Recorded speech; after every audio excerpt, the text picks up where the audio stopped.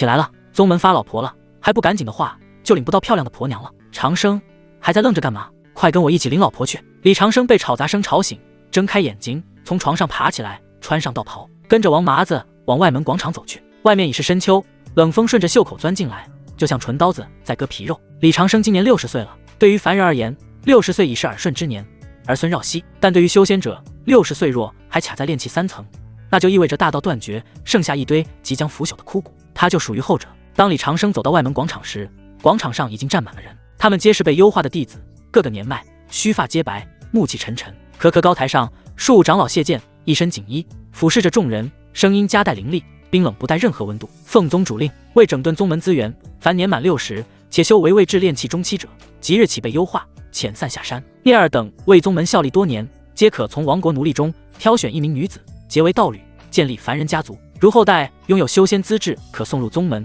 宗门则重重有赏。谢剑长老声音刚落，人群中便响起一阵骚动。被强行遣退，还发老婆，还有这种好事？宗门真是良心了。李长生站在原地，静静地看着前方。他穿越到这个世界已经60年了，每天都战战兢兢，如履薄冰，不争不抢，不惹因果，以为只要苟得住，总能熬出头。可现实给了他一记响亮的耳光，资质太差，便是苟到死也出不了头。这便是大多数凡人修仙的一生。在修仙界，比前世的职场更残酷。宗门不养闲人，年轻时榨干劳力，老了便一脚踢开，还让他们去凡间当生育机器，这特么是人能干的事情吗？谢剑长老挥了挥手，开口：事不宜迟，下面开始选妻。话音落下，广场侧门打开，一群衣衫褴褛、神情委顿的女子，在2位执法弟子的驱赶下走了出来。这些都是亡国的流民，不知道怎地就被贬为奴隶，然后送到这里，给这些老头当老婆。原本死气沉沉的老弟子们，看到眼前如花似玉的婆娘，眼睛瞬间亮了。宗门发的老婆质量不差呀，个个都如花似玉，肤白貌美，而且都是18到30岁之间的少女，说不定其中还有大家闺秀、权贵后代、修士，甚至亡国公主也说不定。能否挑选到漂亮的老婆，就看手快手慢了。我选这个，我认的是隔壁大公府的人，曾经可是炼气修士，正好适合我。我选这个，皮肤白，骨盆大，好生养。我选这个，身上的衣服就显得不凡，一看就是大家闺秀。这些被优化的老者纷纷挑选自己中意的道侣，唯独李长生没有动。他不急，因为别人要的道侣他都不要。女人可是麻烦源头，尤其是这些亡国奴。李长生不想沾染因果，只准备选一位普通的女子，活到自然老死。随后其便看到自己朋友王麻子选了一位肤白貌美的女子，该女子身穿锦绸，皮肤白皙胜过牛奶，一看就是大家闺秀。真不知道王麻子能不能受得住这一份因果。李长生心里吐槽一声。这时王麻子走到李长生面前，一脸高兴炫耀：长生，我选的婆娘漂亮吗？李长生回答：漂亮。王麻子闻言更加高兴了。李长生的回答证明了自己的眼光不错。随后看到依旧在原地不动的李长生，疑惑地问：你怎么还不去挑婆娘？待会好的婆娘都被人挑完了。李长生忠厚老实地笑了笑：如果我不让你们先挑，你们又怎么能挑到好婆娘呢？王麻子哈哈一笑：好像也是啊，不过李长生就是一个铁憨憨，这种东西哪能让的？李长生等了片刻，等众人选的差不多了，才开始行动。陈婉儿，这个太漂亮了，铁定是红颜祸水，不要。刘如意，这个有修为，可是灾祸，也不要。不要，不要，不要。李长生转了一圈之后，才挑选了一个没有修为、穿着麻衣，看起来很安全的女子。该女子看到陈默走过来，躲在墙角位置，瑟瑟发抖。李长生抬起头，打量了眼前的女子2眼，胆子小，胆小好啊，胆小意味着好控制。李长生指着那个角落里的少女，开口：长老，弟子想要带她下山。谢剑闻言愣了一下，抬头看了一眼李长生，又转过头看向那个没有修为、长得很安全的少女，皱眉道：李长生，你糊涂啊！江翠萍是毫无修为的凡人，你选她干嘛？那你选旁边那几位最修啊，跟最修结为道侣，容易诞生有修炼资质的后代。李长生闻言面色平静，腰背微弓，露出一副认命的苦笑。弟子自知时日无多，囊中羞涩，只想找个知冷知热的凡人丫头，洗衣做饭，养老送终罢了，还望长老成全。只是沉默了一会，挥笔在名册上一勾：行吧，人各有志。江翠萍，从今日起，你便随李长生下山吧。谢长老。李长生拱手拜谢，随后走到少女面前，温和地说了一句：走吧，跟我回家。谢仙师。少女闻言愣了半晌，慌乱地磕了个头，然后怯生生地跟在李长生身后，但是因为害怕不敢靠得太近，始终跟李长生保持着3步的距离。半晌后，李长生走出青云宗山门，心底有些不舍，转过头回望一眼青云宗7大主脉高耸入云，云雾缭绕，仙鹤齐飞，仙气绕绕，偶尔头顶有高来高去的灵舟载着新招收的弟子飞过。青云门是他蹉跎了60年的地方，如今终究再见了。从今天起，我就是吃人家烟火、制冷暖的凡人李长生。青云山脚棚户区，这里是宗门为了安置遣散弟子搭建的安置区。说是安置区，其实就是一片乱糟糟的土坯房。这里有刚被遣退下山的老修，也有在这里生活了几代人的凡人家族。原本李长生想找一个陌生村落生活的，但是在仙门脚下，半点不由人，被告知遣散的弟子无法离开青云宗管辖之地。呵呵，大道无情，可是比大道更无情的是宗门啊！李长生吐槽一声，随后在安置区较为偏远的地方挑选了一栋不起眼的平板房搬了进去。虽然平板房是宗门的产业，但是长期没有人居住，屋里遍地灰尘，蛛网结满房梁。不过好消息是，房子空间蛮大的。李长生走进客厅，将包裹往地上一放，随后看了向站在其身后的少女，问：后悔跟着我吗？江翠萍摇了摇头，声音依旧有些害怕：不后悔，仙师救我脱离苦海，我应该感激才对。李长生笑了笑：不后悔就好，去做饭吧。好。江翠萍手脚麻利地找来枯枝生火，淘米下锅，不一会儿米香就从锅里传过来了。李长生坐在客厅，看着忙碌做饭的江翠萍，心底竟然升起一丝久违的暖意。这60年，他一个人吃饭，一个人修炼，一个人面对冰冷的墙壁，孤独就像毒蛇一样啃噬着灵魂。而此刻这缕人间烟火气，让其那颗枯寂的心稍微活泛了一些。这就是人间烟火吗？好像还不错。李长生喃喃自语。晚饭很简单，2碗稀粥，1碟咸菜。江翠萍不敢上桌，端着碗蹲在灶台边。在他们主家，婆娘是不能上主桌的。李长生皱了皱眉，招手道：过来坐着吃。可是别可是了，我让你过来。好吧。少女受宠若惊，战战兢兢地坐了半个屁股。吃饭的速度很快，很明显没有习惯在主桌上吃饭，有些害怕。夜深了，外面寒风呼啸，拍打着破旧的窗棂。江翠萍局促地站在床边，双手紧紧抓着衣角，指节发白。她知道接下来会发生什么，但是不拒绝，因为这是她的命，也是她唯一价值。无论命是好的还是坏的，都应该接着。李长生叹了口气，看着镜子里苍老的脸，满头白发，皱纹堆叠。再看看眼前正值青春的少女，如果在前世，这女娃应该还在上学吧，在修仙界却年纪轻轻就要学会伺候男人了。感叹一声，委屈你了。江翠萍身子一颤，抬起头，眼眶微红，不委屈。仙师给饭吃，还给地方住，翠萍这辈子给仙师当牛做马都愿意，这是实话。在乱世，能活着就是最大的福分，而女人能否活着，就看跟着的男人。不用叫我仙师了，我已经被遣退了，过往就忘却吧，以后你叫我长生即可。江翠萍，好的，仙师。李长生，我刚刚说什么来的？江翠萍，好的，长生。李长生吹灭了蜡烛，两人躺在了那张吱呀作响的木床上，水到渠成，多子多福。数个小时之后，李长生感觉达到了极乐，怀中的女人却累坏了，静静躺在床上睡了过去。虽然李长生年迈，但是老当益壮，普通的女人真的绝力不过他。就当李长生准备闭上眼睛休息的时候，脑海中突然响起了一道冰冷的电子合成电子音，叮！检测到宿主娶妻江翠萍，视为建立家族，家族兴旺系统激活。李长生闻言，浑身一僵，浑浊的眼神瞬间爆发出骇人的金光。系统穿越者的标配，系统足足迟到了整整60年才来，不过能来就是好事。童子，赶紧给我奖励吧！李长生高兴得几乎跳起来。下一秒，系统冰冷的提示音便传过来了。虽然配偶为凡人，但宿主初次建立家族，触发新手暴击奖励。奖励1，寿元加20年；奖励2，修为加5年；奖励3，神级归西术；奖励4，神级伪装术；奖励5，重塑身体机能；奖励6，灵符真解。童子牛逼，直接暴击了5大奖励，而且每一样都是好东西，实在太给力了。看到如此丰富的奖励，即便李长生心态再稳，身体也激动的颤抖。是否立刻具现奖励？是否？当然具现。李长生肯定的开口。随着声音落下，忽然感觉到了身体传来了异样，一股温和力量凭空出现，席卷全身。技能融合，修为增长，身体机能重塑。具现奖励的过程中，一点痛苦也没有，很舒服，有一种上瘾的感觉。10几分钟后，蜕变结束。李长生发现，不但自己的暗伤好了，就连修为都提升了2层，从炼气3层晋升到了炼气5层，这还真不错啊！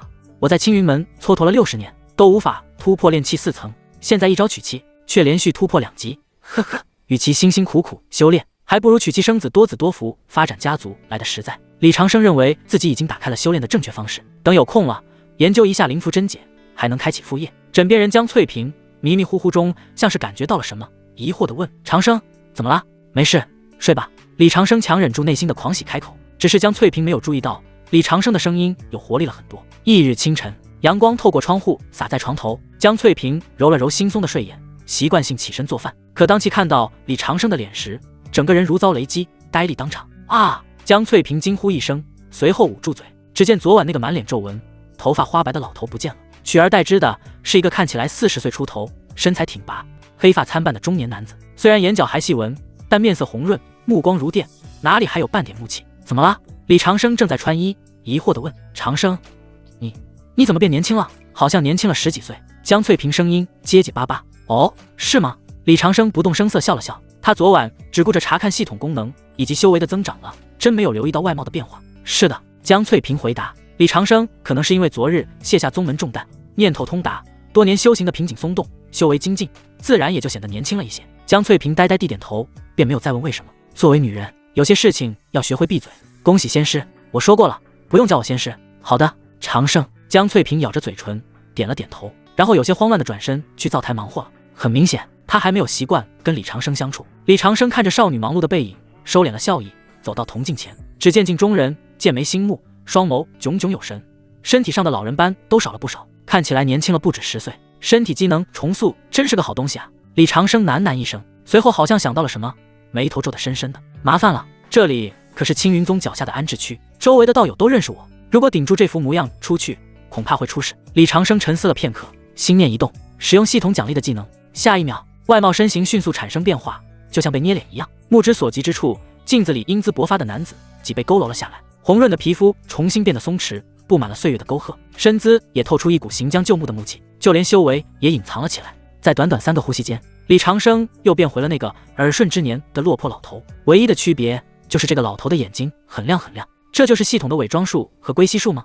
非常不错，有了这2项技能，既不用担心被发现了。李长生喃喃一声，片刻后，江翠萍端着热腾腾的早饭走了进来。长生，吃饭了。刚抬头看到李长生的模样，又是一愣，手中的碗差点都没端稳。长生，怎么？李长生一脸淡定，走到桌边坐下，接过碗筷，笑了笑。翠萍，记住你刚才什么都没看见，你的夫君就是个行将就木，被宗门赶出来的糟老头子，明白了吗？江翠萍身子一颤，虽然她没读过书，但在深宅大院里当过丫鬟，最懂察言观色，自然明白什么叫祸从口出。夫君这是在藏拙。翠萍明白了。江翠萍低下头回答。李长生满意的点点头，随后好像想到了什么，连忙从口袋中拿出一颗气血丹，放在江翠萍面前。这是我用剩下的丹药，能够调理身体，增长血气，给你调养身体。气血丹是系统奖励的。李长生的资质，即便用了也没有效果，还不如给自己的婆娘使用，养好自己婆娘的身体，晚上也能玩得快乐一些。使不得，长生，你自己用吧，我就是一个妇人，给我的话太浪费了。江翠萍看着眼前的丹药，有些动容，很感动。李长生声音不容置疑，给你，你就吃，如果你真的想感谢我，就给我多生几个孩子。江翠萍闻言不再推迟，一把接过丹药，一口吃进去。丹药入口即化，暖流涌进体内，力气和体力都在不断增长。片刻之后，江翠萍感觉到自己身体素质大概增长了1倍左右，并且还在持续增长中。如果晚上跟李长生多子多福的话，应该能顶得住几个小时的快乐。江翠萍很感动，看向李长生的目光变得温柔了很多，旋即发自内心改了口，谢夫君。李长生坦然受之，不用客气，咱们李家还得靠你开枝散叶呢。提到这个，江翠萍的脸唰的一下红到了耳根，埋头喝粥，不敢吭声，只是扒饭的速度慢了下来，嘴角泛起一丝浅浅的甜意。吃过早饭，李长生没有急着修炼，有了系统，苦修这种笨办法已经不是首选了，当务之急是如何把这个家经营起来。正想着，门外突然传来一阵嘈杂的脚步声，紧接着是粗鲁的拍门声。李长生，快开门，咱们一起去喝一杯吧。李长生认出了这声音，这是昨天炫耀老婆的王麻子，随后冲着正在院子里的江翠萍招了招手，示意其躲进屋里别出来，这才走到大门口。吱呀，打开大门，门外站着5、6个老头，都是昨天一起被遣散的外门弟子，他们个个红光满面，身边还搂着各自挑选的娇妻，尤其是王麻子搂着肤白貌美的锦衣女子，该锦衣女子正一脸强颜欢笑的帮其捏背捶肩。李长生剧烈的咳嗽了2声，身子佝偻的更厉害了，摆了摆手，声音有些虚弱，老王啊，我就不去了，昨晚折腾的太晚，腰闪了，现在腿还打颤呢，家里那婆娘也粗笨，上不得台面，就不去给各位丢人现眼了，你们去玩好玩好。听到这话，王麻子等人互相对视一眼，哄堂大笑。长生啊长生，你这也太虚了吧，才一晚上就不行了。王麻子笑的眼泪都快流出来了，眼中满满的优越感。李长生竟然一晚上就虚了，够废物的，不值得让自己多关注。行吧，那我们就去喝酒了，到时候你可别说我们不叫你。王麻子大手一挥，搂着美人，带着一群老头浩浩荡荡的走了。李长生站在门口，依旧是一副讨好的苦笑模样，目送着他们离开，直到他们的身影完全消失在眼前，脸上的笑容瞬间消失，腰杆挺直了几分。真是蠢货啊，死到临头还不自知，难道你们不知道女人越漂亮越危险吗？李长生在心里吐槽一声，只因他刚才在王麻子身上闻到了一股极淡的血腥气。准确一点来说，不是王麻子身上的，而是王麻子怀里的女人的。那女人有问题。不过李长生也没有多管闲事，免得惹火上身，旋即回到床榻之侧，目光火热地看着江翠萍。此刻江翠萍已经换成一套白色的连衣裙了，圆润的大白腿上套着肉丝，五官精致，越看越难看。坏了，好像江翠萍也很好看啊。夫君，你怎么这样看着人家？江翠萍含羞问。来，咱们研究一下家族兴旺大计。李长生坏笑一声，日上三竿。江翠萍像一只慵懒的小猫，蜷缩在被窝里，锁骨白皙的肌肤映着几朵红梅，显然是昨晚累趴带来的战绩。虽然他年仅18，但根本绝力不过老当益壮的李长生。李长生穿好衣服，从床上起来，往外面走去。夫君，起来了吗？江翠萍睫毛微动，李长生回过头，替江翠萍掖了掖被角，温声道：我先起出去转转，你昨晚受累了，可以接着睡一会。好的，注意安全。原本江翠萍准备起来的，但感受到腰部传来的疼痛以及腿软，就不再勉强了。夫君怎么那么强啊？我根本顶不住。李长生挥了挥手，走出房门，深吸了一口深秋凛冽的空气。院子里老葵树上有2只乌鸦在叫，虽然有点晦气，但李长生心情不错。昨晚连续突破2境，已经练气5层了。虽然看起来不高，但是在安置区已经算是高手了。王麻子也只不过是练气2层罢了。李长生走在路上，摸了摸袖口，被遣散时，宗门发了10枚下品灵石作为安家费。昨天修炼已经花去了1枚，剩下9枚。若是坐吃山空，坚持不了2个月。凡人吃五谷杂粮，生老病死。修仙者若断了灵气补给，修为倒退不说，寿元也会受损，所以得搞钱啊。李长生喃喃一声，来房市逛了一圈，买了一套画符箓装备之后，就返回自己房子的地下室，开始练习画符。画符师是一个很需要资质的职业，有天赋可事半功倍，没天赋的话，连符文都看不懂。李长生以前在宗门接触过符箓，但资质不行，连最基础的照明符都画不出来。但是现在不一样了，他融合了系统奖励的灵符真解，原本理解不了的符文原理，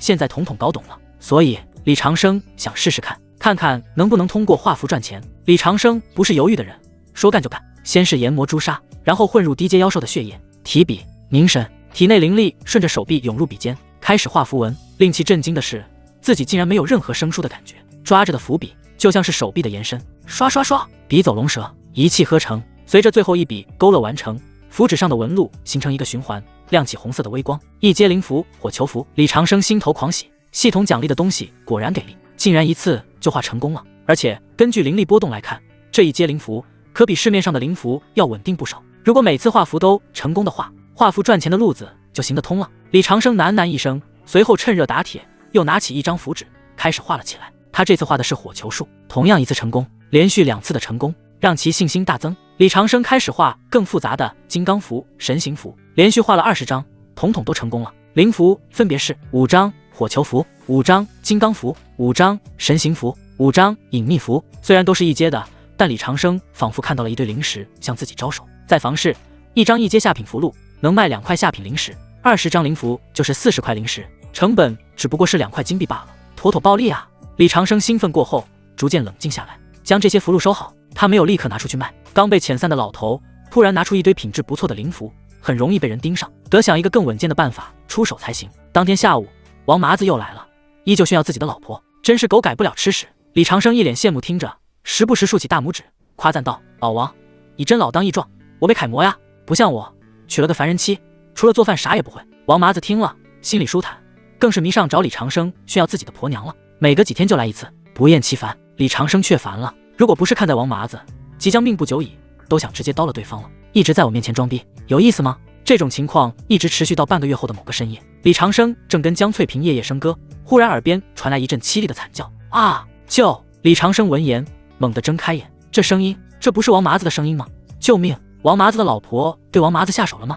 王麻子的婆娘叫做赵燕。江翠萍闻言也是被吓得一哆嗦，下意识地钻进李长生怀里。夫君，怎么了？李长生拍了拍江翠萍的后背，安慰道：“没事，睡吧，咱们不管别人的事情。”虽然他很想出去看一眼，但是还是忍住了。外面可是事发现场，不管如何，只要出现在事发现场，就有几率惹上麻烦。君子不立于危墙之下，能不招惹麻烦就不招惹麻烦。李长生是绝对不会因为好奇而出去看看的，看来只能第2天睡醒之后，再向周围的同道打听一下是怎么回事了。第2天，天蒙蒙亮，外面的巷道便热闹了起来。你听说了吗？昨晚王老头死了，出啥事了？怎么死的？不知道，我只看到王麻子浑身精血都被吸光了，最后只剩下皮包骨头，然后被人抬走。咱们不是在青云宗脚下吗？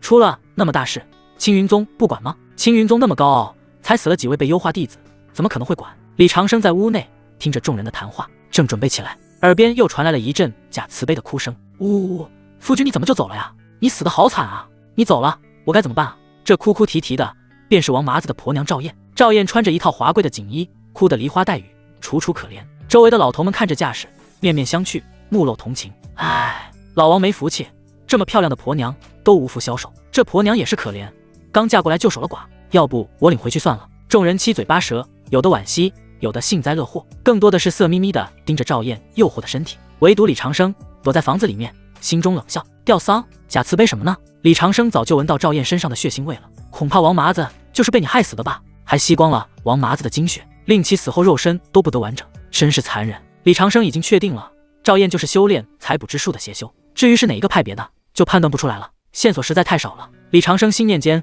临时忽然感应到外面的赵燕抬起头，眼睛向自己方向，那是一双怎样的眼睛啊？魅意横生，又透着毒蛇般阴冷的寒意。两人临时在空中一触即分。李长生收回灵石，心头一跳，好厉害的邪修，感知能力太变态了，我就看了一眼，怎么就发现我了呢？希望别找我麻烦。与此同时，赵燕也不动声色地收回目光。真奇怪，李老头的气血怎么那么雄厚呢？甚至比炼气4层的修士还浑厚，之前怎么没有发现呢？难道扮猪吃老虎？不管怎么说，李老头气血浑厚，都符合猎物标准了。决定了，将李老头放入我猎物清单里面。老王啊，你不会死得很寂寞，我很快就将你的朋友送下去陪你。这时，刚刚说领赵燕回去那位老头见赵燕没有说话，连忙又重复了一句：赵燕小美人，你愿意跟我走吗？我包会照顾好你的。这位老头叫做谢明，炼气3层，修为比王麻子高1层。赵燕闻言犹豫了一会，抬起头看了谢明2眼，点点头。好啊，在众目睽睽之下，不好对李长生下手，得徐徐图之。不过既然谢明都送上门了，那就先吸光他再说。李长生听到赵燕跟着谢明离开，这才暗自松了一口气。果然女人就是灾祸，任何跟女人相关的东西都是麻烦。还是我老婆好，不但忠贞不渝，而且旺夫。不过虽然赵燕跟谢明离开了，李长生依旧保持警惕，万一呢？即便几率再小，也是有危险的。君子不立于危墙之下，既然这份因果已经找上门了，那么最好的办法就是将赵燕杀了，彻底了却这一段因果。唉，麻烦啊！关键是赵燕被谢明带走了，也不好杀呀。李长生喃喃一声。这时站在李长生旁边的江翠萍抬起头看着自己的夫君，有些紧张的开口：夫君，隔壁王大哥他……李长生语气平静：死了，以后离赵燕那个女人远点，那个女人很危险，若是她来找你借东西或者说话，一概不要理会，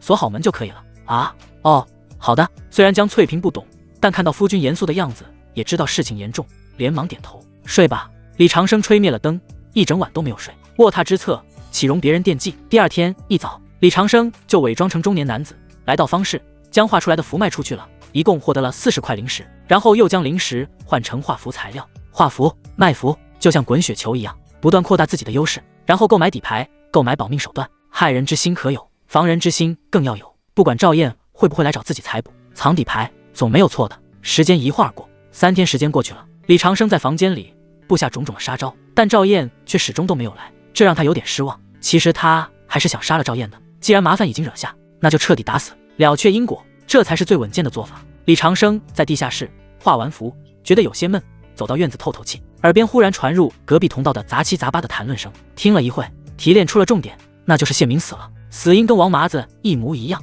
如果说区别的话，那就是谢明死得更快了，赵燕采补速度变得更快了。换一句话来说，就是赵燕变得更强了，这让李长生危机感更甚。魔修都是很贪婪的，吸干了一个，尝到了甜头，肯定会找下一个的。如果没有人制裁赵燕的话，恐怕整个安置区都不得安宁了，迟早都会找上自己的。麻的，这个世界好危险啊，得尽快提升实力才行。李长生喃喃一声，然后更勤奋了，每天不是在努力造人，就是在努力造人的路上，务必要让江翠萍怀上自己的种，开枝散叶。当天晚上，李长生跟江翠萍云雾烟雨，达到了极乐。结束之后，江翠萍累趴，直接熟睡，呼吸均匀。原本李长生也准备睡觉的，忽然好像感应到了什么，猛然睁开眼睛，耳边传来极为轻微的脚步声。如果是之前的话，他肯定听不见，但是现在修为提升了，五感敏锐，这轻微的声音倒清晰可听。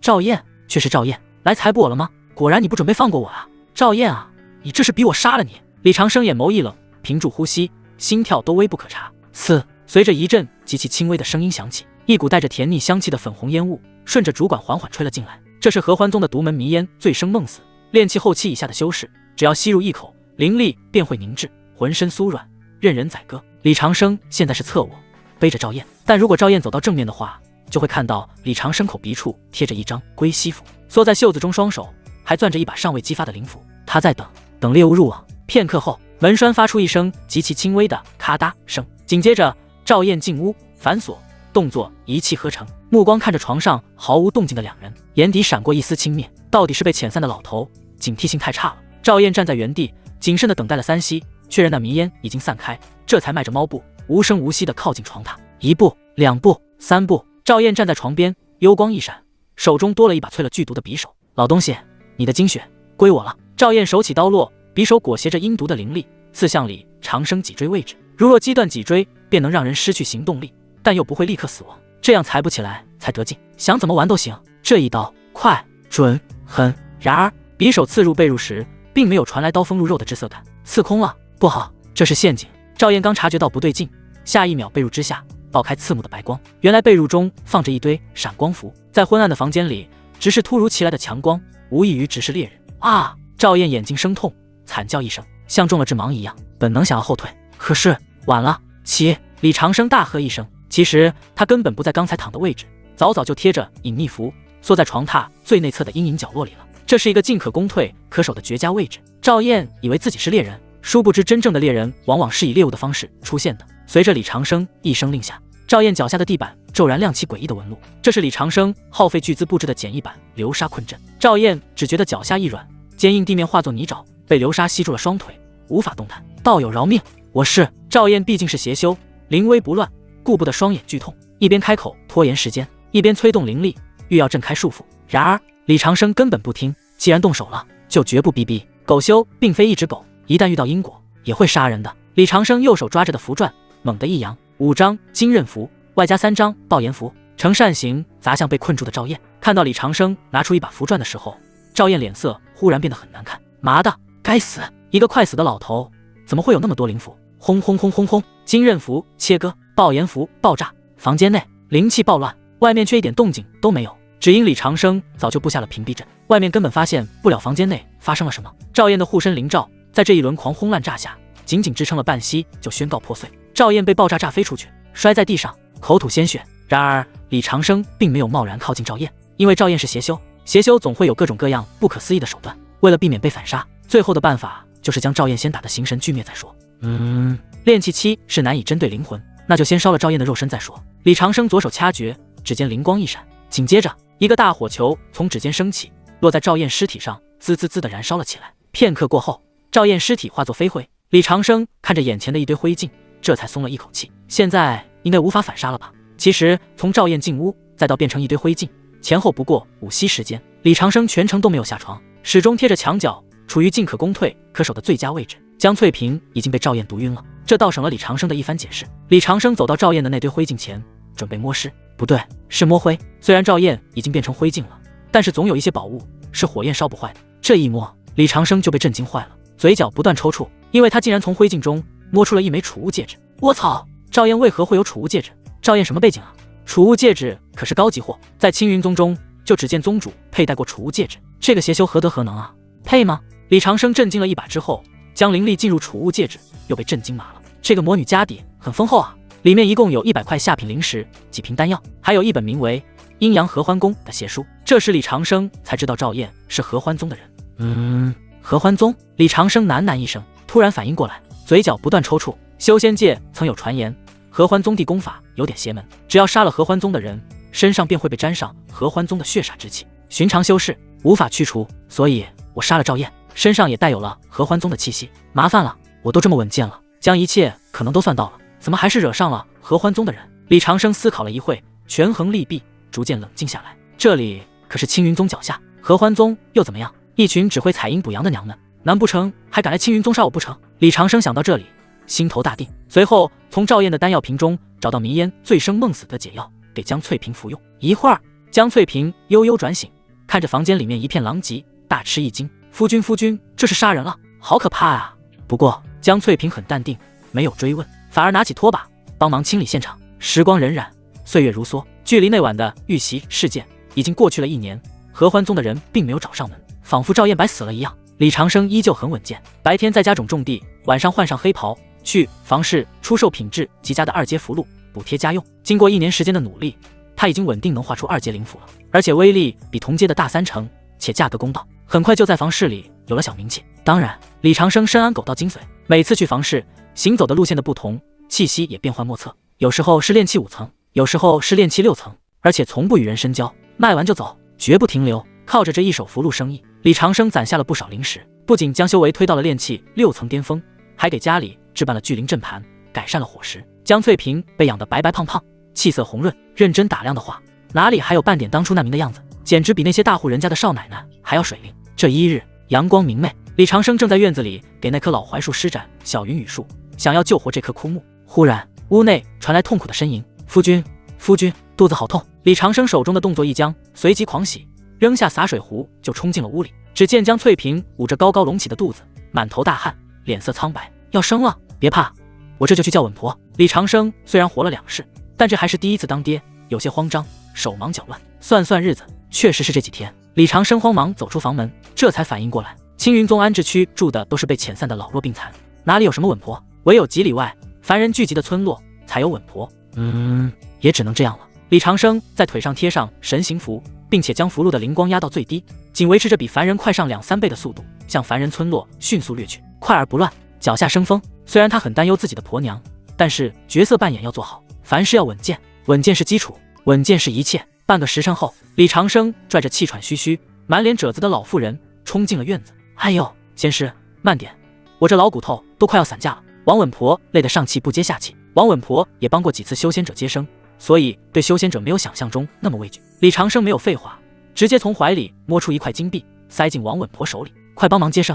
王稳婆走进了房间内，然后将门关上。好的，仙师。李长生站在院子里来回踱步，急得团团转。尤其是听着屋内传来撕心裂肺的尖叫声时，那颗在修仙界磨砺了60年的坚硬道心罕见的松动了。女人为男人怀胎10月，一朝分娩，真的很不容易啊。虽然李长生是穿越者，但不是铁石心肠，江翠萍对他的好都记在心里。哇！不知道过了多久，一声极其嘹亮且带着穿透力的啼哭传来。这哭声不似男婴那般粗犷，却细腻绵长，透着一股子顽强的生命力。紧接着，王稳婆充满喜气的声音就传了出来：生了，恭喜李仙师，弄瓦之喜，是个水灵灵的千金，长得可漂亮了，跟个瓷娃娃似的。我帮人接生了几10年，还是第一次见到如此漂亮的女婴。女儿。李长生闻言微微一怔，随即嘴角不由自主的上扬。女儿好啊，女儿是爹的小棉袄，比起臭小子，其实他更想要个贴心的女儿。在这个残酷的修仙界，若能护着一个粉雕玉琢的小丫头长大，看着她无忧无虑，未尝不是一种修行。生女儿就当是红尘炼心了。与此同时，脑海中那久违的冰冷电子音响起，叮！恭喜宿主将翠萍诞下女婴，家族血脉+1，检测到首位子嗣诞生，开始结算奖励。由于是宿主首位子嗣，长女，且母体为凡人，触发掌上明珠级暴击。奖励1，宿主寿元+30年；奖励2，宿主修为+10年；奖励3，玄阶灵气玄双剑；奖励4，气运加持，低级家族成员出门捡钱，逢凶化吉的概率微弱提升；奖励5，长女获得极品双灵根，水木双灵根；奖励6，长女获得太阴玄体，未觉醒。即便李长生生活阅历丰富，但被这一连串的奖励砸下来，也高兴得一塌糊涂。寿元、修为、武器、气运，4样都是好东西啊！而且自己长女的天赋还是极品中的极品。水木双灵根是修仙界公认的长生灵根，水生木，生生不息。拥有这种灵根的修士，虽然攻伐之力不如金火灵根狂暴，但恢复力极强，且擅长炼丹、种植灵药，是各大宗门争抢的奶妈和后勤大总管。而还有一个太阴玄体，李长生虽然没听说过具体功效，但凡是带体质2字的，在修仙界那都是万中无一的天才标配。所以我生出了一个有真凤之姿的宝贝女儿。李长生高兴地伸手撸了撸胡子，压下心头的狂喜，走到王稳婆面前，将几枚金币递了过去。多谢王稳婆了，多谢仙师。王稳婆也是个人精，拿了钱自然懂得什么该说，什么不该说。李长生送走稳婆后，快步走进屋内。屋内弥漫着淡淡的血腥气和奶香味。江翠萍脸色苍白，头发被汗水浸湿，贴在额头上，显得格外虚弱，但眼睛里却闪烁着母性的光辉，爱怜地看着怀里粉粉嫩嫩的小包裹。看到李长生进来，江翠萍挣扎着想要起身，眼眶微红，有些愧疚。夫君，对不起，是个丫头。在这个重男轻女的世道，尤其是在讲究传承的家族观念里，头胎是女儿，往往会让妇人觉得抬不起头。说什么胡话呢？姑娘怎么了？姑娘也是心头肉，在我这里可没有这些重男轻女的思想。李长生佯装生气地瞪了江翠萍一眼，随后走到江翠萍床边，顺势握住其手腕，将一股温和灵力注入其体内。江翠萍感觉到一股暖流游走全身，生产带来的剧痛竟然缓解了大半。夫君，你真好。江翠萍松了一口气，情不自禁地开口。说完之后，便害羞地转过头，不敢看李长生的眼睛。刚出生的小家伙闭着眼，睫毛长长的，虽然皮肤有些皱，但白里透红，小嘴嘟着，煞是可爱。夫君，给孩子取个名吧。江翠萍沉默了一会，开口。李长生沉吟片刻，点点头，那就叫做李以宁吧。我不求他倾国倾城，也不求他权倾天下，只想许他一生安宁。江翠萍喃喃重复：李以宁，以宁，许你一生安宁。这寓意好啊。当天晚上，当妻女睡觉了之后，李长生在床边布置了聚灵阵和隔音阵，让他们能睡眠更好一些。随后一个人来到地下室，盘膝而坐，兴奋地开口：系统，巨献奖励，收到指令，寿元加30年，修为提升，获得玄阶灵气玄双剑，获得气运加持。随着系统的提示音落下，李长生体内升起一股暖流，炼气6层巅峰的瓶颈像是一层薄纸，瞬间被捅破，修为节节攀升。炼气7层，炼气8层，炼气9层，修为一路暴涨，直到炼气9层初期才停下。李长生睁开眼，双眸隐隐有光芒流转，这可是炼气9层啊！在青云宗外门，炼气后期足以担任一名执事，管辖上百名弟子，在这个安置区更是绝对的霸主级存在。那个死鬼王麻子若是活着，见到现在的李长生，怕是得跪下来叫爷爷。童子真给力！接下来看看系统奖励的灵剑怎么样？李长生心念一动，手中凭空出现一柄灵剑，灵剑通体蓝色，3尺剑锋，冰霜覆盖，符文流转，寒光闪烁，这便是玄阶的灵气。据说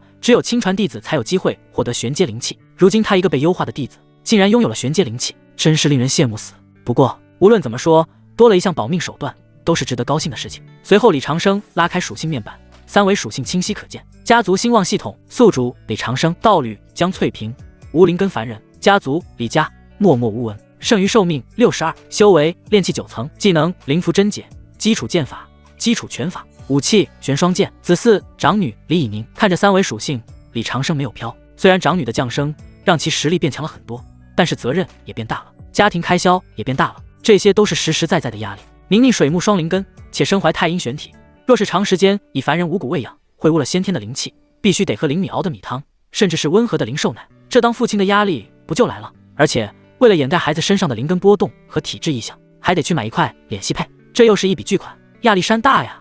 不过转念一想，虽然培养闺女耗费巨大，但是自己的实力可是跟家族绑定的，培养女儿发展家族并不亏。李长生将玄双剑收好，嘴角喃喃一声，看来只能去一趟鬼市了。第二天清晨，李长生安顿好妻女，布置好警示措施以及陷阱，这才微微心安出门。虽然这里是青云山脚下的安置区，但并不是绝对安全的，在修仙界想要活得久就得稳健。李长生施展缩骨功，骨骼噼啪作响，转眼从佝偻老头变成了腰杆笔直的黑脸汉子，修为也压制在了炼气6层，刚好是那种不好惹但也别惹我的散修标准。随后穿上用灵力遮住脸，便迅速往30里开外的鬼市方向走去。附近的房市体量太低了，吃不下大批量的灵符，所以只能去鬼市冒险了。鬼市位于一座废弃的矿洞之中，是谁成立的已经不可考究，但背后肯定有修仙门派的踪影，要不然不可能存在这么久而不被剿灭。李长生刚走到鬼市入口，2位炼气7、9层的修士伸出手挡住其去路。站住，先交入场费，每个人2块下品灵石。进入黑市还要交钱吗？真黑啊！李长生在心里吐槽一声，不过他没有废话，直接递过去2块灵石。虽然进入黑市要花钱，但是能剩下麻烦，未尝不是一件好事。李长生领了黑色的斗篷披在身上，就迅速混入了黑市人流中。矿洞内别有洞天，两侧岩壁上镶嵌着发光的萤石，将这里照得幽暗而诡异。摊位杂乱无章，摆摊修士大多遮头盖脸，但也有固定店面的店家。摆摊的修士背景比较弱，但是那些固定店面的店家能稳定在黑市存在，都是背景相当强大的。黑市卖的东西也是五花八门，有杀人越货染血法器，有来路不明的丹药，甚至还有被锁链锁着的女修。这些女修一般都是被卖来当炉鼎的，炉鼎在修炼界有很大的市场，基本上一出现就很快会被买走。李长生瞥了一眼被铁链绑着的炉鼎，禁不住皱了皱眉头，这么润的姑娘被人抓来当炉鼎，真是可怜啊。忽然李长生想到一个问题，如果自己不够强的话，以后江翠萍和宁宁会不会也沦落到这个下场？所以我要变强，绝不能让这种事情发生。李长生想着想着，道心越发坚定。片刻，随后深吸一口气，压下情绪，随意走到一个收灵符的摊位前面。摊主是个浑身裹在黑袍里的老头，面前摆着几块不知名的矿石和残缺的法诀，旁边立着一块牌子，上面写着牛四收灵符。收灵符吗？李长生压低声音问。牛四抬起眼皮，扫了眼前的黑大汉一眼，面无表情的回答：收。李长生袖袍一挥，3张泛着淡金色流光的灵符落在摊位上。牛四伸出手抓起一张灵符，仔细端详，眼睛顿时瞪圆了。这是2阶金刚符？不对，这灵符的防御力比2阶的金刚符还要强3成。好东西啊！牛四抬头看着李长生，淡淡的问：道友，这灵符是你画的？李长生冷哼一声：不该问的别问。牛四闻言讪笑一声，自己坏了规矩，连忙换上笑脸：是老朽唐突了，这灵符品质极佳，我收了。市面上2阶符箓一般是20灵石一张，老朽出25一张，你看如何？李长生心中冷笑：奸商啊！这种品质的符箓在拍卖行起码能卖到35一张，30灵石。李长生冷冷道：道友，这30灵石不二价，如果你不要的话，我就走了。李长生做事要收回符箓。行行行，30就30。牛四肉痛的答应下来，只要吃下这批灵符，转手卖出去的话，都能赚不少。见牛四同意了，李长生将背包里剩下的灵符都倒出来，一共20张2阶灵符，一共20张2阶灵符，600块灵石，麻烦给一下。李长生声音嘶哑，一副生人勿近的样子。牛四打量了眼前的黑大汉2眼，鼻子吸了吸，好像想到了什么，也没有废话，丢过来一个储物袋，里面正好600块灵石，你点一下，储物袋就送你了。李长生接过灵石，往里面扫视了一眼，确定没有错，就快速离开了。600灵石再加上之前的积蓄，差不多有1000块灵石了，这在散修中已是一笔巨款。交易完成后，李长生没有急着离开，现在在鬼市转悠了几圈，确定没人跟踪后，来到了一家名为百宝阁的固定店铺。与此同时，牛四看着李长生消失在自己面前，脸色忽然阴沉了起来。只因刚刚李长生拿出灵符的时候，其闻到了一股合欢宗特有的合欢血气，这种合欢血气只有杀死合欢宗的人才会染上的，如果将之举报给合欢宗，可是有奖励的。牛四连忙捏碎传音符，将消息传递给附近的合欢宗据点。呵呵，天真啊，你以为我的储物袋真的那么好拿的吗？你拿了我的储物袋，我就能定位到你的位置。牛四嘴角喃喃一声，等了片刻，确定李长生走远了，才循着储物袋的气息慢慢跟上去。另一边，李长生走进百宝阁，便直奔佩戴事务区，目标很明确，就是购买灵露奶以及脸系配。逛了一会，百宝阁和掌柜就迎了上来。虽然和掌柜是凡人，但却没有人敢对百宝阁动手，可想而知背后实力有多强。和掌柜笑了笑，问客官想要点什么。李长生直接提出自己的需求：我要10罐灵露奶以及适合女童佩戴的脸系配。和掌柜一愣，灵露奶还好说，不但可以喂养灵童，而且温和滋补，很多女修买来养颜，但适合女童佩戴的脸系配真的很少，市场少，物品稀缺，百宝阁没有这东西。和掌柜愣了一下，想了想开口：灵露奶10块灵石一罐，但脸系配我这里没有。李长生闻言稍微有点失望，他这次的目标主要就是脸系配啊，不过店家没有，他也没有办法。这时和掌柜的声音又传过来了：虽然我这里没有脸系配，但是刚刚收了1块灵玉，名为暖玉锁灵配，同样有遮掩气息、温养经脉之效，适合体弱的女童佩戴，就是价格稍微贵点。李长生闻言愣了一下，暖玉锁灵配可是比脸系配更高级的东西，能够遮掩金丹期修士的查探，这可是好东西啊！多少钱？500灵石。和掌管回答。李长生闻言皱了皱眉头，500灵石确实贵，筑基修士都不一定能赚到500灵石。不过李长生刚赚了不少，而且价格也在接受范围内，我买了。好了，我这就帮你包起来。和掌柜笑盈盈地说着，便去拿灵露奶以及暖玉锁灵配。片刻，李长生接过和掌柜递过来的东西，确定无误之后，收进储物袋，然后将牛四给自己的储物袋和灵石原封不动地递过去。这里是600灵石，你点一下有没有错？和掌柜倒没有客气，认真清点了一遍，数目没错，我这就将灵石倒出来，把储物袋还给你。一个储物袋可是价值30到50灵石呢。百宝阁没有占客人便宜的习惯。然而李长生却挥挥手，学着刚刚牛四的语气开口：不用了，储物袋就送你们了。说着，没等和掌管有反应便退了出去，留下和掌柜在原地面面相觑。这可是价值几十灵石的储物袋，说不要就不要了。其实李长生并没有发现储物袋被人做了手脚，只是习惯性保持警惕。还有就是他的确也没有占别人便宜的习惯。李长生从百宝阁出来之后，警惕四周，见没有人注意，便迅速走到角落，使用隐身符隐去了身影，这也是他的习惯，必须确定没有被人跟踪，才能返回安置区。10几分钟后都没有跟踪的人出现，李长生松了一口气，看来我还是太小心了，只不过是在黑市买点东西而已，又没有暴露出什么财富，怎么会被人盯上呢？李长生正准备换衣服装扮返回安置区，忽然脸色变了变，因为麒麟石中看到牛四和一位年轻的男子联袂出现，这不对劲啊！李长生为了保险起见，又往自己身上拍了一张2阶的隐身符。这时牛四和那位年轻男子的对话传过来：“你确定发现了带有合欢血气的人吗？”“沈公子，我很确定没错，虽然这种气息很淡，但是当黑大汉接过我的储物袋时，我很确定没感应错，而且此时那个黑大汉现在就在百宝阁里面，咱们进去试验一下便知。”“很好，只要你提供的消息是对的，合欢宗不会亏待你的。”说着，那位沈公子便和牛四走进了百宝阁。李长生听到这里，脸色难看：“该死啊，这是狗鼻子吗？这都能发现了呢，而且还把我举报给了合欢宗，而且储物袋应该也有问题，要不然他们不会那么精准的定位到百宝阁的。还好我足够小心，将储物袋送给了百宝阁，还隐藏在四周观察，否则连怎么死都不知道。修仙界还是太危险了，我只不过是来一趟黑市，就差点死了，看来非必要的话不能再出来了。苟着，藏底牌，藏神通，默默的发展家族才是王道。”李长生没有等牛四和合欢宗的年轻男子出来，就迅速离开了。36计走为上计，我又没有露出真面目，刚刚他们找的是黑大汉，关我李长生什么事？回到家时，天已微亮，李长生走进房间，看着床上熟睡的妻女，那颗不安的心才稍微安定了一些。江翠萍躺在床上熟睡，女儿卷缩在母亲怀中，时不时嗦一口小手丫。李长生将暖玉锁灵佩挂在女儿的脖子上，看着玉佩发出柔和的光芒，将自家姑娘的异常全都遮掩过去，这才松了口气。日子一天天过去，安置区气氛变得越发诡异。原本这里是没人管的贫民窟，但最近好几个老邻居莫名其妙的失踪了，周围修士人人自危，颇有一种风雨欲来的感觉。到底发生了什么事呢？安置区怎么就乱了起来呢？李长生很无奈，更加深居简出了，每天苟着家里陪老婆孩子热炕头，除了偶尔去买些生活必需品，几乎不出门。不过有一个好消息，就是李以宁诞生后第2个月，江翠萍又怀孕了，老二已经在路上，这让李长生更加小心了。李长生如今的修为已经达到了炼气9层巅峰，距离筑基仅剩1步之遥，但资质太差了，除非获得系统奖励，否则的话想要迈出这一步实在太难了。李长生很急，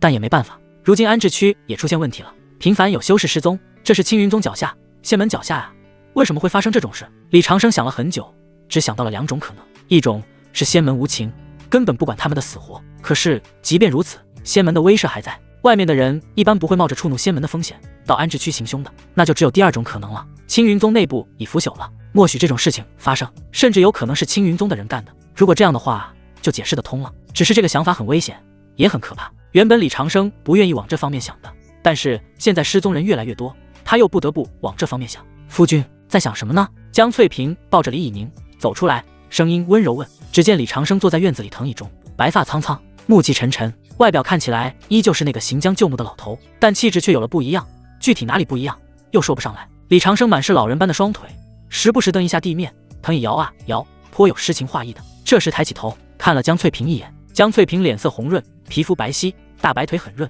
颇有一种被富家包养的少奶奶的感觉，只是肚子鼓鼓的，有些显眼，不过依旧很好看。得到滋润之后，仿佛褪尽铅华，浑身散发着女人的魅力。只是很可惜，江翠萍的修炼资质比我还差。不对，这已经不是差了，而是完全不能修炼，这让李长生颇为遗憾。李长生站起来，从旁边搬了一张椅子放在自己旁边，没想什么，坐吧，咱们一起看看夕阳。江翠萍坐在凳子上，然后将闺女放在地上。李以宁很活泼，刚落地就走到李长生面前，奶声奶气叫了一声爹爹抱抱。李长生更是心花怒放，转眼就差不多1年了，宁宁不但会走路了，还会简单的说话了，眨眼间我的小棉袄就长大了呀。爹爹抱抱。李长生张开双手将宁宁抱起来，哈哈，李长生笑得更欢了。宁宁跟别的孩子不一样，从小就很乖巧懂事，也不夜哭，虽然才1岁，但却好像懂很多东西一样，一点都不难带。李长生抱了一会之后，宁宁就自己下去玩了，留给李长生和江翠萍2人世界。江翠萍想了想开口，夫君，虽然你不说，但是我知道你有心事，最近安置区的失踪人口越来越多，越来越频繁了，你担心咱们的安全对不对？李长生点点头，他没想到江翠萍那么敏感，竟然猜得七七八八了。江翠萍摸了摸鼓起来的肚子道，如果实在不行的话，咱们就离开这里吧。离开，这的确是一种好方法，只是我们真的能成功离开吗？如今安置区频繁出事，如果我的猜测是真的话，腐朽的青云宗可不会让他们离开。李长生伸出手摸了摸江翠萍的肚子，不动声色地开口，我知道了，放心吧，我会保护好你们的。我相信你。江翠萍看着李长生的侧脸，轻轻地点头。其实他知道李长生在藏拙1整年了，容颜都没变过，访月都没有在其身上留下任何痕迹。不对，这根本不是夫君的真实面容，夫君的真实面容可能更年轻。夕阳西下，江翠萍依靠在李长生的胸膛，李长生抚摸着江翠萍微微鼓起来的肚子，这一幕成为了唯美的画卷。当天夜里0点，正躺在床上的李长生忽然睁开眼睛，看了一眼江翠萍。江翠萍睡得很沉，呼吸平稳，就是被子有点掉。他帮其将被子扯上来，防止婆娘着凉，然后静悄悄往外面走去。翠萍说的对，安置区频繁有人失踪，一直苟在这里也不是办法。他想去看看能不能离开。李长生往自己身上拍了一张3阶的隐身符，又拍了一张3阶的隐匿符。虽然他的技能也能隐匿，但是使用灵符的话有双重保险。3阶灵符是他最近才学会画的，原则上筑基巅峰之下无法看破。李长生跟黑暗融为一体，就像一个幽灵，穿过了安置区街道，来到山口的位置，爬上一棵古树，举目远眺。其实他来过这个位置很多次了，当初去黑市也是从这里出去的，但是后面就好几个月没有出去过了。其实这里也没有什么不一样的，看来我多心了，想离开安置区还是可以的。李长生观察了一会，顿时得到这个答案。正当他准备跑路的时候，远处突然出现了2个身影。李长生看到这一幕，瞳孔猛然一缩。虽然另一位裹着迷雾看不清，但是其中一位却很熟悉。谢剑，竟然是他，实在太意外了。谢剑是当初遣散他下山的外门长老，目之所及之处，此刻谢剑鬼鬼祟祟的围着山口不断撒下某种东西。虽然李长生看不太懂，但是看久了还是看出了一点东西。谢剑长老撒下的应该是某种阵法材料。所以谢剑在布阵，在安置区出口布什么阵啊？李长生喃喃一声，有一种不祥的预感。不过他没敢走近看，因为谢剑长老是助机器的修为，靠得太近的话容易被发现。看来自己想象的没错，无法离开了，麻烦了呀。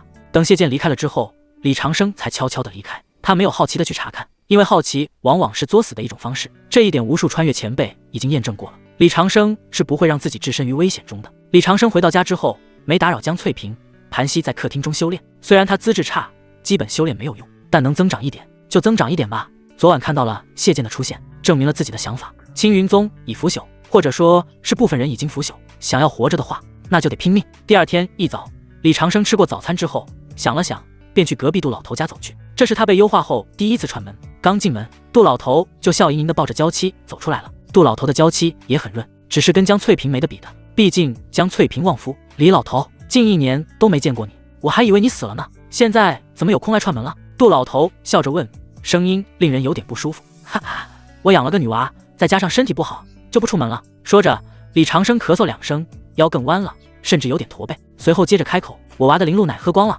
能不能帮我买2罐回来？你自己怎么不去买？我的腿有点不方便，而且也不让你白帮忙，我给你10块零食跑腿费。杜老头闻言，目光瞬间就亮了。10块零食啊，对于他来说已经很多了。自从来到了安置区之后，他几乎失去了所有赚零食的渠道。早说嘛，没问题，包在我身上，不就是2罐灵露奶吗？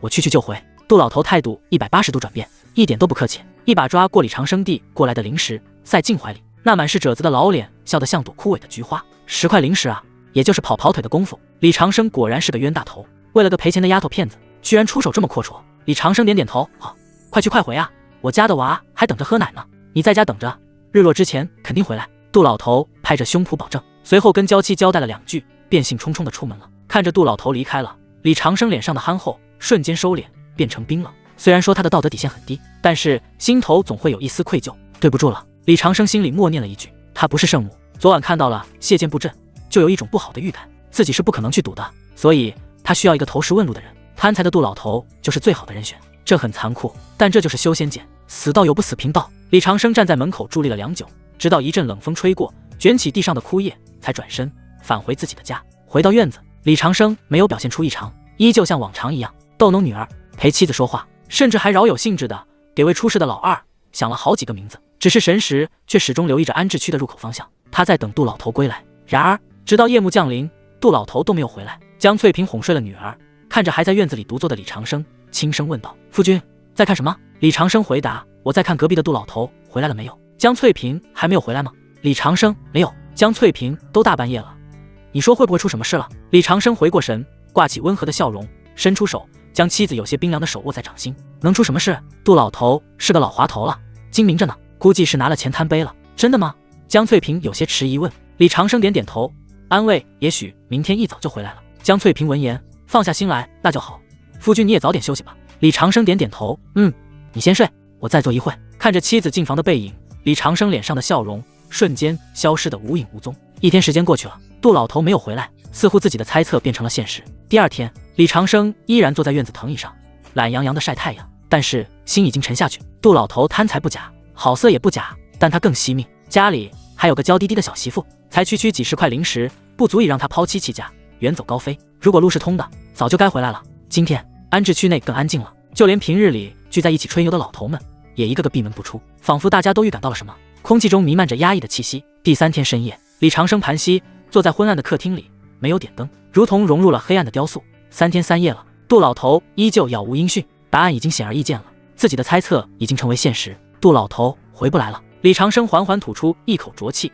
站起身，走到窗边，透过缝隙看向外面漆黑的夜色，复杂的心情夹带着愤怒。这就是瓮中捉鳖啊，把所有人圈禁起来，想什么时候杀就什么时候杀，想杀几个就杀几个。绝望吗？有一点，但更多的是一种被逼到墙角的狠厉。既然出不去，就只能拼命活着了。狗修被逼到绝路也是会杀人的。李长生大脑飞速运转，分析着眼前破局之法。如今局面已是死局，硬闯肯定不行。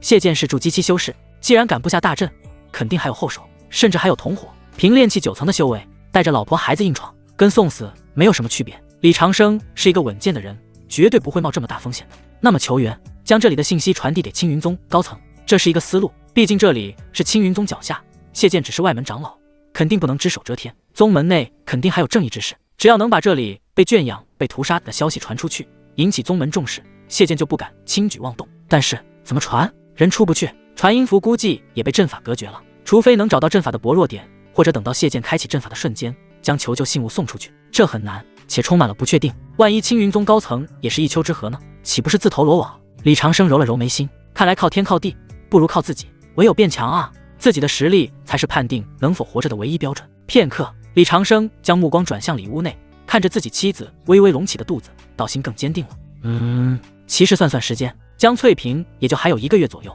就生2胎了。按照系统的尿性，第2个子嗣诞生的奖励绝对会非常丰厚。这是变数，也是自己翻盘的机会。但在这之前，必须苟住，藏底牌，练神通，默默发育，不惹事，不出头，主动避开麻烦。只有这样才能争取到最后的时间。杜老头，你的死不会没有价值的，至少让我知道了咱们无法出去了。李长生低声喃喃，随后转身走进密室。既然出不去，就用仅剩的时间画符，布置陷阱，稳健到极致。虽然安置区的大多数人都是老弱病残，但他们都是在修仙界摸爬滚打一辈子的老油条，对危险的嗅觉是很敏感的。尤其是一些在安置区生活了几代人的修士，关系盘宗错节，早就感觉到了不对劲，有危险便会躲开，这是所有动物的天性。在接下来的几天时间里，又有几个散修准备离开安置区，而且是从不同的方向离开的，结果无一例外，全部石沉大海，活不见人，死不见尸，只剩下那些散修的妻子以及后代哭得撕心裂肺。恐慌如同瘟疫般蔓延，死气沉沉的安置区变得躁动不安。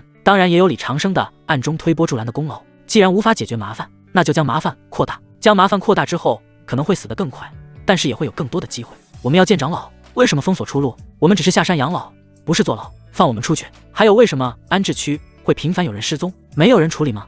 到底发生了什么？谁能告诉我？几十名稍微有些修为的老修聚集在安置区广场，大声抗议。他们在这里乱了几个钟了，其中也有执法弟子来这里视察。按道理来说，这里的消息应该早就传递上去了，但是就是没有青云宗的人出现，这让躲在暗处观察的李长生非常无奈。半小时后，众人越发群情激昂，许是幕后的人看到事态越来越不可控了，终于出现了。肃静！突然一道惊雷般的呵斥声在众人耳边炸响，紧接着3道流光从天而降，为首之人一袭锦衣，背负长剑，神情倨傲，正是庶务长老谢剑。谢剑身后跟着2名执事，皆是炼气大圆满的修为。李长生躲在角落位置，看到谢剑出现，心头更凝重了。果然上不达天听啊，费心费力将事情搞大，还只是引来了谢剑一伙人。李长生心底吐槽一声，随后将目光落在谢剑旁边的2位执事。这2位执事并不是前几天在谢剑旁布阵的年轻男子，这让他眉头皱得更深了。因为涉及人员越多，事情就越复杂。谢剑凌空而立，筑基期威压释放，如同大山压下，原本喧闹的广场瞬间变得鸦雀无声。刚才还叫嚣着要讨个说法的老修们，一个个噤若寒蝉。吵什么？本座不下大阵是为了你们好。最近安置区频繁有人失踪，此乃是外面的魔修作乱，布阵乃是守护你们的安全。这理由很好，逻辑也很合理，只是真的是为了我们好吗？众人面面相觑，敢怒不敢言。这时谢剑顿了顿，又接着开口：你们要相信宗门，等宗门解决了安置区人员频繁失踪问题后，自然会撤去大阵。但是在阵法开启期间，所有人不可擅自离开，若擅自闯阵被阵法反噬而死，就别怪本座没提醒过他了。随着谢剑的声音落下，人群中几位老修大声高呼：许是谢剑安排在人群中的托儿。原来是这样，多谢长老庇护。长老英明。其他人见状，虽然心中仍有疑虑，但在助姬威压下，也只能无奈跟着附和，稀稀拉拉的跪了一地。这就是弱者的悲哀，明知道是谎言，却连戳穿的勇气都没有。谢剑看着下方跪倒一片的蝼蚁，眼中闪过一丝不屑。既然明白了，就都散了吧，安心待在家里，不要乱跑。等宗门调查清楚后，阵法自然会撤去。说完，谢剑袖袍一挥，带着2名执事化作流光离去，只留下一群面面相觑的老修。其实他们也知道事情不对劲，只是他们敢反抗吗？敢不了一点。李长生混在人群中，禁不住吐槽：魔修保护我们，真是既当婊子又立牌坊。这所谓的魔修，恐怕就是你们自己吧。随后深吸一口气，转身悄无声息地消失在人群中。回到家，李长生立刻关紧了门窗，在原本的防御阵法之外，又加了一层隔绝窥探的禁制。江翠萍坐在床边缝制着小衣服，宁宁在旁边玩耍。江翠萍看到李长生回来，顶着大肚子艰难站起来迎上去，问道：夫君，外面怎么样了？我听到好大的动静。李长生握住江翠萍的手：没事，是宗门长老来了，说是外面有魔修作乱，为了保护大家才开启了阵法。李长生并没有把真相全部告诉他，孕妇的情绪需要稳定，哪怕是善意的谎言，也是为了保护她和肚子里的孩子。真的吗？江翠萍有些怀疑。当然是真的，这里可是青云宗脚下，长老也是青云宗的长老，怎么会骗人呢？李长生笑着刮了刮江翠萍的鼻子，声音有些自嘲。只是江翠萍一介凡人，根本没有听出来。那就好，只要我们一家人平平安安的就好。江翠萍抚摸着隆起的小腹，我们一定会平平安安的。李长生将江翠萍揽入怀中，语里的背影中透露着一丝爱意。这时闺女宁宁走到李长生旁边，奶声奶气的开口：爹爹，我也要抱抱。哈哈，好，宁宁也要抱抱。李长生说着，张开怀抱，将自家闺女也抱入怀中。爹爹，要举高高。宁宁扎着双马尾辫，脸蛋粉妆玉砌，就像瓷娃娃一样，非常好看。也不知道怎么回事，宁宁从小就很黏父亲的。好，举高高了。李长生慈爱的笑了笑，双手托住闺女腋下，往上一抛，咯咯咯。宁宁笑声在小院里回荡，很天真活泼，有点治愈。李长生接住，再抛起，再接住，如此循环，父女互动很温馨。爹爹，我还要飞飞。宁宁奶声奶气，小手抓着李长生的白胡子，笑得天真烂漫。好，爹爹有点累了，最后一次了哦。宁宁点点头，好啊，最后一次。如果累坏了爹爹，我会心疼的。哈哈，看来这小棉袄是贴心的，不是漏风的啊。李长生笑着又举了一次，就将女儿抱在怀里，用满是褶皱的脸颊蹭了蹭嫩滑的小脸。爹爹，你胡子扎我脸了。宁宁伸出手抓住李长生的胡子，拽了拽。李长生一阵吃痛，这丫头报复性那么强吗？李长生吐槽一声，但是也没说什么，毕竟这是自己的闺女啊。这时江翠萍扶着腰，顶着鼓鼓的大肚子挪到门口，看着温馨的一幕，满是柔情。你呀，就惯着她，都快被你宠上天了。李长生理直气壮，女娃娃嘛，就是要宠着的。江翠萍，行吧，真是一个女儿奴。这时李长生淡淡的声音又传过来了：今天感觉怎么样？有没有下坠感？江翠萍摇摇头，眉头微蹙，感觉还行，只要孩子不踢我就不痛，只是有时候莫名心慌的厉害，跟生宁宁的时候差不多。李长生笑了笑，应该快要生了，平时多注意一点。江翠萍满眼都是李长生，随后好像想到了什么，又开口：夫君，我听隔壁赵大娘说，昨晚又消失了2户人家。李长生扶着其坐下，温柔的开口：别听那些长舌妇乱嚼舌根，有我在天他不下来。你现在的任务就是吃好睡好，把咱们老2平平安安生下来，其他的都别想。看着丈夫那镇定自若的眼神，江翠萍慌乱的心奇异的安定下来。是啊，夫君可是很厉害的，就像是一座山，只要他在，这个家就是安全的。我在担心什么呢？夜深人静，妻女都睡熟，李长生盘膝客厅的正中央，静静的修炼，像是蛰伏的老龟，膝盖上横放着玄霜剑。自从谢剑开启大阵，他就剑不离身了，日日如此，夜夜如此。现在已过去了7天，这7天里安置区的人口每天都在减少，魔修作乱。呵呵，在一个仙门脚下，这么久了都抓不到魔修，也没有任何解释，只布下了阵法，将所有人都困住了。到底是魔修作乱，还是你们就是魔修啊？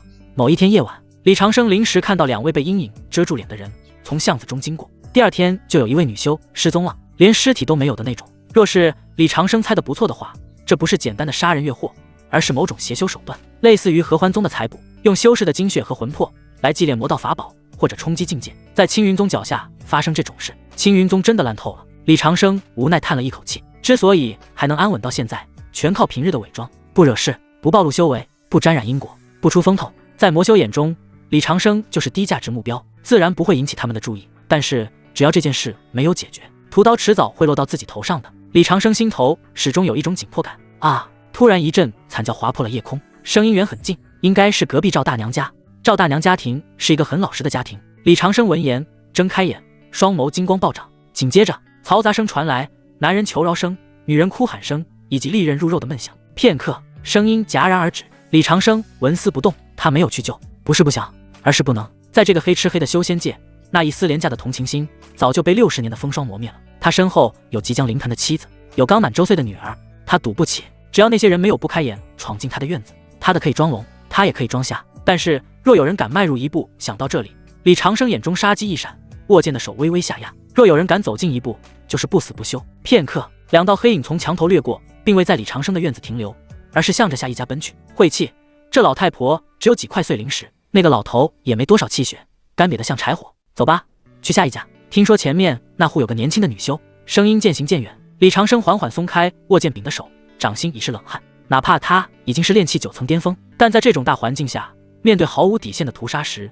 依旧感到无力。弱小就是原罪。夫君，刚刚是什么声音？卧室里传来江翠萍颤抖的声音。没事，咱们睡觉吧。李长生收起剑，脸色温和，走进卧室，坐在床边，轻轻拍着妻子的后背，将一丝精纯的灵力渡入其体内，安抚胎气。夫君，我怕，我好像听到了尖叫声，那是你的错觉。李长生柔声哄道。江翠萍忽然闷哼一声，五官痛苦地皱在一起，双手下意识地捂住高耸的腹部。痛，夫君，肚子好痛。李长生闻言，脸色微变，神识一扫，羊水破了，老二提前到来了。为什么偏偏是这个时候生啊？外面群狼环伺，血腥漫天，屋内即将临盆，生死一线，难道这就是天道对我的考验吗？别怕，生就生，还有我在呢，跟着我的节奏，呼吸，对，就这样。李长生强迫自己冷静下来。上次生孩子的时候还能去找稳婆，但这次没有稳婆。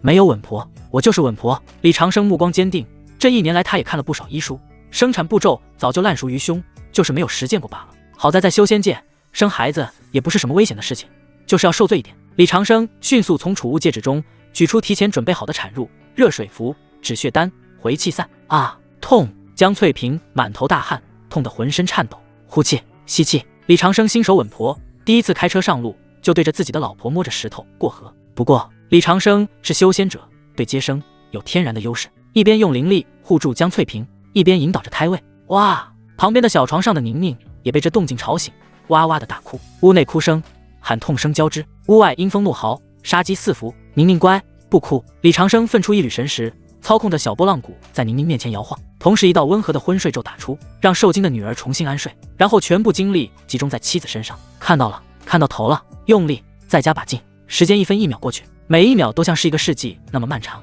李长生的额头上布满了细密的汗珠。然而有些事情，你越不想它发生，它就越会发生的。或许这就是所谓的墨菲效应。李长生临时中感到有2道陌生气息过来了，一位炼气8层，一位炼气9层，而且带着浓烈的煞气和血腥味。这2人正是刚刚赵大娘家的凶手，去而复返。老东西，开门！例行检查。嚣张的叫骂声伴随着重重的砸门声在院门外炸响。江翠萍被突如其来的巨响吓得浑身一僵，原本顺畅的产程瞬间停滞，气息变得紊乱起来。不要！江翠萍惊恐地瞪大眼睛。找死！李长生心中暴怒，这群畜生，你们不是走了吗？为何去而复返？这不是找死吗？李长生压抑了数日的杀意，恍若火山一样爆发。翠萍，别管外面，看着我！李长生大喝一声，声音中夹杂着灵力，如洪钟大吕镇住妻子的心神。接着开口，专心生孩子，外面由为夫去处理。可是相信我。江翠萍看着丈夫那从未有过的狰狞，下意识地点了点头。李长生转身走到客厅，冷冷地看着正在大门外的2位不速之客。天堂有路，你不走，地狱无门，你自来。我藏了1年的底牌，整栋房子满是杀机，李家又岂是你们能惦记的？李长生双手飞快结印，布置在院落4周的陷阱和阵法无声启动了。这是他自创的连环爆炎符阵，采用大量灵符布置在特定的地方，一旦引爆，即便筑基修士处于爆炸中心都会身受重伤。院门外2位躲在阴影中的修士一脸狞笑。算了，看来这老东西不会开门了，这房子有屏蔽阵法，肯定有问题，咱们直接破门。说着，其中一位用阴影蒙着脸的修士举起手中的法器，浑身血气缭绕，一刀劈向院门。刹那间，异变突起，原本薄弱的院门突然变得漆黑如墨，恐怖吸力骤然爆发。什么东西？刀疤脸惊呼一声，想抽刀后退，却发现陷入了泥沼，根本动弹不得。紧接着，地面炸裂，数10张早已埋藏好的2阶爆炎符如同火药桶瞬间被引爆，剧烈的火光吞噬了院门口，并没有太大的声响，因为李长生在最外层还套了一层隔音结界，所有的爆炸威力都被压缩在方圆3丈之内，威力反而倍增。啊！我的腿，这是什么符箓？怎么威力这么大？两位魔修瞬间被炸懵了。护体灵罩在经过改良的3阶极品爆炎符面前，脆弱的像张纸，几乎瞬间便碎裂了。两位魔修直接被炸懵了，头脑晕晕的，尚未回过神来，李长生便用神识操控着玄霜剑，击射出数道剑气。玄霜剑是玄阶灵气，本就威力巨大，而且攻其不备，那两位魔修根本来不及躲避，剑气便精准地刺入两人的眉心、咽喉、心脏，生机断绝，轰然倒地。李长生这套连招行云流水，狠辣至极，甚至他从头到尾都没有踏出房门半步，仅仅3息时间，2名刽子手就变成了2具焦黑的尸体。狗修不轻易出手，但一旦出手必死人。李长生神识一卷，将2人的储物袋卷入屋内，随后丢几张画尸符，融化尸体，清理战场，毁尸灭迹。李长生是很稳健的人，虽然他房子有屏蔽阵法，有静音符，但是刚刚动静太大了，而且处于屏蔽阵法边沿，仅依靠外面的隔音层，难免会露出一些动静，但是也要做到最好，做事不留痕。试了符衣去，深藏功与名。夫君，外面。江翠萍虚弱地问道。李长生重新走进房间，温和地开口：没事了。江翠萍，可惜我只是凡人，帮不上你。李长生，你现在啥也别想，安心将老二生下来，就是对我最大的帮助。好的。江翠萍重重地点点头。李长生，来，跟着我，呼气，吸气，呼吸啊！江翠萍突然发出一声高亢的尖叫，双手抓着床单，指关节发白，头出来了，肩膀也出来了，最后一下，用力呼气，吸气。李长生双手托住那小小的身躯，鼓励江翠萍。突然啊，一阵比宁宁出生时更洪亮啼哭声传遍了整栋房子。生了，是个带把的。李长生大喜过望，闺女有了，儿子有了，老子这辈子儿女双全了。李长生高兴得像个孩子一样，原地蹦起来，脸上胡子一抖一抖的，显得极为滑稽。与此同时，在长子降生的同时，系统冰冷的电子合成音也随之响了起来。恭喜宿主，凡人妻诞下灵儿，家族血脉加1。由于是宿主的长子，且母体为凡人，但在极度危险环境下诞生，触发逆天改命即暴击。奖励1，宿主寿元加50年。奖励2，修为突破至筑基初期，无暇倒击。奖励3，青帝长生诀，筑基卷。奖励4，神通狗道长青，被动可完美隐匿修为，非高出2个大境界者不可查探。主动燃烧寿元，瞬间爆发10倍战力，持续3息。奖励5，长子获得特殊体质，先天健体，未觉醒。奖励6，长子获得极品丹灵根、金灵根。李长生看到系统的奖励，更加高兴，喜上加喜，双喜临门。寿命、修为、功法、神通4样东西都是好东西。也许是因为老二的降生，命运多舛，系统给的奖励并不比第一次差，真的太爽了。如果给我一点时间，我将系统奖励的东西都消化了，就能晋升筑基期了。好消息，我很快筑基了，修为跟谢剑一个境界了。坏消息，谢剑背后有人，不排除杀了谢剑后，其幕后之人会出现的可能。不过总的来说是好事，筑基期在安置区至少有破局的资本了。这时江翠萍虚弱的声音将李长生拉回现实。夫君，是儿子还是女儿？李长生低头看着浑身红彤彤、哭声震天响的小子，露出笑容。是个儿子，咱们有后了。而且李长生回想起刚刚的系统提示，先天健体，极品金灵根，而且这天赋比宁宁还要恐怖啊。如果说宁宁是奶妈和后勤总管，这小子就是天生的杀神，是为了战斗而生的剑仙胚子。水木生生不息，精锐无坚不摧，一柔一刚，一个真凤，一个真龙。老李家的未来稳了。而且什么？江翠萍急切地追问。而且咱们的儿子修炼天赋很优秀。李长生只是笼统简单的说一下。江翠萍无法修炼，只是一介凡人，了解这些东西只不过是徒增忧愁。好啊，修炼天赋高，以后长大后就能保护咱们了。江翠萍看着尚在襁褓中的儿子，眼泪止不住流下来。终于给夫君生了男孩了，我没有给夫君丢人。或许在江翠萍这种传统的村妇中，儿子永远是执念。李长生却没有这种老思想，生儿子未必就是好事情啊。儿子都是惹祸精，后面还要给他娶媳妇，哪样不是麻烦？不过如果抛去这些麻烦不谈，生个儿子继承香火还是挺好的。家族兴旺系统吗？不继承香火怎么行呢？所以男孩子还是要的，但是男孩子就要多吃苦。这时江翠萍淡淡的声音又传过来了。那咱们的儿子叫什么名字呢？李长生想了想，沉吟片刻，目光看向窗外那笼罩着血色的夜空，眼中闪过一丝凌厉的剑意。姐姐叫以宁，那是求安宁，但这小子生于乱世，生于杀戮之夜，而且身怀剑体，未来注定要荡平世间不平事，就叫李荡平吧。不求他一生安宁，反而希望他能建功立业，荡平世间不平事，为剑作伴。李荡平，荡平世间不平事，建功立业，为剑作伴，好名字啊！江翠萍喃喃自语。这小子听到自己的名字叫李荡平，裂开嘴巴，笑得很欢，仿佛很喜欢这个名字。李长生拿起剪刀，帮儿子剪去脐带，然后又往其体内送进去一缕灵力。因为安置区被封锁了，无法购买灵露奶，只能食五谷腐奶，以灵气辅助了。只是这样一来，就苦了李长生，要将自己辛苦修炼的灵气给一部分自己的儿子。李长生在房间内待了1个多小时，一切处理妥当之后，迅速来到地下室。刚刚出手杀死那2个魔修，并没有绝对保险，很有可能消息已经暴露出去了，或许危机很快就会降临，他必须要趁着间隙迅速变强。李长生盘膝在地下室中央，心念一动，系统巨献奖励，收到指令，是磅礴的生机。若不是刻意压制，恐怕此刻他已经返老还童，变回了那个20岁的英俊青年。寿命的增加，再加上修为的突破，往往会有化腐朽为神奇的力量。李长生握了握拳头，战斗力比炼气期强了10倍不止。这就是筑基期吗？的确感觉不一样了。此刻不再是那个人人可欺的炼气老头，而是一名真正的筑基大修。在青云宗，筑基期已是外门长老级别，拥有开辟洞府、收徒授业的资格。如果青云门没有腐朽的话，在凡人聚集的安置区便是无敌的存在。但是现在的话，能否自保，都未可知。李长生忍着激动，心念一动，神通狗道长青发动，原本沸腾的气息瞬间平复下去，筑基威压也消失的无影无踪，仿佛他依然是炼气3层的老头，甚至气息还比之前更萎靡一些。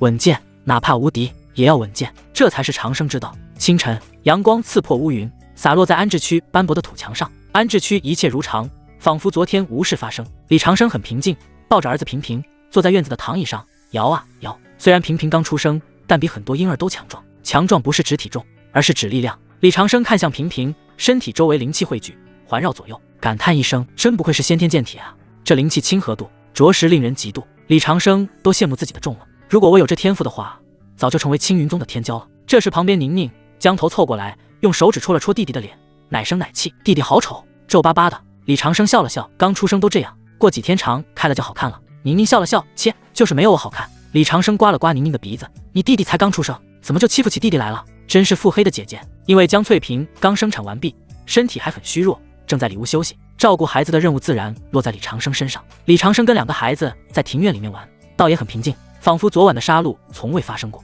其实他知道现在的宁静只不过在凝聚更大的风暴罢了。他昨晚宰了2位魔修，肯定是谢剑的白手套，或者是某个大人物的白手套。按照正常逻辑，现在谢剑肯定察觉到白手套消失了，但没有第一时间来安置区调查，这是为什么呢？原因很简单，谢剑不敢信。安置区是什么地方？是青云宗淘汰下来的废品站，住在这里的都是一群炼气3、4层、行将就木的老废物。虽然有凡人，也有在这里修炼了几代人的修士，但都是很菜的，怎么可能是2位炼气高阶魔修的对手？明明是稳当的事情，偏偏出现意外，而且连尸体都没有找到，这不科学啊！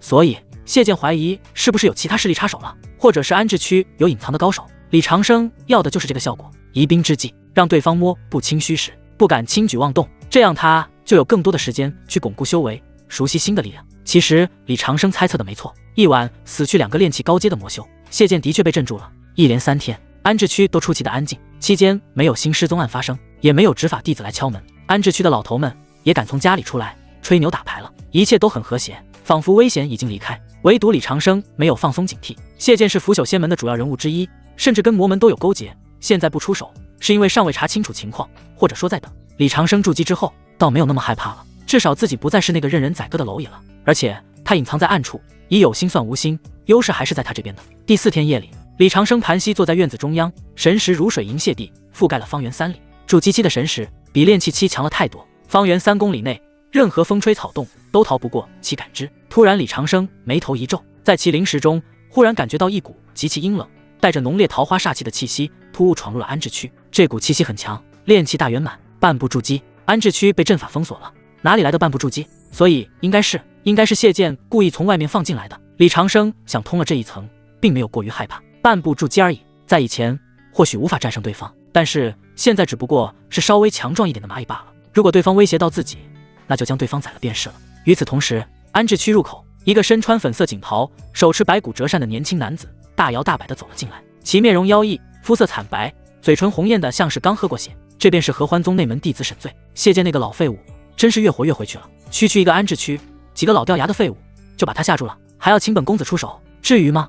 不过看着那一位的面子上，我就勉为其难了。沈醉摇着扇子，脸色冷峻。他来安置区有2个目的，一是帮谢剑探探路，解决掉那个隐藏高手；二是他听说安置区里的凡人家族生了不少婴儿，刚出生的婴儿先天之气最足，尤其是那些有灵根的婴儿，若是能用来炼制子母婴煞雷，可是大补啊！作为合欢宗的弟子，竟然被请来干活了，那就没有空手而归的道理。沈醉想着，舔了舔嘴唇，眼中闪过嗜血光芒。他静静在街道上走着，既没有刻意隐藏修为，也没有刻意展示修为。但安置区失踪的人口多了，自然形成了一个天黑别出门的规矩，没有什么人不怕死敢冲上来问话。沈醉一路走，一路用神识扫视着两旁的房屋，太弱了，全是垃圾，这种货色连给本公子提鞋都不配。不是说有很多女修生了孩子吗？怎么一个都没看见？沈醉摇了摇头，一脸失望。就在这时，其目光突然定格在一个偏僻的小院上。咦，有点意思，刚才我路过几次了，都没有留意到小院的存在。现在仔细一看，小院竟然布置了屏蔽阵法。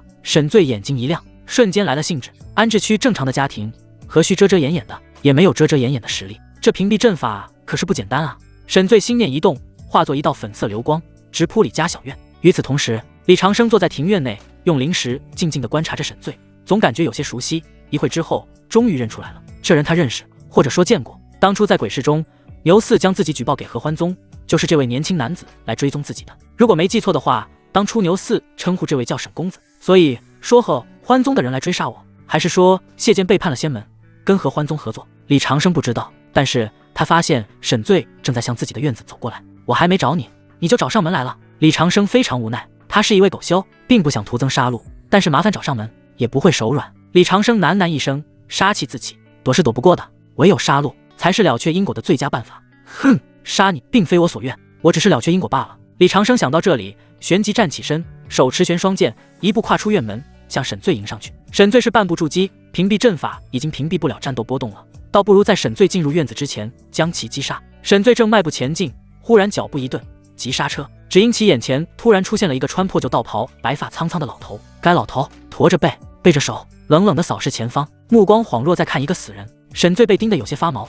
你是谁？你不是找我吗？李长生发出一阵嘶哑的声音，旋即右手反握，玄双剑一剑劈出，剑气夹带着冰霜向沈醉的面门劈下。先下手为强，后下手遭殃。李长生作为狗修，出手便不留情，全力以赴。你身上怎么会有合欢宗的血煞之气？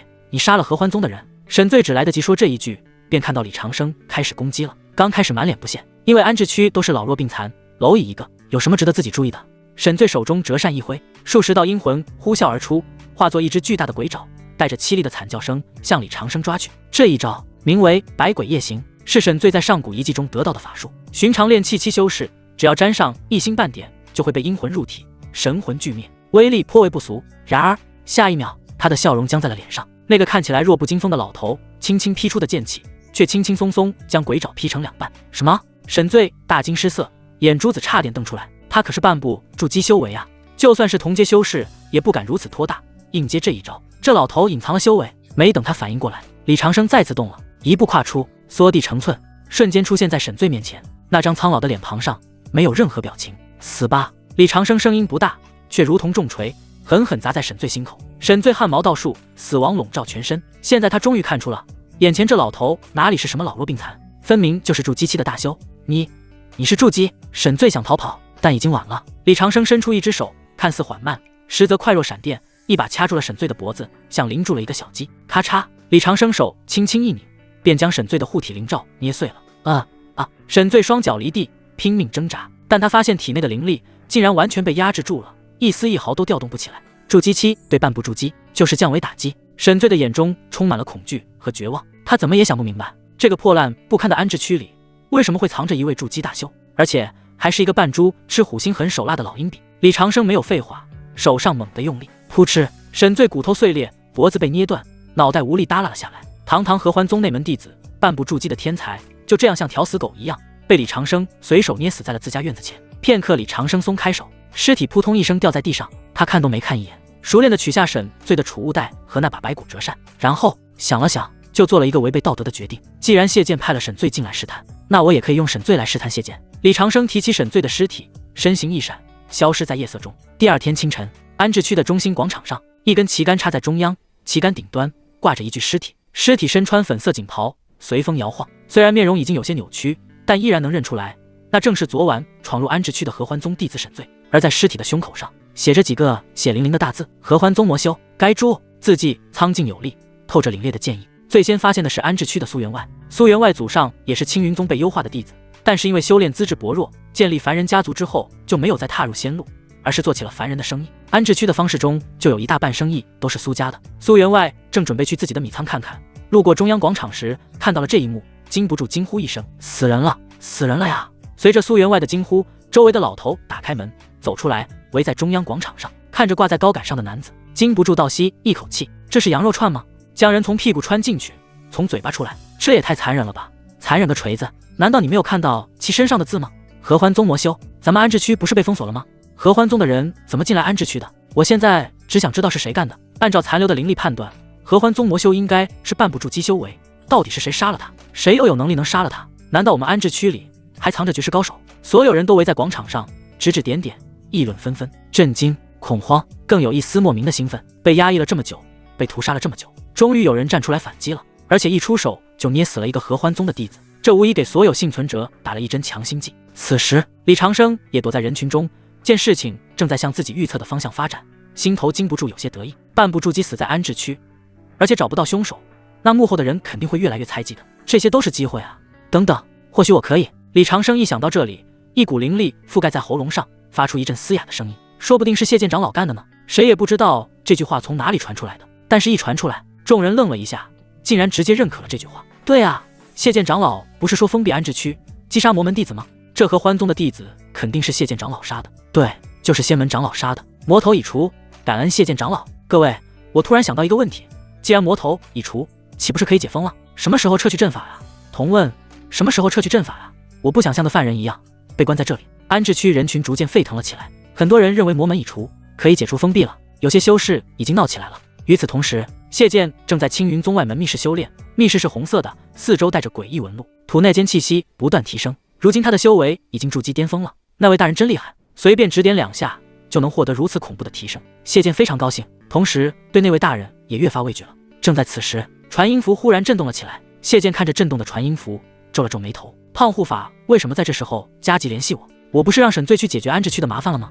难道出事了？谢剑一想到这里，顿时无心修炼，打开密室门，刚上来到客厅，顿时看到胖瘦2位护法分别站立两旁。他们看到自己出现，焦急地开口：“长老，出事了，沈公子死了。”谢剑闻言，脸部肌肉一抽，声音难以置信：“你再说一遍，谁死了？”胖护法被谢剑吃人般眼神吓得浑身一颤，扑通一声跪倒在地，冷汗打湿了后背，颤颤巍巍地回答：“回长老，是沈公子。现在沈公子的尸体现在就挂在安置区的中心广场上，死状极其凄惨。”砰！谢剑闻言，一掌拍在身旁的红木桌子上，桌子瞬间化为齑粉。怎么回事？沈公子也死了？他是知道沈醉的修为的，修为已达半步筑基，即便一般筑基修为的弟子也能一战，在安置区谁能杀得了他？怎么死的？谢剑假装镇定地问。沈公子被人暴力拧断脖子，一招致命。胖护法如实回答：一招毙命，杀半步筑基都已经很难了，而且还是秒杀。安置区那群老头不可能有这个实力的，难道真的有其他势力插手了？亦或者是仙门其他修士插手了？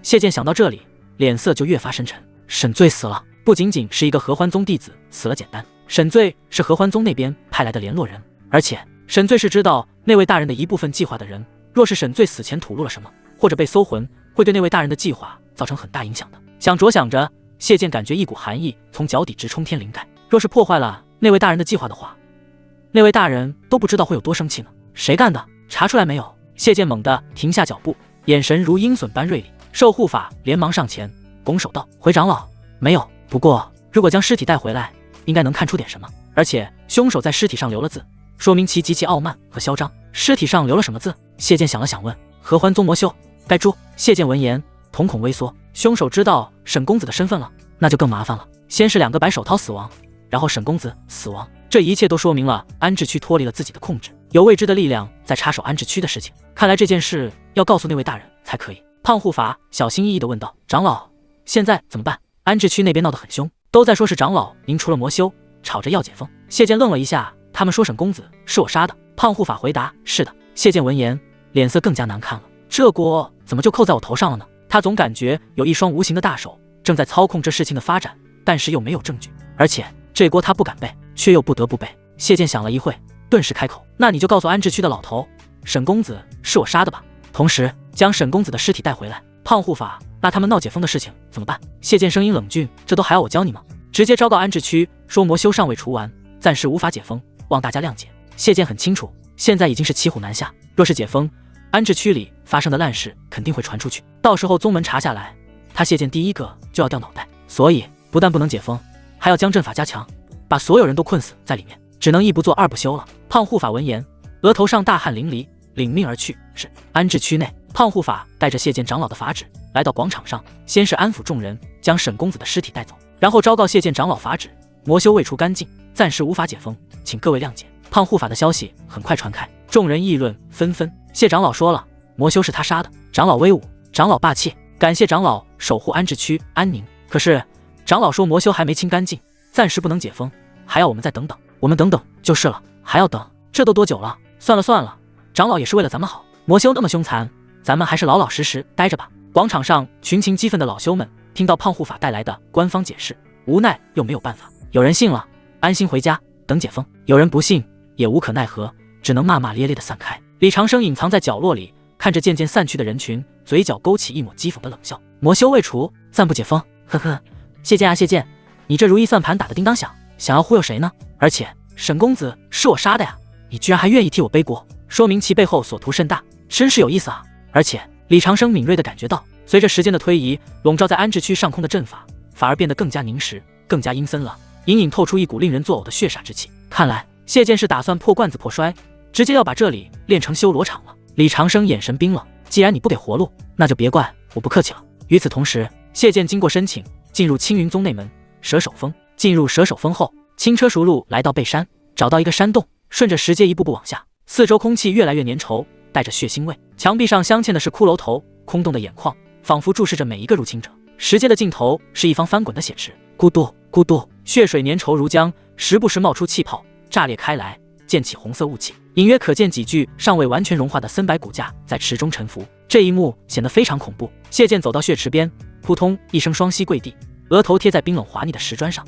颤颤巍巍的开口：大人，出事了，沈公子死了。血池中血水翻滚的动作猛地一滞，片刻后，一只由鲜血凝聚而成的巨大手掌缓缓从池中心探出，虚卧在半空。嘶哑的声音就在空旷的地下回荡：合欢宗的小崽子死了便死了，那是他学艺不精，怪不得别人。血池的声音冷漠至极。谢剑可是合欢宗的人，追究起来怎么办？血池，我会帮你解释的。谢剑闻言，紧绷的神经才稍微放松一些，不知何时后背的冷汗早已浸透了锦袍。原本他以为大人会因为沈公子之死而迁怒于他的，毕竟沈最是和合欢宗沟通的桥梁，没想到大人竟然那么通情达理。紧接着，那血色大手突然溃散，化作漫天血雨，声音陡然转冷。不过在安置区这种只有老弱病残的地方，你都连续折损我的人手，我不得不怀疑你的能力了。如果你无法完成我的计划的话，我不介意换一个代理人。血池的声音恍若地狱一般冰冷。谢剑闻言，额头上又禁不住大汗淋漓，浑身不断颤抖。砰砰砰！谢剑低下头，对着血池连续扣了9个响头。求大人再给我一次机会，我一定完成的漂漂亮亮的。而且安置区连连折损人手，是因为里面有隐藏的筑基高手。谢剑前半句求饶，后半句为解释。血池翻滚了一会，忽然在谢剑前方形成一只巨大的红色眼睛，冰冷且恐怖。我可以给你最后一次机会，而且会给你足以击杀筑基修士的道具。如果最后你还是完不成的话，后果你是知道的。谢剑跪伏在地，声音激动：谢大人，我保证能完成的，希望如此吧。血池说着，血水不断翻滚，随后2道流光从血池深处飞出，悬浮在谢剑面前。一枚猩红如血的玉简，一面刻满狰狞鬼脸的黑色罗盘。这2件道具，玉简封印了本座的一道血煞神光，可杀金丹初期，触之必死。罗盘乃是寻灵盘，可探查方圆3里内的气血和灵力波动，只要那位隐藏的修士没有达到金丹期，就躲不过查探。谢大人，谢剑伸出颤抖着双手，接过2样道具。有了这2样底牌，他就有信心镇压安置区了。不用谢我，这2样东西不是白给你的，有2个任务。第一，彻底掌控安置区，将那个隐藏的老鼠救出来。第二，我要10对有灵根的男婴女婴，若是办不到，你这一身筑基后期的血肉就用来填我的血池吧。谢剑吓得魂飞魄散，疯狂磕头，额头撞击地面发出砰砰的闷响，鲜血直流。属下遵命，一定办到。滚吧！血池中那位大人说完这句话之后，顿时沉寂了下去，再无波澜。谢剑则对着血池恭敬地拜了拜，然后迅速退了出去。与此同时，安置区李家小院，李长生盘膝坐在地下密室蒲团上，前方摆着3个储物袋，其中一个是沈公子的，另外2个是白手套的。李长生看着眼前3个储物袋，年迈的心都不淡定了。3个储物袋就相当于3个宝箱啊，到底能够开出什么宝贝呢？真是令人期待啊！李长生霍霍双手，先用灵石扫视一眼那2位白手套的储物袋，很垃圾，只有几块下品灵石以及一些无用之物。李长生非常失望，随后灵石落在沈公子的储物袋上面，目光突然一亮，不愧是合欢宗的弟子，特么的，简直是我的送财童子啊！只见储物袋内光是下品灵石就有3000多块，中品灵石也有50块，除此之外还有几瓶精进修为的和气丹，以及3样带有特殊属性的宝物。李长生非常高兴，有了这些资源，足够稳固眼前修为了，甚至还能更进一步。整理完杂物，李长生的目光落在带有特殊属性的宝物上面。第一样是一枚粉色的玉简，玉简散发着淡淡的桃花香气。随着李长生的神识探入，一股靡靡之音瞬间响起，不堪入目的画面如同幻灯片般闪过。李长生顿时知道了玉简里面记载的东西：阴阳采补、欢喜禅，这是一门极其邪恶地功法，通过掠夺异性的精元来强行提升修为，也就是所谓的采补术。这可是妥妥的邪道啊！我李家走的是多子多福、堂堂正正的大道，这种损阴德、坏根基的邪术，留着也是脏手。李长生皱了皱眉头，心念间一把火将玉简烧得干干净净的。第二样则是2块古朴的灰色玉佩，这2块灰色的玉佩没有灵力波动，就像是路边的顽石，丢在地上都没人捡的那种。李长生用神识扫过时，眼睛忽然亮了。7天玉佩，仿品，功效：佩戴者可隔绝神识探查，隐匿自身气息，修为、体质、非经丹期大修不可看破。好宝贝，这东西比宁宁的暖玉锁灵佩效果还好，而且一共是2块，宁宁和安安正好一人1块。李长生大喜过望，身形一闪，来到宁宁和安安面前，将7天玉佩仿品给2个儿子戴上，随后才返回地下室，看向第3样带有特殊属性的东西。这是一个通体漆黑、材质似纸非纸、似皮非皮的剪纸小人，上面刻满了密密麻麻的诡异符文。扎灵秘术残篇，这是一门旁门左道的奇术，源自上古巫族，可以通过特殊的纸张和符文剪出纸人，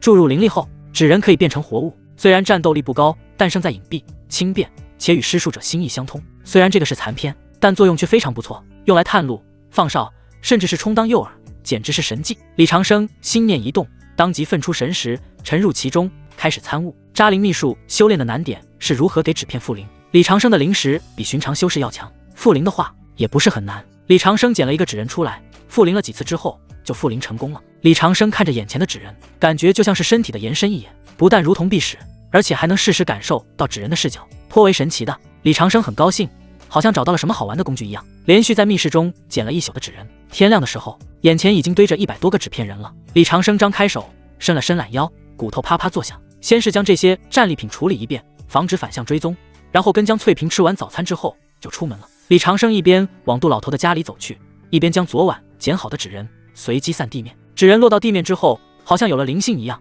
直立而起，双脚不断轮动，找到水沟处或者隐蔽之处躲藏起来，成为李长生的眼睛。数分钟后，李长生来到了隔壁杜老头院子外。杜老头因为帮自己探路，已经死在了阵法之下。虽然这是一场你情我愿的交易，但李长生心始终有愧疚。杜老头的婆娘是个没有修为的凡人，还带一对刚出生没多久的双胞胎，失去了家里的顶梁柱之后，生活也是过得非常困难。院子里时常传来妇人的哭声和孩子喊饿声。李长生叹了口气，能帮就帮一下吧，心中仅有的良知要保住。李长生走到门口，轻轻敲了一下门，门内就传来杜老头婆娘的声音：“谁啊？”李长生：“是我，李老头，我来看看你们。”吱呀，房门打开了一条缝。杜氏也很好看，就是因为年轻丧偶，让其看起来憔悴了很多。杜氏看到是李长生，眼中的戒备才淡了一丝，但是依旧没有完全开门。有什么事吗？李长生脸上挂起憨厚的笑容。我跟杜老头是朋友，昨天突然想起来，杜老头之前有一些东西让我保管的，现在物归原主，里面有金币、零食以及一些其他生活用品。说着，李长生将一个沉甸甸的布袋从门缝递进去。当然，这是善意的谎言，但是此刻谎言却最能安抚人心。杜氏也是一个忠厚老实的妇人，如果不这样说的话，恐怕对方不会要。谢谢，谢谢李老头。杜氏闻言，眼泪再也止不住的流了下来，双手紧紧抱着那个布袋。她作为杜老头的婆娘，又怎么会不知道杜老头有没有存东西呢？行了，快进去吧，关好门窗，最近外面不太平。李长生没有多待，说完转身就走。回到家，李长生并没有闲着，盘膝坐在院子中央，闭上眼睛，仔细感觉纸人的情况。100多个纸人散落分布在安置区各个角落，编织成情报网。每一个纸人都是李长生的眼睛和耳朵，巷口的风吹草动，邻居家的窃窃私语，甚至是几只野猫的打斗，所有信息源源不断的汇入李长生的脑海。刚开始大脑有些混乱，难以处理这些信息，但是习惯了一会之后，就没有感到那么难受了。而且他还可以有选择的屏蔽纸人的感知，爽啊！有了这些纸人，安置区的风吹草动都在我的监控之下了，获取情报能力大大提升。李长生很高兴。就在此时，位于安置区入口处的纸人突然传来了一阵剧烈的波动。有人来了。李长生皱了皱眉，浑身肌肉紧绷。透过纸人的视角，看到3道陌生气息出现在安置区，为首的是谢剑。谢剑因沉着脸，手持鬼脸罗盘，身后跟着胖瘦护法，手中提着长刀，杀气腾腾。给我认真点，挨家挨户检查，如果发现魔修，就地格杀。谢剑声音冰冷，那位大人已经给他最后的通牒了，他必须将这件事办得漂漂亮亮，否则的话，死的就是他自己了。李长生看到这里，心头一凛，有一种不好的预感。谢剑手持罗盘，挨家挨户检查，一看就是有备而来。他在庭院内布置了很多屏蔽阵法，但屏蔽不了筑基巅峰的感知。此刻，这些屏蔽阵法竟然成为他的破绽。李长生在心里如此想着，动作却一点都不慢，迅速将原本的屏蔽阵法拆去，换成粗陋的警示符。至于宁宁和安安，他们俩有7天玉佩，即便金丹期都看不穿，倒不用太担心。10来分钟后，李长生便听到隔壁老头的房门被敲响了，没一会自己的房门也被敲响了。咚咚咚，开门，例行检查。胖护法声音如同惊雷，来了。李长生闻言，深吸一口气，调整好表情，假装年迈老人，身体佝偻，走路跌跌撞撞，因为走得太急，还故意在门槛上绊了一脚。吱呀，院门打开，谢剑手持罗盘站在门口，一左一右站着胖瘦护法，3人都有点凶神恶煞，没有半点仙家中人的样子。长老好。李长生颤颤巍巍地打招呼。谢剑没搭理李长生的打算，持着罗盘就往房内走去，神识扫过房内每一个角落，破败的院墙，枯黄的杂草，还有屋里那个抱着孩子吓得面无人色的村妇，一切都很正常。这就是一个标准的生活在底层的落魄老修家庭。紧接着，谢剑又低下头看向罗盘，跟他猜测的差不多。罗盘显示李长生是炼气3层，除此之外再无其他灵力波动。这老头一家子都是废物，连成为那位大人的血食都不配。谢剑在心里吐槽一声，随后好像想到了什么，走到李长生面前，不死心地问道：“老东西，最近有没有看到什么可疑的人？”李长生浑身哆嗦：“没有啊，老朽一直待在家里带孩子，哪也没去，而且老朽耳朵背，就算有动静也听不见啊。”谢剑厌恶地骂了一句，一脚将李长生踢开。废物，走去下一家。谢剑率先走出李长生的院子，胖瘦护法也不屑地看了李长生一眼，紧跟着转身跟上。李长生看着谢剑离去的背影，袖口里的手轻轻抚摸着一叠纸人灵符，幸亏谢剑没有发现什么，否则的话就要拼命了。接下来3天，谢剑带人像疯狗一样将安置区翻了个底朝天，但是结果却令人很意外，因为他们一无所获，仿佛杀死沈公子的神秘高手从来都没有存在过一样。因为没有达成目标，谢剑越发暴躁。沈公子不可能凭空死的，那位神秘筑基肯定在安置区，只是为什么连罗盘都找不出来呢？这可是大变数啊，麻烦了呀。当谢剑想起那位大人的最后通牒，就禁不住浑身打了一个寒战。既然找不到那位神秘筑基，那就先将10对有灵根的男婴女婴给那位大人送过去再说。谢剑双眸中闪过一丝疯狂，将胖瘦护法叫到了跟前，下了死命令：“你们俩今晚动手，在安置区内抓10对有灵根的男婴女婴，若是反抗，格杀勿论。”是。胖瘦护法齐齐回答，声音铿锵有力，领命而去。谢剑看着胖瘦护法离开的背影，非但没有感到心安，反而逐渐升起一种不祥的预感。虽然胖瘦护法都是筑基初期，但那位神秘筑基还在安置区，捕捉男婴女婴行动真的会有那么顺利吗？看来我得去别的地方多准备10对男婴女婴。谢剑很惜命的，事关自身性命的事情，无论再怎么小心也不为过。夜深了，李长生盘膝坐在院子中央里，悬双剑横在膝头，一边警惕四周，一边静静的修炼。突然好像感应到了什么，眼睛突然睁开，转过头看向杜老头小院方向。在灵石笼罩下，李长生清晰看到杜老头妻女的情况。目之所及之处，胖瘦护法来到杜氏小院前，一脚踹开门，提着2个大布袋闯了进来，就大摇大摆地走了进来。杜老头的婆娘杜氏被这突如其来的声音惊醒，睁开眼睛，当其看到拿着大布袋的胖瘦护法时，无比畏惧。仙人，深夜光临寒舍，是有什么事吗？杜氏浑身瑟瑟发抖问。我家大人看上了你的孩子，可入仙门修炼，麻烦跟2位孩子交代一下，从此仙返永阁，不知何时再有相见的机会。胖护法皮笑肉不笑，声音却斩钉截铁，不容拒绝。仙家看上了我的孩子，怎么可能？大晚上拿着2个布袋进来，怎么看都不正常。杜氏不是傻子，自然不愿让2位孩子跟着胖瘦护法走。杜氏张开双手，即便身体害怕得不断颤抖，依旧挺直身躯，挡在2位孩子面前，声音带着哭腔：求求你们放过我的孩子，我可以跟你们走，求求不要动我的孩子。胖护法见杜氏不配合，狞笑着一脚踢在杜氏的小腹上，滚开，臭婆娘！既然你不配合，那我就只能强行带走了。杜氏只是个凡人，哪里经得起这一脚，整个人倒飞出去，重重撞在墙上，口吐鲜血，昏死过去。而胖瘦护法看都没有看一眼，因为只要没有得到救治的话，杜氏很快就会死去。胖来到双胞胎女婴面前，一手一个，像拎小鸡一样将其装进大布袋里面。呜，妈妈，妈妈！许是这2个女婴也感觉到了不对劲，哭得撕心裂肺，拼命挣扎。哭什么哭？能被长老看上，给大人当药引，是你们几辈子修来的福气。胖护法哈哈大笑，提着孩子就往外走。李家小院内，李长生看到这一幕，猛地站起身。自从沈公子死后，他就在安置区内立了一位神秘高手人设，目的是什么？目的就是为了现在啊，苟着杀人还可以甩锅。那位神秘筑基杀的人跟我李长生什么事？苟是为了活着，但他不是懦夫。李长生可以狠狠辣，但是却无法做到看着别人抓自己兄弟的遗孀去当药引而无动无衷罢了。谢剑不是在找那位神秘筑基吗？那我就再给他多一点线索好了。李长生决定杀戮，体内的鲜血就沸腾了起来，恐怖的筑基气威压绽放。苟修亦会有热血，扎灵术起。李长生从怀里掏出2个精心剪裁的纸人，这是他用筑基期精血祭炼过的，威力远超普通纸人。去呼，嘻嘻哈哈，2个纸人发出诡异的叫声，顺着夜风飘出了院墙。与此同时，杜家门口，胖瘦护法提着2个孩子，正准备前往下一家。突然一阵诡异的孩童笑声在空荡荡的巷弄里响起，嘻嘻哈哈，谁？瘦护法猛地拔出长刀，警惕地看向四周。不知何时，前方的阴影里竟然多了2个只有巴掌大小的小人儿，他们惨白着脸，画着鲜红的嘴唇和腮红，正一蹦一跳地向这边跑来，动作僵硬却快得惊人。纸人！胖护法瞪大了眼睛，还没反应过来这是什么东西，那2个纸人已经扑到了他们面前。这时黑暗中传来李长生冰冷的声音：爆！轰轰！2个纸人得到指令，身上爆发出刺目的灵光，瞬间炸裂开来。虽然威力不大，但突如其来的爆炸和强光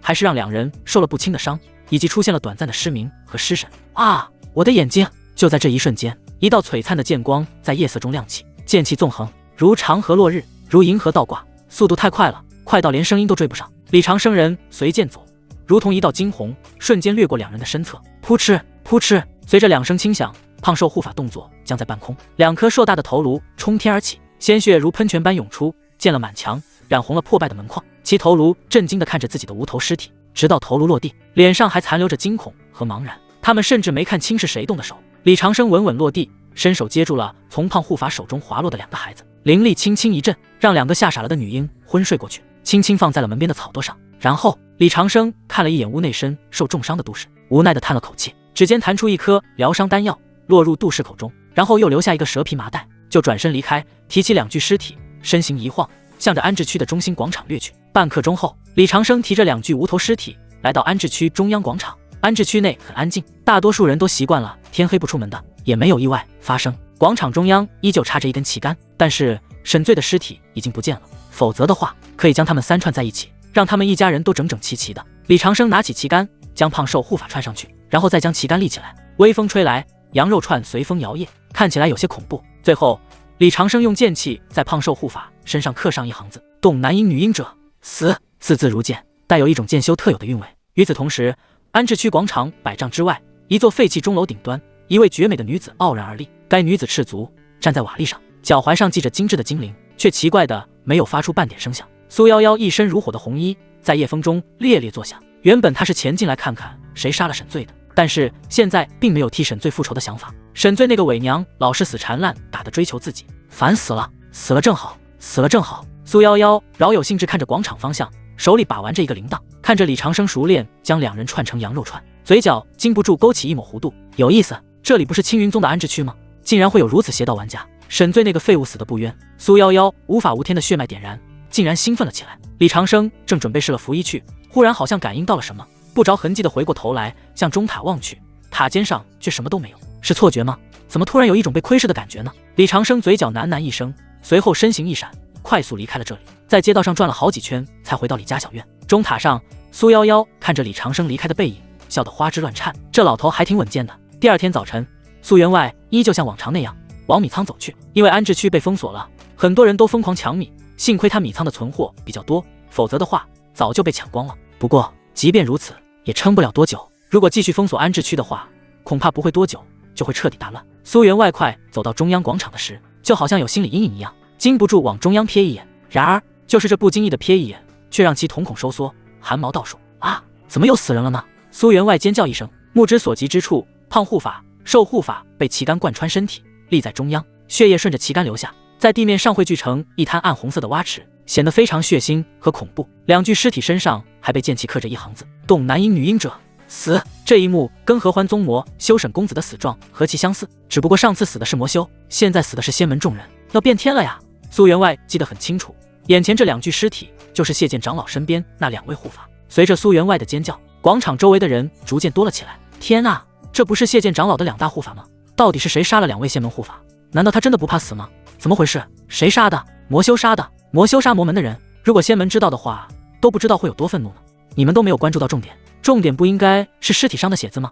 动男婴女婴者死。所以2大护法是因为抢男婴女婴，撞到了某位神秘大修上面，然后被顺手宰了。你可别乱说，青云宗可是仙门，护法也是仙门的护法，怎么可能跟邪道勾搭呢？所以肯定是误会了，或者说是魔修的圈套。出事了，快去请谢剑长老，快请谢剑长老为我们做主。人群角落里，李长生穿着一件洗得发白的灰色长衫，手里提着2条刚买的草鱼，缩着脖子，一脸惊恐地混在人堆里。哎呦，太吓人了，怎么连仙门的人都死了呢？该不会真的捕捉我们凡人的孩子吧？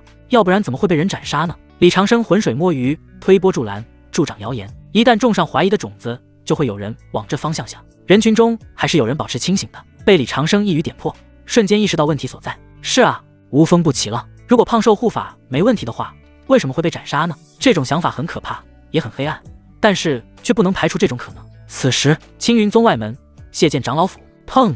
谢剑一掌拍碎刚刚换的新暗机，怒火从心头直冲脑门。刚刚他收到消息，胖瘦护法死了，死状跟沈公子一模一样，被人串成羊肉串，挂起来示众。特么的，这是打我的脸啊！混账！特么的，真是一群废物！谢剑无比愤怒，发出歇斯底里的咆哮。他不是心痛2位手下，而是在恐惧。安置区内隐藏了一位修士，就连那位大人的法宝都查不出来，现在又破坏了自己的计划，他能不恐惧吗？胖瘦护法都是筑基初期，筑基中期也能一战，即便这样也被杀了。谢剑想着想着，冷汗直冒，越发恐惧。虽然他做了2手准备，但只要安置区的事情无法解决，就无法给那位大人交差。怎么办啊？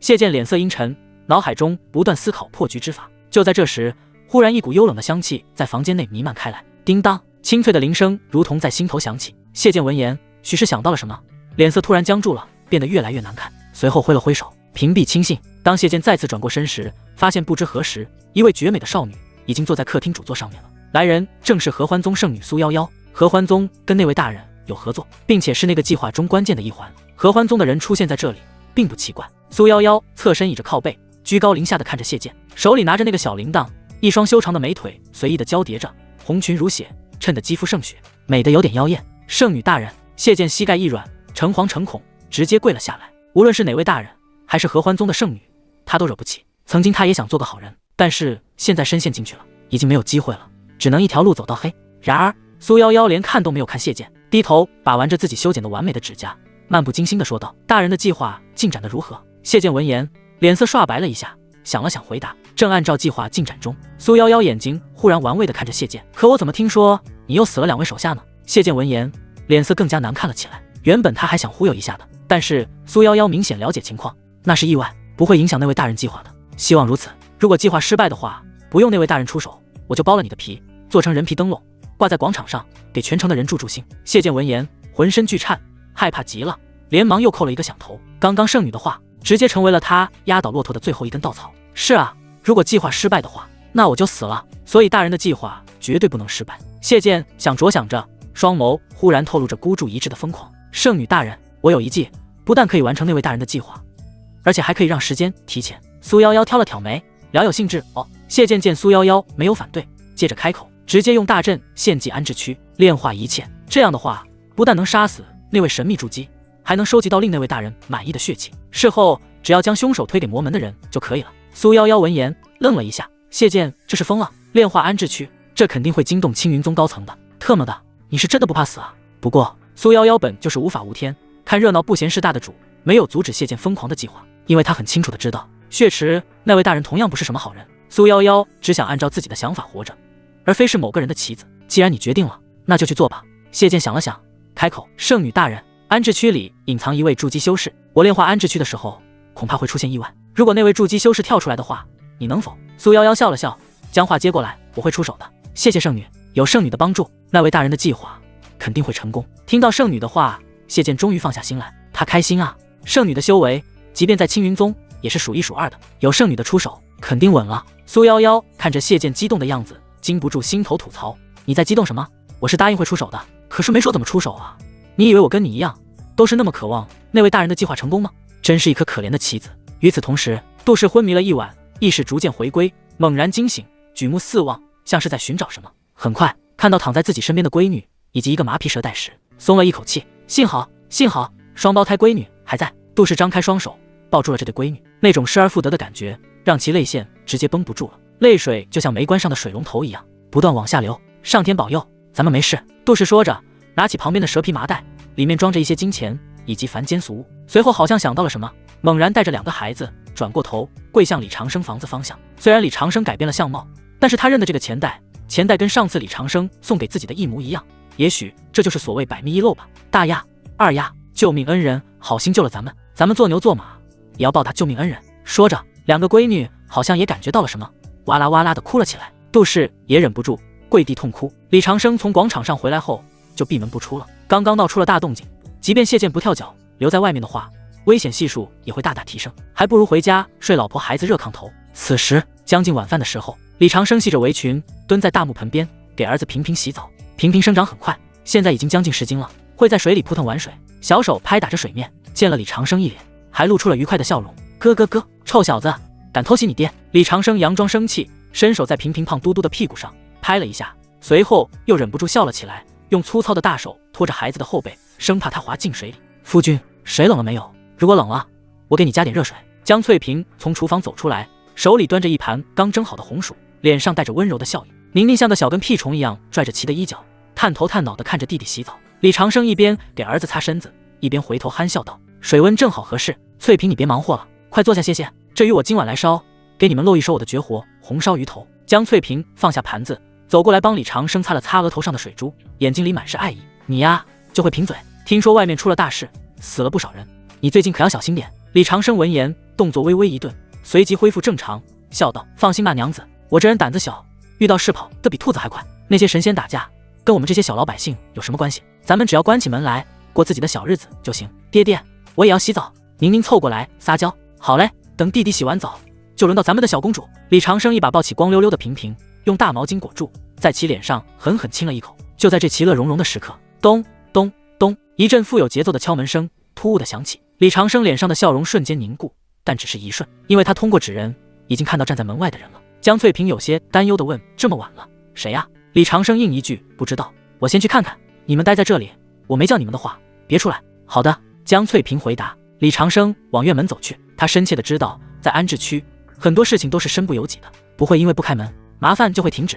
而且对于修士来说，即便你关上门也没什么用处。李长生佝偻着背，慢腾腾地走到门口，打开门，门外站着的是一个穿着红色连衣裙、赤足的少女，手腕和脚踝都系着铃铛，外貌更是绝色，美的倾国倾城的那种，五官精致，大白腿圆润，这身材，这美貌，即便前世的国民天后也无法与之比肩。李长生看着对方倾国倾城的样子，禁不住生出一种要跟对方组建家庭、多子多福的想法，但是随之理智便战胜了欲望。女人越美就越危险，眼前的女子比赵燕还要美无数倍，恐怕自己无福消受啊！他自然不想跟对方有什么交集。“姑娘，有事吗？”李长生沉吟了片刻，开口。他感觉不到少女的灵力波动，但可以肯定对方是修士，因为那种出尘的气息太浓了。苏夭夭站在那里，笑盈盈地把玩着手中的铃铛。“大叔，我叫夭夭，口渴了，来讨杯水喝，你应该不会介意吧？”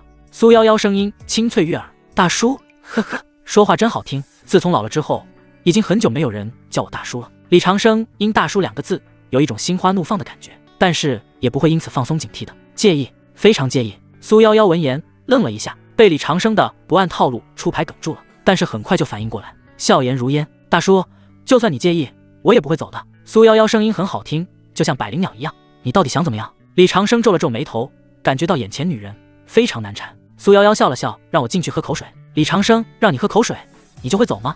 苏夭夭：“会走。”李长生犹豫了片刻，让开一条路。苏夭夭刚踏进门槛，就感到周围布满了灵符陷阱，但是却不以为意，恍如没看到那样，一步踏入，越过院子，走进客厅。客厅八仙桌上放着一盆红薯，香气飘飘。苏夭夭抽了抽鼻子：“哇，好香啊！正好我饿了，先吃了。”苏夭夭毫不客气，伸出手抓着红薯就往嘴里送。李长生走进来，皱了皱眉头：“姑娘，刚才你不是说讨杯水喝就走吗？”苏夭夭笑了笑：“我就不，我改变主意了，要在你这里吃了饭再走。”李长生闻言，眉头皱得更深了。他考虑要不要辣手摧花，思考了一会，还是放弃了。眼前女子身份不明，实力不明，没有把握的话，还是不要贸然出手。这时苏夭夭好像感觉到了什么，转过头来附在李长生的耳边，声音带着些许诱惑：“放心吧，我们不是敌人，我吃完饭之后一定走。”说完之后往后一跳，坐在旁边八仙桌上晃荡着脚丫。此时苏夭夭了解到李长生的情况之后，对眼前这位男子更感兴趣了。明明实力很强悍，敢跟谢剑玩灯下黑，却甘愿化作凡人，躲在这里跟凡人妻过生活，还有那双护短的眼睛，可比外面虚伪的男人强多了。行，希望你这次说话算数。李长生看着眼前晃荡着白嫩脚丫人畜无害的红衣少女，非常无奈。随后李长生便按照自己的步骤生活，并没有因为苏夭夭的到来而发生变化。先是给宁宁洗澡，然后做饭，做红烧鱼头。片刻后，李长生端着热气腾腾的红烧鱼头走出来，叫妻子出来吃饭。江翠萍才从房间里走出来，一眼就看到坐在八仙桌上的苏夭夭，愣了一下，这也太漂亮了吧。江翠萍显然是被苏夭夭的容貌惊艳到了。江翠萍问这位姑娘是，虽然她刚刚听到有敲门声，可没想到夫君会领着这么漂亮的少女走进来。李长生刚想编个善意的谎言，苏夭夭却笑盈盈地跳下桌子，赤足踩在粗糙的地面上，小脚丫上竟然没有沾染半点尘埃，自来熟地坐在餐桌旁，甜甜一笑：“嫂子好，我叫苏夭夭，来大叔这里蹭饭的。”李长生闻言也跟着点点头，如果没有不怀好意的话，的确是来蹭饭的。江翠萍是个实诚人，听说来蹭饭的，顿时热情起来。原来是蹭饭的，快坐，正趁热吃。李长生饭桌上气氛很和谐，李长生自顾自地吃着，时不时给自己的婆娘夹菜。苏夭夭也不客气，拿起筷子夹起一块鱼肉就送进嘴里。好吃。苏夭夭眼睛一亮，像是发现了新大陆一样。她在合欢宗吃的都是零食琼浆，虽然精致，但却少了几分人间烟火气。虽然红烧鱼头没灵气，但味道却出奇的鲜美。大叔的手艺真好，不像我那几个手下，整天就知道打打杀杀，做的饭比猪食还难吃。苏夭夭由衷的夸赞道。李长生埋头扒饭，假装没听懂。现在暴露了吧？你有手下还打打杀杀，看来应该是某个势力的掌上明珠啊。半小时后，苏夭夭优雅地擦了擦嘴，一举一动都透着股浑然天成的魅意，哪怕是在这简陋的农家小院里，也掩盖不住风华。吃饱了，苏夭夭伸了个懒腰，皮肤白皙，曲线毕露，随后转过头，目光落在了摇篮里的瓶瓶身上。李长生看着苏夭夭的动作，扒饭的动作瞬间停止，体内灵力悄然运转，随时准备爆起。苏夭夭似乎感受到了李长生的紧张，嘴角勾起玩味的弧度，却没有停止，伸出手指轻轻戳了戳平平那胖嘟嘟的脸蛋，真可爱，虎头虎脑的，长大了一定是个绝世高手。苏夭夭特意在绝世高手3个字上加重了语气，然后收回了手，这让李长生紧绷的神经稍微松了一些。吃完饭了，你是不是该走了？苏夭夭闻言笑了笑，问大叔，你就这么想赶我走吗？李长生想了一会，竟然认真的点点头，如果你再不走的话，我就拿扫把赶你了。苏夭夭沉默一会，随之开口，好吧，那我走，大叔送我。李长生沉默片刻，放下碗筷，好。两人一前一后走到了院门口，月光如水将两人的影子拉得很长。苏夭夭停下脚步，背对着李长生，把玩着手腕上的铃铛，突然开口，饭很好吃，人也很好。李长生多谢夸奖。苏夭夭想了想，转过身直视着李长生的眼睛，开口，但是你知道吗，你马上就要死了，谢剑那个疯狗被逼急了，要献祭安置区。李长生瞳孔微微一缩，其实在傍晚他就感觉到不正常了，封锁安置区的阵法隐隐有加强之意，但是他没想到谢剑竟然狗急跳墙了，要献祭安置区，这个信息非常重要。李长生为什么要告诉我？苏夭夭，因为这是刚刚吃饭的报酬啊！好家伙，我的一顿凡间烟火这么贵的吗？李长生吐槽一声，虽然他不知道苏夭夭是什么身份，也不管对方是怎么知道这个消息的，但是看出了对方眼中的真诚。谢剑献祭安置区这件事应该是真的。这时苏夭夭淡淡的声音又传过来了，虽然你有点本事，也懂得藏拙，但面对发疯的谢剑，还要护着一家子拖油瓶，你会死的。现在我给你一个机会，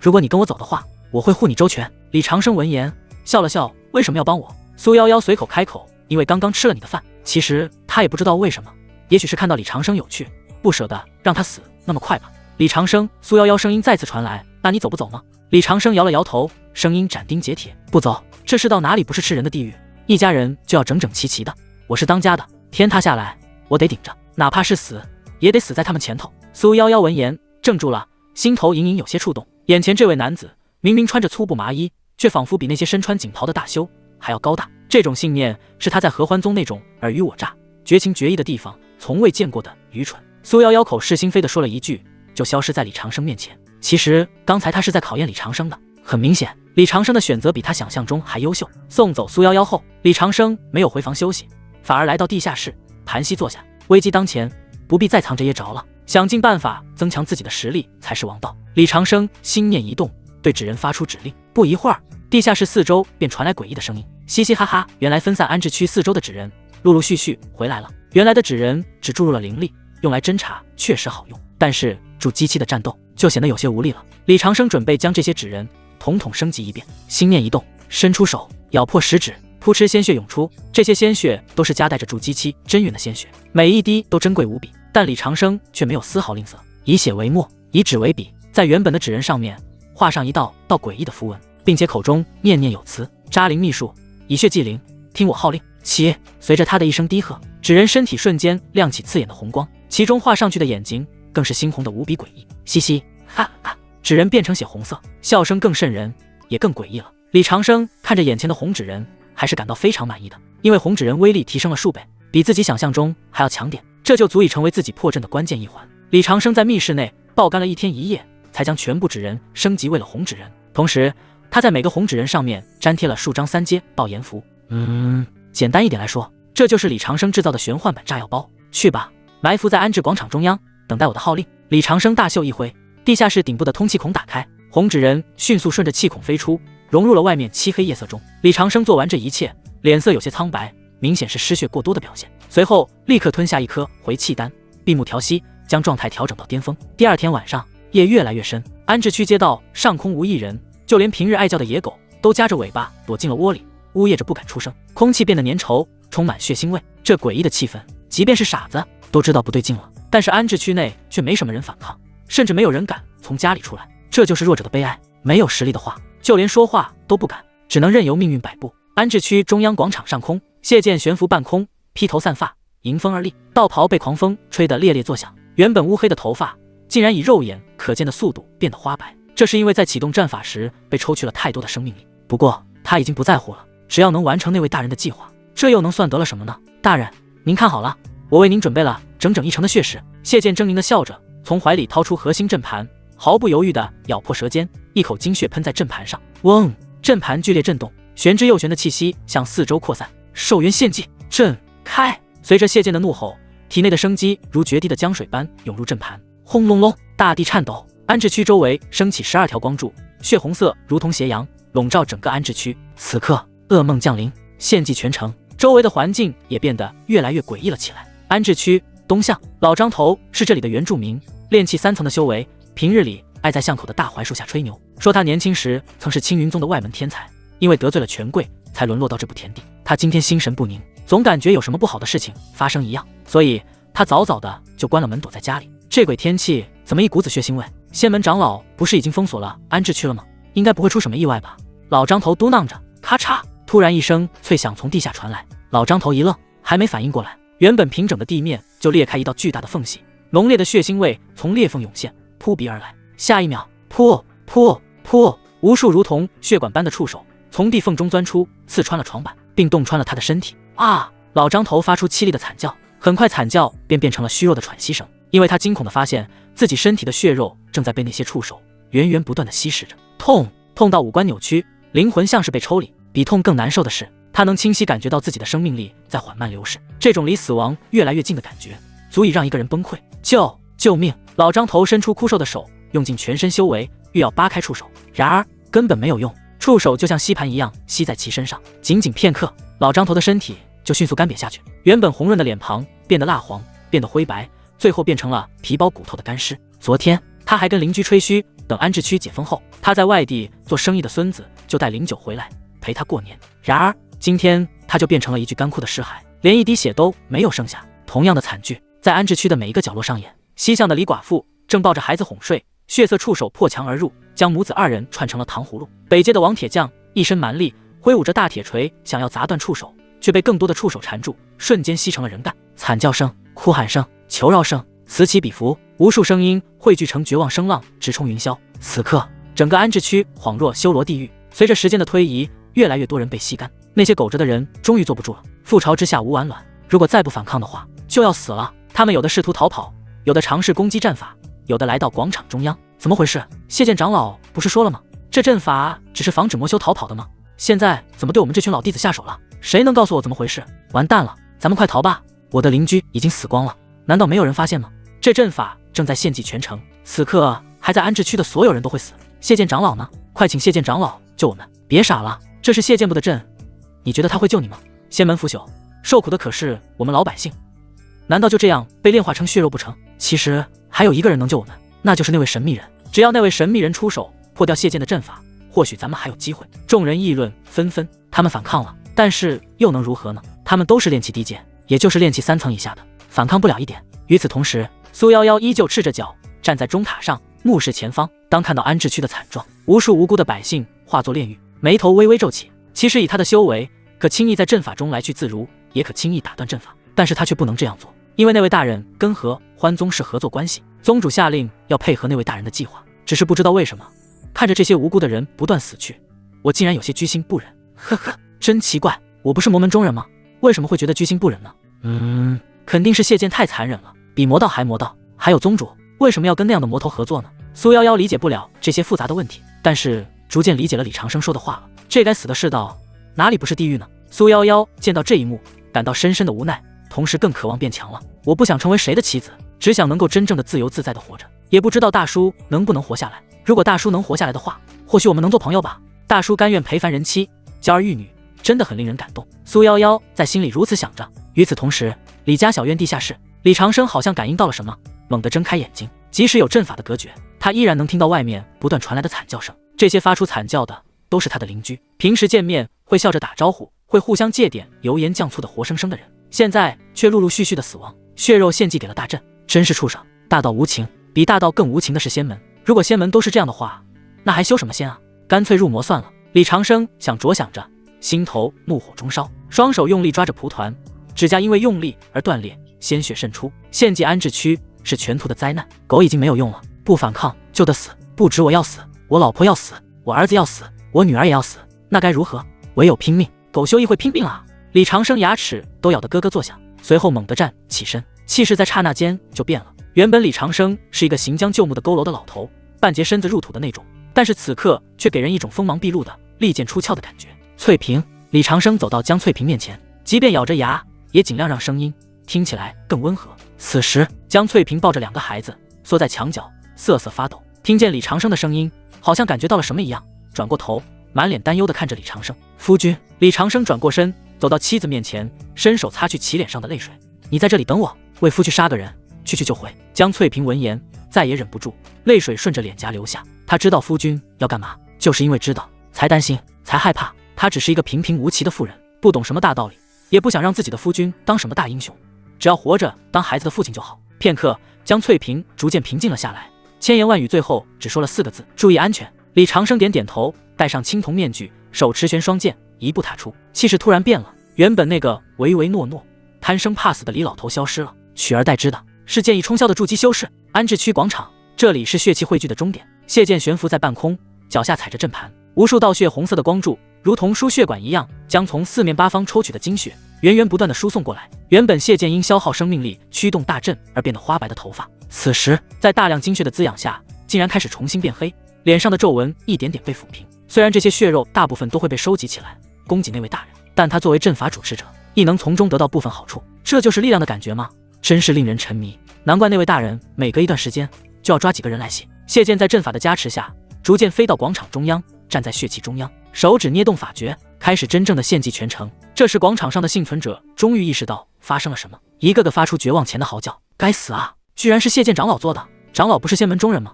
怎么竟做魔门的事呢？枉我们那么信任你，没想到你封闭安置区的目的竟然是献祭全城。我诅咒你不得好死。妈的，垃圾仙门，来世再也不相信仙门了。谁来帮我做主啊？虽然所有人都很愤怒，但是他们也没有办法反抗。炼气低阶在筑基面前就是蝼蚁一样，根本没有反抗的能力。死亡将至，众生相也变得越来越丑陋，各种各样的人性弱点都暴露出来。谢剑对下方的声音置若罔闻，他在青云宗也留了后手。此时根本不会有人来救援，叫吧，大声的叫吧，你们叫的越大声，我就越兴奋。只要完成了大人的计划，这一点牺牲又能算得了什么？就在这时，忽然一道暴喝在众人耳边炸响。光天化日之下，仙门长老竟然做着如此邪道勾当，当真不怕让天下人耻笑吗？谢剑猛地睁开眼，只见一道青色的流光逆流而上，撕裂了漫天血雾，出现在了其面前。你就是安置区隐藏那位筑基，你终于肯出来了。谢剑看到眼前戴着青铜面具的男子，不禁反喜。他等这一刻很久了。他筑基巅峰，再加上有大阵的加持，还怕杀不了这个老鼠？退一步来说，即便他不敌，也有合欢宗圣女苏夭夭压阵，这可是板上钉钉的事情。广场上还活着的修士见到神秘筑基终于出手了，全都喜大普奔，高兴地跳起来。高手，求求了，杀了谢剑，还安置区安宁。谢剑不得好死，赶紧替天行道吧。谢剑死有余辜，快杀了他，否则的话，整个安置区的人都得死。听着耳边的声音，谢剑更愤怒，双手向下一压，率先出手，血煞鬼影出，吼吼吼！随着他的动作，那原本流淌在地上的血水突然剧烈翻滚起来，化成一只只面目狰狞的恶鬼。这些恶鬼没有理智，只有对生灵的渴望，成百上千只血鬼铺天盖地地向李长生扑去。李长生面对谢剑的攻击，面具下的双眼依旧平静。傻子才和你在阵法下斗法。李长生吐槽一声，随后轻轻抬起了左手，食指和中指之间夹着一张红色的小纸人，手腕一抖，红纸人就迅速燃烧起来。紧接着，嘻嘻哈哈，一阵阵诡异的孩童笑声在四面八方响起。谢剑一愣，这是什么东西？什么法术？还没等他反应过来，安置区的各个阴暗角落、屋顶、墙角，甚至是那些血色触手的缝隙里，突然就钻出了无数红纸人。他们动作快若闪电，无视了邪鬼的纠缠，直奔阵法的节点。阵法节点是由12根支撑大阵血色光柱组成的，乃是血煞引魂阵的根基。只要毁了他们，大阵自破。李长生的目标很明确，就是先毁了大阵再说。先毁了大阵，里面的人能逃跑，让外面的人能发现安置区的情况，无疑有更多的机会。谢剑看着眼前这一幕，好像意识到了什么，顿时大惊失色。不好，拦住他们！然而红纸人没有气血，阵法感应不到，再加上体型小，速度快，根本防不住，几乎瞬间大步分红纸人就钻进了阵法节点里面。李长生看着所有纸人已就位，淡淡一笑，嘴唇轻启，吐出了一个字：爆。下一秒，轰轰轰，连环爆炸声响起，其威力之大，就连安置区地面都不断震动。那12根粗大的血色光柱根部，也就是阵法节点，处于爆炸中心，几乎瞬间就被炸碎了。这里可是阵法薄弱点啊，根本经不起炸。不，谢剑看着阵法节点被炸毁，整个人发出充满绝望的歇斯底里的嚎叫。然而下一秒，感到嘴角一甜，禁不住一口鲜血喷出，其中甚至夹杂着破碎的内脏块。半空中洒落漫天血雨，阵法与心神相连，阵法被破，谢剑也遭到了恐怖的反噬。破！谢剑精神瞬间萎靡，在空中摇摇欲坠，差点一头栽下去。广场上幸存的修士见阵法已破，甚是高兴，有的人四散逃命，有的人继续留在原地观战，甚至还有的人跑去青云宗举报了。快跑啊！阵法已破，这是逃跑的最好机会。逃跑什么？我还想看着神秘筑基砍下谢剑的狗头。对，我也不跑，已经有人向青云宗举报了，咱们就在这里等一个公道就行了。青云宗肯定会派高层来处理的。今日若我冷眼旁观，他日亦无人为我摇旗呐喊。今天我做出了一个违背祖宗的决定，要留下来跟神秘筑基共存亡。谢剑看到有人去青云宗举报了，又气得一口鲜血喷出。的确如众人所说的，现在阵法已破，他的确大势已去，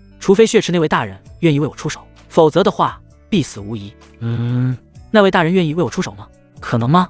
不可能，因为那位大人也见不得光啊。谢剑想着想着，心头就越发绝望。李长生眼中金光爆闪，敏锐地抓住谢剑的精神破绽，没有任何花里胡哨的，玄双剑出鞘，用尽全力一剑劈出，铮！一道长达10丈的璀璨剑气，仿佛9天银河倾泻而下，带着冰封万里的寒意，狠狠斩向谢剑的头颅。死吧！谢剑毕竟是老牌筑基，虽然身受重伤，但战斗本能还在。生死关头，猛然咬碎舌尖，强行燃烧精血，使用了防御神通，在其面前击出一面盾牌。当一声金铁交鸣的巨响，剑气与盾牌狠狠撞击在一起，恐怖的冲击波将周围的血雾瞬间震散。咔嚓，盾牌如同蛛丝网般应声而裂。谢剑遭到反噬，再次一口鲜血喷出，身体如同被炮弹击中般被砸进下方的废墟之中。轰隆，烟尘四起，广场中心被砸出了一个大坑。李长生悬停在坑边，胸口微微起伏。刚才那一剑用了全力，消耗有点大，不过他也不敢放松，因为谢剑这种人，只要没死透，就还有反杀的机会，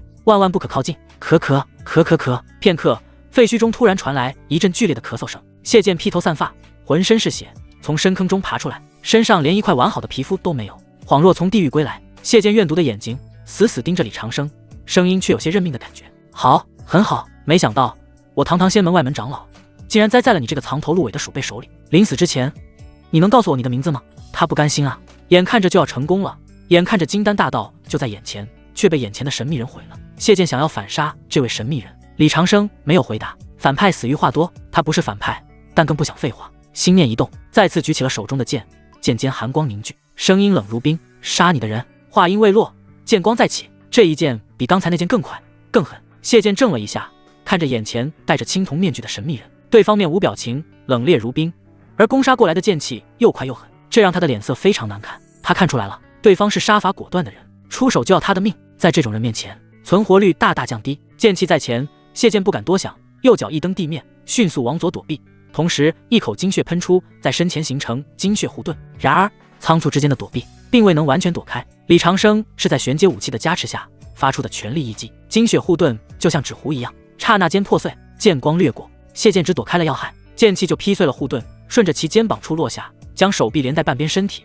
都被齐根斩断，鲜血喷涌，剧烈的疼痛让谢剑五官扭曲。啊！恐怖的惨叫声传遍了整个安置区，但是却没有人同情谢剑，甚至还有几个大胆的老修原地鼓起掌，拍手称好，杀了他！这种比魔道还魔道的人就该死！青铜修士，快杀了他！谢剑感到右边肩膀以及手都没有了，空荡荡的，鲜血流失，让其逐渐绝望，真的会死的，根本打不过青铜修士。双腿一软，跪倒在碎石堆上，道友，别杀我，我愿意献出所有积蓄，发下心魔大誓，给道友当牛当马。谢剑涕泪横流，脑袋磕在地上，砰砰作响，鲜血染红地面，卑微至极。千万别放过他，这就是一个恶魔，炼化全城的事情都做得出来，你可千万别相信他的鬼话。是啊，必须杀死谢剑，就当是为民除害了，别被蛊惑了，快杀了他！民意汹涌，杀谢剑乃是天命所归。李长生面具下的双眼冰冷坚毅，不为所动。呵呵，为了活命，连做牛做马都愿意了吗？真是能屈能伸啊！不过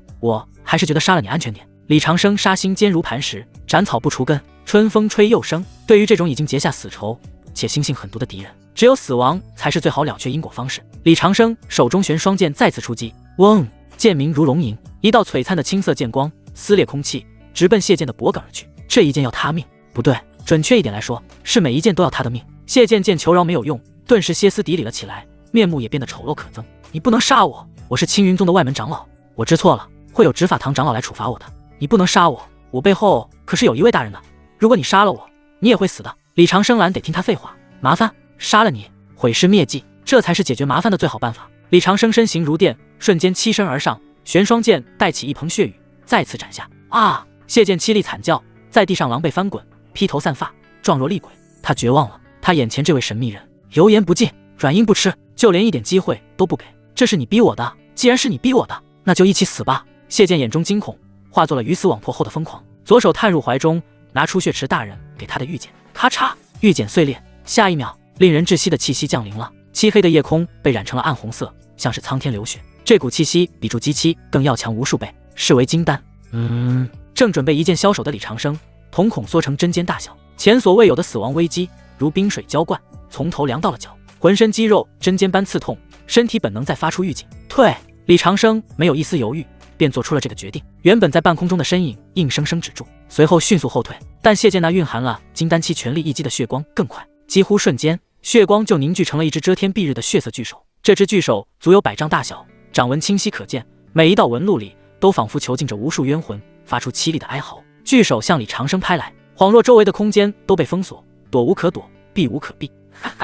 死吧！这是血池大人的化血神掌，金丹之下，触之必死。废墟中，谢剑一边吐血，一边发出癫狂笑声。虽然大人的计划失败，他是活不成了，但是能拉一个垫背也挺好的。李长生动作越来越艰难，像是陷进了泥潭，连抬起手指都很吃力，体内灵力运转也被压制。金丹期的力量足以对筑基期造成降维打击，一般筑基都是直接被秒杀的，不会有任何意外。但是很可惜，李长生不是一般修士。与此同时，不远处苏夭夭立于塔顶，赤足观战，却没有人发现他的存在，可想而知他到底有多强大。苏夭夭目视前方，手中还在把玩着铃铛。当看到谢剑使出底牌时，脸上的魅意消失了，满脸惊骇。金丹期全力一击，谢剑居然有如此底牌，难不成是那位大人给他的法宝？这应该是那位大人给的底牌吧？即便隔着老远，也能闻到这种血煞气息。苏夭夭心念一声，自言自语，随后好像想到了什么，暗道一声不好，带着浓浓的惋惜。等等，糟了，那大叔不是危险了？苏夭夭不认为李长生可以活下来。金丹之下，皆为蝼蚁，这不是空话。即便是他面对金丹期的全力一击，也感到棘手。那位大叔心性狠辣，杀伐果断，是做魔修的好苗子。可惜了，原本我还想着，若是大叔能活下来，就将其拉进合欢宗当我的面首的。现在看来那位大叔命不好。苏夭夭轻叹一声，准备转身离去。安置区的事情基本落幕，大叔死，血池大人计划失败，青云宗高层接手这件事，谢剑很大可能被当成替死鬼，大概结果就是这样。血池大人看到计划失败了，应该很生气吧？但是又跟我有什么关系呢？我只是一个不想当任何人妻子的普通人。苏夭夭喃喃一声，转身刹那，好像忽然感觉到了什么不可思议的事情一样，脚步一顿，猛地回头，满脸难以置信。这是大叔也爆发了，没想到这位大叔也能爆出如此程度的底牌，我真的是小看大叔了呀！李长生心念一动，只能开始拼命了。谢剑的底牌很强，但是我的也不差。燃烧寿元神通，狗道长青，狗道长青能燃烧寿元，增强战斗力，燃烧10年寿命，能增加1倍战斗力，最高燃烧100年寿命，增加10倍战斗力。当然只是短暂的爆种，但是对付同样使用底牌的谢剑足够了。随着神通的发动，李长生体内的气血瞬间被点燃，整整100年寿元在顷刻之间被燃烧殆尽，换成恐怖的战斗力。此时李长生皮肤失去光泽，原本就老的身体变得更加佝偻，原本因为素颜而变黑的头发也重新变得白发苍苍。他生了2个孩子，寿命增加了很多，如果没有意外的话，他还能活命111年。现在直接燃烧了100年寿命，便只剩下11年阳寿，代价非常大，但换来的力量也是非常恐怖的。顷刻之间，李长生气息开始不断攀升，筑基初期、筑基后期假丹金丹，李长生短暂获得了金丹期修为。面对血手的攻击，反手一握，嗡，玄霜剑激昂，响彻天地。原本寒气森森的玄霜剑，此刻竟然蒙上了淡淡的金光，那是无坚不摧的庚金之气，在神通的加持下，向血手狠狠劈出。给我破！李长生声如咆哮，杀意纵横，都想我死，狗修也会拼命啊！而且你永远也不会知道狗修到底隐藏了多少底牌。下一秒，璀璨的剑光与血手撞击在一起，时间仿佛静止，紧接着传来一阵巨响，刺目的金光将黑暗照得亮如白昼，剑气带着庚金，无坚不摧，仅仅被血手阻隔了一瞬，就劈开了血手，落在谢剑身上，并且2股力量碰撞的能量风暴席卷全场，将方圆100米的一切都化为齑粉。谢剑先是被剑气劈成2半，然后又被这恐怖的能量风暴撕成了碎片，真正的灰飞烟灭，就连灵魂都没能留下。与此同时，苏夭夭看着这一幕，美眸圆睁，小嘴微张，满脸难以置信。不可能，他看到了什么？他看到了大叔的剑光像切豆腐一样切开了金丹血手，将谢剑打得形神俱灭。麻的，那位大叔怎么做到的？居然将金丹之下皆为蝼蚁的定律都打破了。而且谢剑使用的是外物，大叔是自己爆种，两者有本质的不同。放眼整个天下，除了大叔之外，也没听说有人能掌握如此恐怖的神通啊！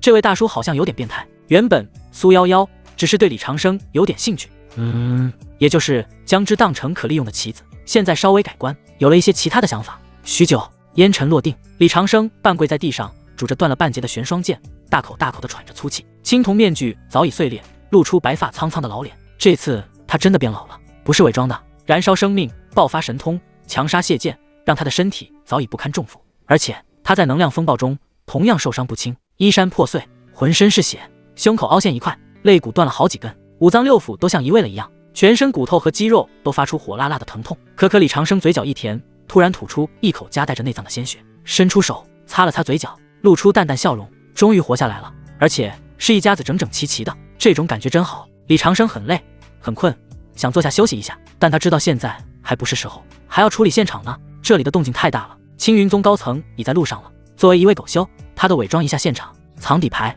藏神通，不惹事，不出风头，永远是他的行事准则。哦，对了，还有摸尸。李长生想到这里，嘴角微微一笑，神识往四周扫视一圈，经历了刚刚的大爆炸，周围的幸存者都跑得远远的了。能跑不远吗？不跑的人都被炸死了，这倒省了李长生一番功夫。李长生强忍着剧痛，爬进深坑，在灰烬中找到谢剑的储物袋，这可是外门长老的储物袋啊，我拿命换来的，希望有好东西，否则的话就亏大了。李长生用灵力包裹住储物袋，防止上面带有追踪手段什么的，然后将其收好，开始布置现场。虽然很多人目睹了战斗过程，但是这都是那位神秘筑基干的，关我李长生什么事？而且我也不需要做到事无巨细，没有漏洞，因为相对于青云宗高高在上的仙人来说，或许真相没有那么重要，他们只需要一个合理的由头对外解释罢了，或者说需要一块遮羞布。他现在做的就是给青云宗一个理由。李长生从空间戒指中取出从沈醉那里得到的魔道残片和合欢宗特有的法器碎片，随意的丢洒在战场周围，伪造成双方混战、魔门内讧的假象。这就是我给青云宗准备的剧本。谢剑与合欢宗火拼，同归于尽，这剧本完美。特么的，连我自己都不相信。不过这已经是他能想到的最好办法了。即便有漏洞也没有办法。李长生做完这一切，不再停留，他使用灵力施展神行符，潜入夜色之中，向着自家小院掠去。远处钟塔上，苏夭夭看着李长生离去的背影，眼神复杂。大叔，如此拙劣的栽赃陷害手段，这是在忽悠谁呢？骗鬼都不相信啊！战场上满是漏洞，而且还是栽赃给合欢宗。妈的，真当我这位圣女不存在对吧？苏夭夭咂了咂嘴，她的终极目标是自由自在的活着，不成为任何人的棋子。但是想达成这个目标很难，而且不是一个人可以完成的。长生路漫漫，走在人生路上，必须要有自己的队友。而这位大叔就非常符合要求，无论是脾性还是价值观，都值得结交。罢了，今天我苏夭夭就做出一个违背宗门的决定，我要投资那位大叔。希望我今天的选择没有错。苏夭夭赤足一点，身如同轻盈的红蝶，无声无息飘落深坑边缘，看着这片焦黑的废墟，感叹一声：啧啧，真是惨烈啊！苏夭夭感叹一声，这些光点仿佛有着自己的意识，精准地找到了李长生留下的破绽，如将李长生随意摆放的合欢宗法器碎片移动位置，伪装成被冲击波炸飞的模样，如将崭新的法器断口带上合欢宗和那位大人的血煞之气，如太多漏洞了。在苏夭夭的查漏补缺下，一个个漏洞被修复，逐渐变成完美伪装现场。半晌后，苏夭夭赤足站在深坑边沿上，想了想，又双手结印，口中念念有词，用合欢宗的气息笼罩李长生的剑气。合欢宗可没有用剑大修，这剑气会误事。苏夭夭做完之后，觉得再无破绽了，顿时转过头看了一眼李长生离开的方向。大叔，我已经拿出了我的诚意，希望你能活下去。这个吃人的世道，找个有趣的同路人，可比找顶路难多了。话音落下，红影一闪，苏夭夭的身影就彻底消失在夜色中，仿佛从来都没有出现过一样。青云宗高层马上就到了，即便是他也得暂避锋芒。那群虚伪的修仙者可是很高傲的，如果被现场抓包的话，恐怕没有什么好结果。苏夭夭离开后，半刻钟，天边划过几道长虹，遁光极快，且带着恐怖威压，撕裂了安置区上空的血色帷幕。几道身影御剑而来，落在广场之上，激起一片尘土。青云宗一共来了3人，皆是内门的人。为首的身穿青云宗内门长老道袍，须发皆白，面容威严，一举一动间散发着金丹期的恐怖威压。此人正是青云宗内门执法长老雷烈。雷烈身后跟着2名假丹期的执事。内门的阵容还是很变态的，外门筑基巅峰都少见，内门出手就是假丹期、金丹期，好重的血煞之气。雷烈刚一落地，眉头就拧在了一起，环顾四周，满地的断肢残壁以及被吸成干尸的凡人尸体。雷烈看着这一幕，怒火喷张，直冲眉头，眼前简直是修罗地狱啊！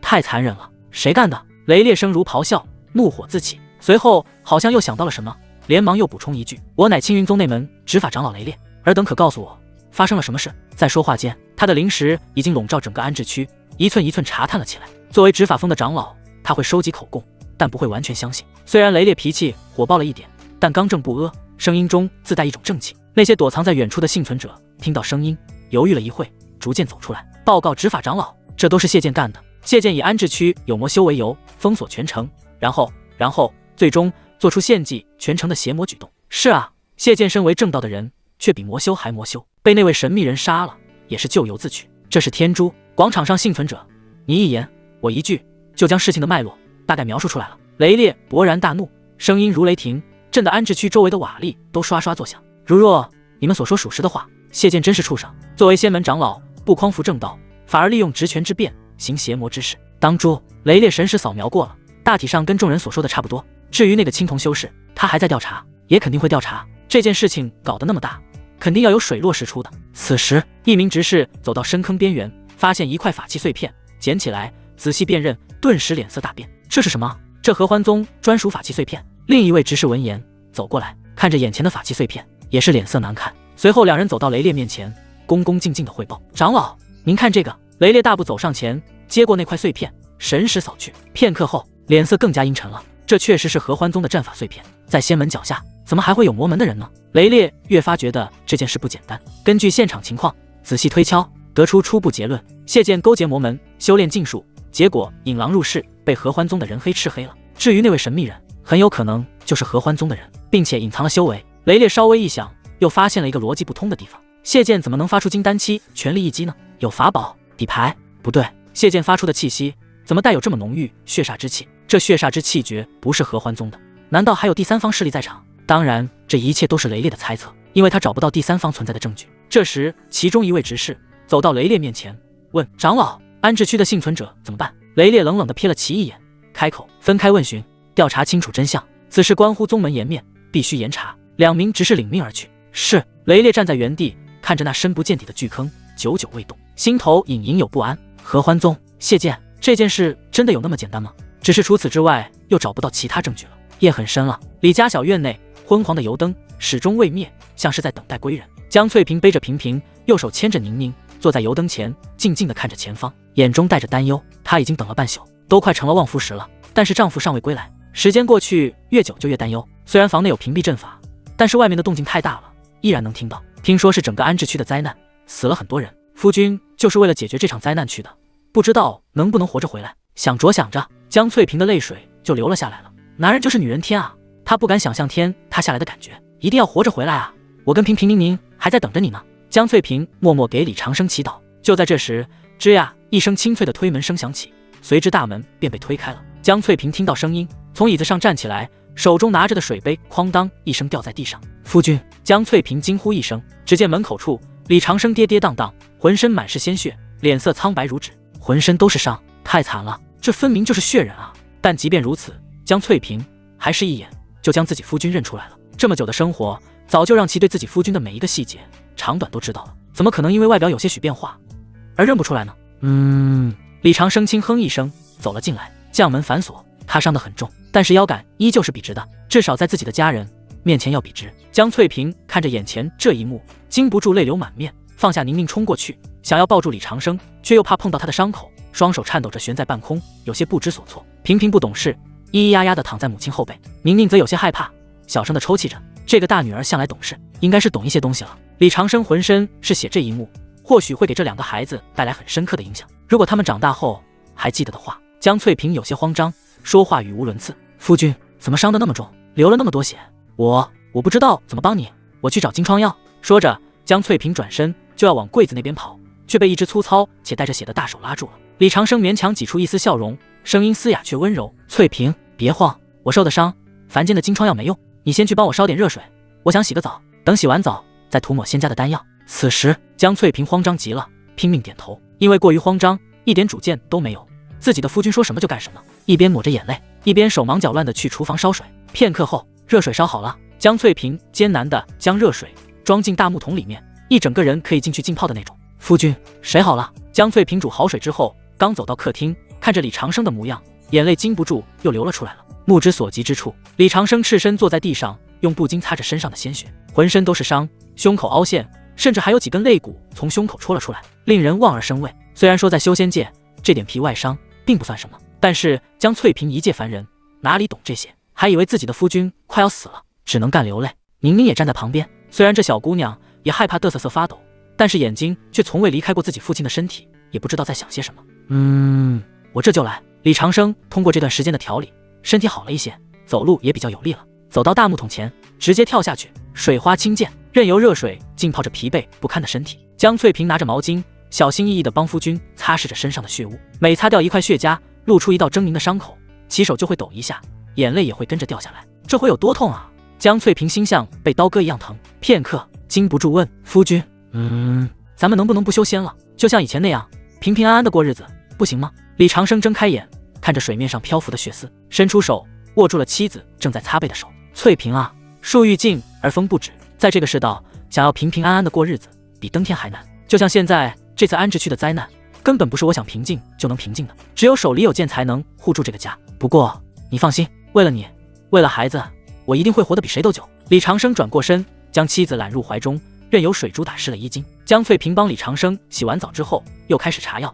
当然这是仙家的丹药，普通的凡俗丹药可不管用。李长生却半点都没有放松，虽然他回来了，但是青云门高层的人应该也到了，这件事情肯定会被彻查的，他得躲过后面的彻查，才能算真正的安全。这一夜，李家小院的灯火彻夜未熄，一家子5口人，没有一个睡觉的。李长生静静的疗伤，接骨头，争取在天亮之前恢复身体大部分功能。不过因为有妻儿在旁边陪伴，不用考虑危险什么的，这种感觉真的很安心。第二天天蒙蒙亮的时候，李长生就睁开眼睛了，因为他知道今天肯定会有人来盘查的，顿时屏蔽了妻儿，使用神通狗道长青伪装了起来，外貌体格都化成了那个行将就木的李老头，气质没变，甚至连身上的伤口也伪装了起来。狗道长青神通除了能够燃烧寿命爆种之外，还有一个功能就是隐藏自身，除非比自己高2个境界的人，否则的话根本不可能看穿。现在李长生是筑基期，也就是说，至少要元婴老怪才能看穿自己的伪装。在青云宗中，元婴老怪也没有多少个。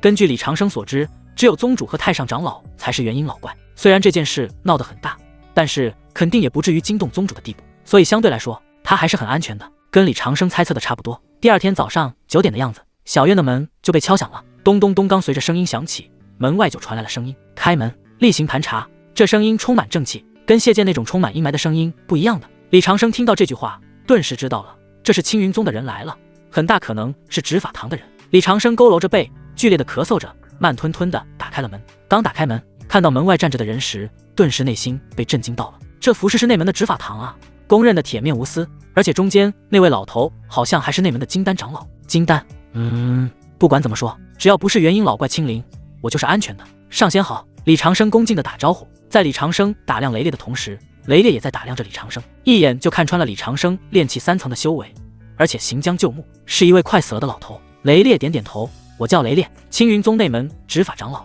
你不要害怕，昨天晚上发生的事情实在太大了，我只是例行问几句就离开。李长生点点头，颤颤巍巍，声音像是漏风。好的，雷长老，请跟我来。李长生说着，张开手，为3位内门人员引路。李长生的家，家徒四壁，曾经的伪装阵法都临时撤下去了。江翠萍背着儿子，抱着女儿，颤颤巍巍地坐在边沿。妇道人家是不允许上主座的。雷烈走进来之后，目光扫视了江翠萍一眼，随后落在其2个孩子身上。因为有7天玉佩，其同样看不出2个孩子的伪装。但是龙就是龙，凤就是凤，龙凤的气质天生就跟老鼠不一样，即便再怎么隐藏，有些东西也是不同的。此时，雷烈看到2个孩子，大大的眼睛，周围满是出尘的气息，就感到非常震惊。这2个孩子似乎很不错，如果不是宁宁和平平太小了，雷烈都想亲自为2人检测灵根了。外表拥有这么出尘气息的孩子，灵根肯定也不会差。片刻，雷烈收回目光，随意坐下，2位执事就开始例行盘问了起来。执事姓名：李长生。李长生。执事修为：李长生炼气3层。执事昨晚发生了什么？你在哪里？看到了什么？执事声音冷酷，面无表情，神识更是肆无忌惮地在李长生身上扫来扫去，仿佛要从其微表情判断是否说谎。李长生装作被吓坏的样子，身体瑟瑟发抖，眼神躲闪。回禀仙师，昨晚动静太大了，到处都在死人，老朽怕死，就躲在地窖里，用几张祖传的脸戏符封住了口子，一步都不敢出来，一直等到外面没动静了才爬出来。言外之意就是我什么都不知道。执事，所以你什么都不知道吗？李长生摇了摇头，不知道，一脸茫然。主打一问3不知。虽然修仙界有搜魂术什么的，但是青云宗可是名门正派，这件事闹大了，背后肯定很多人关注的，搜魂术这种邪术自然不会使用，所以李长生是安全的。只是李长生，紧接着执事又问了好几个关于昨晚的事情，李长生都以一问3不知的方法应付过去。执事没有得到任何有用的信息，眉头紧锁，又用神识在屋内查探了几次，都没有什么发现。再加上李长生一副半死不活、寿元将近的衰样，怎么看都不像是神秘青铜修士的样子，顿时准备撤退了。执事转过头，对着雷烈长老开口：“长老，问询已经结束了。”雷烈轻轻点头，随着雷烈的点头，就意味着这次问话结束了，真的一无所获。雷烈跟过来问的目的是判断问询者是否伪装，以及是否说真话的。雷烈都看不出破绽，那就真的看不出破绽了。这时雷烈则站起来，好像想到了什么，转过头，目光忽然落在江翠萍身上。不对，准确一点来说，是落在江翠萍旁边的2个孩子上。平平虎头虎脑，宁宁粉雕玉琢。虽然2个小孩年纪尚小，但眼睛灵动，隐隐透着一股灵气，一看就不像是凡人。刚刚涌现的想法再次涌现了起来，不知道为何，我竟然连续生了2次爱才之心，而且是对2位尚未测灵根的孩子。难道这就是冥冥中的缘分吗？这是你的孩子？李长生闻言，心头咯噔一下，该不会雷长老看出了什么吧？不应该啊！李长生心底有些慌，但表面依旧唯唯诺诺。是，这是老朽的一对儿女。雷烈走过去，伸手在平平的肩膀上捏了捏，眼中闪过一丝讶异。根骨不错，虽然还未测灵根，但体魄比一般孩子强很多。旋即又看向宁宁，摸了摸根骨，同样满意地点了点头。这女娃也不错，根骨没男娃强，但是透着灵气，也是个好苗子。雷烈自言自语，不知道为何越发对2个孩子喜爱了。刚开始，李长生看到雷烈动作时被吓了一跳，差点抱起，妈的，别动我的孩子啊！不过后面想到眼前这位可是执法堂金丹高手，即便自己拼尽所有都赢不了对方，顿时释然了。弱小就是原罪啊！这句话果然没错。片刻，李长生想了想，回答：承蒙长老看得起，那是他们的福气。哈哈，虽然这句话有点拍马屁的味道，但是说的真的令人很舒服。即便雷烈是执法堂长老，平时铁面无私，不苟言笑，此时也有点心花怒放的感觉。这2个孩子有点意思，再过几年到适龄测灵根的日子，可带上宗门，我为他们专门测试灵根，若灵根合格的话，可拜入我门下。2位执事闻言愣了一下，顿时满脸羡慕。特么的，不就是2位平平无奇的孩子吗？长老到底看上了这2个娃什么？居然一步内门了。这2个娃的福气真好。李长生闻言弯腰行礼，有点受宠若惊的感觉。特么，真的看得起我的孩子啊！直接被内门长老看上，一举成为内门弟子，这起点多高啊！很多外门弟子穷极一生都无法进入的内门，现在我的2个孩子就拥有入场券了。呵呵，我要拒绝吗？拒绝不了一点罢了。来日方长，将来将选择权交给2个孩子吧。我想那么多干嘛？李长生心念一声，紧接着开口：多谢长老，老朽一定铭记在心。等我的孩子适龄，如若灵根合格的话，还望长老多为我孩子费心。雷烈闻言点点头，不再多言，带着2位执事转身离开。他还要忙着去下一家问询呢，可没太多时间浪费在这里。李长生目送3人离开后，原本浑浊恐惧的目光变得清明。测灵根吗？看来未来6年，我还得为我2个孩子再做一手准备。灵根不能太强，也不能太弱，还要瞒过测试。有点难度。不过李长生作为父亲的，能做的就只有这么多了。有些事情是躲不开的，人是活的，肯定要走路的。不过走哪一条路可以选择，至于如何选择，那就看2位孩子了。如若他们想修仙，就送入修仙宗门；如果不想的话，那就把这一身天赋烂在肚子里面吧。平平无奇活到寿终正寝也挺好的。与此同时，青云宗内门蛇首峰后山血池，血池翻滚了一下，无尽血水凝聚出一道模糊的人形。该人形胸脯一股一股的，怒不可遏。刚刚得知计划失败，谢剑惨死，青云宗执法堂介入调查，顿时气炸了。废物，踏马地废物，全都是废物。合欢宗也是废物，真是一群成事不足败事有余的家伙。血池大人怒吼，爆粗骂人，其声音之大，震得洞穴瑟瑟发抖，血池巨浪翻滚，但声音却被阵法阻挡，无法传出外面分毫。他妈的，到底是谁破坏了我的计划？最好不要让我知道是谁，否则的话，让你后悔来到这个世上。血池大人怒极了，但是他现在又的确如苏夭夭所说的，他也是见不得光的人，不敢现身，甚至不敢离开这个洞穴罢了。虽然损失了谢剑，但好在本座藏得深，没暴露，这笔账以后再算。由鲜血构成的人形说完这句话之后，洞窟重新归于死寂。时光荏苒，对于凡人漫长的一生，在修仙者眼中不过是弹指一挥间。转眼6年过去了，雷烈大刀阔斧地彻查了，虽然觉得事情不对劲，但没有其他证据支持他继续调查了，只能根据现有的线索将调查报告提交上去了。其实跟李长生猜测的差不多，在正道门派中，很多都是道貌岸然的，有时候真相真的没有那么重要，他们只需要一个合理的能够对外解释，能够保持住颜面的调查报告而已。这6年，安置区恢复了往日的平静，倒塌的房屋重建了，死去的邻居被遗忘了，新的优化者搬了进来，旧的故事成了茶余饭后。人们只记得当年有个谢长老发了疯，被魔门高手杀了，至于那位神秘青铜修士，谁也不知道是谁，甚至不知道是否真实存在，已经成了一个传说。现在安置区的老道们的谈论的话题已经变成了谁家的孩子检测出灵根，谁家的孩子被招进仙门，像极了前世高考后在炫耀自己孩子的父母。但这就是安置区这些老头平凡的一生啊。这6年，李长生一直如芒在背，战战兢兢，努力修炼，然而修为却毫无寸进。他资质太差了，修炼根本没有用，但是他又不能不修炼，因为只有修炼才能让他心安。这6年来，每天夜里他都会重复做一个梦，梦到谢剑口中那位大人追杀自己，他破坏了那位大人的计划，那位大人肯定不会善罢甘休的。现在之所以没事，是那位大人暂时无法脱身而已，这一份因果一直都还在。所以李长生拼了命修炼，同时也拼了命生孩子，每天都跟江翠萍夜夜笙歌。但是命运造化弄人，他跟江翠萍就像得到了生育隔离一样，连续6年都没有再怀过孩子，这让李长生很无奈。或许是因为我筑基了，让凡人怀上的几率降低了，李长生不知道，但是他知道自己该纳妾了。他的系统是家族兴旺系统，只有娶妻生子，多子多福才能变强，只是又不知道如何跟江翠萍开口，总感觉有些对不起江翠萍的感觉。糟糠之妻不可妾，一路陪伴走过来，他对江翠萍还是有很重的感情。此时李长生依旧像往常那样坐在小院的藤椅上，只是藤椅老了，咯吱咯吱响，庭院的老槐树也长高了一截，枝繁叶茂。不过李长生的容颜倒是没有任何变化，仿佛这6年岁月没有在他身上留下任何痕迹一样。但是只有李长生才知道，他还有5年可以活了，再不纳妾的话就得死了。李长生很紧迫。这时江翠萍穿着碎花裙走过来了，从青涩少女到成熟的妇人，这女人越发有魅力了。但是因为日夜操劳的原因，江翠萍已经肉眼可见的老了很多。夫君，你在想什么？江翠萍搬来一张藤椅，坐在李长生旁边。没想啥。李长生摇了摇头，总不能说我想纳妾吧，可江翠萍又想瞒我知道你有心事。李长生随口应付，好吧，真是什么都瞒不过你。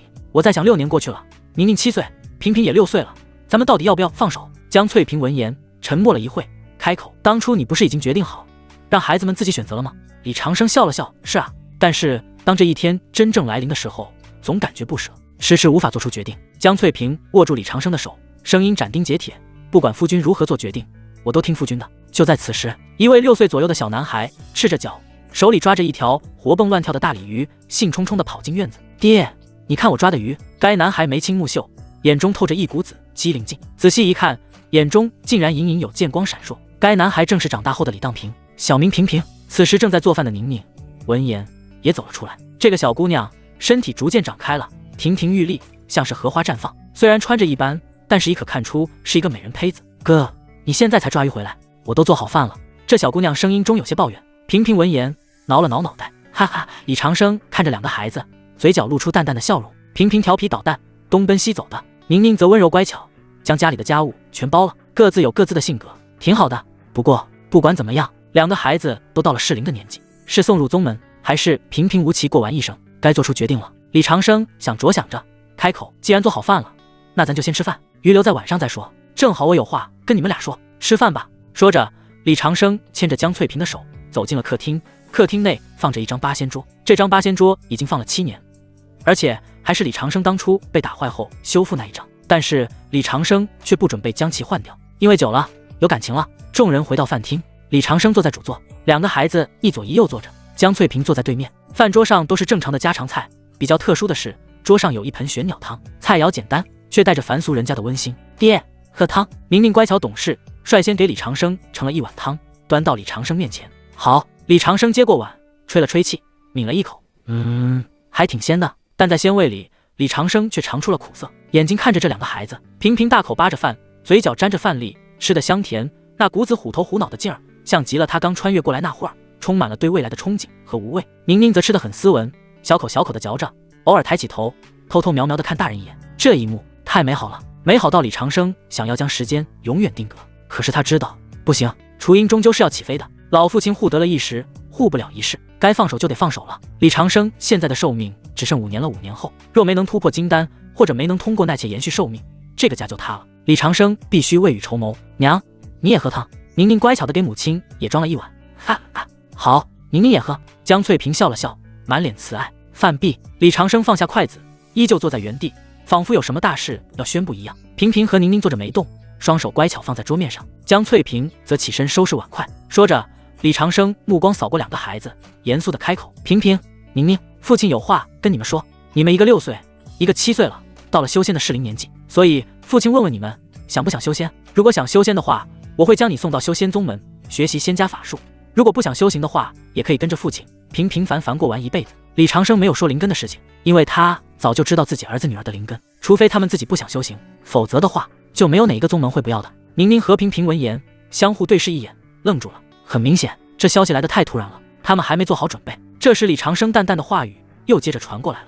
不过父亲要告诉你们，修仙并没有想象中那么美好，话本里说的御剑成风、长生不老都是骗人的，真实的修仙界是吃人的。为了抢夺一株灵草，兄弟可以反目；为了争夺一本秘籍，父子可以相残。就像6年前那场灾难，那么多无辜的人说死就死了，连个全尸都留不下。一旦踏上这条路，就意味着你们要把脑袋别在裤腰带上过日子，随时可能死，万劫不复。李长生故意将修仙界的残酷说出来，他不想误导孩子，要让孩子们懂得敬畏，要不然在外面闯了灾祸又带回家，那还得了。萍萍闻言脸色发白，双手下意识地抓住了衣角。宁宁也是抿着嘴唇。此时江翠萍洗完碗，擦着手走了进来，站在李长生身后，支持自己夫君的一切决定。良久，李长生叹了口气，语气缓和下来。当然，修仙也有好处，修仙可以拥有力量，拥有力量就可以掌握自己的命运。就像当年若爹是个凡人，咱们一家早就死在那场灾难里了。所以凡事都有利有弊，只要你们不将灾祸带回家里就行，路在你们脚下，就看你们如何选择了。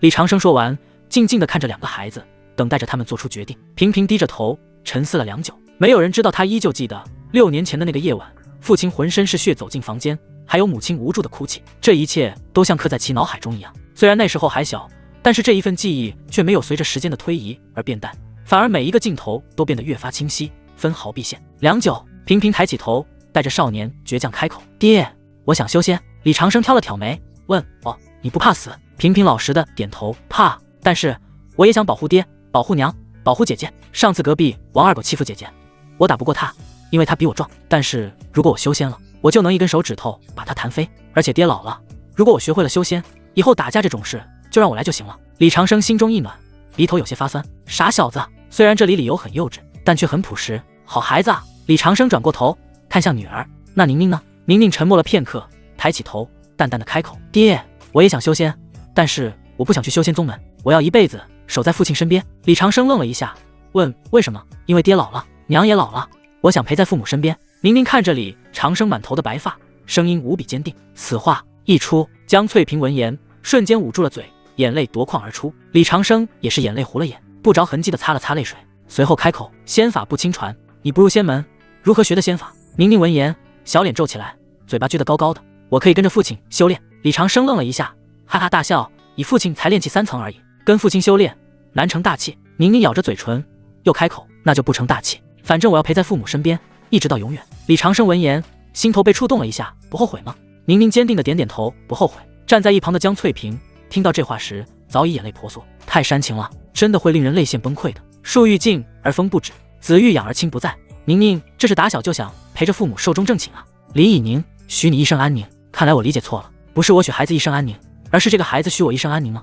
呵呵。李长生双手拇指交替转动，片刻之后做出了决定，看着两个孩子开口：好的，既然你们做出了选择，那就这样吧，路是你们选的，无论以后如何都不能后悔。宁宁和平平闻言异口同声的开口：不后悔。李长生闻言笑了笑，两个孩子选择了2条不同的路，但都是好孩子啊。现在他唯一担心的便是2个孩子的安全了。慈母手中线，临行密密缝。想了想，随后开口：平平、宁宁、李当平，爹爹；李以宁，爹爹，我在。李长生开口问：修仙最重要的是什么吗？李以宁摇了摇头，脑壳子没想明白。李当平想了想开口：爹爹，我认为修仙最重要的是努力，修炼如逆水行舟，不进则退。李长生摇了摇头。李当平虚心问：那修仙最重要的是什么？李长生：刚刚父亲跟你说过，修仙界是会吃人的，如果不能保证自己活着，那努力又有什么意义？李当平：所以修仙最重要的是活着。李长生点点头，没错，修仙不在于争狠斗勇，活着乃是最重要的。藏底牌，藏神通，凡事不争第一，也不要做最后，风头让别人去出，好处咱们偷偷拿，咱们要做那个最不起眼却活得最久的人。听明白了吗？平平和宁宁似懂非懂地点了点头，听明白了。李长生闻言松了一口气，这是父亲给你们上的1节课，希望你们好好记住。李当平和李以宁齐声开口：好的，爹爹，我们记住了。夜深了，宁宁和平平睡不着，李长生和江翠萍也睡不着。李长生躺在床上，江翠萍侧着身子，小手搭在李长生的胸口，感受着丈夫有力的心跳。江翠萍：夫君。李长生：江翠萍，你是不是有什么事瞒着我？李长生闻言眼睛躲闪，不是已经告诉你了吗？关于2个孩子的。江翠萍：我问的不是这个。李长生摇了摇头：那就没有了。江翠萍打断李长生的话：你有。李长生这时江翠萍淡淡的声音又传过来了：你也别想瞒我，我们当夫妻那么多年了，你眨个眼睛我就知道你在想什么，你撅起屁股我就知道你要放屁。这2年你总是半夜惊醒，然后不断折腾我，好像特别想要孩子。说着说着，江翠萍的声音越来越低，嘴唇带着一丝颤抖，最后仿佛用尽全身力气才问出了一句：是不是因为我生不出孩子，想纳妾了？李长生闻言沉默了。是啊，真懂我，虽然我什么都没有说，你却能一言猜中。但被江翠萍猜中了之后，李长生却越发不知道该如何开口了。人生短短几个秋，纳妾对于修仙者来说真的算不了什么，因为修仙者能够活很久很久，修仙者的须臾之间或许已经是凡人的一辈子。自己真的要纳妾吗？必须纳妾。江翠萍见李长生沉默，顿时肯定了心头的想法，爬过来压在李长生胸膛，纤纤玉手在不停地画圈圈。我就知道被我猜对了，对不对？李长生想了想，没有否认，他是必须纳妾的，要不然就只能等死了，所以还是要跟江翠萍好好谈一谈，争取得到正妻的谅解。如果不谅解怎么办？不谅解的话就不谅解吧，我愿意背负黑暗，被误解的活着。当然我也绝对不是贪图那些女修的身子，我只想发展家族啊。李长生一想到这里叹了口气，翻过身看着妻子的眼睛，正准备如实开口，江翠萍的声音就率先一步传过来了：夫君，既然你想纳妾，为什么不早点说呢？如果你早点说的话，早就纳妾成功了。说着说着，江翠萍忽然感到无比愧疚。是啊，夫君没说，但我为什么没想到呢？夫君是高高在上的修仙者，本该妻妾成群，家族昌盛，可为了自己守了这么多年，足够了。而自己呢，整整6年肚子一点动静都没有，不仅没能让李家开枝散叶，反而让夫君因为香火问题整夜睡不着觉，自己这个正妻太失职了。你不反对？李长生惊喜地问。我为什么要反对呢？江翠萍反问。李长生撑起上半身，借着窗外透进来的月光，仔细端详着江翠萍的脸。江翠萍眼睛亮晶晶的，很认真，连一丝勉强都没有。翠萍，那我真的去纳妾了，不许反悔。江翠萍看着夫君这副小心翼翼的模样，有些心痛，却忍不住笑出了声，伸手点了一下其额头。扑哧，傻样，我反悔干啥？不让你内妾，难道眼睁睁看着李家断了香火，还是看着你整夜的叹气？说着，江翠萍声音越来越认真。夫君，虽然你一直窝在这个小院子里，陪着我过这种粗茶淡饭的日子，但我知道你是修仙者，有大抱负的。其实纳妾这种小事情，你自己决定就行了，不用问我的。隔壁的苏员外不过是个有点臭钱的凡人，家里都有3房1太太，外室还养了2个。你是修仙者呀，纳妾可不能比苏员外少。如果1个不够，就2个；如果2个不够，就3个。说到这里，江翠萍的声音低了一些，手指划过李长生已经花白的鬓角。反而是你，守着一个只会做饭洗衣的黄脸婆，从来没有嫌弃过我，也没有在外面乱搞。作为妻子，我已经很知足了。这6年，我肚子不争气，看着你每次完事后，看着我肚子那种期待又落空的眼神，我的心就像被刀割一样。我是李家的主母，为李家开枝散叶是我的本分。既然我生不出来了，那就找个能生的来。只要李家兴旺，只要你开心，我也就开心了。江翠萍有一句没一句的说着。其实没有女人会不想独占自己的夫君，但是她知道自己不能那么自私。江翠萍的话逻辑有点乱，却很真诚。即便是李长生这个活了2辈子的老狗逼，听了之后都有点鼻子发酸。得妻如此，夫复何求啊！李长生深吸一口气，重新躺下，将妻子紧紧地搂进怀里，像是搂着一个绝世珍宝一样。翠萍，你真好，谢谢你，我可以对天发誓，无论以后家里进多少人，有多少孩子，你都是我的正妻。萍萍和宁宁也永远是家里的长子长女，没有人能越过你们去。这是李长生对凡人妻许下最重的承诺。如若不是真爱的话，做不到这种程度的。毕竟每一个男人都喜欢18岁的小娇妻，一个女人不会永远18岁，但是永远会有18岁的女人。如果李长生不是寿命仅剩5年，他都想等江翠萍活到寿终正寝才考虑娶妻，这样就不会有那么一丝愧疚感。但是没办法呀，时不待我，再不纳妾，我就要死了。江翠萍靠在丈夫怀里，听着强有力的心跳和承诺，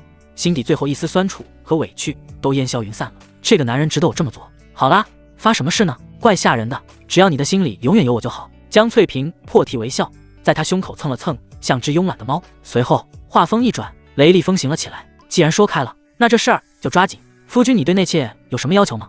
李长生愣了一下，纳妾要求？江翠萍翻身趴着，掰着手指头开始算计。对啊，是想要身段妖娆的，还是想要小家碧玉的？是要烦人家的清白姑娘，还是像你一样的女修士？李长生，你这转换的是不是太快了点？刚刚还在煽情呢，这就进入媒婆模式了。你真不怕自己的夫君被那些妖精勾走了呀？李长生吐槽一声。不过为了内妾兴旺家族，多子多福，李长生也只能认真思考这个问题了。身段妖娆，可虽说是个男人都喜欢，但若是太招摇，容易引来是非。女修士可以考虑，但是必须要臭味相投，还有背景要清清白白，要不然万一招进来个魔门卧底，或者某个老怪物的炉底，那自己这小家小户的分分钟被灭满门。凡人，纳妾凡人似乎是一个不错的选择，但是怀孕的几率低，无论怎么选都各有利有弊。李长生沉吟片刻，开口道：其实我不挑的，只要家世清白，好生养，没有因果纠葛都行。虽然李长生口上说的随便，但是心中总会有标准，只是没见到纳妾对象，不知道标准如何说。等看到对象的时候，肯定还会再挑选一次的。江翠萍闻言，若有所思的点点头。好，我明天就去找西街的王媒婆，一定要找个屁股大的，好生养，没有因果纠葛的女孩。听着妻子带着点醋意的声音，却又无比务实的碎碎念，李长生心中那块大石头终于落地了。只要纳了妾，生了娃，家族气运一涨，系统奖励到位，他李长生就能再向天借命。次日清晨，李长生第一个醒来，纳妾的事情决定了，念头通达，心情舒畅，就连灵力运转流畅了很多。果然，心态很重要，只要念头通达，修炼都能事半功倍。李长生心头喃喃一声，随后悄悄起身，没有惊动身边的妻子，走到院子老槐树下，深吸一口气，打养生拳。虽然动作缓慢，却蕴含着某种韵律。这是他这6年自创的龟息养生功，没啥杀伤力，主打一个延年益寿，固本培元。打完拳，浑身微微发热。这时厨房里面已经传来了宁宁干活的声音，真是个懂事的女儿，总是比大人起得早，而且还将家务包了。爹，早！宁宁端着一盆洗脸水出来，看到李长生，甜甜的叫了一声早。李长生看着女儿，眼睛复杂。昨晚宁宁说不想修仙，只想陪着爹娘。这份孝心令人很感动，但他也有些担忧。这丫头是以木灵体啊，天生的炼丹宗师苗子。若是因为不想离家就埋没了这份天赋，实在是暴殄天物。而且在吃人的修仙界，如果没有实力的话，哪怕是想做孝顺的女儿，都是一种奢望。宁宁看着爹的眼睛，爹最后问你一次，看着你弟进入仙门修炼成仙，你真的不后悔吗？如果后悔的话，我可以带你入修仙宗门，不一定是青云宗，其他以女修为主的宗门也可以。李长生蹲下身，视线与女儿平齐，声音很温柔。这是他第3次问这个问题了，也是最后一次。宁宁闻言，清澈的大眼睛里倒映着父亲苍老的面容，伸出小手帮父清理了理被风吹乱的鬓角白发。爹，我不后悔。宁宁声音稚嫩却斩钉截铁，随后又开口，我跟弟弟不一样，我只想永远留在爹爹身边。李长生闻言愣了一下，随后眼眶红了，他一把将女儿搂进怀里，用力抱了一下，感到眼睛湿湿的，然后迅速松开，站起身揉了揉眼，不想让孩子看到自己失态。好，每个人都有自己选择的路，既然选好了，就坚定不移地走下去。宁宁点点头，爹，我帮你洗脸。哈哈。李长生闻言干笑一声，倒也没有矫情，毕竟自己在宁宁面前已经是一位将近70岁行将就木的老头。洗完脸之后，平平和江翠萍就起来了，一家4口开始吃早餐。早餐也是宁宁做的，虽然简单，但是充满人间烟火的气息。吃完早餐后，李长生和江翠萍带着平平往青云宗赶。原本他将宁宁也带上的，即便不加入青云宗，去见识一下世面也好啊。但是后面想了想，为了安全起见，还是算了。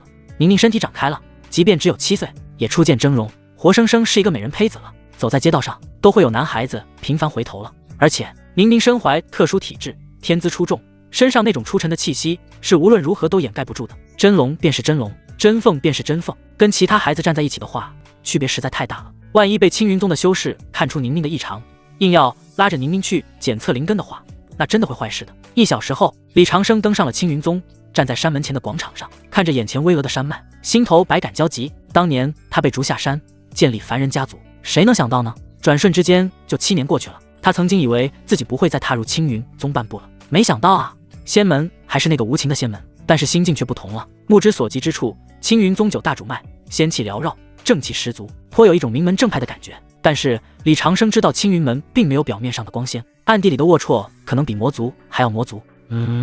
其实在某种程度上，仙和魔之间仅仅隔着一层遮羞布罢了。广场上人山人海，除了安置区的后代之外，也有其他凡人村落的后代来青云宗广场，为的就事求那一份仙缘。让一让，都让一让，别急啊，我家孩子鞋都被踩掉了。先是看这边，我儿子天生神力啊！李长生护着妻儿，像是一叶扁舟，在人海中穿行。因为来得晚，被挤在了最外围。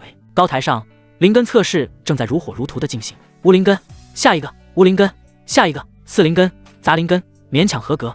外门杂役房欢迎你。负责测试灵根的执事声音冷漠：宗门无情啊，没有灵根，那就意味着没有价值，自然没有必要给他们好脸色。老李，你也来凑热闹啊！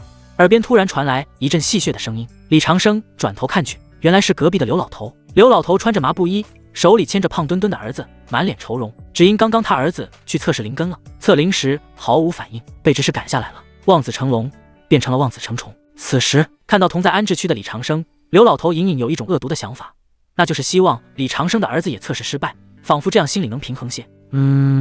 我带我儿子来试试，万一有灵根呢？李长生憨憨地回答。刘老头闻言摇了摇头，一副过来人的样子，劝告：听老哥一句劝，别抱太大希望，希望越大失望越大。咱们安置区风水不好，这都测了几百个了，就出了2个杂灵根。你家平平虽然机灵，但这灵根嘛，学周围几个邻居也跟着附和。是啊，老李，心态要放平，咱们这种人能活着就不错了，别想那些有的没的，万一测不出来，孩子得多受打击啊。虽然言语间无大恶，却充满了底层人物的酸涩和看衰。李长生脸上挂着谦卑的笑容，连连点头：是，老刘说的对，我就是带孩子来见见世面，成不成看命的。其实我也没抱有太大希望。李长生唯唯诺诺，毫无脾气，动作却一点都不慢，手牵着平平往中央挤去。他要想办法找到一个能让高台上的人一眼就能看到的角度。高台上，雷烈长老端坐在太师椅上，双目微闭，神情淡漠。其实对这种外门弟子的选拔，他没太大的兴趣。若不是为了给宗门补充新鲜血液，顺便震慑一下宵小，他根本不会来外门广场。等等，那是突然雷烈四世略有所感，眼皮微微一挑，感受到了一股熟悉的气息，猛地睁开眼，目光如电，穿过层层叠叠的人群，落在一个佝偻的老头身上。不对，确切地说，是落在那老头牵着的男孩身上。是他。雷烈认出了这位老头， 6年前那晚，他盘查过这老头，虽然这老头是废物，但这俩孩子灵气逼人，当时就产生了爱才之心。如今6年过去了，这孩子长开了，越发出沉和有灵气了，像是一块璞玉。只是那个老头叫什么名字呢？时间太远了，记不清了。雷烈犹豫了一会，忽然抬起手，指了指人群角落那边的那个，对，就是你，带孩子上来。声音不大，却清晰地传遍了全场。下一秒，喧闹的广场就安静下来，数千双眼睛顺着雷烈手指的方向看去，只见那里站着一位满头白发的老头，牵着一位干干净净的小男孩，像是带儿子来测试灵根的。旁边的刘老头听到这句话，眼珠子都快瞪出来了。老李，长老叫你。我的天，是不是你家平平犯事儿了？邻居们都吓了一跳，连忙远离了李长生父子，生怕被牵连。长老叫我。李长生装出受宠若惊又惶恐不安的样子，拉着平平恭恭敬敬的行礼。其实他使了一点小手段，要不然雷烈可没那么快注意到自己。雷烈不耐烦的摆摆手，带你儿子上来，本座亲自为你儿子测试。内门执法峰长老亲自为李长生的儿子测试灵根，有没有搞错？这是什么待遇？妈的，老李家真的是不知道走了什么狗屎运了。在羡慕嫉妒恨的目光中，李长生拉着平平一步步走上高台，虽然走得很慢，但是却走得很稳。李长生带着平平走到测灵碑前，松开平平的手，平平，去测试灵根吧，为父在这里等你。平平点了点头，他毕竟是个孩子，面对这种大场面还是有些脸色发白的。但随后想到自己的父亲还在旁边看着呢，顿时深呼吸一口气，迈腿向前。雷烈看着这个还没自己腿高的小家伙，脸上难得露出温和的笑容。小子，别怕，把手放上去，若是你的灵根合格，本座6年前说的话依旧算数。平平点点头，随后伸出手按在了冰凉的石碑上。嗡，这一刻时间仿佛静止，无数人目光都聚焦在测灵石碑上，他们想要看看这一位被雷长老直接点名的家伙到底有什么不同之处。下一秒，石碑亮了，金光如柱，冲天起，纯粹霸道锋利。那光芒顺着石碑刻度不断攀升，1成、3成、5成、7成、9成，最后光芒在9成9的位置稳稳停住。测灵碑恍若化作了金色的巨剑，散发着令人心悸的锐气。负责记录的执事看到眼前震惊的一幕，手中的笔啪嗒一声掉在地上。这单系极品灵根，精系极品灵根，这天赋真是百年难遇啊！广场上所有人都被平平的天资震惊麻了，这太变态了，开挂的吧？刘老头看着这一幕，张大了嘴巴，心底不是滋味，然后低下头看向自己的儿子，就是废物儿子，狗都不要。你说人与人之间的差别为什么那么大呢？隔壁的王大婶也满脸羡慕，这可是极品灵根，老李家祖坟冒青烟了呀！不，这是祖坟炸了呀！要不怎么会生出一个如此妖孽的儿子？雷烈看着眼前刺目的金光，猛地站起身，目光炽热，呼吸急促，原本波澜不惊的面孔把持不住了，一步来到平平面前。好一个精细极品灵根，而且这精气之中居然还蕴含着一丝天生的剑意，剑修的好苗子！雷烈激动的胡子都微微发抖。青云宗虽然是大宗门，但极品灵根这种天才也是百年难遇，而且平平还是攻击力最强的精细，捡到宝了呀！雷烈仰天大笑，笑声如雷。你叫什么名字？回仙师，我叫李荡平。平平回答。荡平，剑出，荡平，天下，好名字。雷烈对平平的名字满意的点点头。这是我父亲起的。平平想了想开口，因为提到自己父亲的原因，有些骄傲。你可愿当本座的弟子？雷烈问。此话一出，众人愣住了。李老头的孩子居然被内门执法峰长老亲自收为关门弟子，这好羡慕啊！这种好事我怎么没有遇上呢？有点想到了李老头，怎么办呢？江翠萍紧紧抓住李长生的手，开心的已泪流满面。唯有李长生不为所动，因为他早就知道平平的灵根了，内心并无波澜。不过在这时候，李长生也不能小人得志，必须演好老父亲的角色。李长生恭敬地拱了拱手，多谢长老，大恩大德，我李家没齿难忘。说着伸出手戳了戳平平的肩膀，平平还不赶紧过来给师傅磕头。平平也很听话，当即跪下磕了3个响头，徒儿拜见师傅。好徒儿。雷烈心情大好，亲自将平平扶了起来，随后目光看向李长生，眼中多了一丝赞赏，当然也有一丝怜悯。赞赏的是李长生生了麒麟，怜悯的是李长生老了，活不久了，甚至看不到自己儿子成大器了。你教子有方，为宗门输送了如此良才，此乃功劳。说吧，你想要什么奖励，尽管开口。雷烈很高兴，心情大好，因此十分大方，要不然也不会许下那么重的诺言了。甚至他还想为那位老头的女儿检测一下灵根，可是目光转了一圈，都没有看到那位水灵的姑娘。众人听到这话，竖起了耳朵，满脸羡慕。这老头一步登天了呀！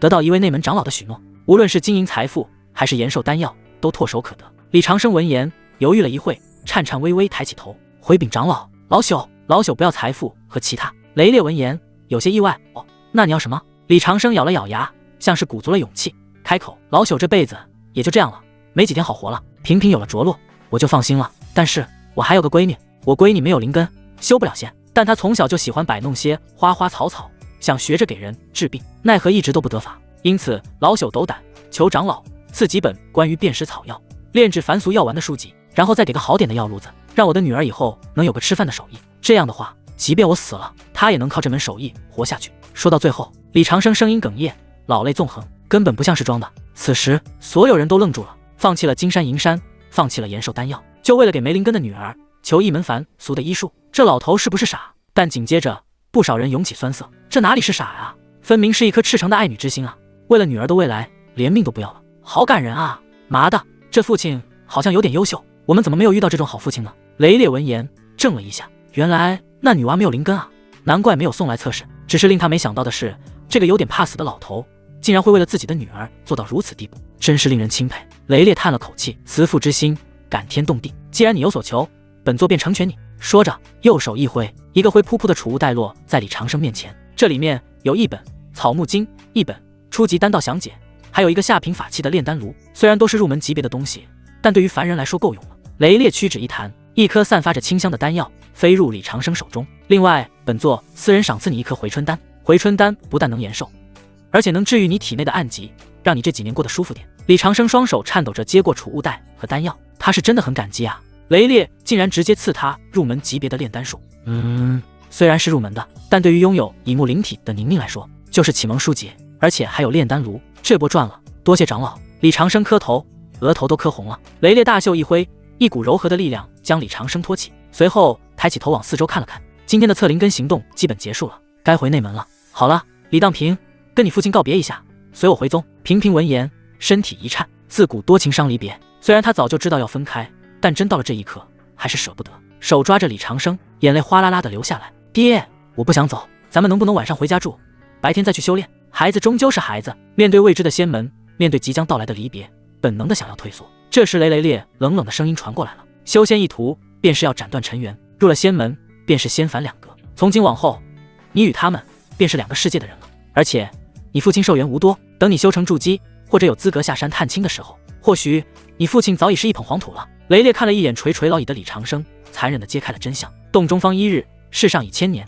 多少人一入仙门深似海，再回首已是100年深，这就是修仙界的残酷。听到这话，平平有些崩溃，怎么会这样？我爹才不会死，我爹会永远活着。平平哭喊着，转身就要往台下跑。雷烈眉头一皱，本想将其抓回来的，但是随后好像想到了什么，就没有多说什么了。或许这是他们父子最后一次见面了吧，这就让这孩子任性一下吧。只是以后得多多引导平平斩断凡缘。看着哭成泪人的儿子，李长生心如刀绞，但他知道必须要狠下心来，这时候心软就是害了孩子。李长生走上前，伸出粗糙的大手捧住儿子的脸，帮其擦去眼泪。平平，不许哭，把眼泪憋回去。李长生厉声喝道。平平被吓住了，抽噎着看着父亲。李长生看着儿子的眼睛，一字一句地说道：爹还没死呢，哭什么丧？记住爹的话，你是男子汉，是李家的顶梁柱，既然选了这条路，就算是跪着也要走完。爹和你娘还有宁宁都在家等着你。说到这里，李长生凑到儿子耳边，用只有2个人能听到的声音轻声说道：别听那老头瞎说，爹死不了，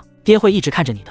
你在山上好好修炼，若是受了委屈，别怕，虽然爹老了，但要是有人敢欺负我儿子，即便拼了老命，我也会去给你撑腰。这番话半真半假，但说话的底气却给了平平带来了莫大的安慰。平平看着父亲那双浑浊又坚定的眼睛，心中突然涌起一股力量，点了点头：爹，我记住了，我会努力的，我会成为最厉害的剑仙，回来保护你们。李长生欣慰地笑了，然后狠下心，一把将儿子推向雷烈：去吧，莫回头。雷烈深深地看了一眼李长生，大袖一卷，带着平平和其他几个选中的孩子，化作一道流光，飞向了空中的非洲。起航！轰隆隆，巨大的非洲启动，破开云层，缓缓升空，返回执法峰。李长生站在高台上，仰着头看着非洲消失在云端，依旧保持着那个姿势，久久没有动弹。江翠萍早已哭成了泪人，靠在李长生肩膀上。走了，都走了。李长生喃喃自语，不知何时2行浊泪顺着苍老的脸颊滑落，但很快他就擦干了眼泪，因为他知道分别只是暂时的，只要苟住，不断内潜，就能获得源源不断的寿命。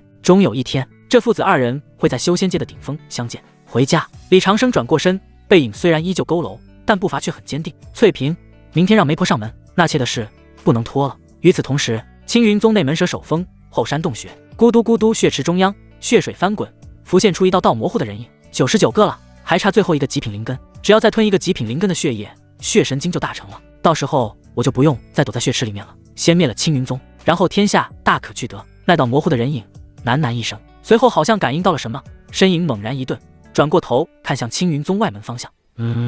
这是极品灵根的气息。如果我没记错的话，今天是青云宗广开山门招收门徒的日子。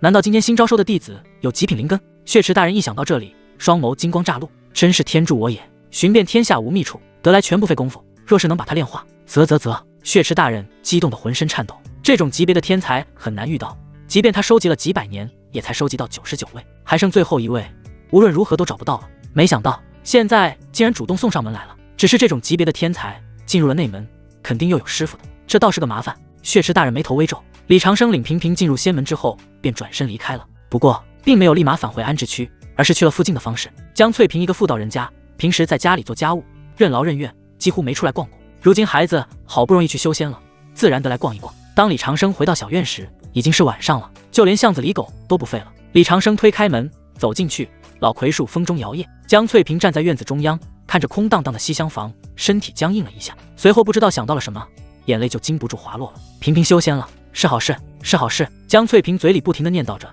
像是在说给李长生听，更像是在说给自己听。李长生看着妻子的背影，心头一阵酸涩，走过去搂住妻子的肩膀。翠萍，别哭了，萍萍是去成龙，咱们应该高兴啊，而且咱们还有宁宁呢，宁宁还在。随着李长生的声音落下，宁宁的身影瞬间从里面走出来了，穿着漂漂亮亮的碎花裙。爹爹娘，宁宁不修仙的，会一直陪着你到长寿灯灭。听着宁宁的话，江翠萍嘴角微微一笑，随后紧紧抱着宁宁的。哈哈，李长生笑了笑，一把将宁宁抱起来。宁宁的皮肤白里透红的，嫩滑嫩滑的，摸起来贼舒服。宁宁乖，刚刚父亲为你求得一丝仙缘，这是青云门长老赐下的入门级别丹药传承和炼丹炉，你先试着学习一下，如果不够用的话，以后父亲再给你想想办法搞高级炼丹术。李长生将雷烈长老赐的东西都给了宁宁。没办法，他是不准备学炼丹的，有没有天赋则是另说，主要是炼丹没有安全感，只有修炼那种杀人技才有安全感。李长生有致命修炼法，有灵符辅助，这就足够了。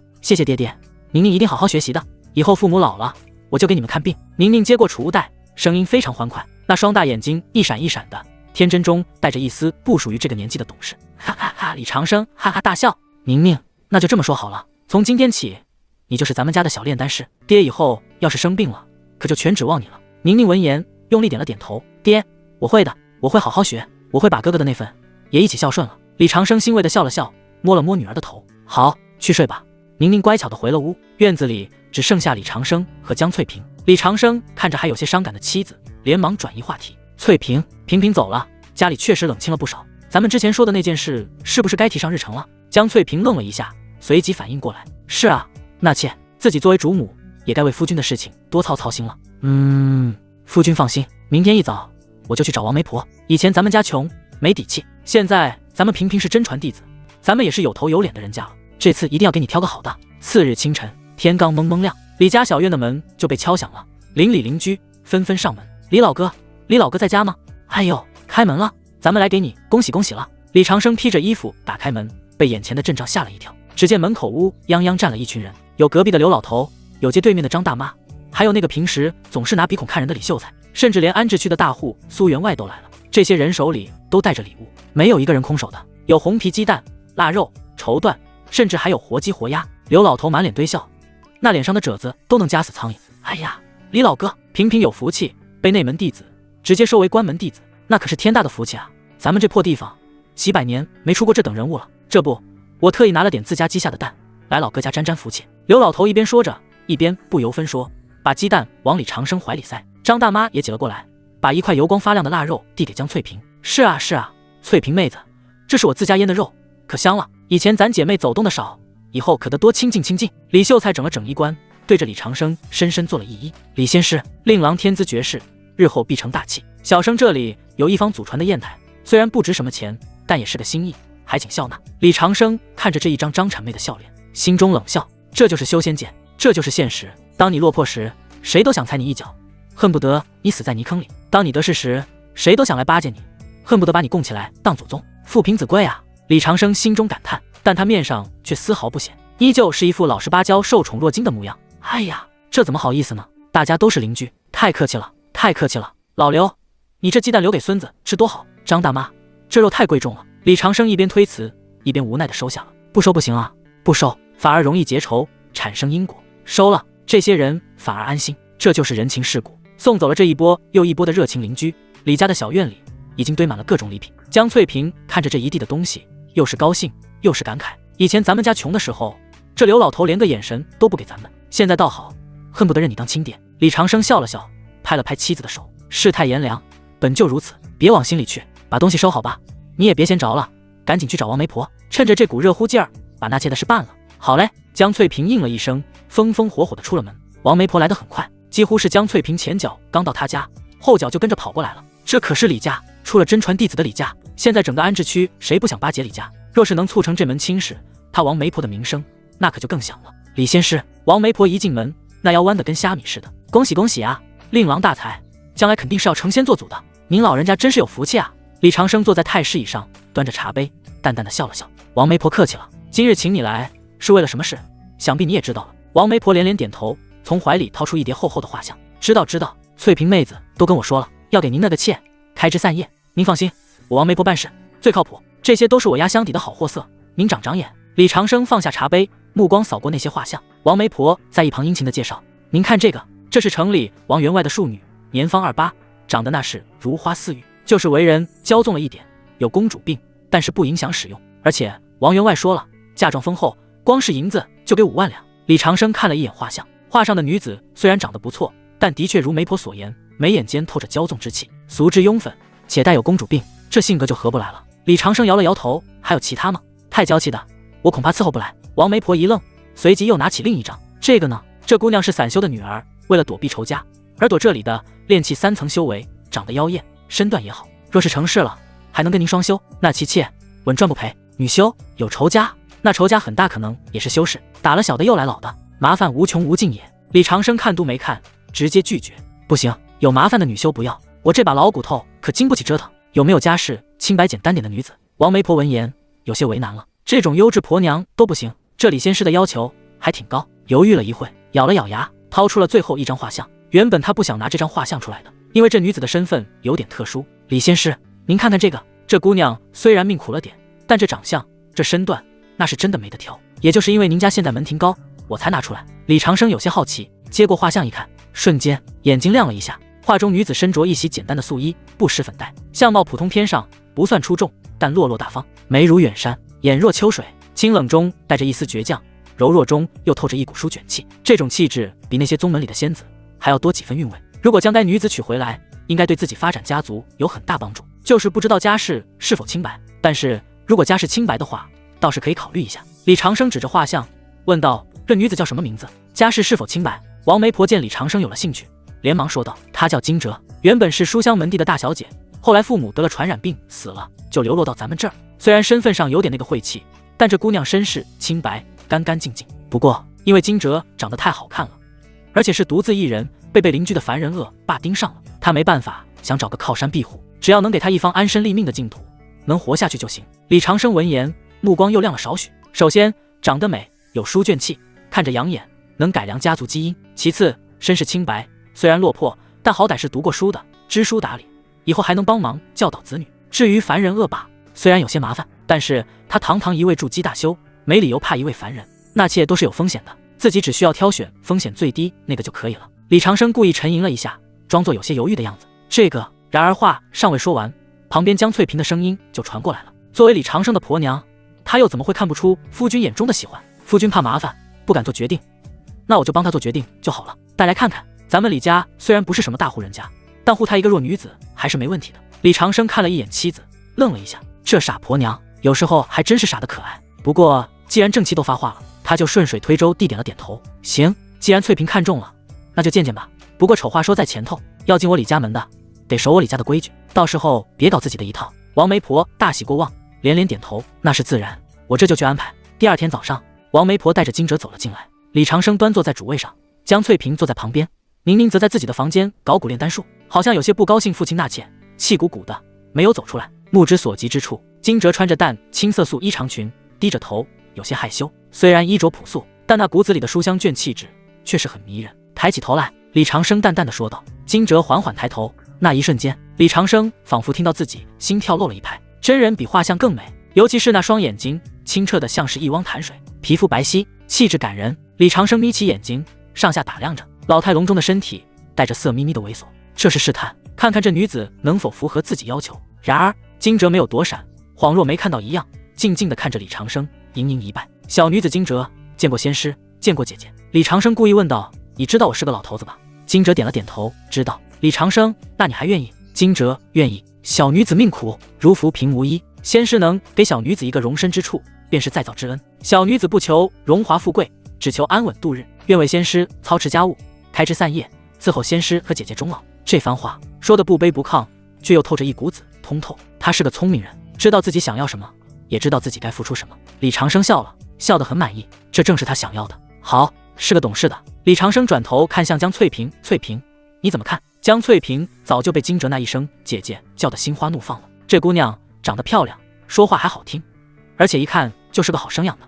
我看行。江翠萍走过去，拉住惊蛰的手，越看越喜欢。以后就是一家人了，别叫仙师了，叫夫君。我是大，你是小，只要你守规矩，好好伺候夫君，这个家就有你一口饭吃。至于欺负你那个恶霸，那也不是事儿，让夫君杀了他，了却因果便是了。惊蛰眼眶微红，再次行礼，是姐姐。虽然是纳妾，但为了表示尊重，也是为了安抚惊蛰的心，李长生还是让江翠萍置办了一桌像样的酒席，请了王媒婆，还有几个相熟的邻居，算是给惊蛰挣了名分。夜幕降临，红烛高照，原本李长生右手边空置的房子已经被收拾出来，挂上了红绸，成了惊蛰的新房。送走了宾客，李长生推开房门走了进去。惊蛰正坐在床边，双手绞着帕子，显然有些紧张。听到开门声，身体猛地颤抖了一下。虽然早就做好了心理准备，但真到了这一刻，面对一个陌生的比自己大几十岁的老男人，还是充满了恐惧。不过命就是这样，只能接受。惊蛰闭上眼，等待命运的到来。然而预想中的粗暴并没有发生，一双温暖的大手揭开了其的盖头。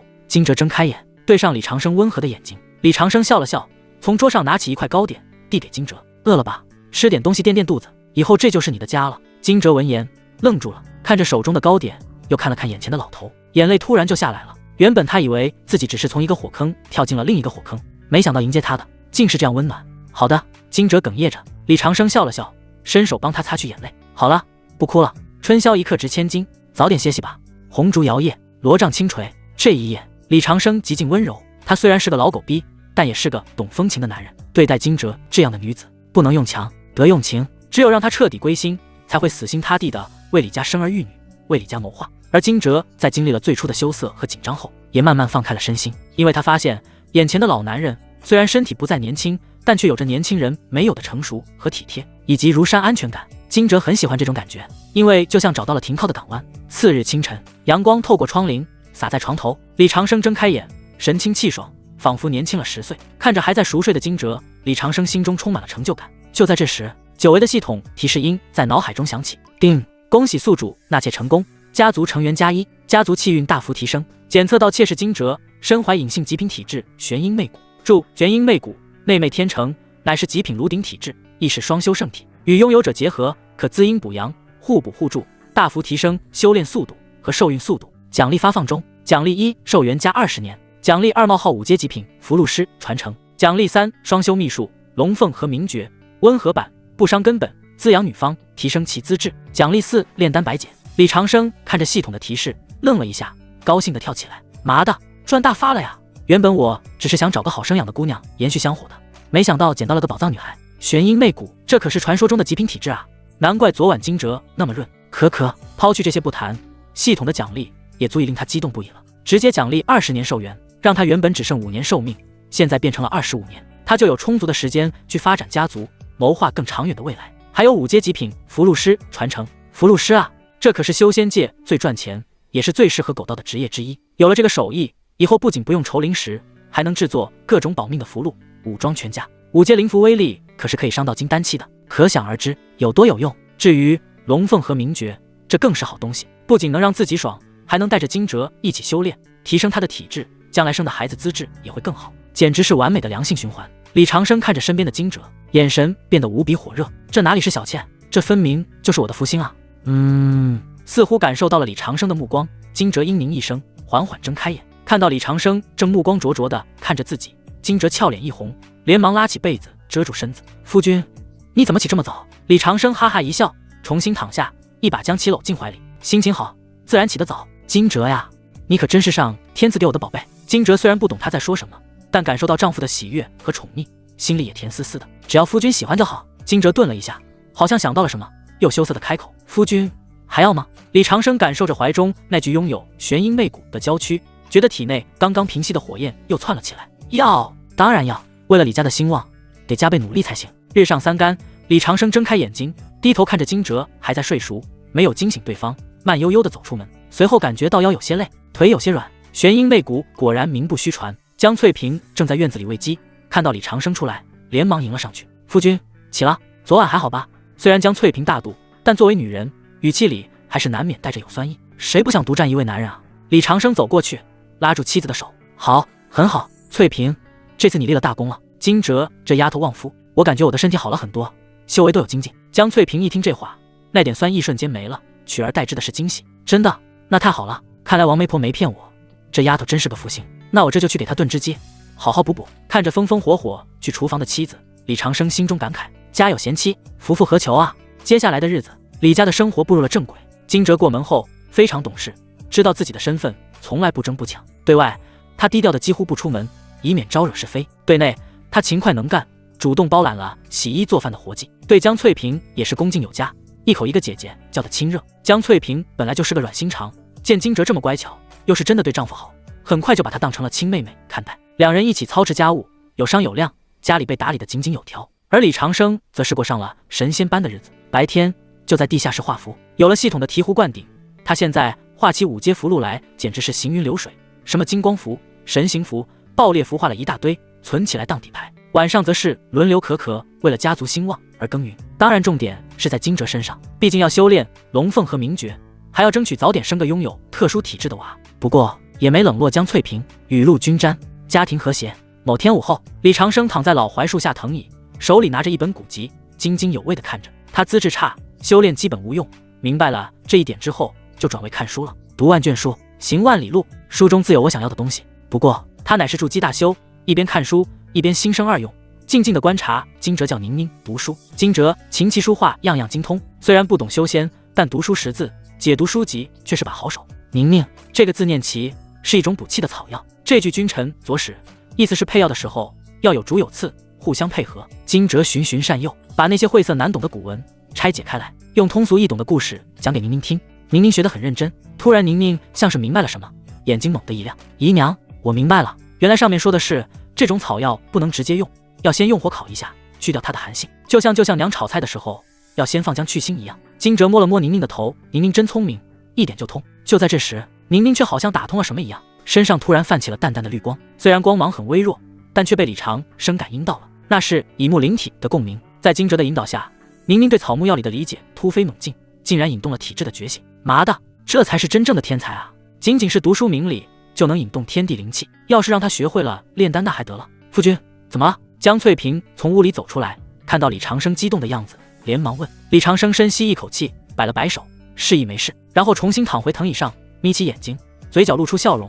咱们老李家也是越来越好了。李长生是个行动派，自从发现宁宁觉醒了以木灵体之后，就不淡定了。如果女儿天赋不显就算了，但是女儿天赋彰显出来了，就绝不能浪费。虽然他一直秉承着狗道，但并不代表不渴望资源，不发展家族。相反，他比任何人都更渴望发展家族，多子多福。修仙4要素，财履法地，财排在第一位。以前他拼命画灵符，就是这个原因。但是后面随着卖灵符的次数增多，房市黑市都传开了，很多有心人都在盯着。为了保险起见，他就暂停卖灵符。李长生的灵符不能曝光，但现在不一样了，家里有个天生炼丹圣体，而且炼丹术是雷烈长老赐的，来源清清白白，谁也挑不出什么毛病。如果利用起来的话，对家族发展还是颇有帮助的。没错，李长生准备给女儿在安置区开一家药铺。随着李当平被雷烈收为关门弟子，父凭子贵，李家的名头早就在安置区传开了，根本无法低调，也不需要低调，倒不如顺势成立李家药铺，宣泄女儿的炼药天赋，广纳天下财富，发展家族，这叫做应运而生。而且药铺发展起来之后，对家族也有偌大好处。李长生获得的系统是家族兴旺系统，与之相互绑定的是家族，家族越强大，系统能发挥的作用就越大。虽然李长生狗，但是还是有梦想的，那就是打造一门长生家族，子嗣后代遍布整个修仙界。梦想很大，也很变态，所以李长生从来都没有跟任何人提过自己的梦想。半个月后，李长生行动了起来，在自己的地下室旁给宁宁挖了一个炼丹室，并且在炼丹室周围贴满了隔音符和脸吸符。虽然无法防止修仙大能的窥视，但在一定程度上防止小偷窥。此时，宁宁经过半个月的准备，炼丹的知识已经学得七七八八了，剩下的便是炼丹检验了，实践才能出真理。这一点在修仙界同样适用。其实，宁宁说炼丹并不准确，毕竟她炼制的是偏向于凡人药品，世俗中很多药师也能炼制。宁宁使用雷烈赠送的丹书来炼制这种东西，确实有点大材小用了。但是万丈高楼平地起，一步一步来吧。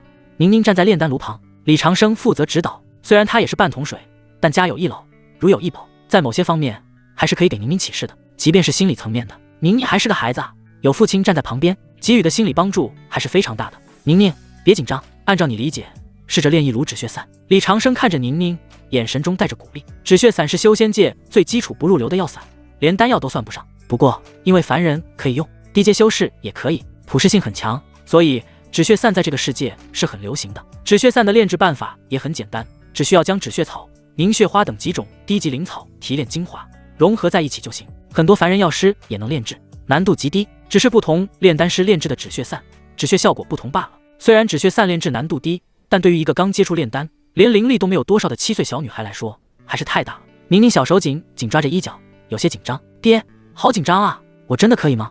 李长生闻言笑了笑，伸出手摸了摸宁宁的头。当然可以，我女儿可是最胖的，相信自己的天赋，跟着感觉走就行了。李长生倒也没有说大话，宁宁的体质很适合炼丹，很多时候都能做到无师自通，让其跟着感觉走，铁定没错。好的，宁宁闻言点了点头，深吸一口气，走上前，小脸变得格外严肃。跟着感觉走，宁宁你可以的。宁宁暗自给自己打气了一番，然后就根据自己想法炼丹了。先拿起止血草嗅了嗅，然后闭上眼搓了搓叶片，冒出一句没头没脑的话：这株草有点渴。李长生和惊蛰对视一眼，有些发懵。我让你炼丹啊，可没问你药草渴不渴。然而下一秒，宁宁就拿起旁边的水瓢，往丹炉里洒了一点水。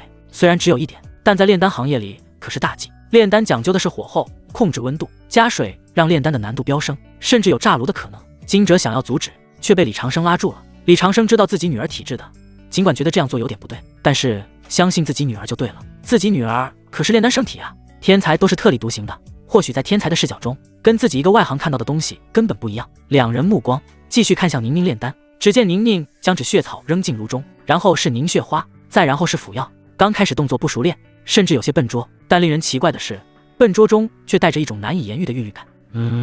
怎么说呢，就有点像跟草药对话，颇为神奇的。十几分钟后，宁宁炼丹完毕，猛然站起身，揭开炉盖。呼，丹炉热气腾空而起。李长生看着宁宁直接揭开炉盖，心都悬起来了，比自己亲自炼丹都紧张，甚至他都做好宁宁炼制失败的准备了。那些毒鸡汤，失败乃是成功的母亲什么的，随时准备浇灌给宁宁。然而紧接着，鼻子就闻到了一股浓浓的药香。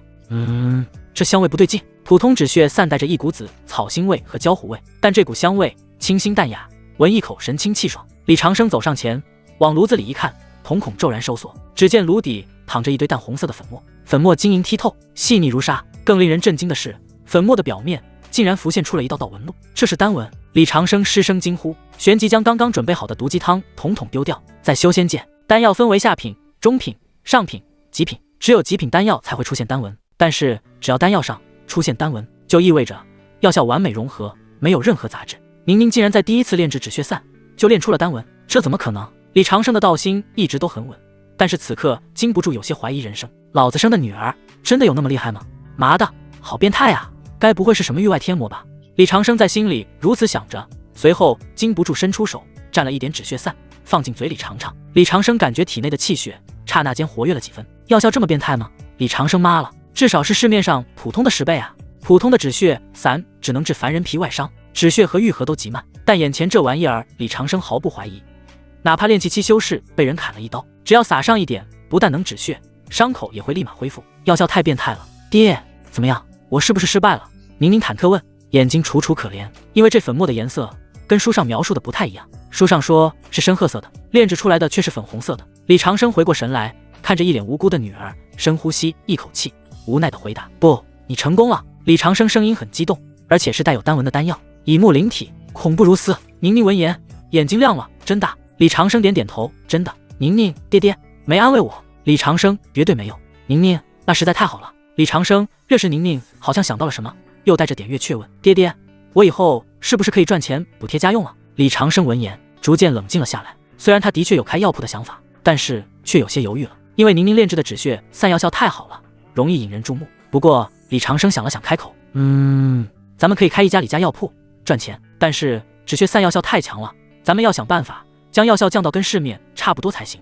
李长生说完这句话的时候，老脸一红，麻的，别人都是嫌弃丹药药效差的，现在则倒反天罡，反而嫌弃药效好，这多多少少都有些离谱啊。为什么？宁宁不解。李长生蹲下身，儿子进了内门，家里还做起了生意，李家要起飞啊。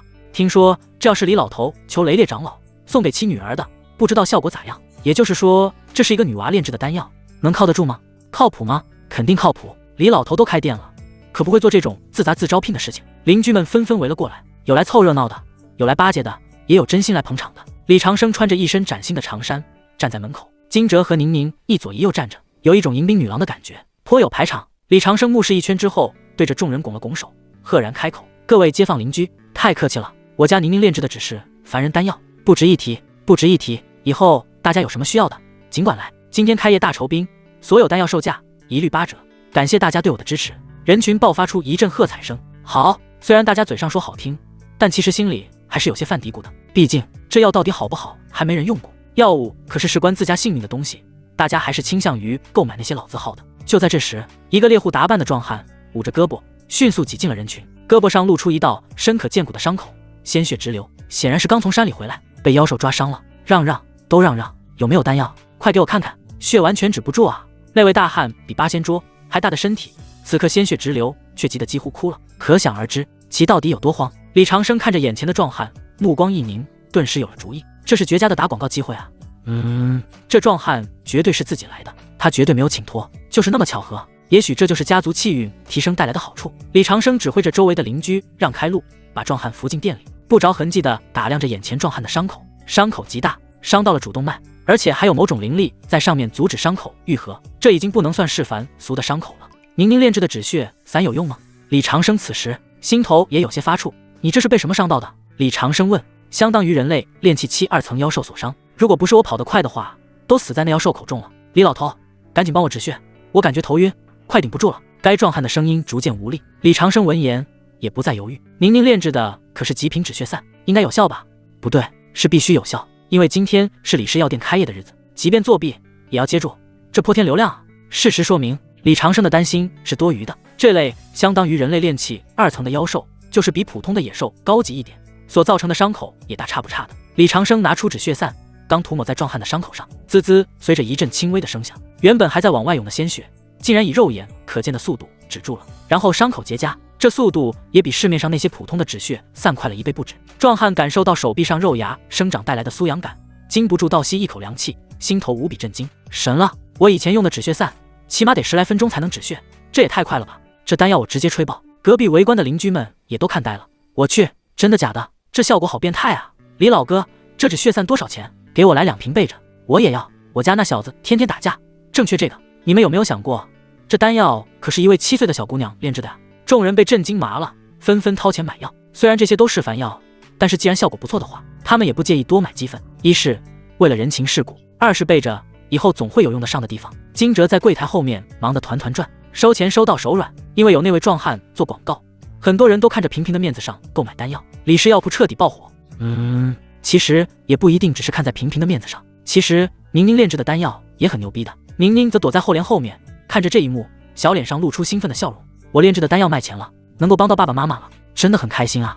我赚到那么钱，不知道可不可以让爹爹给我买一份冰糖葫芦？日子一天天过去，李氏药铺本就是应运而生的产物，虽然现在丹药的种类很少，但是依旧在安置区爆火了。只因李氏药铺自带有安置区的基因，而且所卖的药效果也过硬，因为有了这个现金奶牛，李家日子也过得越发滋润了。有了零食，饭桌上顿顿都有零瘦肉。宁宁的个子都窜高了一截，小脸红扑扑的，金哲的皮肤更是变得吹弹可破，越来越润了，而且身上还自发散发成熟的魅力，那是龙凤和名诀修炼入门的标志。不得不说，玄阴媚骨真是个好东西啊！李长生感觉跟金哲多子多福了那么久，非但没有将自己的老骨头掏空，反而变得越来越强了，日子也越来越有盼头。青云宗执法风执掌戒律以及刑罚，乃是宗门内煞气最重的一座山峰，终年云雾缭绕，剑气森森。频频入宗已有3月，作为雷烈长老亲自带回来的真传弟子，又是极品精灵根，主修功法之道剑道，开局就是万众瞩目的焦点。但奇怪的是，随着时间推移，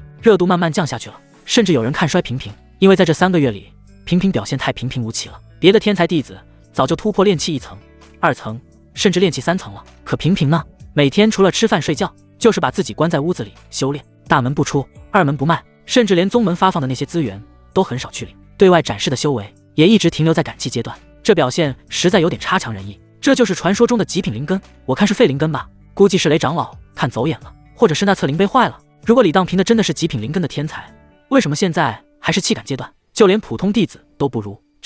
这的确是有点名过其实了。因为李当平深得其父亲的狗道真传，藏底牌，藏神通，不出风头，不惹事，此刻反而成为了内门弟子中的流言蜚语。有不少人就看李当平不顺眼了，如此名不符其实的家伙，如何配当雷烈长老的真传？很多想要上位的弟子开始蠢蠢欲动了起来，其中就包括一个叫赵天霸的内门弟子。赵天霸是2长老的孙子，双灵根资质，现在修炼到了炼气3层，原本是这一届最有希望成为真传弟子的，结果被凭空降截胡了，心里一直憋着一口气，他不服，他想要取而代之。此时赵天霸带着2个跟班走到执法峰演武场旁，看着远处那个正抱着扫帚扫地的李当平，眼中满是鄙夷。什么狗屁极品精灵根，3个月了，已经停留在气感阶段，就连炼气1层都没有突破，我看就是废物一个。没错，此时李当平就是在演武场扫地，这是他主动申请的任务，美其名曰磨练心性，实则是为了找个理由不跟人接触，偷偷练习师傅教导的剑术。这个世界很危险，必须要苟住，不能给自己的父亲和母亲带去灾祸。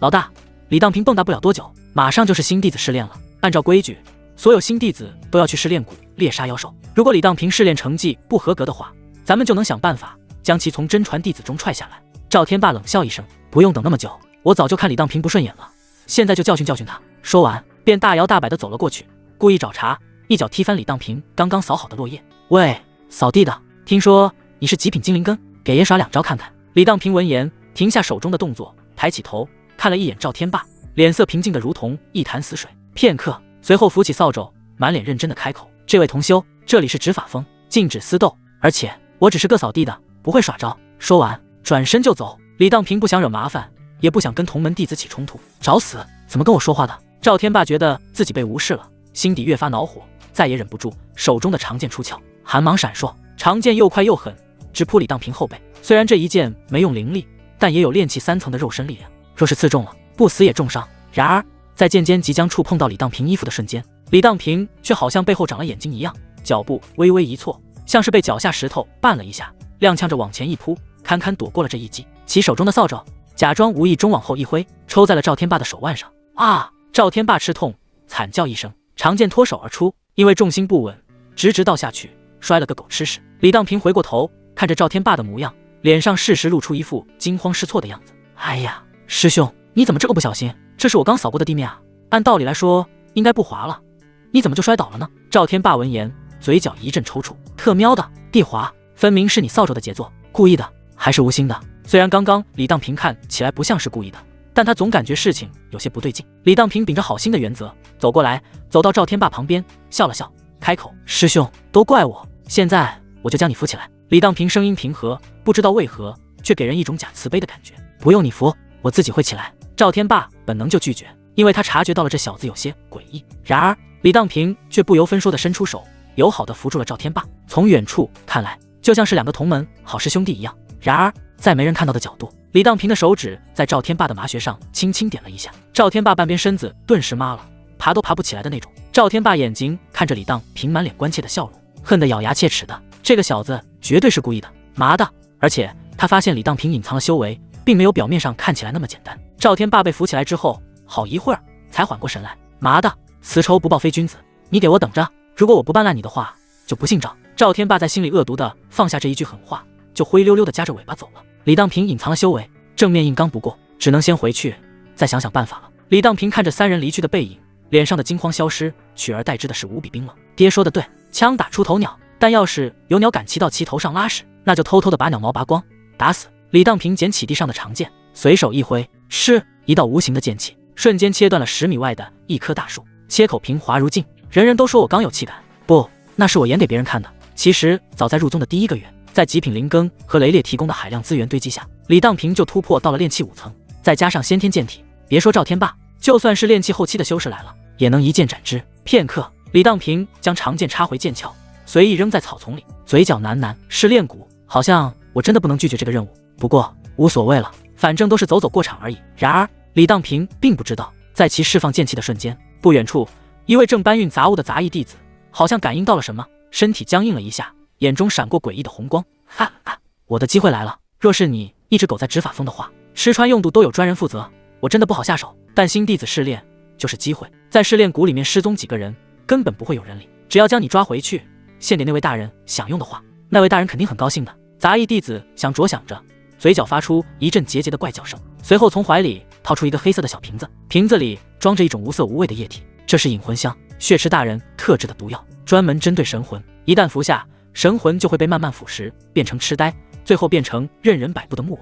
3日后，青云宗试炼谷前方是一处被大阵封锁的山谷，里面圈养着各种异阶妖兽，专门用来磨练新弟子的实战能力。虽然这些妖兽都是圈养的，没有外面的凶性，但是用来磨砺新弟子正好合适。数百名新弟子站在谷口整装待发，一个个摩拳擦掌，非常激动，恰同学少年，热血尚在，自然渴望能在试炼里获得好成绩。跟其他修士不一样，李当平则表现得很平静，平静得心底没有一丝波澜。跟同龄人相比，他总是显得格格不入的，因为别人想在试炼中获得好成绩，争第1名什么的，他却不然。他想的是如何混过试炼，既然都不在乎试炼成绩了，那自然不会有什么激情。李当平见试炼还有1会才开启，连忙从储物袋中拿出一块干粮啃了起来，不但可以填肚子，还可以打发时间。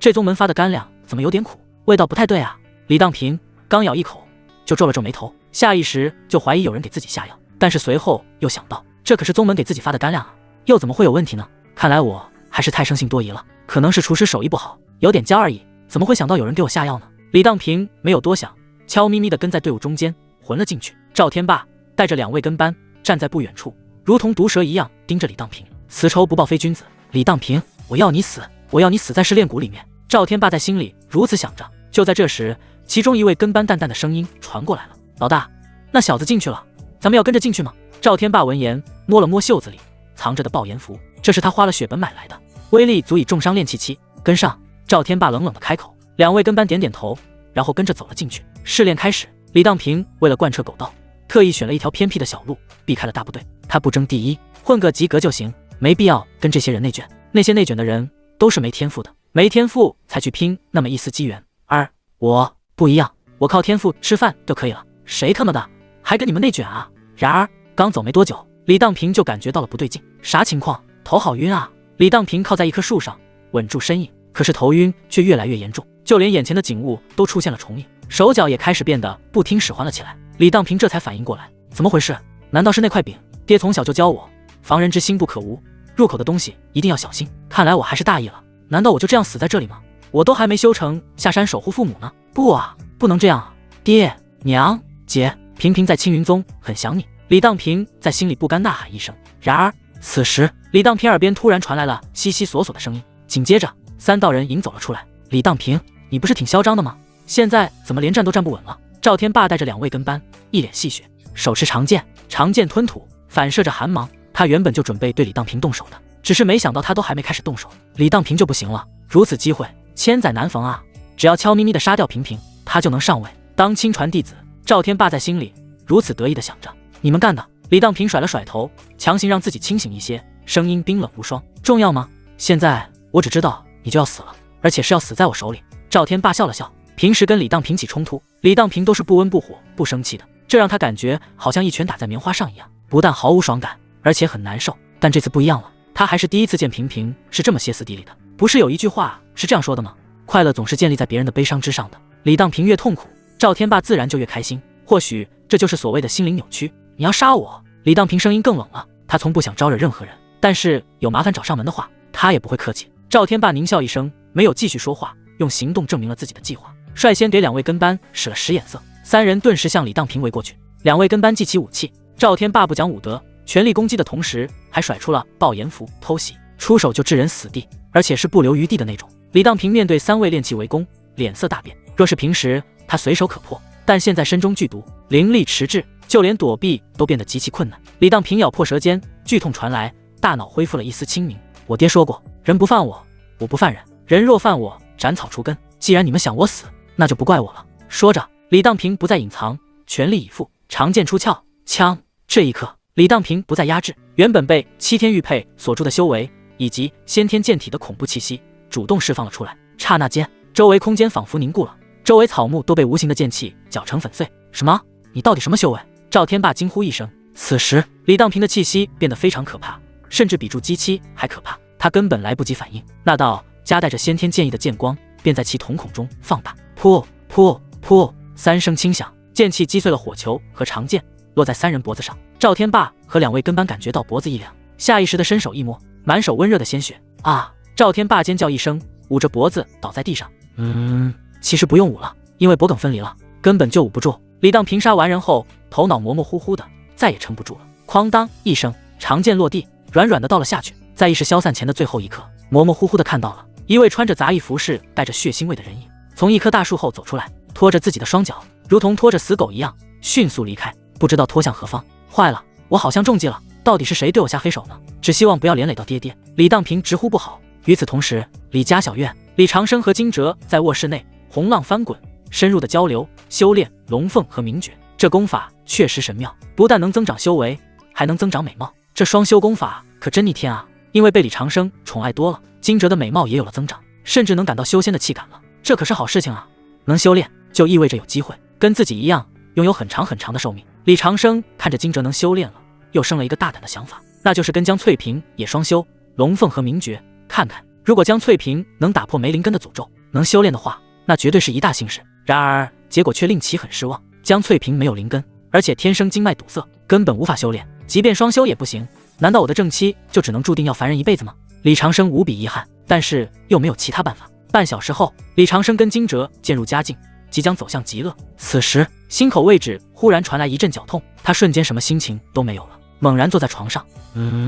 怎么回事？我的心怎么会那么痛呢？难道是李长生拥有家族兴旺系统，对家族成员的安危有一种冥冥中感应，或者说可以理解为父子同心？金哲感觉到自己的男人的不对劲，连忙停下来问：夫君怎么了？李长生翻身下床，迅速穿好衣服。金哲，我有急事要出门一趟，告诉翠萍，就说我闭关几天，谁也不见，帮我守好家。说完，不等金哲回答，李长生身形一闪，就消失在原地，只留下裹着被子的金哲瑟瑟发抖的看着眼前空荡荡的房间。夫君，身上的杀气好重啊，到底发生了什么？李长生离开李家小院之后，就从储物戒指拿出5阶神行符和敛息符贴在身上，以极快的速度划破长空，直奔青云宗。谁啊？到底是谁？竟然敢伤我儿子！李长生越想越焦急，越想越愤怒。他本想苟着安安稳稳的过日子，但总有不知死活的东西非要逼他。既然如此，那就不装了，老子今天要杀人！或许是李当平命不该绝。李当平被那位杂役弟子拖走的时候，正好被执法峰真传弟子张正撞见了，很幸运被救了回来，然后抬回了执法峰。虽然现在已是夜晚，但是执法峰依旧灯火通明，全体成员都聚在分店中。雷烈长老背着双手，焦急地来回踱步。李当平脸色苍白，躺在床上，紧闭双眼，一动不动的，眉心处黑气缭绕，鼻孔气若游丝，像是要死了。周围围着一群青云宗的炼丹长老，他们正在对李当平进行联合会诊。雷烈冷着脸，内心气极了，他不知道是谁那么胆大包天，竟然敢伤害自己的宝贝徒儿。妈的，这不是找死吗？各位炼丹长老，我雷烈向来不求人，但是此时我徒儿生死未知，求求你们救救我的徒儿。若能够救我徒儿的话，我愿为你们做任何事。雷烈拱了拱手，做出了极重的承诺。炼丹长老闻言也拱手回应：雷长老，不是我们不救，而是这毒太诡异了，不是修仙界常见的毒药，我们暂时也没有什么办法。反倒是……雷烈闻言追问：反倒是什么？不要说话，只说一半。其中一位炼丹长老深呼吸一口气，开口：反倒是有点像传说中的血煞宗的手段。血煞宗，即便雷烈是金丹期巅峰，听闻这个名字时依旧脸色大变。不知道从何时起，血煞宗就成了修仙界的禁忌，正道共同讨伐的对象。因为血煞宗地功法太邪恶了，通过稀释精血修炼，损害别人，增益己身，为天下所不容。关键是血煞宗特么的还是挺强的。10多年前，所有正道宗门共同讨伐血煞宗，爆发大战，结局便是血煞宗败落隐退。但即便如此，现在修仙界上依旧时不时传来血煞宗活跃的消息。确定吗？雷烈脸色凝重地问。如果这件事背后有血煞宗的影子的话，就非同小可了，哪怕是他都处理不了，必须要汇报给宗主。不确定，我只能说很像。那位炼丹长老想了想回答，他没有十足的把握，不敢说的那么绝对，因为害怕承担责任。雷烈沉默了一会，挥了挥手，我知道了，你们在这里继续商量，救治李当平，务必要将其救治回来。我去找宗主看看有没有办法，顺便将血煞宗的猜测告诉宗主。雷烈之所以非要救李当平，不是因为他对李当平有多深厚的感情，而是因为李当平天赋太强了。外界只是以为李当平是极品精灵根，但跟李当平朝夕相处的雷烈却知道，李当平的真实天赋远远比极品精灵根更加可怕。只要李当平不死，将其培养起来，未来绝对会成为宗门的中流砥柱的，甚至突破传说中的化神期也不是不可能。青云宗不缺弟子，但是缺妖孽弟子，每一位妖孽弟子都是宗门内非常重要的资源。然而此时谁也没有留意到，分店后背位置站着一位穿着宋菜杂役服饰老头。该老头低着头，看起来毫不起眼。该老头很滑溜，跟着执法风宋菜队伍混进了后厨，然后又从后厨摸到了分店后背。此人正是利用狗道长青神通伪装的李长生。狗道长青的隐藏能力比七天玉佩更强，李当平在青云宗用七天玉佩隐藏了那么久，都没有被人发现。按道理来说，只要李长生没有倒霉到撞见元婴老祖的话，还是很安全的。李长生此时潜伏在分店阴影处，仔细感应了一下，李当平躺在床上，虽然脸色苍白，呼吸微弱，但心脏还算平稳。总的来说，暂时没有生命危险，这让李长生悬着的心微微放松了下来。只要还活着就好了。他最怕就是赶来到青云宗的时候，看到的是一具冰冷的尸体。就在此时，耳边传来了那几位炼丹长老淡淡的声音。李长生屏住呼吸，仔细听着，咱们真的没办法了吗？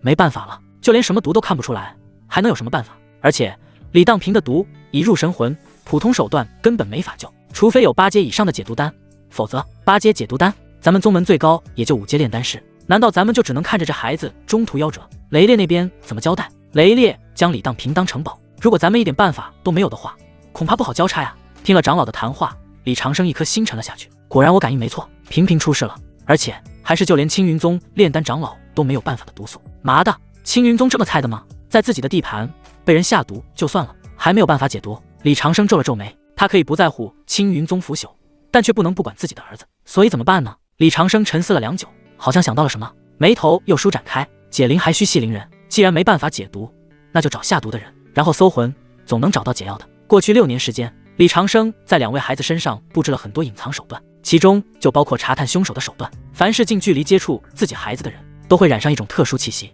只要寻找到带有这种特殊气息的人，仔细排查，就有机会找到真正的凶手。想到这里，李长生悄然退出去，在执法峰周围转，仔细辨认那种特殊气息。其实他的动作很危险，一旦遇到元婴老怪就暴露了。不过没办法呀，儿子都出事了，该冒险还是得冒。1个小时后，李长生运气不错，排除了10几位没问题的人之后，在执法峰柴房里发现了疑似凶手。虽然对方隐藏得很好，但是身上那一4级弹的特殊气息是掩盖不住的，而且畏畏缩缩的，行为跟其他弟子各异。李长生有80%的把握，眼前的杂役有问题，宁可杀错，不能放过，给我死吧！李长生心头发狠，猛然潜了进去。此时，那位杂役弟子盘膝在柴堆上，脸色阴沉阴毒。此人名叫何猛，乃是被血池血骨附身的傀儡。可恶，明明我都得手了，为什么偏偏会遇到执法峰的人，让我功亏一篑？何猛着想着，脸色越发阴沉，但随后又想到，只要李当平没有解药，不出3天会成为任其摆布的傀儡，脸色这才好看不少。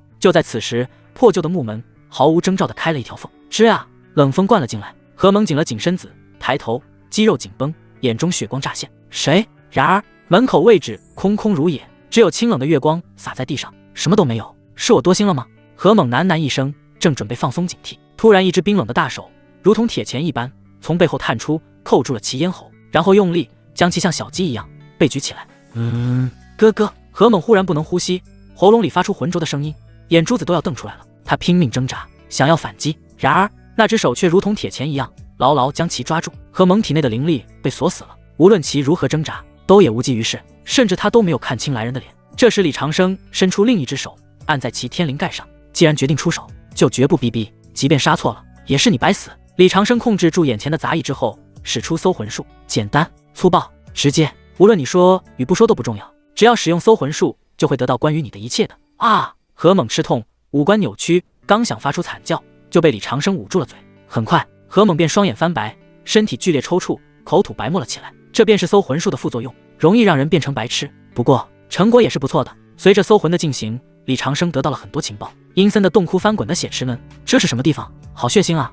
这血影是谁？李长生心头越发凝重了。坏了呀，我只是送萍萍来修仙而已，没想到竟然惹了这么大的因果。李长生脸色难看。坏消息是萍萍惹上大人物了，因果难消，恐怕会给家里带来灭门的灾祸。好消息是那位大人没有发现自己的存在。等等，李长生忽然想到一件事，那就是血池中那位大人，该不会就是6年前谢剑口中那位大人吧？麻的，不管是与不是，都必须想办法消除这份因果。李长生眼中的杀意几乎凝成实质。片刻之后，搜魂结束，李长生从何萌脑海中知道了萍萍解药的位置，顿时感觉天都亮了。别的不说，只要有解药，萍萍就能活，这才是目前的重点。李长生将解药搜出来之后，单手结印，一张早已准备好的5阶极品天雷灭煞符拍在了何猛胸口。爆！至刚至阳的雷霆之力爆发，何猛的肉身以及灵魂直接在雷光中灰飞烟灭，连渣都不剩。杀人、夺药、毁尸、灭迹，动作熟练的令人心寒。李长生确定处理好现场之后，身形一闪，融入了夜色之中，随后悄无声息地返回了执法封分殿。执法封分殿内静悄悄的，雷烈长老去找宗主了，炼丹长老没有解毒办法，羞愧地走了。执法封其他弟子也各回个家，各找个妈了，都没有人在啊。那挺好的，省事了不少。李长生嘴角喃喃一声，出现在李当平面前，看着李当平青涩且带着点稚嫩的面孔，不知为何竟然不知道自己当初将李当平送入仙门的决定是不是正确的。青云宗已腐朽，这可是龙潭虎穴啊。不过事已至此，也没办法了。李长生晃了晃脑袋，不再想这些乱七八糟的，心念一声，不再犹豫，将解药弹入萍萍口中。片刻之后，萍萍脸色逐渐恢复红润，体内气息也逐渐稳定之后，确定萍萍伤势有所好转，李长生便静悄悄地离开了。与此同时，雷烈将李建平的情况告诉宗主之后，宗主很重视，但是不擅长解毒，对李当平的情况也是爱莫能助。至于血煞宗的事，因为没有证据，也没能引起重视，雷烈无奈返回，希望那群炼丹长老有好消息传来吧。雷烈刚回到执法峰山门外，正好遇到几位从执法峰离开的炼丹长老，愣了一下，问千药长老，李当平的情况怎么样了？能否找到救治方案？千药闻言，脚步一顿，速度更快了几分，头都不回的开口，抱歉，老夫无能为力。平时炼丹长老都是牛鼻子顶天的存在，现在连无能无力都说出来了，这说明他们真的没有办法了。雷烈脸色难看，他也没有办法了，该求援的都求援了，至于请外援，那根本来不及啊。难道李当平这百年难遇的天才就只能半路夭折了不成？不甘心啊。天快亮时，李长生带着露水和杀气，悄无声息地返回安置区房间，脱去夜行衣，换上睡袍，重新钻进了被窝。惊蛰迷迷糊糊地醒了过来，下意识抱住李长生，左手环住其脖子，右手在其胸膛上画圈圈。夫君，你回来了。李长生笑了笑，身上杀气瞬间收敛，重新变回了温和的丈夫，将惊蛰搂紧，在其额头上亲一口。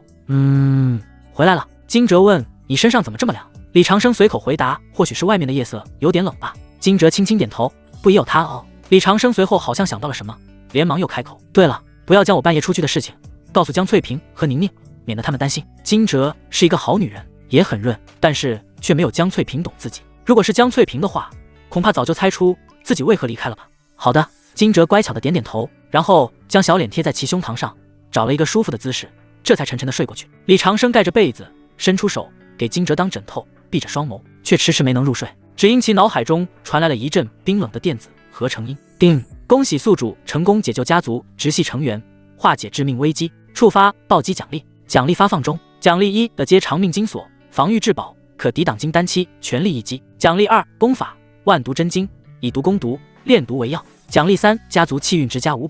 奖励4寿命10年。奖励5神通岁月剑。听到脑海中的系统提示音，李长生高兴的差点从床上跳起来，但是又担心惊扰到怀中家人，这才强忍着激动。童子，你那是懂我昨晚救了李当平，现在就给我发奖励了，意外之喜啊！而且好像这次奖励单都是好东西。李长生目光在系统提示面板上一一扫视一遍，地阶防御灵气、家族气运、功法、寿命、神通这几样东西都能用得上，而且李长生最看重的便是家族气运。气运这种东西看不见摸不着，但是却确确实实存在着，密切影响着家族的发展。李长生甚至怀疑，这次李当平遭到敌人的暗算，最终有惊无险，是不是便是家族气运在起作用？看过网络小说的都知道，有气运庇护的主角都是很难杀的，难道李当平就是这种情况？李长生心念了几句之后，顿时将目光落在剩下几项奖励上。长命锁，防御至宝，可抵挡金丹期全力一击，好东西，只要用得好的话，便是修士的第2条生命，谁不迷糊啊？至于万毒真经，李长生闭上眼，略微感应了一下这门功法的内容，以毒攻毒，炼毒为药，甚至能通过吞噬剧毒来提升修为，还可以炼制各种阴损至极的毒药。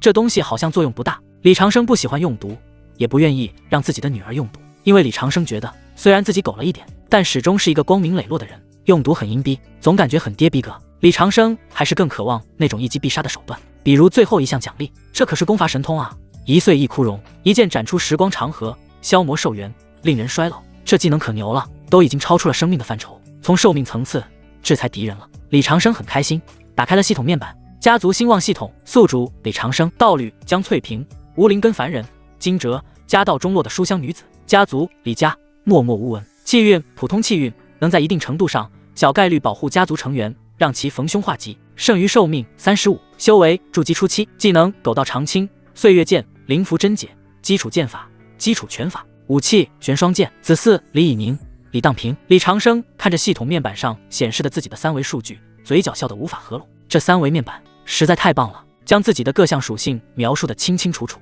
那位藏在青云宗的血池大人，这次没能得手，肯定不会善罢甘休的，所以尽快消化系统的奖励，将其转化为实力吧。只有将那位血池大人杀了，才算是真正了却这一段因果。狗并不是不杀生，杀生只是为了更狗。这时惊蛰被李长生的笑声惊醒，声音软糯糯的，像只小猫一样，往李长生怀里钻了钻。夫君，你想什么呢？笑得好吓人。李长生回过神，收敛了寒芒，重变回温柔的丈夫。没什么，就是在想，咱们家药铺的生意越来越好了，是不是该多招个伙计？要不然忙起来的话，咱们就一点私人时间都没有了。李长生想了想，随口忽悠了一句。惊蛰闻言，成功被转移了注意力，有些心疼的点点头。是啊，宁宁那孩子太懂事了，天天守着丹炉，小脸都熏黑了。不过他好像真的很喜欢炼丹，每次炼出新药都高兴得不得了。李长生笑了笑，那是当然，以木灵体，天生的炼丹苗子，炼丹对宁宁来说就像是吃饭喝水一样自然，而且还能获得成就感。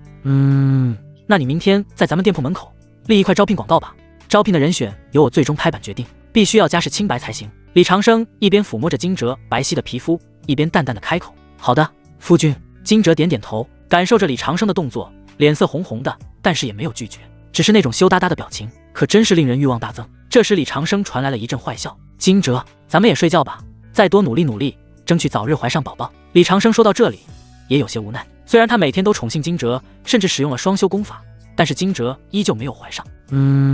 夫君，我觉得这次就能怀上你的宝宝。惊蛰说到这里脸色更红了，虽然这是修仙界，但是母凭子贵，这句话依旧有效。每次惊蛰看到平平和宁宁时，都渴望拥有一个真正的跟李长生的孩子，给李家留下自己的香火。别说话。李长生低头吻住了惊蛰的樱桃小嘴。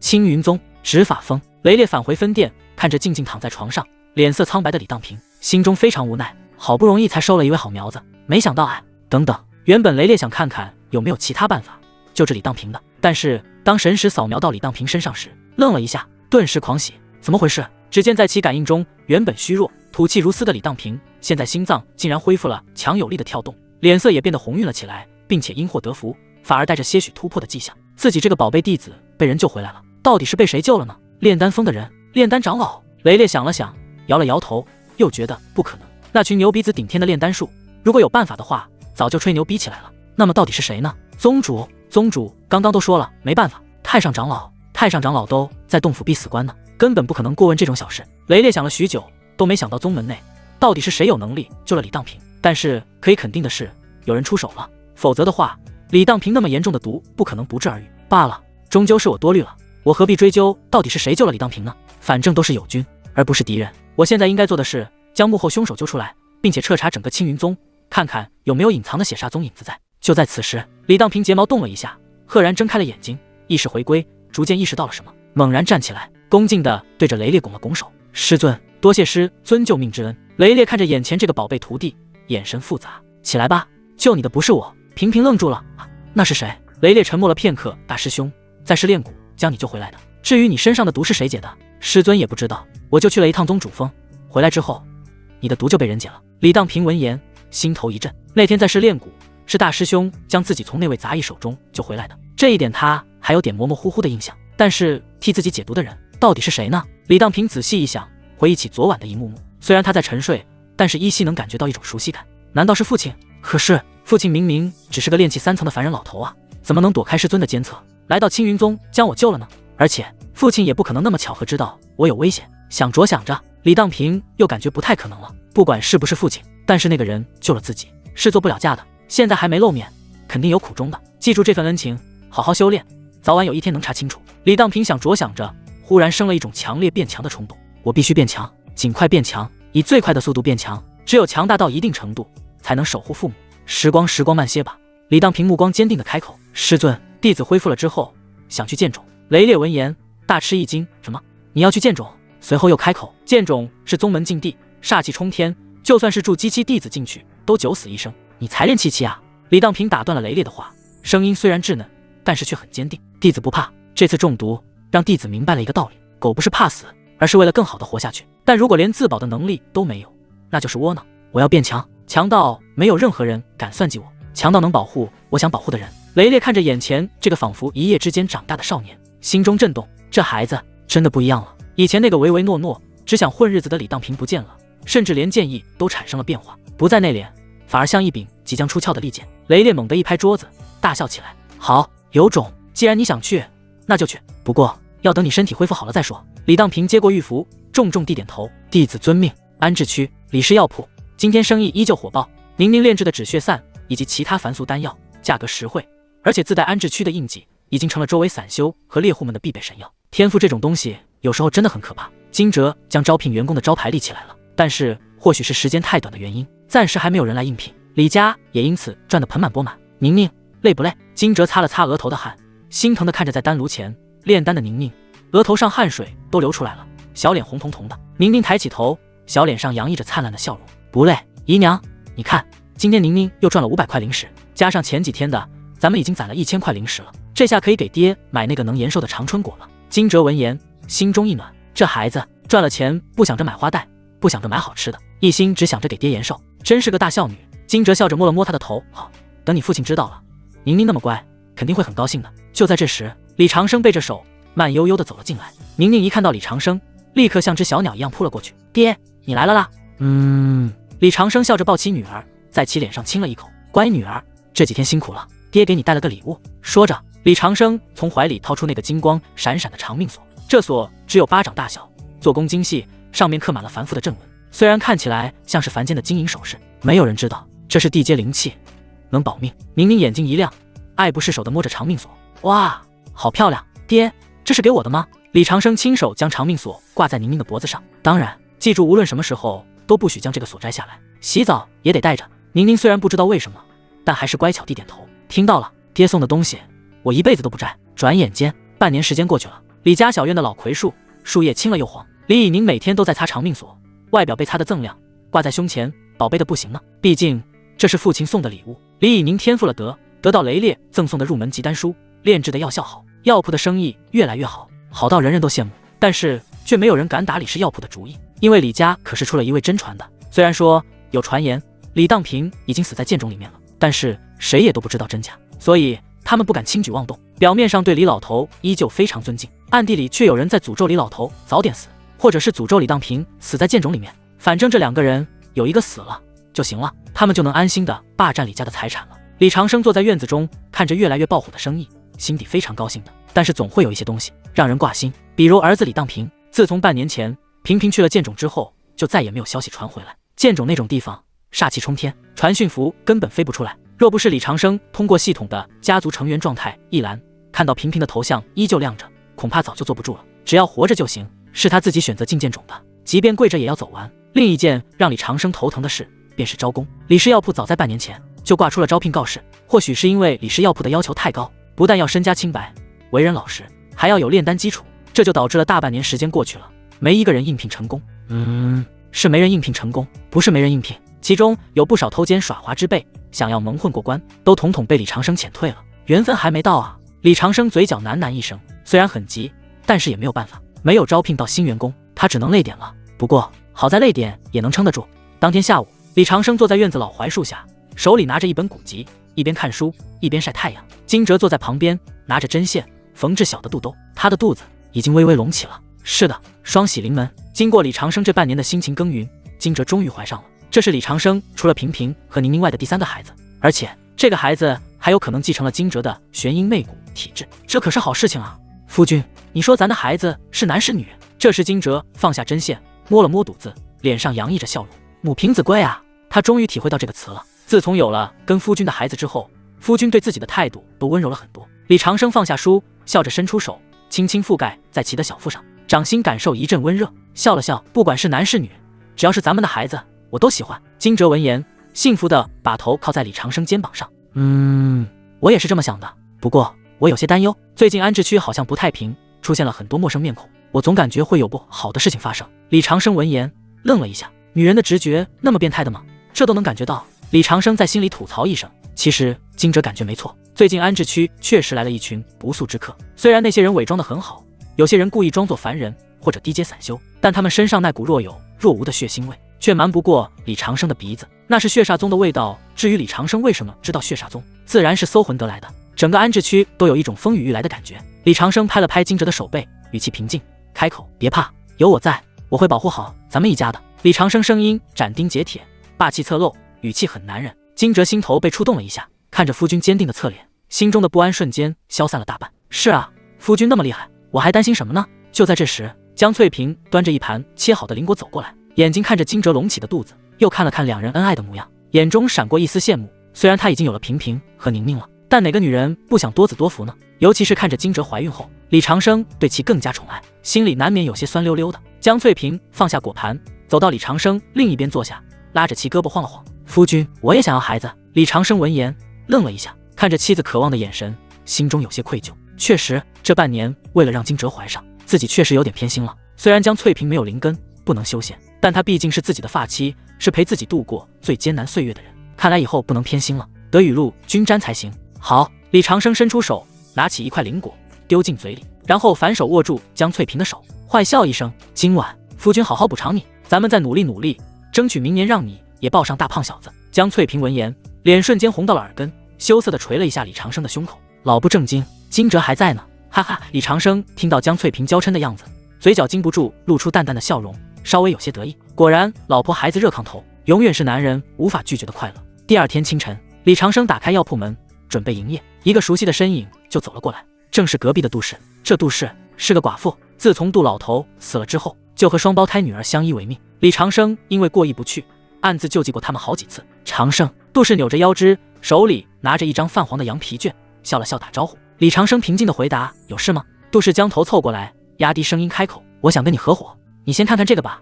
说着展开手中的羊皮卷，上面画着一张地图，看起来像是某个古修洞府的藏宝图。这时杜氏的声音又接着传过来了：这是我无意中得到的藏宝图，据说是里面有筑基丹的丹方，还有大量的灵石装备，只要将洞府里面的东西挖出来，绝对能够发一笔大的。但是我一个人实力不够，所以想邀请你一起探索。挖到的东西55分。李长生没有接，眼睛扫了一眼那地图，冷笑：挖宝55分，这种套路他在前世的小说里看了800遍了。典型的杀猪盘，先把人骗到荒郊野外，然后埋伏好的同伙一拥而上，杀人越货，这种有大风险的事情他是绝对不会做的。而且李长生敏锐地察觉到杜氏的身上也沾染了一丝极淡的血腥味，虽然用胭脂味道极力掩饰，但瞒不过身为筑基期修为的李长生。杜氏多好的一名寡妇啊，怎么也沾上血腥了呢？不过每个人都会有自己选择的道路，李长生也不会因为对杜老头的愧疚而强行改变一位与自己不相干的人的命运。李长生摇了摇头，这种好事你还是找别人吧，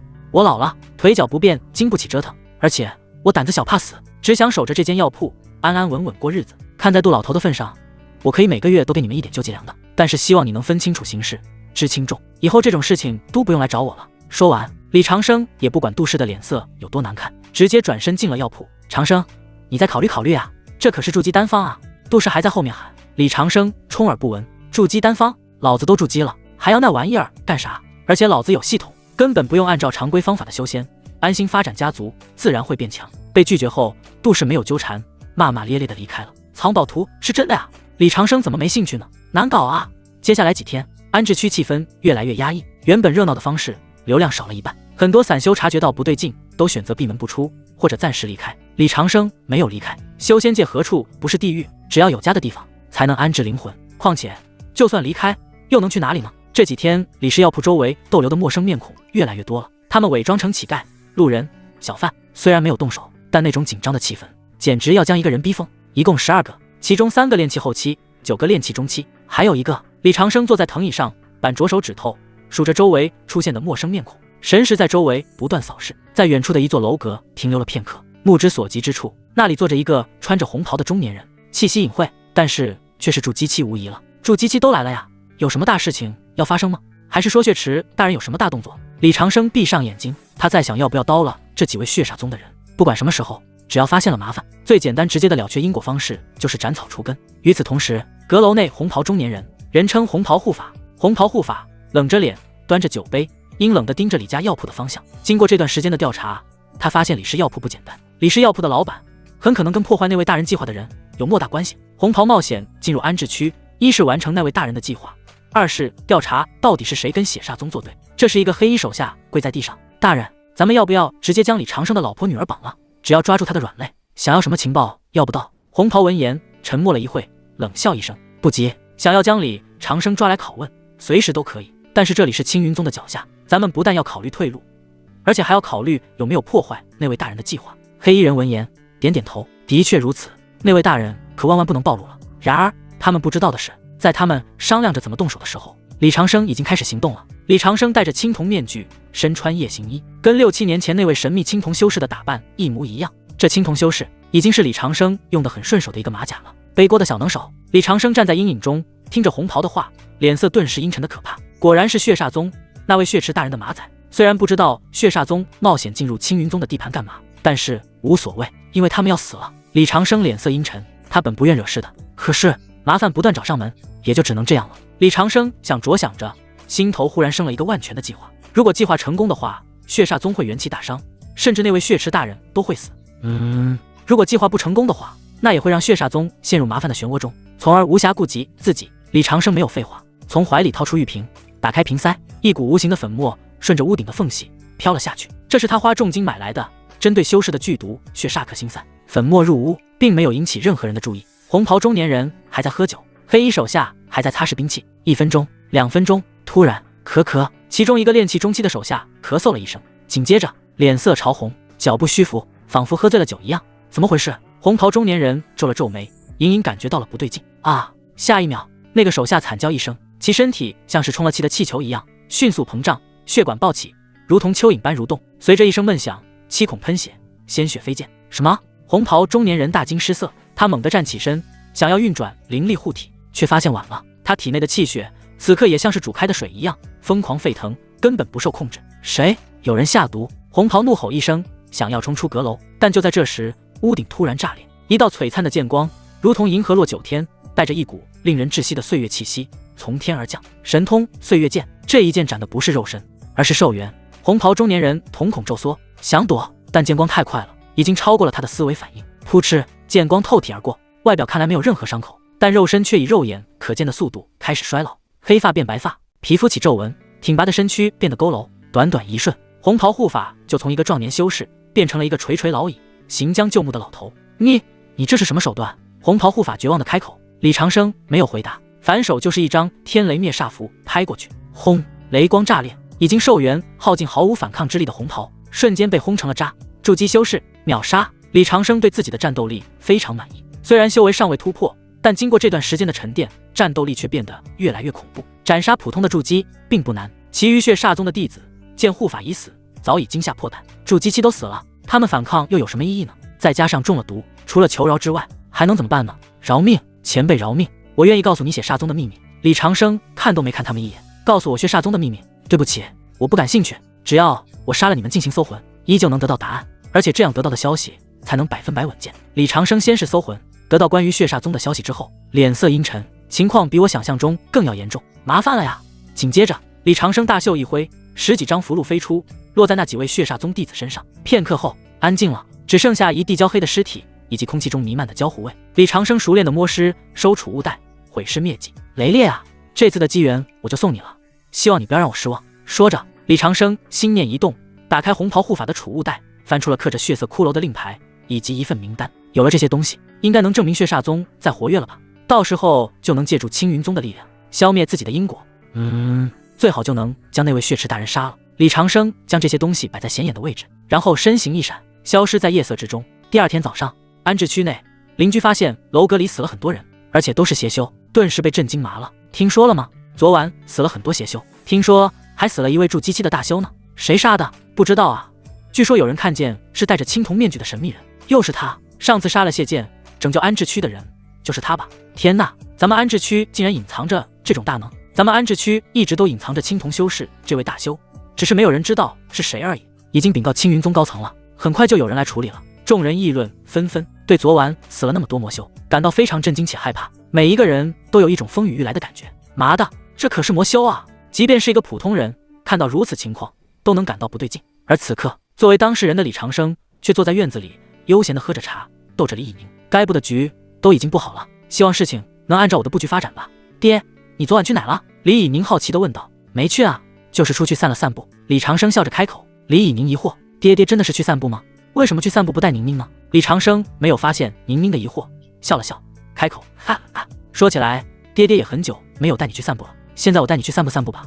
李以宁闻言，目光瞬间一亮，声音变得有些雀跃。好啊，好啊，我最喜欢跟爹散步了。李长生一把抱住李以宁，往楼阁那里走去。现在死了那么多魔修，楼阁那里早就人满为患了，即便他们出现在那里，也不会显得突兀。两人刚刚走到楼阁附近，就听到周围议论声不断传来，竟然是执法峰的雷长老亲自到来，应该会给咱们一个明确的交代的吧。我只想知道，为什么这里会有这么多魔修？这么多魔修潜伏在这里的目的又是什么？李以宁看着前方的雷长老以及尸体，大眼睛一闪一闪的。爹，这里好像死了很多人，还有那个人是弟弟平平的师傅吗？李长生目光在前方扫视一圈，昨晚自己故意留在这里的东西已经不见了，顿时心情大好，希望这次借刀杀人能成功吧。李长生心念一声，随后摸了摸宁宁的头，有些宠溺，开口，的确是平平的师傅，但是现在平平的师傅是来调查凶手的，咱们可不能打扰他。李以宁，那咱们可以让他将弟弟还回来吗？李长生，哈哈，傻孩子，这不用还，等平平修炼有成之后，自己会回来的。时间又过了几天，李长生一直在院子里晒太阳，仿佛魔修之死跟自己没有什么关系。其实他一直都在关注青云宗的动向，明明我都将血煞宗的名单留下来了呀，怎么没有动静呢？莫非在钓大鱼？还是说我的计划又失败了？李长生想着想着非常无奈。正在此时，耳边突然传来一个怯生生的声音：大叔，请问你要不要人吗？李长生睁开眼，只见门口站着一个少女，约莫16、17岁，穿着一身红色的连衣裙，脚上和手上都戴着2个铃铛。来人长相很美，而且带着天生的媚，哪怕什么都不做，站在那里都会让人忍不住多看2眼。苏夭夭，这女人怎么来了？李长生看到苏夭夭时，脑壳有些头痛。血煞宗的事情都没有摆平，合欢宗又来了，事情越来越乱了，这是想我死啊！说句实话，李长生不想招聘苏夭夭，这女人无法无天，而且是敌是友都没有搞清楚，而且跟这种漂亮的女人搞在一起的话，容易惹来祸端。这时苏夭夭淡淡的声音又传过来了：大叔，你怎么不说话啊？是不是嫌弃我呀？李长生沉默了一会，开口：你想要干嘛？我想应聘你药店的员工，包满足要求，只要你给我一口饱饭吃。苏夭夭声音依旧很好听，就像风一样。不行，你不符合我的要求。李长生想都没想就拒绝了。什么玩意啊？如果收了合欢宗的人为员工，就真的解释不清了。大叔，你这样说的话令我很心寒呢。6年前还是我帮你收拾了残局，要不然你早就暴露了。李长生闻言愣了一下，心头猛然一跳。6年前的事情只能是安置区异变了，这件事不是早就被雷长老定性了吗？眼前的姑娘怎么会知道的？李长生在那么一瞬间动了杀心，虽然他狗不想惹事，但眼前的姑娘实在知道的太多了。我听不懂你在说什么。李长生矢口否认，以免对方诈自己。这时苏夭夭带着戏谑的声音又传过来：青铜面具修士谢剑，还需要我再给你好好回忆一下吗？听到这2个关键词，李长生脸色一变，顿时就知道说的苏夭夭的话10有8九是真的了。难道当初这个孤真的娘帮我收拾残局了？李长生越想越觉得有可能。6年前他布置的现场可是很多漏洞的，但是后面雷长老却什么都没有查出来。只有一种可能，有人帮忙收拾残局了。不管这位姑娘当初为何要帮自己，但是对方实在知道的太多了，最好的办法就是将对方杀了灭口。作为狗修，他清楚只有死人才能保守秘密的。小丫头，饭可以乱吃，话可不能乱说。李长生嘴角依旧带着笑容，甚至连姿势都没变，但袖口的手指已悄无声息地扣住了一堆5阶极品爆裂符。一旦撕破脸皮的话，他能在第一时间爆发出最强的战斗力。空气在这一刻凝固。面对李长生不善的话语，苏夭夭浑然不在意，笑了笑，笑得花枝乱颤。大叔，不要这样，你生气的样子好吓人哦。不过说着，苏夭夭伸出一根葱白玉指，往空气中轻轻一点，李长生周围的空间便被锁死了。紧接着，一股令人头皮发麻的气息从这个看似柔弱的少女身上释放出来，金丹期，甚至比金丹期更可怕的气息爆发出来。李长生僵住了，他千算万算都没算到这位姑娘竟然是个比雷烈还要恐怖的大楼。特么这是什么剧情？金丹期大修跑来我这小药铺当伙计，体验生活还是钓鱼执法？大叔，现在咱们可以好好说话了吗？苏夭夭收回手指，身上的威压也随之消失得无影无踪，仿佛刚才的一切只是幻觉。李长生深吸一口气，压下狂跳的心脏，如今真的碰到硬茬子了，既然反抗不了，那就智取。李长生收敛了杀意，脸上重新挂上谦卑和蔼的笑容。可，其实如果我说一直都很好说话的，你会相信吗？狗道精髓，识时务者为俊杰。看着李长生这副模样，苏夭夭忍不住扑哧一声笑了出来。大叔，你真逗，刚才还想杀我灭口呢，怎么这会儿就这么客气了？说着，苏夭夭也不客气，坐在了李长生旁边的藤椅上，晃荡着两只小脚丫，脚踝上的铃铛叮当作响。李长生、苏夭夭摆摆手，也不逗他了。行了，我没恶意，咱们继续刚才那个问题，你收留我没问题吧？其实苏夭夭是避难的，自从合欢宗逃出来之后，他才发现天下之大，竟然没有自己可去之处。最后脑海中浮现出6年前大叔的身影，然后就来到了安置区。这种感觉很奇怪，他也不知道自己为什么会来到自己，但是苏夭夭决定顺从自己的本心。李长生闻言苦笑，这哪是问句啊，这分明是通知，你最低都是金丹期啊，即便我拼死杀了你，我的身份也藏不住了，因此不到万不得已的话，李长生不希望生死相向。李长生思考着如何表面虚与委蛇，暗地偷偷举报给青云宗，请仙师出手除妖，彻底斩断因果。脑海中冰冷的电子提示音突然传过来了，叮！检测到绝世器运人物苏夭夭，身份合欢宗逃亡圣女，九尾天狐皇族血脉，重伤状态。警告：宿主实力不足以镇压此女，建议软饭硬吃，以柔克刚，将其同化为家族一员。特殊任务触发，收留苏夭夭，并助其疗伤。奖励1：绝世器运；奖励2：纯阳道体；奖励3：防御大阵9宫八卦阵。李长生听着系统的奖励，原本苦涩的心瞬间火热起来。绝世器运、纯阳道体、5阶大阵，这特么富贵险中求啊！虽然苏夭夭是个定时炸弹，但系统给的实在是太多了，而且苏夭夭是重伤状态，也就是说，刚才苏夭夭在狐假虎威，这就有了操作空间啊！李长生一想到这里，腰杆挺直了一些。既然系统让我软饭硬吃，那我就不客气了，我收留你没问题，但是咱们得约法3章。李长生假装犹豫了良久，才勉为其难的答应。苏夭夭似笑非笑的看着李长生，大叔，你还想管我？李长生正色道，如果你想要留下来，就必须听我的。苏夭夭想了想，无奈点点头，那行吧，你说，只要不太过分的话，我就答应你。这时李长生伸出一根手指头，许是知道了苏夭夭是纸老虎，说话声音都自信了很多。第一，你以我表侄女的名义留下来，没有我的允许，不能暴露修为。苏夭夭想了想，点了点头，合理。李长生竖起第2根手指。第二，药铺的活儿你得干，我这儿不养闲人，就算是就算是表侄女也得干活。苏夭夭依旧点点头，好。李长生紧接着竖起第3根手指。第3，我是你的老板，你要对我以及我的妻子表示足够尊重，而且我给你提的合理要求你要听。苏夭夭闻言，虽然这要求令他有点不爽，但是想要留下来的话，就只能听李长生的了。第4，大叔，你怎么那么多要求？苏夭夭皱了皱眉头问。李长生笑了笑，其实这也不算是要求。第4就是我会想办法帮你治疗好你身上的伤，但是作为交换，如果我需要你的帮助，你必须出手。苏夭夭闻言愣了一下，大叔，你怎么知道我受伤了？李长生笑了笑，这不是很明显的吗？苏夭夭，很明显吗？反正他遇到过几位金丹期修士，都看不出来。苏夭夭突然觉得李长生远比自己想象中还要神秘。苏夭夭问，你有办法治我的伤？李长生回答，我只能说试试。苏夭夭盯着李长生看了许久，发现李长生的自信不是装出来的，心头顿时多了一丝不切实际的奢望。好，如果你真能治好我的伤，别说出手保护李家，就算是以身相许也不是不可以哦。苏夭夭凑到李长生耳边，吐气如兰。李长生耳朵一酥，半边身子都麻了，这妖精不愧是九尾天狐，太考验干部了。李长生后退一步，行，那就这么说定了。苏夭夭在李氏药铺安家了之后，适应能力极强，换上了一身朴素的布裙，收敛媚意，在药铺里忙前忙后。出乎李长生所料的是，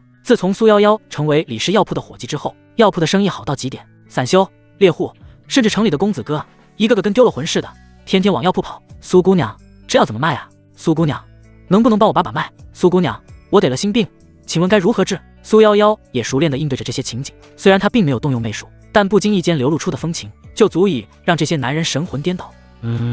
就是画风彻底歪了。原本李家药铺的名气靠的是李以宁过硬炼丹术，卖的是产品，现在一大半客人是冲着人来的。李长生站在后堂，透过门帘的缝隙看着外面的盛况，一边数着零食，一边摇头感叹：狐狸精啊，狐狸精！有了这销官，实在太棒了。不过生意好归好，后院的火也没断过。金哲挺着大肚子坐在院子里晒太阳，手里拿着个酸梅，一边啃一边盯着前铺方向，眼里满是警惕。夫君，你看看他，哪里像个卖药的？那眼珠子转的都要把人的魂勾走了。咱们家可是正经生意人家，别让其把名声搞坏了，要不就辞退他算了。江翠萍也在一旁附和：是啊，夫君，这姑娘太招摇了。昨儿个隔壁王大婶还问我，咱家是不是改行开青楼了？李长生闻言非常无奈，我只是想完成系统任务而已，怎么就变成修罗场了呢？难搞啊！李长生想了想开口，苏夭夭非要留下来的，我也没办法。这样吧，等过段时间我找苏夭夭谈谈。江翠萍和金哲闻言只能点点头了。其实他们是不介意李长生有别的女人，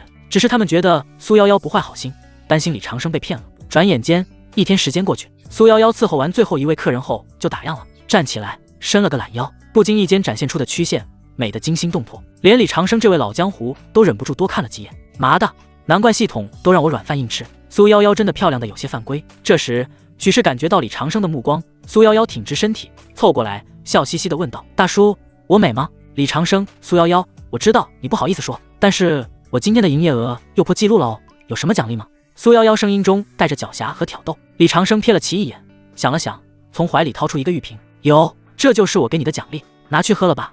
如今轮到苏夭夭愣住了，原本他只是随口一问，没想到李长生真有奖励啊！看来这位大叔也不是那么愚呢，知道我是潜力股，准备投资我了对吧？苏夭夭想着，接过玉瓶，打开瓶盖，轻轻嗅一口，闻到了一股令人作呕的血腥味。大叔，这是什么啊？好臭！苏夭夭捏着鼻子，一脸嫌弃，差点把瓶子扔了。李长生一脸轻松，笑了笑，没什么，最近安置区不是出现了很多来历不明的魔修吗？我就随便废物利用一下，把他们的尸体全部熬炼了一遍，提炼出生机和血气。这东西对你那受损的金丹来说，绝对是猛药，敢不敢喝看你自己了。听完这番话，苏夭夭的脸色变了，把敌人的尸体熬炼成药，这手段太狠了，简直比魔道还魔道啊！苏夭夭作为合欢宗的圣女，自然能感应到这瓶血水里蕴含的恐怖能量，的确对自己的伤势有效，但是不多，因为我不是金丹期啊，而且伤的比你想象还要重。苏夭夭犹豫了一会，咬了咬牙，眼中闪过一丝狠劲：算你狠，既然大叔敢炼，本姑娘就敢喝。说着举起手中的瓶子，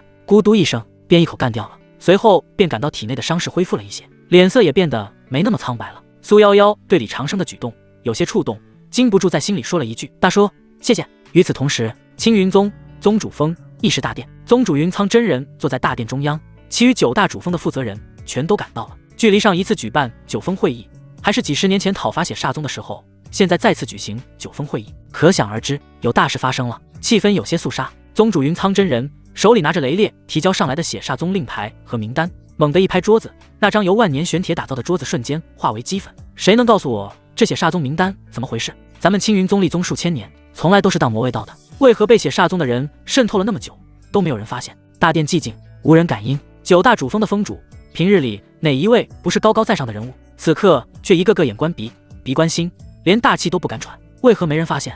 这问题太诛心了，要么是大家都眼瞎无能至极，要么就是有人在故意包庇，同流合污。而且此刻云苍真人正在暴怒，谁敢触其眉头啊？云苍真人胸口剧烈起伏，目光如鹰隼般锐利，缓缓扫过在座的每一个人。哑巴了，平日里争夺资源，一个个嗓门比谁都大，现在宗门被人捅成了筛子，都成哑巴了。云苍真人的声音压抑着滔天的怒火，在大殿内回荡，震得梁上的灰尘都在簌簌落下。这时雷烈硬着头皮往前走一步，拱拱手开口：宗主，现在不是追究责任的时候，目前最主要的是如何处理这件事。云苍真人闻言，胸口剧烈起伏了几下，许是意识到自己刚才说话确实有些过火了，连忙柔和了一些。这些名单核实的如何？雷烈回答：宗主，这份名单我已经核实过了，其中有30%是我们怀疑为其他宗门细作的目标，但是没想到他们竟然是血煞宗的人，还有70%隐藏在各个房室甚至外门弟子之中。云苍真人眼神冰冷震怒：好一个血煞宗，好一个灯下黑，还真当我们青云宗如同无物了不成？说着云苍真人站起身，一股属于元婴期大圆满的恐怖威压瞬间席卷整个大殿。传我法旨，启动荡魔令，执法峰、战堂、暗部全体出动，按照这份名单将血煞宗的魔头统统杀掉，护我正道。谨遵宗主法旨。雷烈和众长老齐声应诺。此刻他们都知道青云宗要变天了呀，血煞宗可是一个很变态的宗门，当初集合所有正道的修仙门派都无法将其消灭，可想而知其到底有多强大。青云宗即将跟血煞宗硬碰硬，可真是胜负难料啊。随着荡魔令出，青云宗这个庞然大物如同机器一样运转起来，这是一场由上到下的肃清运动。9大峰峰主亲自带队，按照名单开始杀人。这一夜注定无眠。往日里静谧祥和的青云宗辖区，此刻被无数道凌厉的流光撕裂。没有什么战前喊话，也没有什么所谓的先礼后兵。青云宗这台战争机器一旦启动，展现出的便是令人胆寒的肃杀与高效。丹顶峰，这是青云宗炼丹重地，平日里妖香袅袅，往来弟子皆是温文尔雅。此时，一座最为宏伟的炼丹阁内，外门颇具威望的慈心长老刘长青正笑呵呵地指导几名新进弟子辨识灵草。这株名为凝血草，虽带一丝煞气，却是炼制回春丹的主药。话音未落，轰！丹阁穹顶骤然炸裂，一道粗大的雷霆剑光，如同9天神罚，没有任何征兆的劈落。刘长青脸色巨变，伪装瞬间卸下，浑身爆发出令人作呕的血光，原本慈祥的面容扭曲成厉鬼一般。雷烈，你这是干嘛？我没惹你执法风的人吧？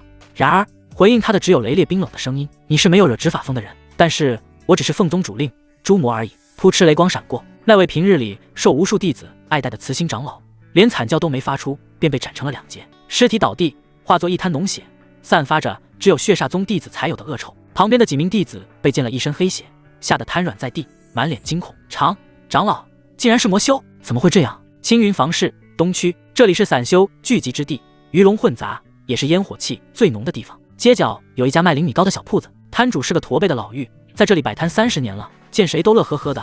不少青云宗的低阶弟子都是吃他米糕长大的，大家都亲切地叫他米婆婆。此刻，几名执法堂的黑衣执事面无表情地围住了小摊。米婆婆，跟我们走一趟吧。老妪闻言，手中动作一顿，抬起浑浊的眼睛，颤巍巍道：几位仙师，老身只是个做小本买卖的凡人，请问我到底犯什么事？执事不废话，长刀出鞘，开始开杀。对待魔门中人，可没有任何仁慈可言。见伪装无用，老妪怪叫一声，佝偻的脊背猛地炸开，伸出2只血淋淋的骨刺，凶悍无比的扑向执事。虽然不知道我是如何暴露的，但是既然暴露了，那就杀你们几个小崽子祭旗。然而他低估了青云宗这次的决心，这一场由上到下的肃清行动，手段绝对铁血。老妪都还没说完，数道锁链凭空出现，洞穿了老妪的4肢和琵琶骨，将其钉在地上。内门真传弟子洞府，某位备受瞩目的天才师兄正在闭关冲击瓶颈，护山大阵直接被强行攻破，还没等他反应过来，就被宗门长老亲自出手镇压。从储物袋里搜出了血煞宗的联络密信。青云宗内几乎同时响起惨叫声，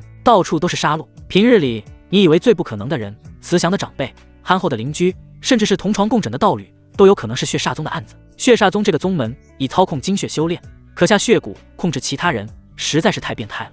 而这始作俑者李长生坐在自家院子里，一边喝着茶，一边逗着宁宁。原本他还有些失望的，毕竟他将名单提交上去那么久了，青云宗都没有动静，借刀杀人计划失败了吗？然而下一秒，许是感应到了什么，嘴角禁不住露出了笑容。动静挺大呀，这下子血煞宗该元气大伤了吧？就是不知道血池大人有没有暴露。李长生自然没有忘记这位血池大人的，毕竟跟自己可是死仇。当初他从红袍中得到血煞宗的名单时，是没有关于血池大人的信息的，但是他在上面加了点料，希望青云宗能将血池找出来，为我了却因果吧。此时也正如李长生所料，青云宗蛇首峰后山血洞周围阴森恐怖，满是鲜血环绕，血池中鲜血翻滚，散发着令人作呕的腥臭味。突然一阵极其愤怒的咆哮声传来，无尽血水翻滚，在血池旁聚成血影，胸脯一股一股的。啊呀呀！是谁？发生了什么？血煞宗经营了几10年的案子，竟然一夜被人全拔掉了。血池大人愤怒极了，他修炼的是血神功，血神功比血族地功法更厉害，不但能吞噬鲜血修炼，更能够控制鲜血下血蛊。他对案子气息多多少少都有所感应的。妈的，怎么会这样呢？这些案子不但关系到我的复活，而且还关系到血煞宗的复苏。如今计划被破坏了，他真的受不了。该死，该死啊！青云宗，这是你们逼我的，既然你们不让我好过，那就别怪我鱼死网破。血池大人疯狂喃喃自语，眼中闪过一丝疯狂。他不想再等了，也不能再等了。青云宗既然已经动手，就肯定会顺藤摸瓜，慢慢找到血煞宗其他分部的。时间拖得越久，对自己就越不利。而且即便是他都有暴露的可能。事已至此，没有其他办法了，就只能放手一搏吧。不要顾虑太多。血池血水像沸水一样不断翻滚，象征着这里主人的愤怒。血池大人心念一动，发动血神功，将指令传达给所有在外潜伏的血煞宗的弟子。该集合了。神宗隐世太久了，再不出来蹦跶2下的话，这个世界的人还真都会以为神宗已经死了。神宗复出，总要有人祭旗的。青云宗作为3大仙宗之一，就是最好的祭品。时间过得飞快，转眼间3个月时间过去了。李长生坐在院子中，偶尔听到邻居说，当初邀请自己去挖藏宝图的杜氏，也就是那位寡妇，陷入了杀猪盘，不但没有捞到奖励，而且还差点将自家生命搭进去。那张藏宝图里面根本没有什么宝藏，有的只是彻头彻尾的杀猪盘。呵呵，果然啊，跟我猜测的一模一样。天下哪有白捡的馅饼啊？根本不可能好罚，还想忽悠我？君子不立于危墙之下，安心多子多福发展家族，何须跟你们卷命？此时，李长生安安静静地躺在院子的藤椅上，手中捧着一本古籍，不断学习。学习能使人进步。他将书中内容和自己对这个世界的了解相互印证，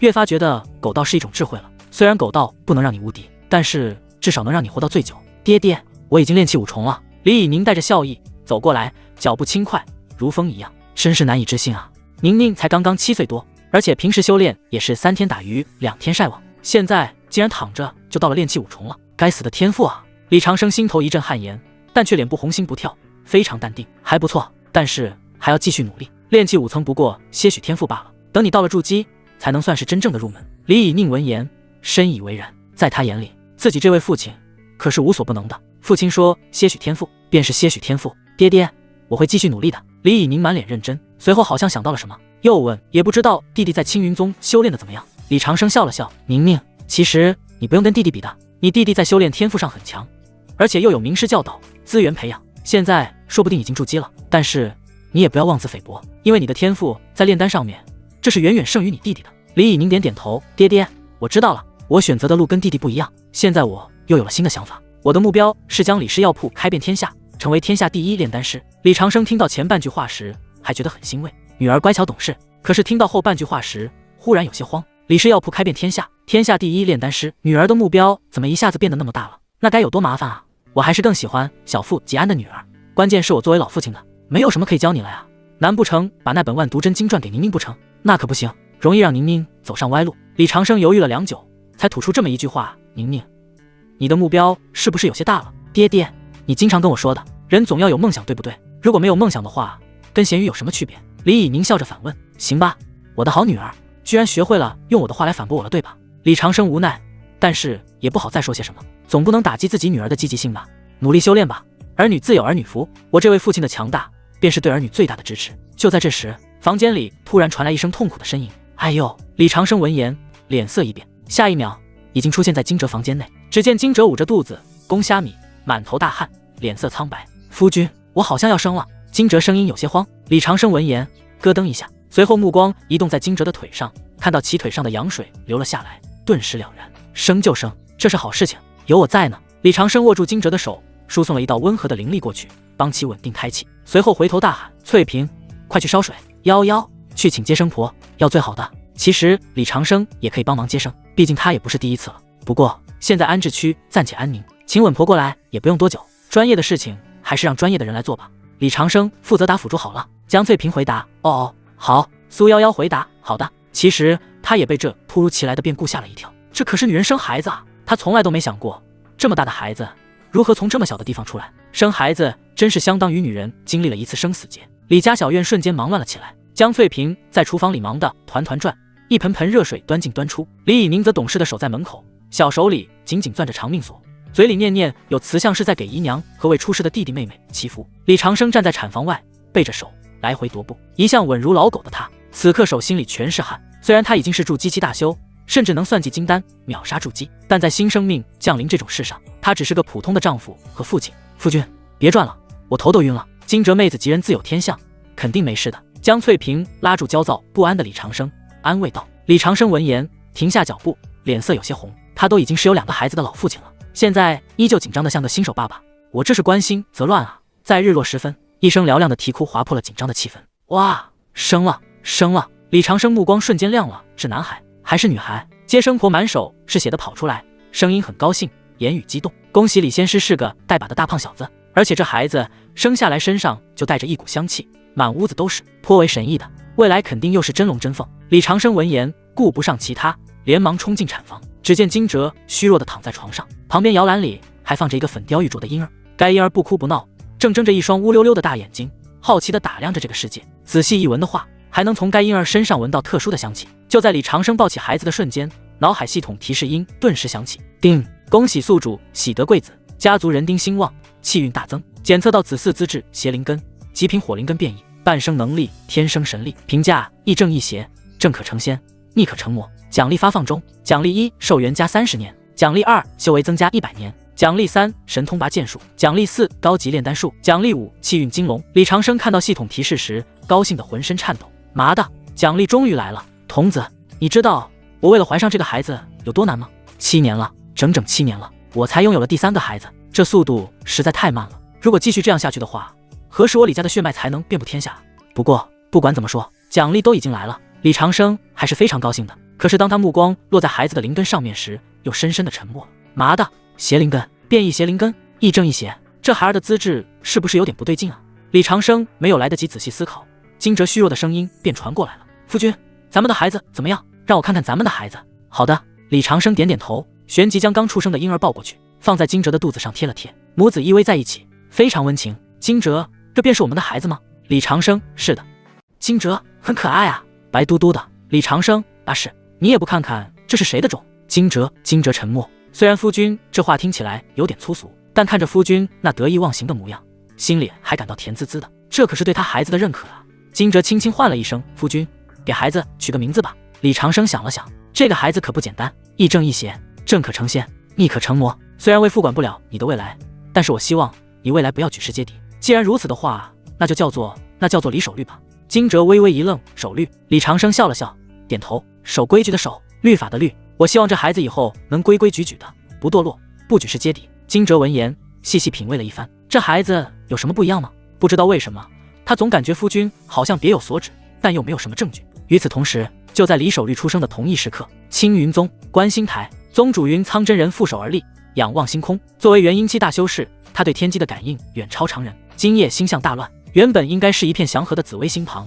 竟然出现了一颗妖星。虽然妖星光芒微弱，但却透着一股令人心悸的血光和异香。怎么回事？发生了什么？云苍真人眉头紧锁，伸出手指掐算推演。随着推演的深入，脸色越来越凝重。不对劲，这股气息似正非正，似邪非邪，既带着仙家的祥瑞，却又带着灭世的灾厄。难道什么妖孽降世了吗？云苍真人喃喃自语，仔细推算了一会，许是对方有气运庇护，推算不出什么，只得到了模模糊糊的一个指示，那就是引发这次异象的地点就在青云宗管辖地内。云苍真人低喝，来人！几名负责关心的长老瞬间出现，来传令下去，彻查今日在青云宗辖区内出生的所有婴儿，无论凡人还是修士，必须登记造册，仔细检查。一旦发现那种生来带有异象、异香或者特殊体质的婴儿，立刻上报。云苍真人脸色凝重，自古以来，凡有异象，必有妖孽。若为正道所用，那是宗门之福；若为魔道所得，那就是苍生之劫。希望这不是坏事吧？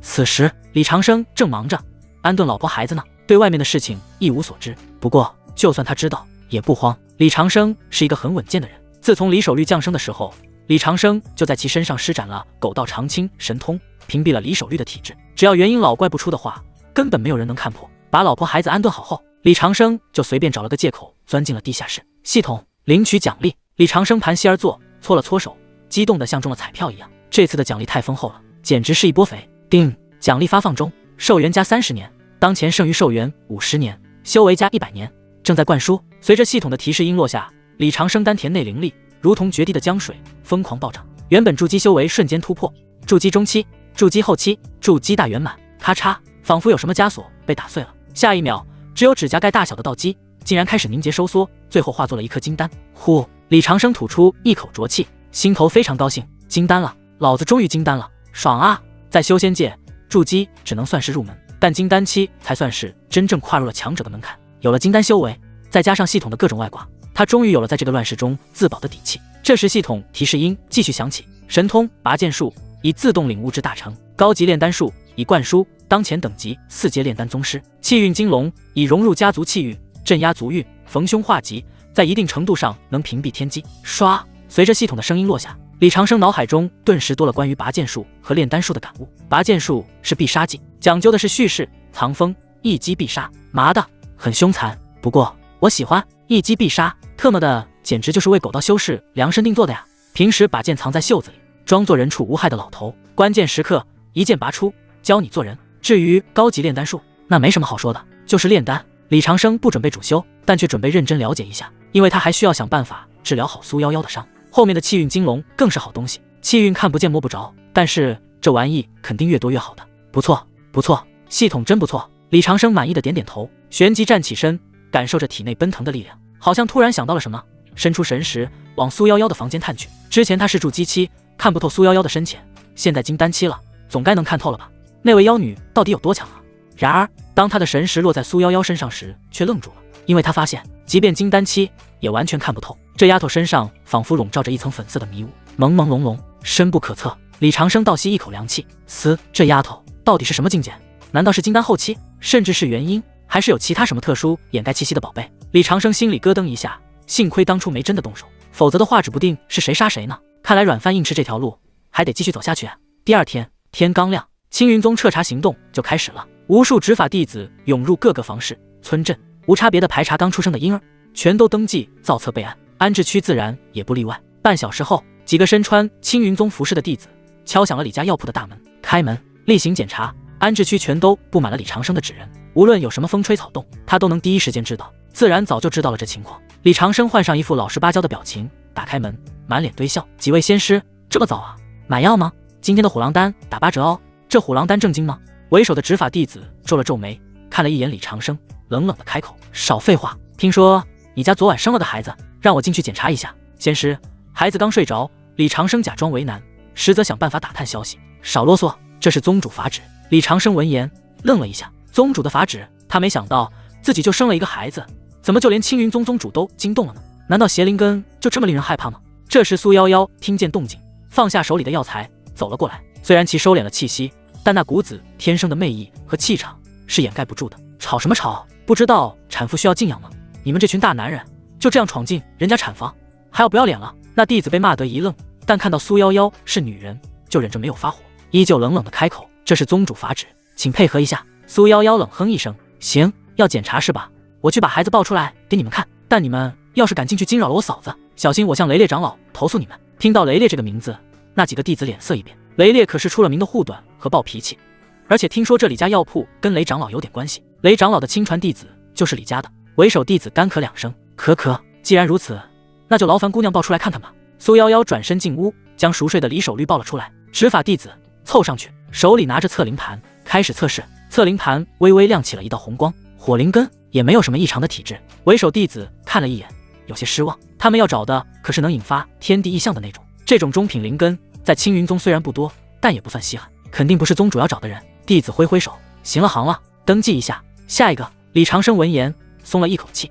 送走这群瘟神后，关上门，看向苏夭夭：“刚才谢了。”苏夭夭把孩子递给李长生，撇撇嘴：“谢什么？我那是为了这小家伙，这么可爱的小侄子，要是被那群粗人吓到了怎么办？”说着，苏夭夭伸出手指逗了逗李守律的小脸蛋。李守律似乎感应到了什么，竟然在睡梦中抓住了苏夭夭的手指，咯咯地笑了起来。苏夭夭一愣，随即露出淡淡的笑容：“嘿，小家伙，你抓住我的手干嘛？”李长生抬头看了苏夭夭一眼：“夭夭啊，你看这孩子跟你这么亲，要不你给他当个干娘？”苏夭夭闻言抬起头，一脸警惕地看着李长生：“大叔，你又想算计我什么？”李长生：“这丫头怎么这么精面？想啥？我就是觉得你一个人在这里也没有亲人，既然咱们有缘住在一个屋檐下，就是一家人，多个干儿子，以后等你老了，也有人给你养老送终不是？”苏夭夭闻言愣住了，看着李长生老实巴交的脸，又看了看怀里那个正抓着其手指不放的小家伙，心里柔软的某根弦被触动了。亲人，这对于出身合欢宗，从小就在尔虞我诈中长大的人来说，是多么奢侈的词汇。行吧，既然这小子这么喜欢我，那我就勉为其难了。李长生哈哈大笑：“哈哈，好，一言为定。”第二天晚上，李长生哄睡了小儿子之后，便返回房间了。惊蛰刚生产完，不能同房；江翠萍有事情要忙，亦不能同房。所以他只能独睡，平躺在床上。刚闭上眼睛，就有一种心惊肉跳感传来，仿佛有什么灾难即将降临一样，根本就睡不着。李长生知道，这是获得气运金龙后，气运对自己的预警。难道家族要出事？李长生脑海一遍一遍想着。李家建立在安置区，安置区是被宗门遣退的外门弟子建立凡人家族的地方，在这个地方普遍都是炼气低阶，我可是金丹期啊，按道理来说足以碾压一切，怎么还会有心惊肉跳的感觉呢？不对，难道是整个李家都要出事了？李长生越想脸色越难看。基于以上判断，再结合青云宗最近发生的事情，答案呼之欲出。麻烦了呀！李长生脸色凝重，虽然他很狗，不想惹事，也不爱出风头，但李家就在青云宗山脚下，覆巢之下，安有完卵？若是青云宗倒了，李家也得跟着玩玩，得想个办法才行。就在这时，耳边突然传入一阵推门声，咯吱，一阵香风袭来，脚步声微不可擦。只见一道曼妙的身影，这轻纱赤足，悄无声息走了进来。苏夭夭，李长生看到来人时愣了一下，一个妇道人家，半夜3更的，潜入一位有妇之夫的男人房间，意欲何为？李长生静静地观察着。其实通过这段时间的了解，他知道苏夭夭的本性不坏，只是作为一个漂亮的女人，在吃人的修仙界中生存实在太艰难了，所以才在表面构建起一层保护色。今晚苏夭夭穿得格外妖娆，轻纱薄如蝉翼，皮肤白皙的仿佛能滴出水来，一双狐狸眼波光流转，媚态横生，再加上赤足的大白腿，圆润嫩滑，比食品级别的还要漂亮，真是令人禁不住想吃一口。妈的，你这真是想引诱别人犯错啊！李长生吐槽了一声，即便他定力再好，看到这么媚的苏夭夭，心跳仍然慢了几拍。大叔，这么晚了还没睡啊？苏夭夭使出天狐媚术，走到李长生床边，发现李长生还没睡，他是考虑了很久才决定测试眼前这位大叔的。至于为什么是今晚行动，那是因为时间不多了。小丫头，大半夜不睡觉，跑我这儿来干嘛？李长生躺在床上，连眼皮都没抬一下，声音却很平静，没有表现出那种被魅惑的感觉。苏夭夭媚眼如丝，人家睡不着吗？听说大叔会双修，要不教人家？说着，苏夭夭见媚术没生效，连忙将天狐媚术催动到极致，伸出纤纤玉手摸上了李长生的脸颊，随之一股粉色的灵力顺着指尖传去，想要钻进李长生的体内。外放的魅惑没有用，就只能通过接触魅惑了。然而此时李长生却动了，他头脑清醒得很，迅速伸出手，快如闪电，一把扣住了苏夭夭的右手脉门，控住穴位，封锁灵力。好啊，我这就教你双修。虽然李长生外表是一位老头，但此刻依旧发出一阵痞笑，浑浊的老眼金光流转，仿佛有一条金龙在游动。随后一股带着龙凤和明诀的高阶应用龙阳锁的灵力，顺着李长生的手掌反向注入了苏夭夭的体内。苏夭夭闷哼一声，只觉得全身一麻，体内的媚术瞬间被冲散。你，苏夭夭满脸震惊地看着李长生，妈的，这大叔哪里是什么筑基期啊，分明就是金丹期，甚至比金丹期还高。在心悸过后，苏夭夭又有些小开心，因为大叔修为高，符合当自己队友的标准了。李长生摸上苏夭夭的手之后，同样狂喜了起来，不过却不是因为苏夭夭的手有多漂亮有多滑，他又不是变态，关心这些干嘛？而是因为刚刚他看透了苏夭夭的修为，金丹期，至少受伤后的苏夭夭是金丹期。妈的，跟我在同一个境界啊，那我就放心了。刚刚那一摸，竟然给了我可以生米煮成熟饭的勇气。嘿嘿，姑娘，我劝你以后别惹我，否则后果不是你能够承受的。李长生得知苏夭夭的修为之后，心底磐石更加稳如老狗了。苏夭夭被李长生捏住，瞬间软了，浑身无力，面红耳赤，瘫倒在床上。妈的，这大叔真的对我使用了双修之术，而且还对合欢宗魅惑之术有克制作用。大叔，松手，快放开我，我来找你是有正事的。苏夭夭的声音多多少少带着点焦急和哭腔，那位大叔的双修之术实在太霸道了，将他的媚术克死了。李长生闻言笑了笑，声音有些邪魅，孤男寡女的，我自然知道你来找我有正事，咱们现在不是在做正事吗？苏夭夭闻言快要哭了，什么鬼啊，我说的正事不是这个呀，妈的，大叔可别碰我。苏夭夭一急，猛然抬起腿扫过去，企图脱离李长生的控制。然而李长生的反应更快，用左手控制住苏夭夭的双手，腾出右手抓住苏夭夭踢过来的脚，往上一举便锁住了。苏夭夭彻底动弹不得。大叔，你误会了，不是这样的，你先松开我，我再慢慢解释。苏夭夭发现挣扎不动，脸更红，声音更酥软了。妈的，臭大叔，难道你不知道女人的脚不可以乱抓的吗？苏夭夭酥软中带着一种悲愤，虽然她是合欢宗的圣女，但卖艺不卖身，身子清清白白的，就连手都没有被男人碰过，现在怎么爱？妈的，臭大叔，如果不是老娘受伤了，境界跌落了，又岂会落到如此田地？现在你欺负我，等我修为恢复了，一定要你好看的。然而就在此时，李长生却突然松手了。即便苏夭夭受伤了，都依然金丹期，妥妥是一个人物，不能将对方逼急了，否则的话两个人都要玩完。说吧，你来找我干嘛？如果你不说出合理的理由的话，就不要怪我翻脸无情了。苏夭夭重获自由，迅速往后一步，跟李长生保持安全距离。大叔，我来找你是来告诉你一个大秘密的。李长生想都没想就摇了摇头，既然是秘密，那就不用说了，我怕因此惹上麻烦。这大叔怎么不按套路出牌？苏夭夭愣了一下，又开口，那是关于血煞宗的，你真的不感兴趣？血煞宗？李长生闻言，原本波澜不惊的心境竟然出现了一丝波澜。他可以很狗，但是却不能对有可能对自家产生危险的事情视而不见。见李长生没有说话，苏夭夭接着开口，你知道吗？血煞宗有一个老妖怪躲在蛇首峰，名字叫做万红尘，他最近暴走了，决定发动突袭，血洗青云宗。蛇首峰，万红尘，血洗青云宗。李长生闻言瞳孔一缩，这可是非常关键的消息，而且跟自己的气运预警对上了。不过他也没有问苏夭夭为什么会知道的，就像上次谢剑献祭安置区一样，李长生相信自己的直觉，但表面上却装作不耐烦的样子，摆了摆手，什么红尘白尘的，我对这些不感兴趣。别耽误我睡觉，赶紧滚回你自己屋去。苏夭夭闻言愣了一下，好片刻才反应过来了，大叔相信了呀，要不然刚才的事情可不会这么容易翻篇。好的，大叔，那我先回去睡觉了。苏夭夭欢快地走回自己房间，脚上的铃铛跟着叮铃铃响，仿佛刚才羞涩的事情从来都没有发生过一样。大叔啊，又到了做选择的时刻了，这一次你会如何选择呢？如果你选择逃跑的话，那我将对你失去任何兴趣；如果你没有选择逃跑的话，那我就彻底认可你了。往后修仙路上多一个人为伴，咱们都不是甘做别人棋子的人，咱们是同类啊。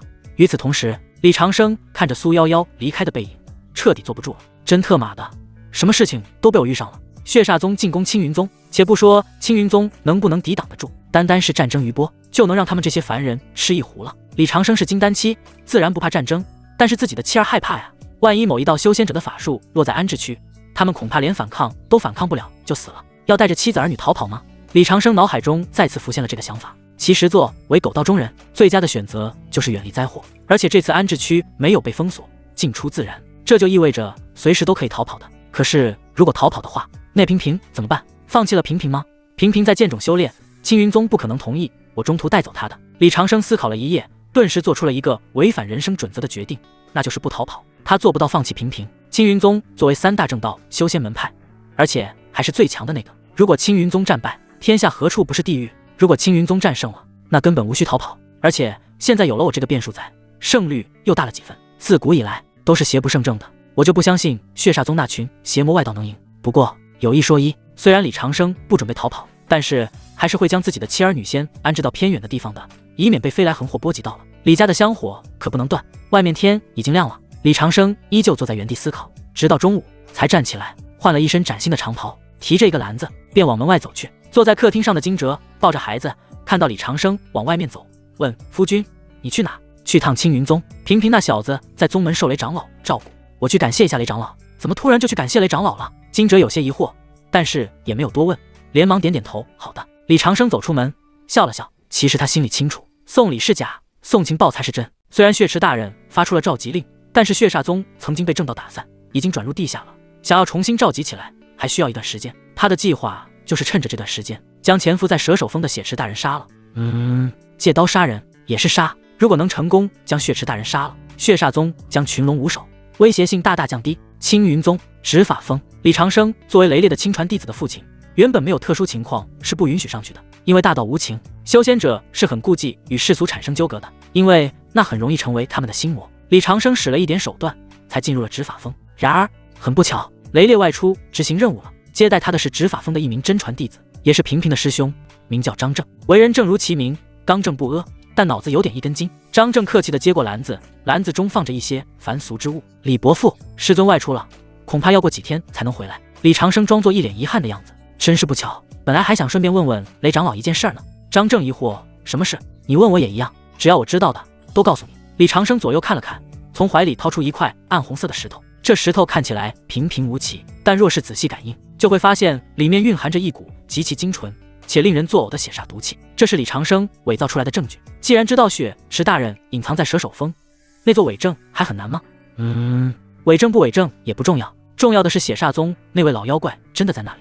你看这个，我刚路过蛇首峰，在山脚下捡的，外表很好看，但这东西红的有些不正常，我感觉可能跟其他地方的石头不一样，所以还请你们帮忙看看。张正闻言接过石头，只看了一眼，脸色瞬间大变。血煞经，作为执法峰弟子，他对血煞宗的东西太熟悉了，上次血洗行动中他就杀过几十血煞宗的案子了，在那些案子的修炼之地中就看到过很多这种石头，这种石头是血煞宗某种镇基材料来的，而且还是在蛇首峰捡到的。蛇首峰可是宗门重地，虽然偏僻，但地下连接着护宗大阵的一处阵眼，若是那里被血煞宗动了手脚，后果不堪设想。张正越想越感到后怕，神色凝重无比，旋即站起身，严肃地问李伯父，这石头真是在蛇首峰捡的？李长生肯定的点点头，装作什么都不知道的样子，一脸无辜。是啊，就在后山那条小溪边。怎么，是宝贝吗？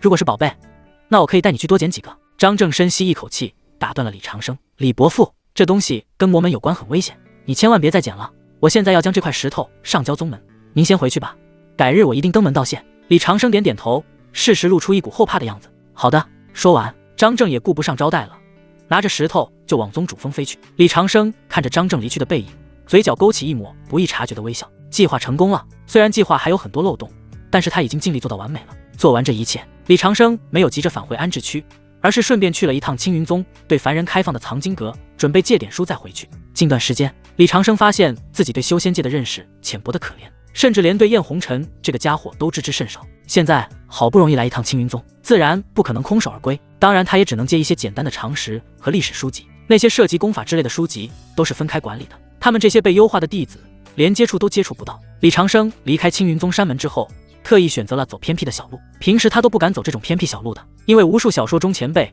都验证过了，走这种偏僻小路必然会出现意外。但是现在不一样了，金丹期修为就是有底气。李长生一边走一边盘算着接下来的计划。既然情报送出去了，青云宗应该很快就会彻查蛇手风，血池大人肯定瞒不住了，就是不知道能否借刀杀人成功。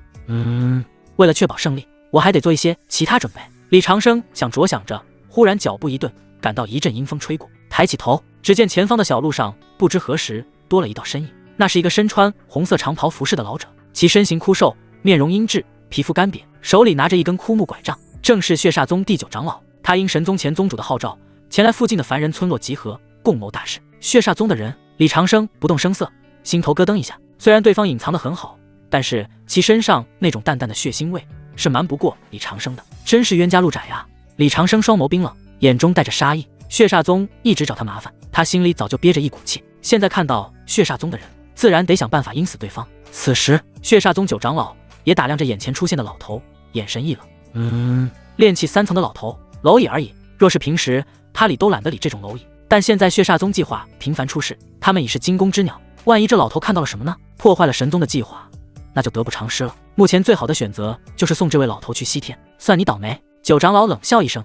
没有任何废话，直接抬手，一道阴森的掌风带着腐蚀性的煞气朝着李长生拍了过来。这是金丹初期的随手一击，足以将炼气期的老头拍成肉泥。李长生，我就路过打个酱油，我都还没惹你，你惹我干嘛？李长生站在原地，面对那呼啸而来的掌风，脸上露出一丝嘲讽的笑容。在9长老放松警惕的瞬间，猛然屈指一剑，发动偷袭神通拔剑术，萧一道无形的剑气瞬间洞穿了虚空。因为9长老大意，当杀机起时根本反应不过来，扑哧一声轻响，9长老的掌风消散，其眉心处出现了一个指头大小的血洞，鲜血汩汩流出。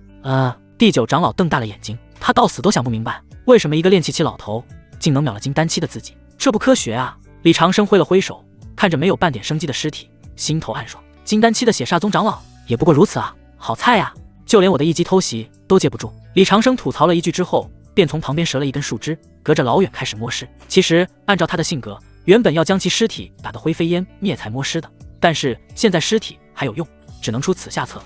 很快，李长生就从9长老腰带位置挑出来储物袋，神识探入其中，眼睛瞬间亮了。储物袋里除了大量的灵石和丹药外，还有一块血煞宗的联络阵盘、血煞宗的修炼功法，以及这几年的通讯记录、任务记录等。这是铁证啊！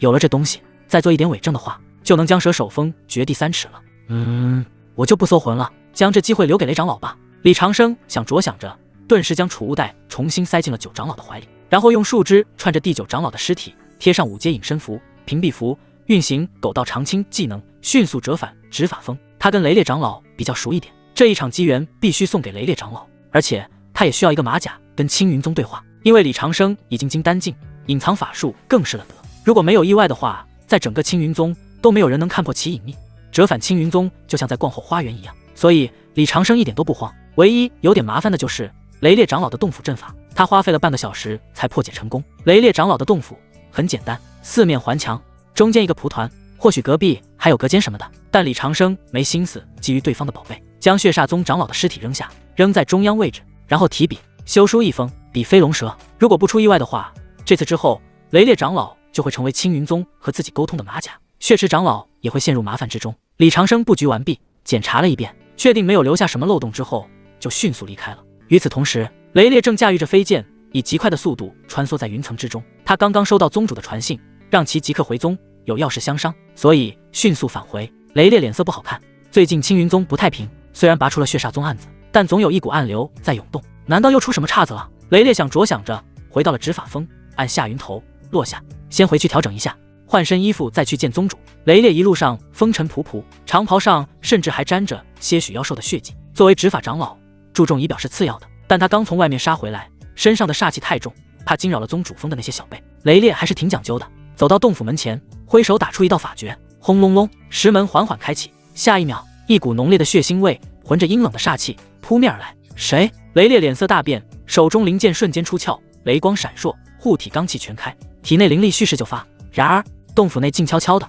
只有那股血腥味在空气中弥漫。雷烈神识一扫瞳孔，骤然收缩，只见洞府中央的蒲团旁静静地躺着一具尸体，该尸体身穿红袍，面容枯瘦，眉心中央被人一剑洞穿。这是血煞宗九长老。当雷烈看清那具尸体的面容时，顿时僵住了，倒吸一口凉气，感到头皮发麻。作为执法长老，他对血煞宗的高层资料烂熟于心。这九长老可是金丹初期的老魔头，手段阴狠毒辣，极其难缠。现在怎么就死在了自己洞府里呢？而且看眉心那个血洞，分明是被一击必杀。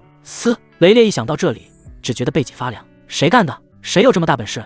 难道是宗门里的哪位太上长老出手了？雷烈心中惊疑不定，实在想不通。随后仔细检查尸体，发现在尸体旁边还放着一张折叠整齐的信纸，以及一个只有巴掌大小的红色纸人。纸人剪得惟妙惟肖，甚至还带着一丝灵性，仿佛在盯着他看。雷烈犹豫了一下，先拿起了信纸，展开一看，上面只有寥寥数语，但信息含金量极高。蛇首峰下，血池藏身，燕红尘未死，欲起大阵，屠戮青云。若有疑问，可用纸人跟我联系。字迹苍劲有力，透着一股不属于凡俗的超然剑意。雷烈阅完其中信息之后，禁不住手都猛然抖了一下。燕红尘这个名字对于现在的年轻弟子来说可能很陌生，但对于他这一辈的人来说，简直就是噩梦。那是血煞宗上一任宗主，号称血魔的恐怖存在，修炼的可是血神子神功，极其难杀。当年正魔大战，就是云苍真人拼着重伤才将此寮镇压，没想到他竟然没死，而且还躲在青云宗的蛇首峰。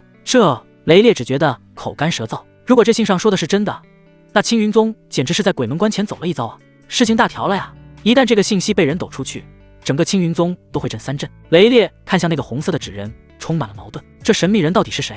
是友是敌？如果是友，为何不直接现身？如果是敌，为何要送来这么重要的情报和尸体？罢了，是福不是祸，是祸躲不过。雷烈一咬牙，决定联系对方试试，伸出手指，凝聚出一丝灵力，点在了那个红色纸人的眉心。纸人微微一颤，身上泛起了一层淡淡的红光。紧接着，一个苍老俯瞰众生般威严的声音从纸人的口中响起：何人联系我？雷烈心中一凛，连忙拱手对着虚空行了一礼。虽然他不知道对方在哪里，对方可能是元婴老怪，该有的礼数不能少。晚辈雷烈，见过前辈，敢问前辈尊姓大名？为何会在晚辈洞府留下这？李长生冷漠的声音打断了雷烈：名字只是个代号，无需多问。本座不过是个闲云野鹤，路过此地，见这魔头鬼鬼祟祟，便顺手宰了。本不想多管闲事，但这燕红尘若是成了事，这方圆万里的生灵都要遭殃。虽本座不修功德，但也见不得这等人间惨剧，所以才给你留了个信。这番话说的滴水不漏，逼格拉满，完全就是一个隐士高人、悲天悯人的形象。雷烈听得一愣一愣的，顺手宰了金丹期，还不修功德？这语气，这派头，至少也是元婴期的大佬啊！雷烈再次深深一拜，语气更加恭敬了：前辈高义，晚辈代表青云宗上下，多谢前辈大恩。只是这燕红尘真的藏在蛇首峰吗？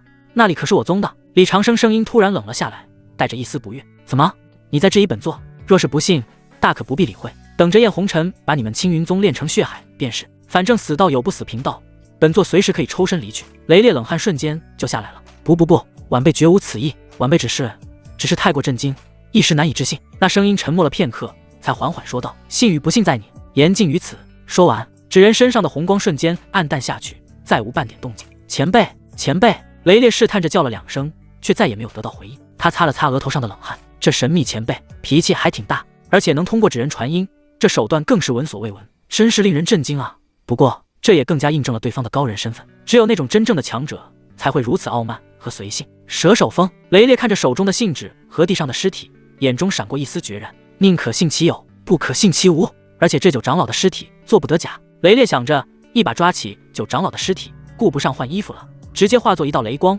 冲出了洞府，直奔宗主峰而去。宗主峰，云霄大殿，云苍真人正端坐在主位上，手里把玩着一块暗红色的石头，眉头紧锁。这块石头是那位叫张正的真传弟子送上来的，据说是一个老头在蛇首峰捡到的，但经过仔细辨认，却发现这确实是血煞宗用来布置化血大阵的血煞经。蛇首峰，难道血煞宗真的渗透的这么深了吗？云苍真人喃喃自语。就在这时，殿外传来一阵急促的破空声，人还没到，雷烈洪亮的大嗓门就响了起来：宗主，出大事了！云苍真人看着雷烈手提一具尸体冲进来，愣住了：雷师弟，你这是？雷烈也没废话，直接把尸体往地上一扔。宗主，你看看这是谁？云苍真人定睛一看，脸色瞬间变了。云苍真人，血煞宗九长老雷烈。云苍真人，你杀死的？雷烈喘了口气，神色凝重地说道：“不是我杀的，刚才我回洞府的时候，就发现对方死在我的洞府里，而且被人一击毙命。”云苍真人闻言愣了一下，这事是不是多多少少都有点诡异？而且在青云宗内也没多少人能做得到吧？那几位太上长老的行踪，他都知道，绝不可能是太上长老所为。这时雷烈淡淡的声音又传过来了：“还有这信件，是那位前辈留下来的。”云苍真人接过信，快速扫了一眼，当看到燕红尘3个字时，手忍不住抖了一下。燕红尘那个老魔头竟然没死，而且就藏在蛇首峰。这一刻，所有的线索都串联起来了。张正送来的血煞经，神秘人送来的九长老尸体和情报，全都指向了同一个地方蛇首峰。云苍真人怒极反笑，眼中杀意沸腾。好一个灯下黑！我还在想，血煞宗哪里来的胆子，敢跟我青云宗叫板？原来是这老魔头在背后撑腰。既然没死透，那就再杀他一次。雷烈想了想，开口：“宗主，此时没有确凿的证据，如果贸然调查蛇首峰的话，会不会影响不好？”云苍真人摇了摇头，声音冰冷：“真的假不了，假的真不了。如果蛇首峰连配合调查都不敢的话，就说明其真的有鬼。本座会亲自毙了他。”雷烈闻言，顿时没有再说什么。宁可杀错，不可放过，这一点他是支持宗主的，而且宗主也有这个权利。这时宗主淡淡的声音又传过来了：“雷师弟，那位神秘前辈呢？”雷烈摇摇头，随后拿出红色纸人：“走了。他说他是闲云野鹤，路过顺手为之。不过他留下了这个，说可以通过此物联系。”云苍真人盯着那个纸人看了很久，都没能看出些什么来，感叹一声：“高人啊，此人修为恐怕不在我之下。既然这位前辈愿意相助，那是天佑我青云。”雷烈闻言深以为然，纸人前辈的确很厉害，而且扎纸人这种技能，他在东周这片土地都没见过，恐怕是其他州那些拥有特异本领的人。这时云苍真人充满威严的声音传来：“雷师弟，在传我法旨，暗中调集执法峰战堂没有闭关的长老，跟我前往蛇首峰调查。”是。雷烈领命，退了出去。大殿内只剩下云苍真人一人，其看着窗外蛇首峰的方向，目光深邃。燕红尘，还有那位神秘前辈，还有查不到的妖星将士，真是越来越有意思了。另一边，李家小院，李长生正坐在摇椅上，悠闲地喝着茶，逗着刚睡醒的李守玉。感应到纸人传回来的消息，嘴角挂着一抹淡淡的微笑。看来青云宗准备行动了，接下来就看谁输谁赢了。在青云宗的地盘，肯定是宗主赢吧？看来血煞宗的计划泡汤了。而且我给雷烈留下了纸人，随时可以跟青云宗对话，这样的话就能在某种程度上操纵青云宗，借刀杀人。李长生伸了个懒腰，哎呀，这幕后操盘的感觉真爽。另一边，云苍真人带着数位金丹长老以及2位太上长老直奔蛇首峰，3位元婴，7、8位金丹，这阵容足以灭一个中大型宗门了。然而此次他们的目标却是自家的蛇首峰。至于为什么带那么多人，那是因为云苍真人担忧蛇首峰有可能叛变了。蛇首峰此地偏僻，虽灵气不算稀薄，却常年阴冷潮湿，多生毒虫异草，故而人丁并不兴旺。峰主名为赵婴，道号蛇首真人，金丹中期修为，为人孤僻阴质，极少与宗门其他人来往，这一脉弟子也比较少。不过令云苍真人没想到的是，他刚靠近蛇首峰时，蛇首峰就升起了大阵，挡住了其去路。这蛇首峰怎么回事？不给咱们进去，还是本来就有鬼？雷烈面目不善，冷冷地说了一句。紧接着众人便看到一道瘦削的身影脚踏黑色巨蟒，从峰顶的迷雾中缓缓升起。此人正是蛇首真人赵婴。赵婴人未至，那不满的声音就传过来了：“宗主，雷师兄深夜兴师动众，无故围困我蛇首峰，意欲何为？还是说看我这一脉的人少，想要将我这一脉除名？”赵婴这番话一点都不客气，本他就是直来直去、脾气火爆的人，现在宗主带那么多人围住蛇首峰，让蛇首峰的脸面何在啊？简直欺人太甚。云苍真人开口：“赵师弟，不要误会，本座并没有恶意，只是有人举报蛇首峰内潜伏了一位极其危险的魔头，本座才带人来调查一下，希望你不要阻拦。”赵婴闻言气急反笑：“宗主，虽然蛇首峰偏僻，但也是清修之地，哪来的魔头？你可不要听风就是雨。”云苍真人冷冷地看着赵婴：“赵师弟，如果没有证据的话，我可不会来找你，本座给你最后一次机会，让开，配合调查。”云苍真人声音不大，却带着杀意，因为如果燕红尘真的躲藏在蛇首峰的话，拖得越久，对方逃跑的可能性就越大。赵婴闻言心头一颤，看着宗主冰冷的眼睛，突然意识到宗主不是在开玩笑，难道真的有魔头藏在自己峰里？不可能啊！宗主，可将证据拿出来给我看看。赵婴声音软了几分，但是仍坚持要先看到证据再说。此时云苍真人见赵婴步上道，已经失去了耐心，破阵吧，速度要快。云苍大袖一挥，2位元婴期的太上长老以及身后3位战堂长老同时出手，轰轰轰，攻击如同陨石坠落，轰击在蛇手峰的护峰大阵上，颇为恐怖。咔嚓，蛇手峰的阵法本来就不算太强，再加上年久失修，哪里经得起这种级别的轰炸？仅仅坚持了不到3息，光幕便如同玻璃般破碎，化作漫天光点消散。噗！赵英心神与阵法相连，大阵被破，当即喷出一口鲜血，气息萎靡下去。你们！他指着众人，又惊又怒，但没人理他。嗖！云苍真人一马当先，强大的神识如同雷达一般，瞬间覆盖了整座蛇手峰。蛇手峰并不大，但地形极其复杂，地下溶洞密布，阴河纵横，这也是为什么燕红尘会选择这里作为藏身之地的原因。不到1炷香的时间，一位战堂长老查出了痕迹，便发出了信号。报！后山悬崖下发现一处隐秘洞府。云苍真人和雷烈对视一眼，脸色变得越发凝重。悬崖下的洞府，这一听就不对劲啊！难道燕红尘真的在这里？云苍真人反应极快，收到传信便带着几位金丹修士化作流光赶了过去。至于另外2位太上长老，则在外围警戒，防止敌人趁乱逃跑。后山悬崖是一处极其隐蔽的死角，常年被毒雾笼罩。此刻，原本平整的石壁已经被暴力轰开，露出了一个漆黑幽深的洞口。赵英看到这一幕，眼珠子都快瞪出来了。他在蛇手峰住了数十年，竟然从来不知道后山还有这么个地方。这就是你说的清修之地？雷烈冷冷地瞥了赵英一眼，赵英张了张嘴，却发不出声音，脸火辣辣的疼，仿佛被人狠狠抽了一巴掌。云苍真人只看了一眼赵英，没有说话。现在可不是计较这个的时候，先去灭魔才是王道。赵英是自己人，等处理完外人的事情之后，再关起门来慢慢处理，都小心点。跟着进去，周身撑起一道护体灵光，率先冲进了洞穴，众人紧随其后。洞穴一路向下，越走越宽，也越走越阴冷。墙壁上刻满了诡异的血色符文，散发着幽幽的红光，地上散落着无数森森白骨，有妖兽的，也有人的。看那骨骼的大小，很多还是没长大的孩童。虽然他们都是修仙者，见证了红尘的生生死死，但此刻看到那么多无辜的童孩死在这里，还是有些恻隐。无名的愤怒从心底升起来，妈的，童孩都杀，这还是人吗？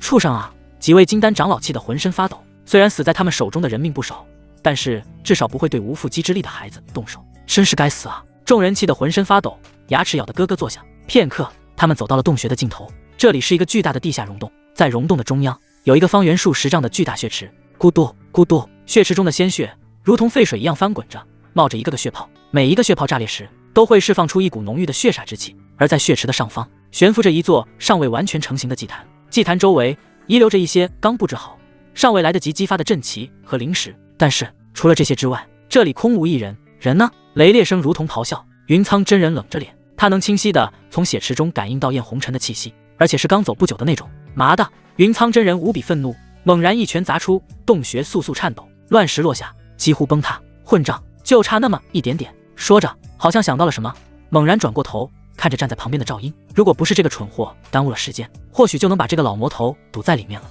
赵师弟，你最好给我一个解释。赵英面对宗主的质问，脸色惨白。宗主，我不知道啊，我是无辜的。云苍真人尚未说话，旁边脾气火爆的雷烈的声音就传过来了。无辜？无辜个屁！咱们是正道修仙门派，却在你的地盘上发现了这么大的魔教，这得死了多少人啊！老实交代，你是不是那魔头的同伙？否则的话，为何要阻拦我们？赵英闻言脸色发白，这次真的解释不清了，就连他自己都觉得有罪了。现在出了这档事情，真是跳进黄河都洗不清了。雷师兄，咱们几十年师兄弟情了，难道你都还不了解我吗？这件事是我失职，但我绝不是魔头的同伙。雷烈冷冷的开口，我一定都不了解你，而且你是不是魔头的同伙也不是你说了算的，咱们看证据说话。其他几位长老也紧跟着附和。是啊，窝藏魔头，为魔头提供庇护，即便没有，你也有失职之责。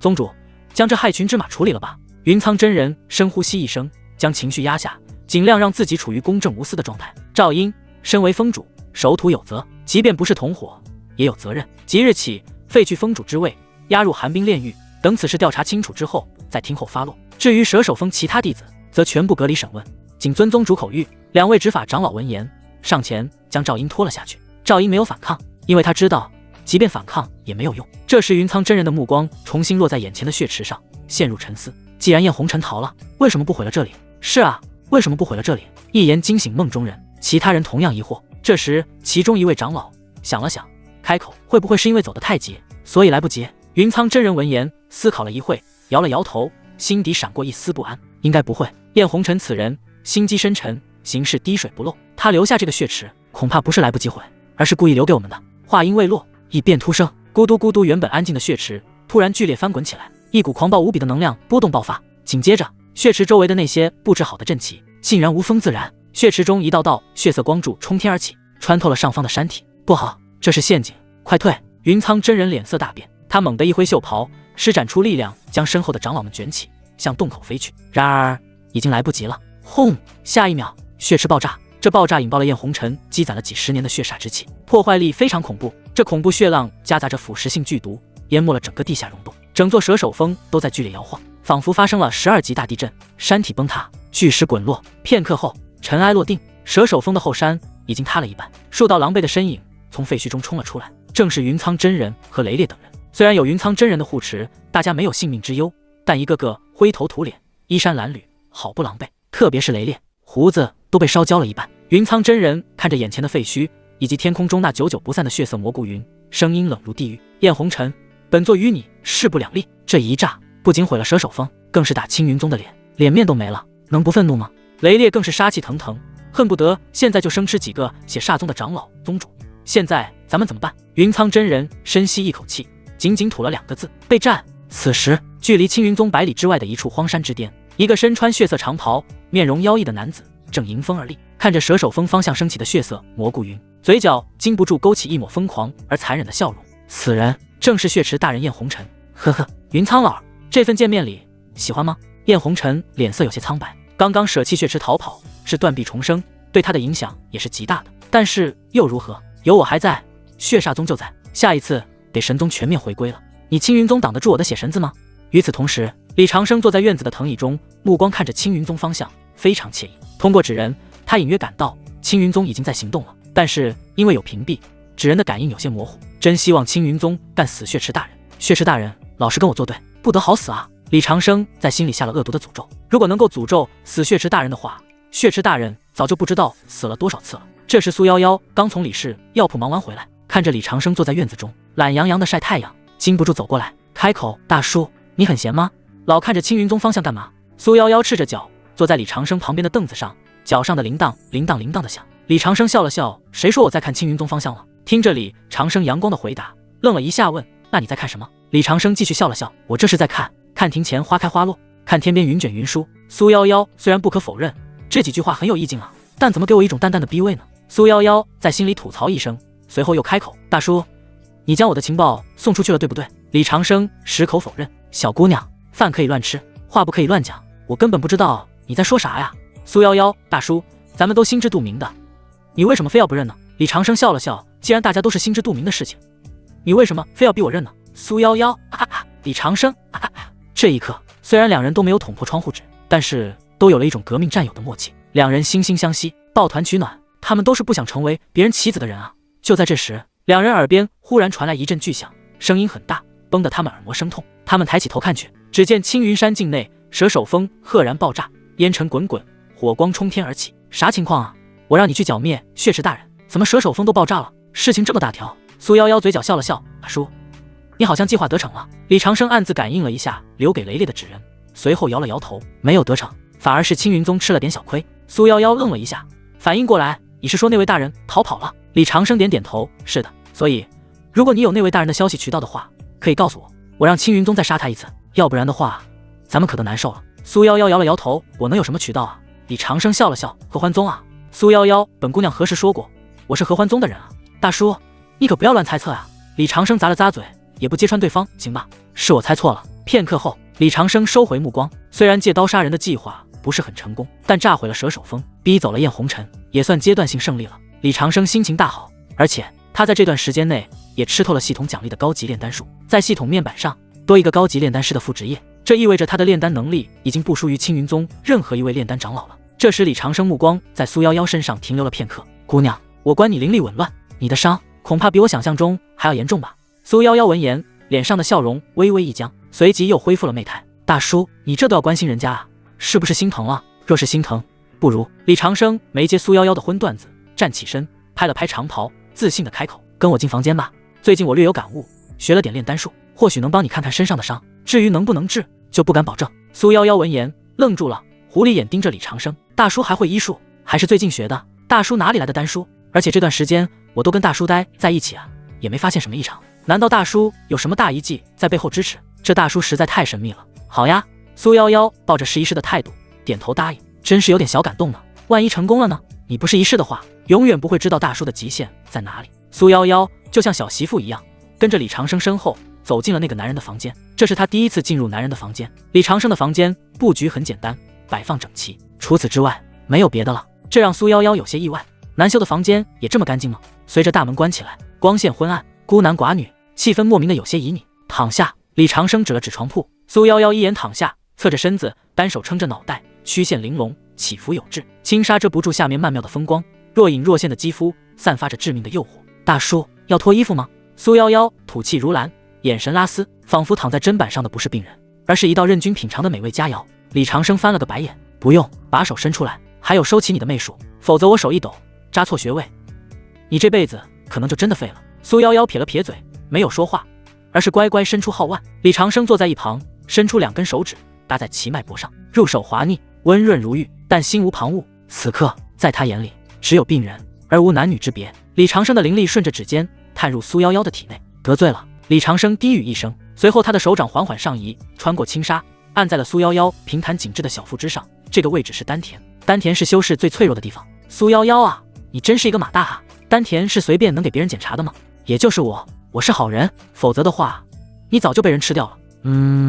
苏夭夭感受到李长生大手的温度，身子颤抖了一下，那是一种从未有过的异样感。作为合欢宗圣女，虽然她修的是媚术，理论知识无比丰富，但实战经验却是零。这种被异性触碰丹田的感觉，让其本能的想反抗，全身肌肉紧绷，脸颊瞬间染上了一层红霞，甚至连脚趾头都蜷缩了起来。别动，放松。李长生眉头微皱，声音低沉。虽然手掌下的肌肤细腻的惊人，不过他更关注的是丹田的情况。随着灵力的深入，苏夭夭感觉体内仿佛有一只大手游走，那种感觉又酥又麻，紧咬嘴唇，不敢发出声音，生怕自己一开口就会发出什么奇怪的调调。苏夭夭只能幽怨地盯着李长生，麻的，这臭大叔绝对是故意的，肯定是借着看病的名义在占我便宜。可是他的眼神为什么那么清澈？搞不明白了。良久，李长生收回了手，掌心的余温散去，苏夭夭竟然生出了一丝怅然若失的感觉。坐起身，整理了一下有些凌乱的衣服，却发现李长生的脸色比刚才还要凝重几分。怎么样，大叔，我还有救吗？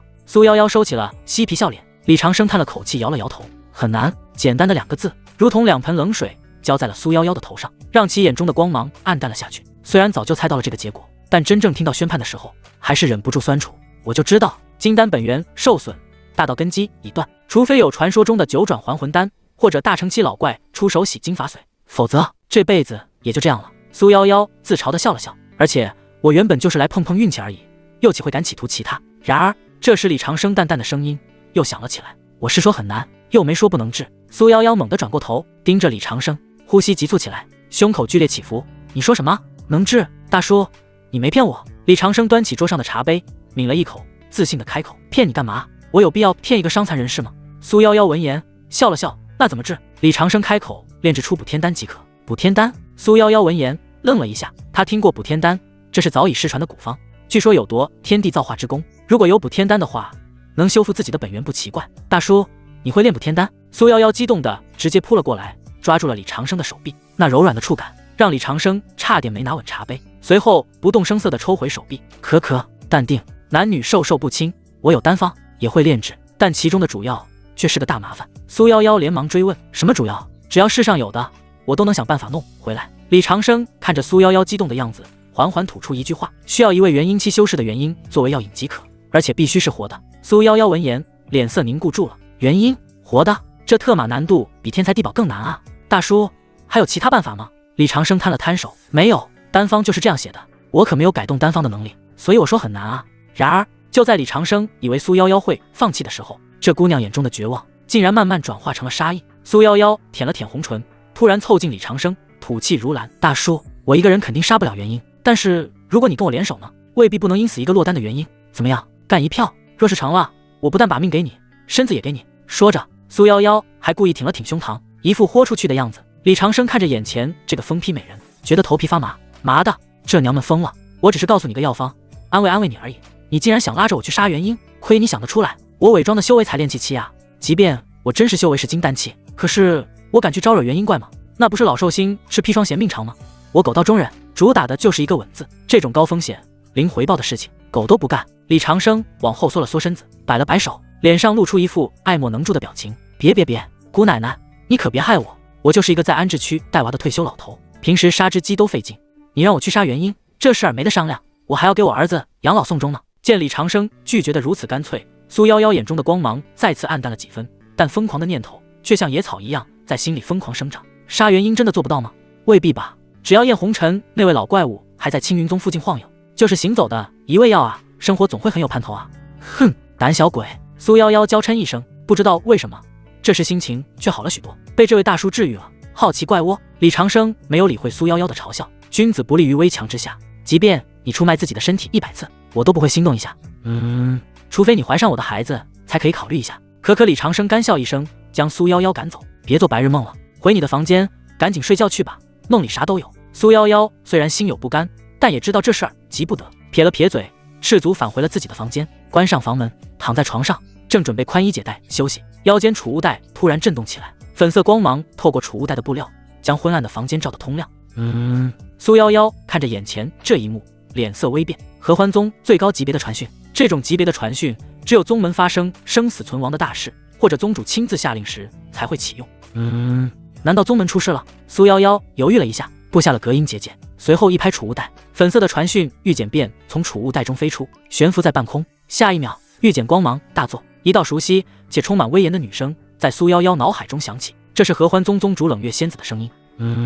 也就是苏夭夭的师傅。夭夭，为师已与天魔宗达成协议，将你许配给天魔少主力天行，两宗联姻，共抗正道。力天行乃是天纵之才，年纪轻轻已经达到金丹，元婴有望，配你绰绰有余，请你速速归宗，莫要误了两宗联姻，此乃宗门法旨，不得有误。传音结束，房间寂静的可怕，恍若空间凝固了。苏夭夭身体僵住了，脸庞上血色瞬间褪尽，煞白如纸。我的好师尊啊，你这说话的方式真的令我很不喜欢啊！我可是你的徒弟啊，用得了用宗门法旨来约束我吗？而且你觉得宗门法旨就约束得了我吗？呵呵，还有你前面试的联姻许配，说的真好听啊。可是你知道天魔少主力天行是什么人吗？那是魔道出了名的变态，修炼的乃是天魔采补大法，最喜虐杀炉鼎，死在他手下的女修没有1000也有800。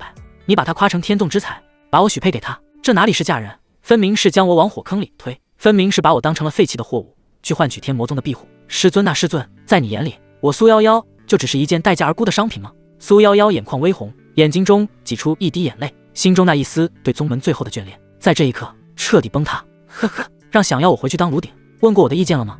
现在我就告诉你，做梦！师尊啊，自从我被合欢宗那个人所伤时，你没有站出来维护我，从那一刻起我就不欠你什么了。苏夭夭眼中的凄凉逐渐转化为了决绝和狠厉，随后猛地抬起手，一把抓住了那枚玉简，五指用力，灵力爆发，咔嚓，那枚价值连城的极品传音玉简瞬间化为齑粉，随着粉色的光芒熄灭，房间重新陷入了黑暗。大叔，这下子人家真的只能赖上你了，你赶都赶不走的那种啊！苏夭夭苦笑一声，靠着床沿缓缓滑落，坐在冰冷的地上，抱着膝盖，像是一只受伤的小兽在舔舐着自己的伤口。也许在这个寒冷的夜里，只有隔壁那个老男人的呼噜声才能给我带来一丝安全感吧。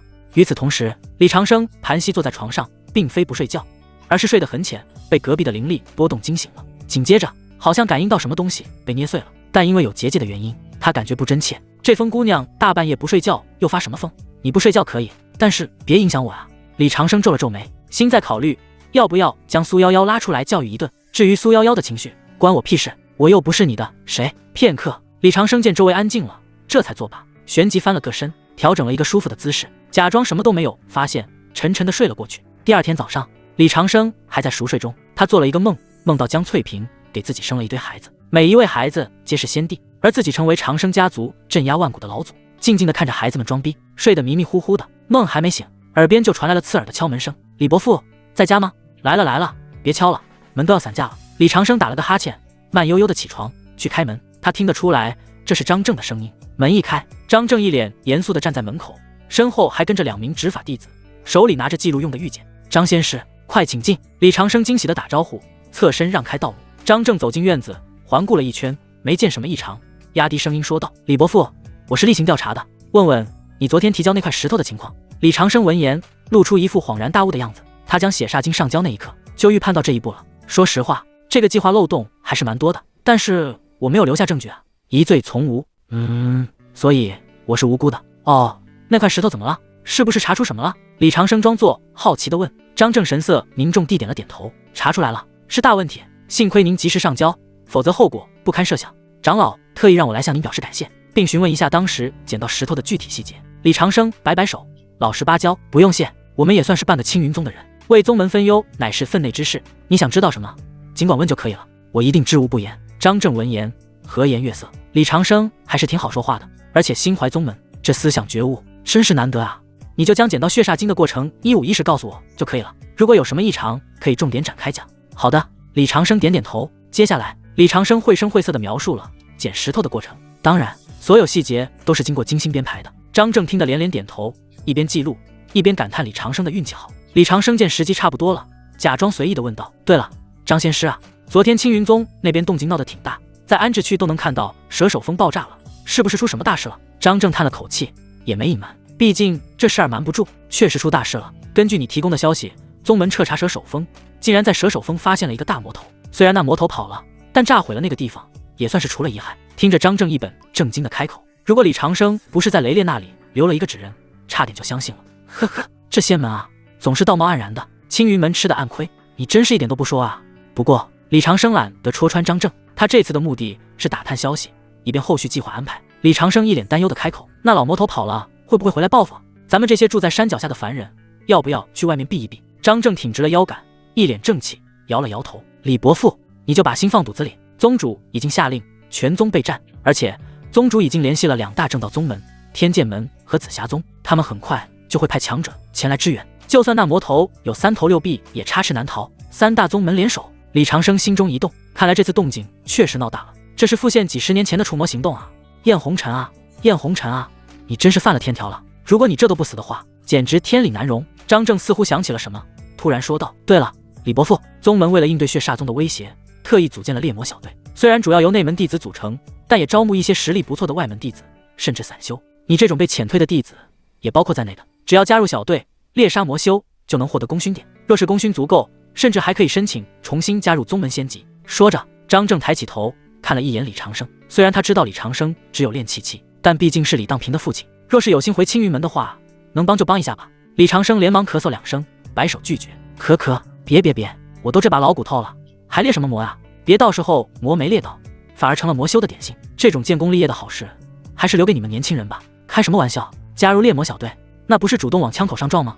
我狗在家里炼丹带娃不香吗？张正也只是随口一说，见李长生拒绝，也没强求。既如此，晚辈就不打扰了。若是再有什么关于血煞宗的消息，或者发现了什么可疑人员，欢迎来举报。宗门发话了，凡提供有效线索者，重重有赏。说完，张正带着2名弟子急匆匆地离开了。送走张正后，李长生回到院子里，正准备开始一天的日常。苏夭夭正坐在石凳上，嘴里叼着一根狗尾巴草，随着动作间，脚上和手上的铃铛叮当作响。抬起头看了李长生一眼，大叔，那些正道伪君子走了。李长生坐到苏夭夭对面，给自己倒了杯茶。走了。他问我有没有血煞宗的消息。哦，苏夭夭轻轻点头，又没下文了。看着苏夭夭不上道的样子，李长生非常无奈，这姑娘明明是合欢宗的人，跟血煞宗都是魔门的人，明明可以从内部突破的，现在怎么不肯帮忙呢？咱们是同一条船上的蚂蚱啊。李长生吐槽一声，决定主动问，夭夭，我知道你有消息渠道的，能否帮忙打听一下燕红尘的消息？如果有消息可以告诉我。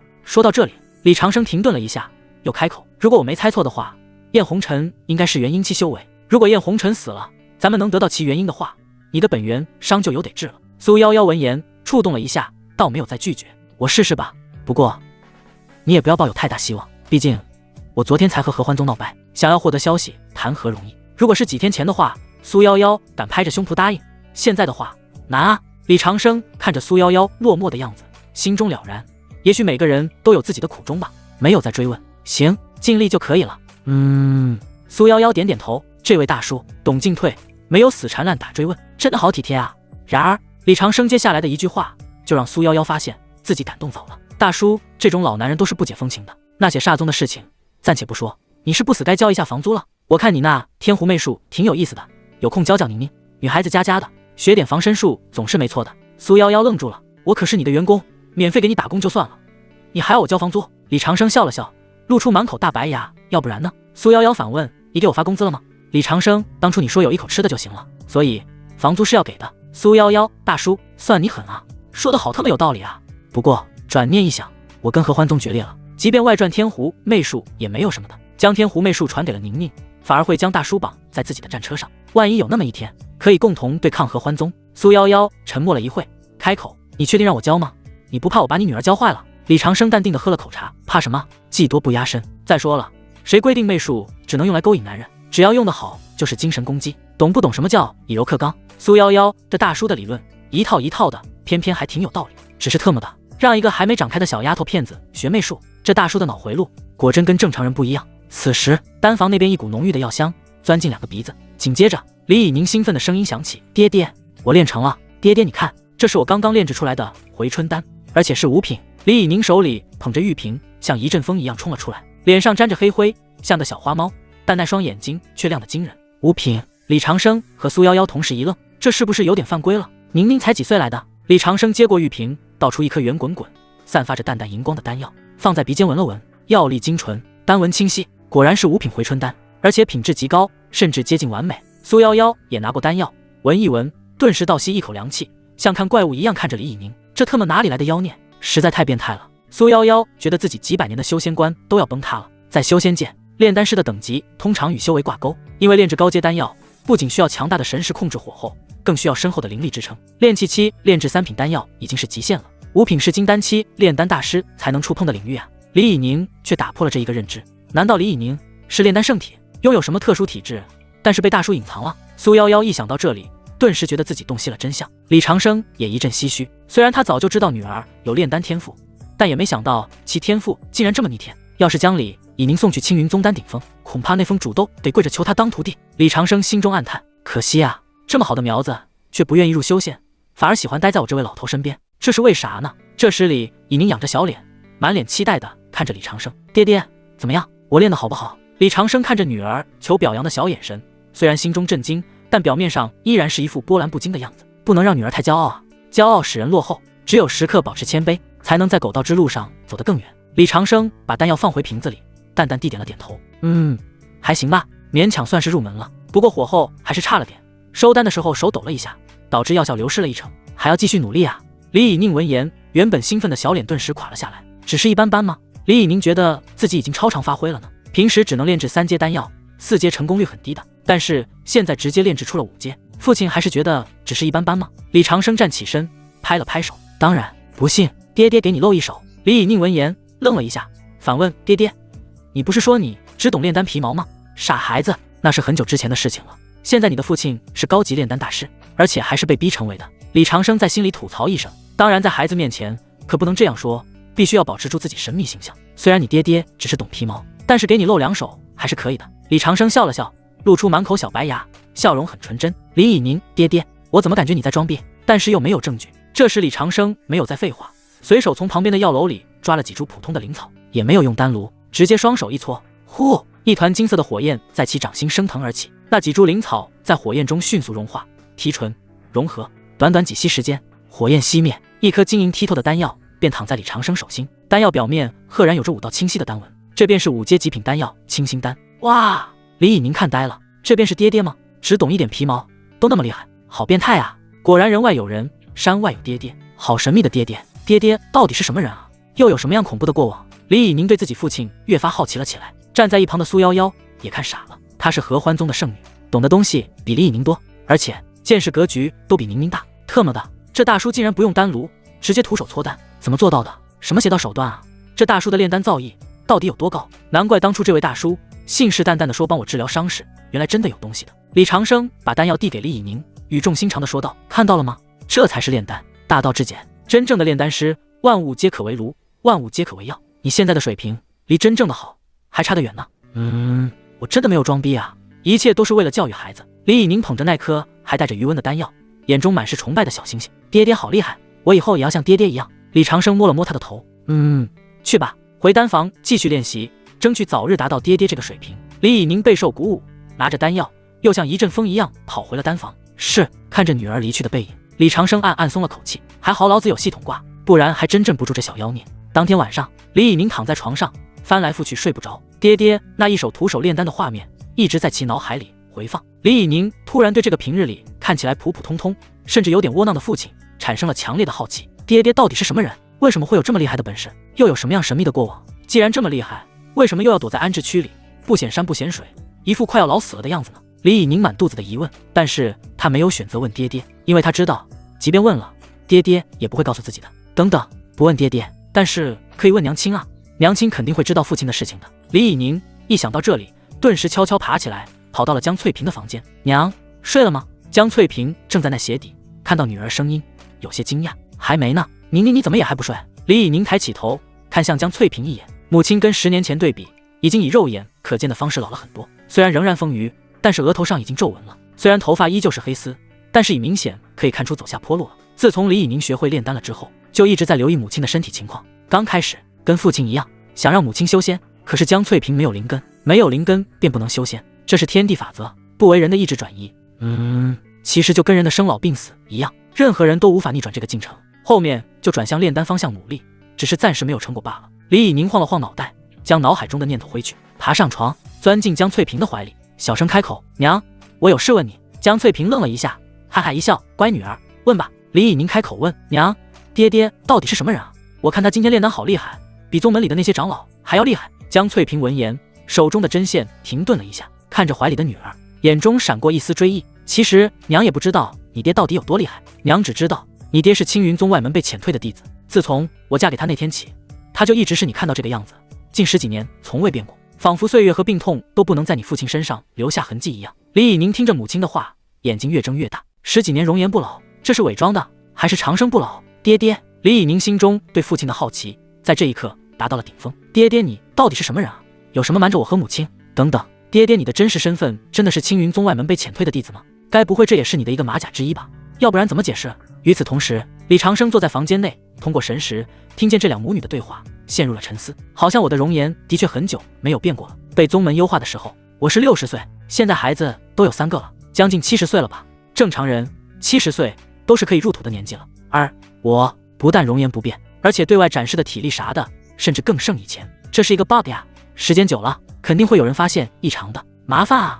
难道我还得给自己设立一个大限，每隔一段时间假死一次？李长生不断的思考着，思考自己的路是不是已经走窄了，有没有其他选择可以走？一想就想了一宿，都没有想通这件事。清晨阳光垂落，有些刺眼，再加上外门的嘈杂声很吵耳，这让李长生停止思绪。既然还没想通，那就暂时不想吧，时间会给我答案的。现在该去外面看看了。李长生走出院子，江翠萍在洗衣服，苏夭夭在卖丹药，金哲在管财务，宁宁在炼丹。这个小家族正缓慢向前发展。李长生跟众女打了招呼，便往中央广场走去，一边走一边用神识覆盖四周，周围的窃窃私语也随之传进了其耳中。听说了吗？死人了！这件事不是早就已经传开了吗？昨天青云宗进入东周森林的300精英弟子全军覆灭，鲜血都被吸干了，好可怕啊！谁干的？这还用问吗？肯定是魔门啊！自从青云宗开宗立派以来，就从来没有出现过这种啪啪打脸的事情。青云宗那边怎么反应，这就不知道了。这件事闹得那么大，除非宗主和太上长老亲自出马，否则解决不了了。李长生走到中央广场，听到这些话时，脚步微微一顿，脸色难看。他没想到血煞宗的反击竟然来得那么猛烈，2位金丹，300精英弟子，这已经伤及青云门的根本了。我还是小看了血煞宗啊！血煞宗能在3大正道门派的围剿下生存下来，自然有过人之处，就是不知道宗主能否请来了其他2宗的援助，否则的话麻烦了，我该不会真的要跑路吧？李长生想着想着，脸色阴晴不定。可是拖家带口的，又能跑到哪去？而且一旦离开了青云宗的庇护范围，在外面遇到血煞宗或者其他魔修的概率更大，不能坐以待毙。既然躲不掉，就只能主动出击了。李长生打定主意后，没有在中央广场继续闲逛的打算，转身返回小院。刚进门就下到地下室里，盘膝而坐，从储物戒指掏出一堆红色的符纸、朱砂、灵血、扎纸灵术，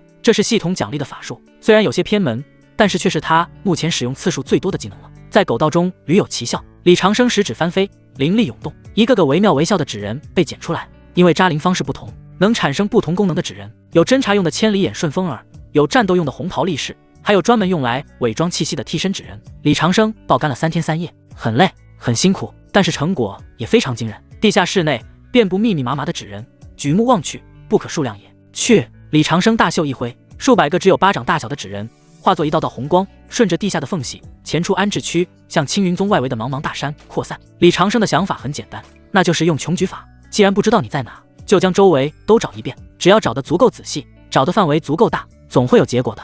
而且利用这种穷举法搜索的办法，只有拥有杂灵秘术李长生才能用，其他人无法复制。第一天一无所获，第二天一无所获，第三天一无所获，等等。正在李长生垂头丧气的时候，忽然一个在东周大森林搜索的纸人传回来了好消息。李长生睁开眼睛，双眸很亮很亮，通过纸人视角能看到那是一位穿着血衣的中年男子，外表服饰跟血煞九长老的差不多，而且这股血腥味很浓，铁定是血煞宗的人无疑了，而且还有可能是长老，这可是一条大鱼啊！李长生声音有些兴奋，强忍着激动，拿出红纸人注入灵力。与此同时，青云宗执法峰雷烈在洞府内焦急地踱步，最近宗门损失惨重，他这位执法长老压力山大，每天不是在灭魔就是在救援的路上，忙得焦头烂额，一点私人时间都没有了。雷烈很不喜欢这种感觉，同时对血煞宗也越发憎恨了。就在这时，桌案上的红色纸人突然泛起了红光，雷烈抬起头看去，目光一亮，迅速走到红纸人旁边，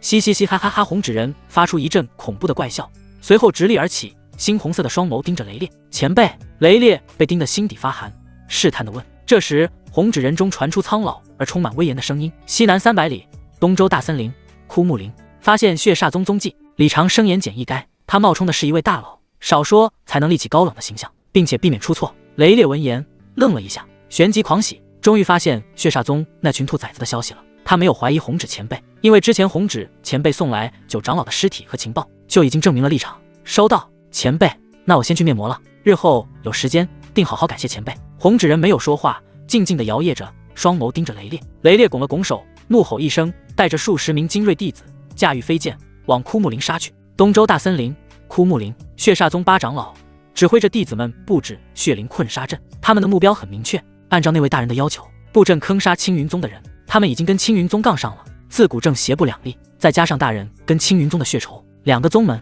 只能活一个，都给我麻溜点，布置阵法爽快点。8长老对着周围的教众呵斥一声，他带过来的弟子大多数都是小喽啰，除此之外便是那位大人用血神子转化的血人，布阵的手脚可能没那么熟练，但是够用。就在这时，天空中突然传来雷烈的怒吼，果然血煞宗的魔人在这里。说着，雷烈巨剑雷光缭绕，往前一挥，如同雷神降世，剑气劈下来，阵法还未成型，就被这一剑劈得粉碎，几名血煞宗弟子当场被轰杀。雷烈，8长老抬起头一看，认得来人，顿时大惊失色。他怎么也没想到，这么隐秘的行动竟然会暴露。废话少说，接招吧！雷烈对血煞宗恨极了，抬手便是杀招。撤！8长老大吼一声，一点都不恋战。这里是青云宗的地盘，一旦被纠缠上，等青云宗的支援来到，就是死，赶紧撤离才是王道。哪里跑！雷烈哪里肯放过这条大鱼，紧追不舍。两人一追一逃，很快就远离了枯木林，来到了一处幽深的山谷。山谷地势险峻，四面环山，复杂的地形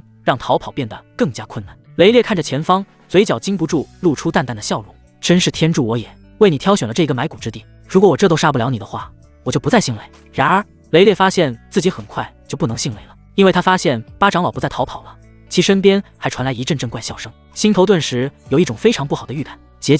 紧接着，3道血色光柱冲天而起，化作一个巨大的结界，将雷烈困在其中。从阴影中走出了3道身影，全是金丹期，加上8长老，一共4位金丹。结，都想我死，殊不知是我看上了你的血肉。我钓鱼都钓了好几天了，如果你还不出现的话，我真的会很失望的。8长老脸上哪里还有半点惊慌，取而代之的是戏谑和残忍。有时候猎人和猎物之间的界限是很模糊的，在某种情况下，猎人和猎物位置能够瞬间逆转。雷烈看着眼前这一幕，脸色变得惨白。中计了，血煞宗4位金丹，再加上阵法加持，这怎么打啊？根本打不过啊！卑鄙！雷烈怒吼一声，心头已经打定主意，即便拼死也要啃下这些魔头的一口肉。8长老和其他3位长老则一副胜券在握的样子，贪婪地看着雷烈的肉身。不知道为何，看着雷烈歇斯底里的样子，竟然有些兴奋。果然，快乐总是建立于悲伤之上的。谢谢夸奖，但是现在你可以给我去死了。说着，4位金丹期血煞宗修士各自施展神通，对雷烈发动猛攻，手段残忍，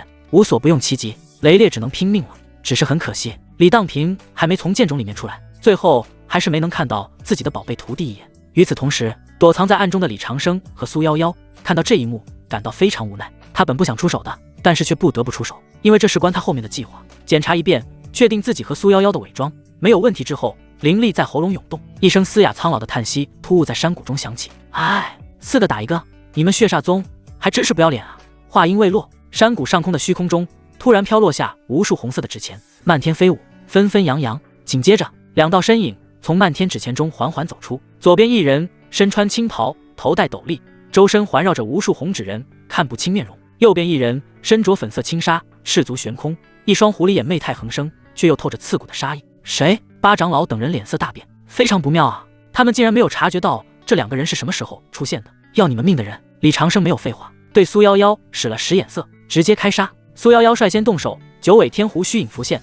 粉色的魅惑笼罩全场。为了不被认出自己的根脚，他并没有使用合欢宗的技能，反而使用的是比较通用的魅惑技能，魅惑众生。4位金丹长老只觉得神魂一阵恍惚，感觉前方多了一个妖娆的女子，让人挪不开目光，动作瞬间慢了一拍。李长生看准机会，瞬间出手，双手结印，口中念念有词，纸人借法，撒豆成兵。下一秒，那漫天飞舞的红色纸人仿佛活过来了一般。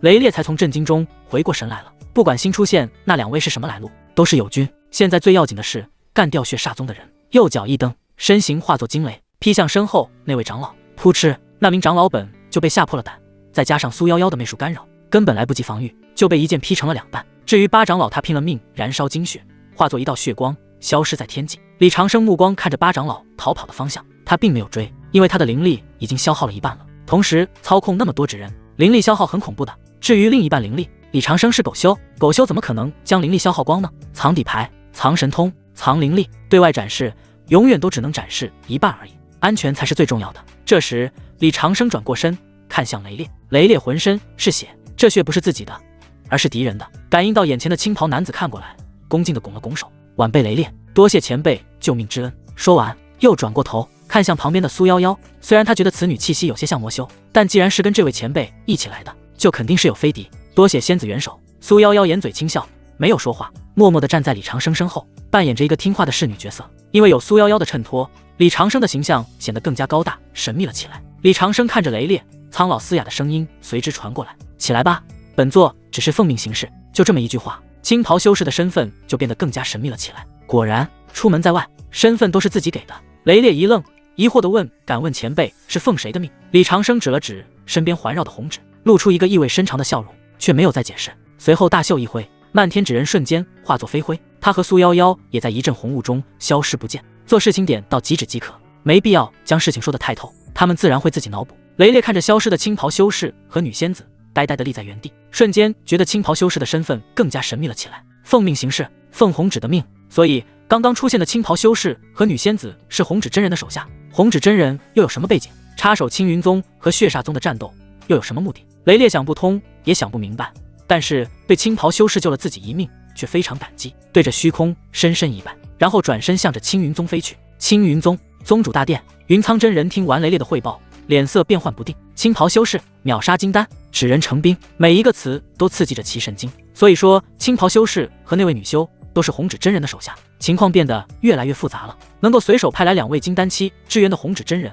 到底有多强，他不知道，但肯定比他想象中更要恐怖得多。整个东周何时出现这么恐怖的修士了？难道是某些老妖怪出事了？片刻，雷烈想了想，问宗主，现在血煞宗步步紧逼，执法风压力很大，咱们向天剑门和紫霞宗的求援如何？云苍真人闻言，脸上露出一丝愤怒，哼，那2个老狐狸拒绝了。雷烈大惊失色，有些不解，为什么？大家同为正道，唇亡齿寒啊。云苍真人咬牙切齿，借口倒是好听，说什么他们宗门内部也有魔修作乱，腾不出手来。实际上他们就是想看着我们青云宗和血煞宗拼个2败俱伤，然后坐收渔翁之利。雷烈闻言，只觉得一股寒气从脚底直冲天灵盖。如果没有2大宗门的支援，光靠青云宗真的很难应对血煞宗的。其实血煞宗的长老并不可怕，可怕的是修炼血神子的焰红尘。血神子这门功法太变态了，不但能让焰红尘变得非常难杀死，而且只要有鲜血在，焰红尘就能源源不断产生血人。如果打消耗战的话，真的打不过血煞宗。这时云苍真人好像想到了什么，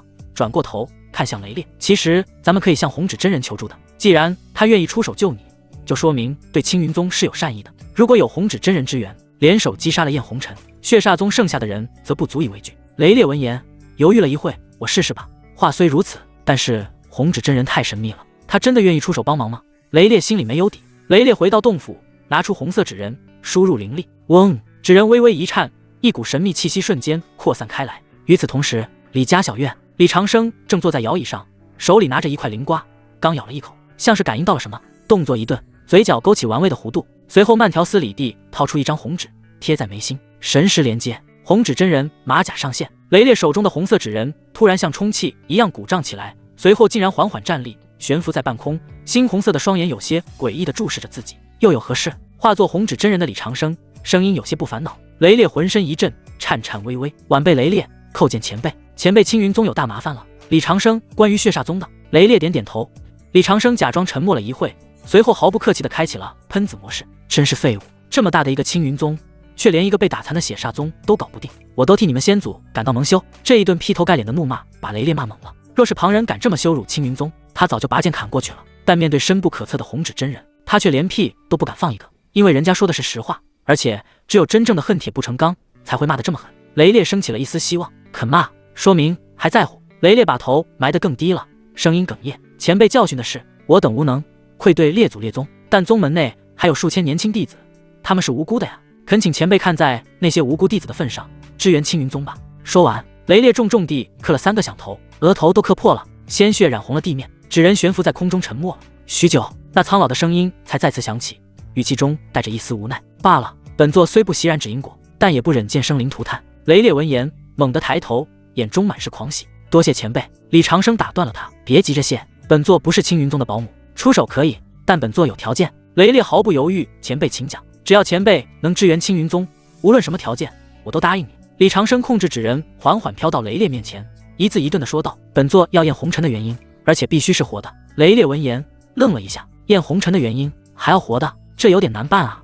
正道修是杀魔修，通常都是直接形神俱灭，只有那些修炼邪法或者炼制某种禁忌丹药的人才会需要活着的原因。难道这位前辈也是魔道中人？雷烈心中闪过一丝惊疑，但他很快就将这个念头压了下去。管他是正还是魔，只要能救青云宗，就算是鬼也是好鬼。而且燕红尘本来就是魔头，拿他的原因去做什么都不算过分。雷烈想了想，小心翼翼地问道：前辈一定要活的吗？李长生不耐：废话，死的原因灵性尽失，本座拿来喂狗都嫌塞牙，若是答应，本座便在关键时刻出手。雷烈哪里还敢犹豫，连忙答应：答应，前辈放心，只要能拿下燕红尘，他的原因定双手奉上。纸人发出一声轻哼，声音便再次消失了。红纸人失去了光泽，重新变回一张普通的剪纸，飘落在桌案上。雷烈却依旧久久不敢起身，他的后背已经被冷汗浸透了。这位前辈的气场太强了，那种是元婴如草芥的霸气，那种高高在上的姿态，简直比宗主还要恐怖。妈的，这可真是超级大佬啊，而且充满邪性。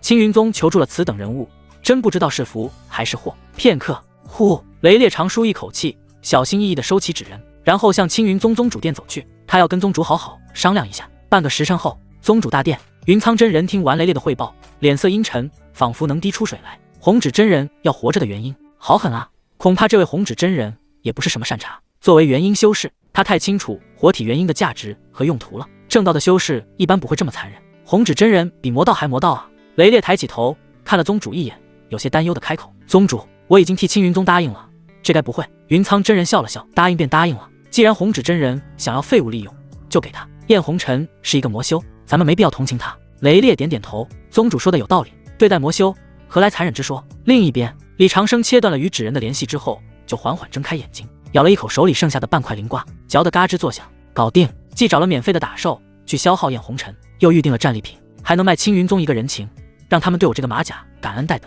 一箭三雕，完美。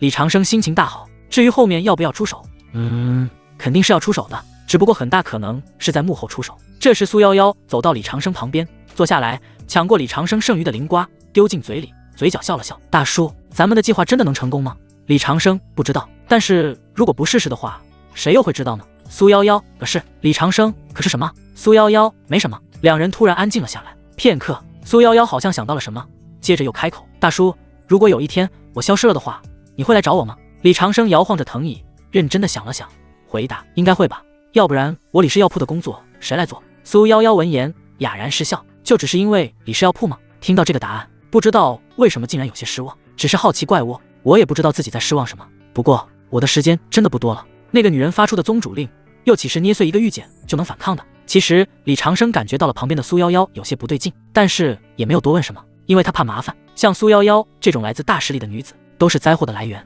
只要问了，就有可能惹下因果。因此最佳的方式是不问，装作什么都不知道。只是李长生不知道，身处红尘中，有些东西根本就躲不了的。自从他答应苏夭夭留下来的时候开始，命运的齿轮就开始转动了。时间过得挺快的，转眼间过了1周时间，两宗的冲突非但没有平息下来，反而越演越烈了。青云宗望海峰的首座被血煞宗宗主算计，连带10名筑基亲传都被坑杀。青云宗震怒，宗主云苍真人亲自带队诛杀血煞宗。这就正是意味着两宗从刚开始的暗中交锋转变为小规模的冲突，每天都爆发冲突，每天都有修仙者死去。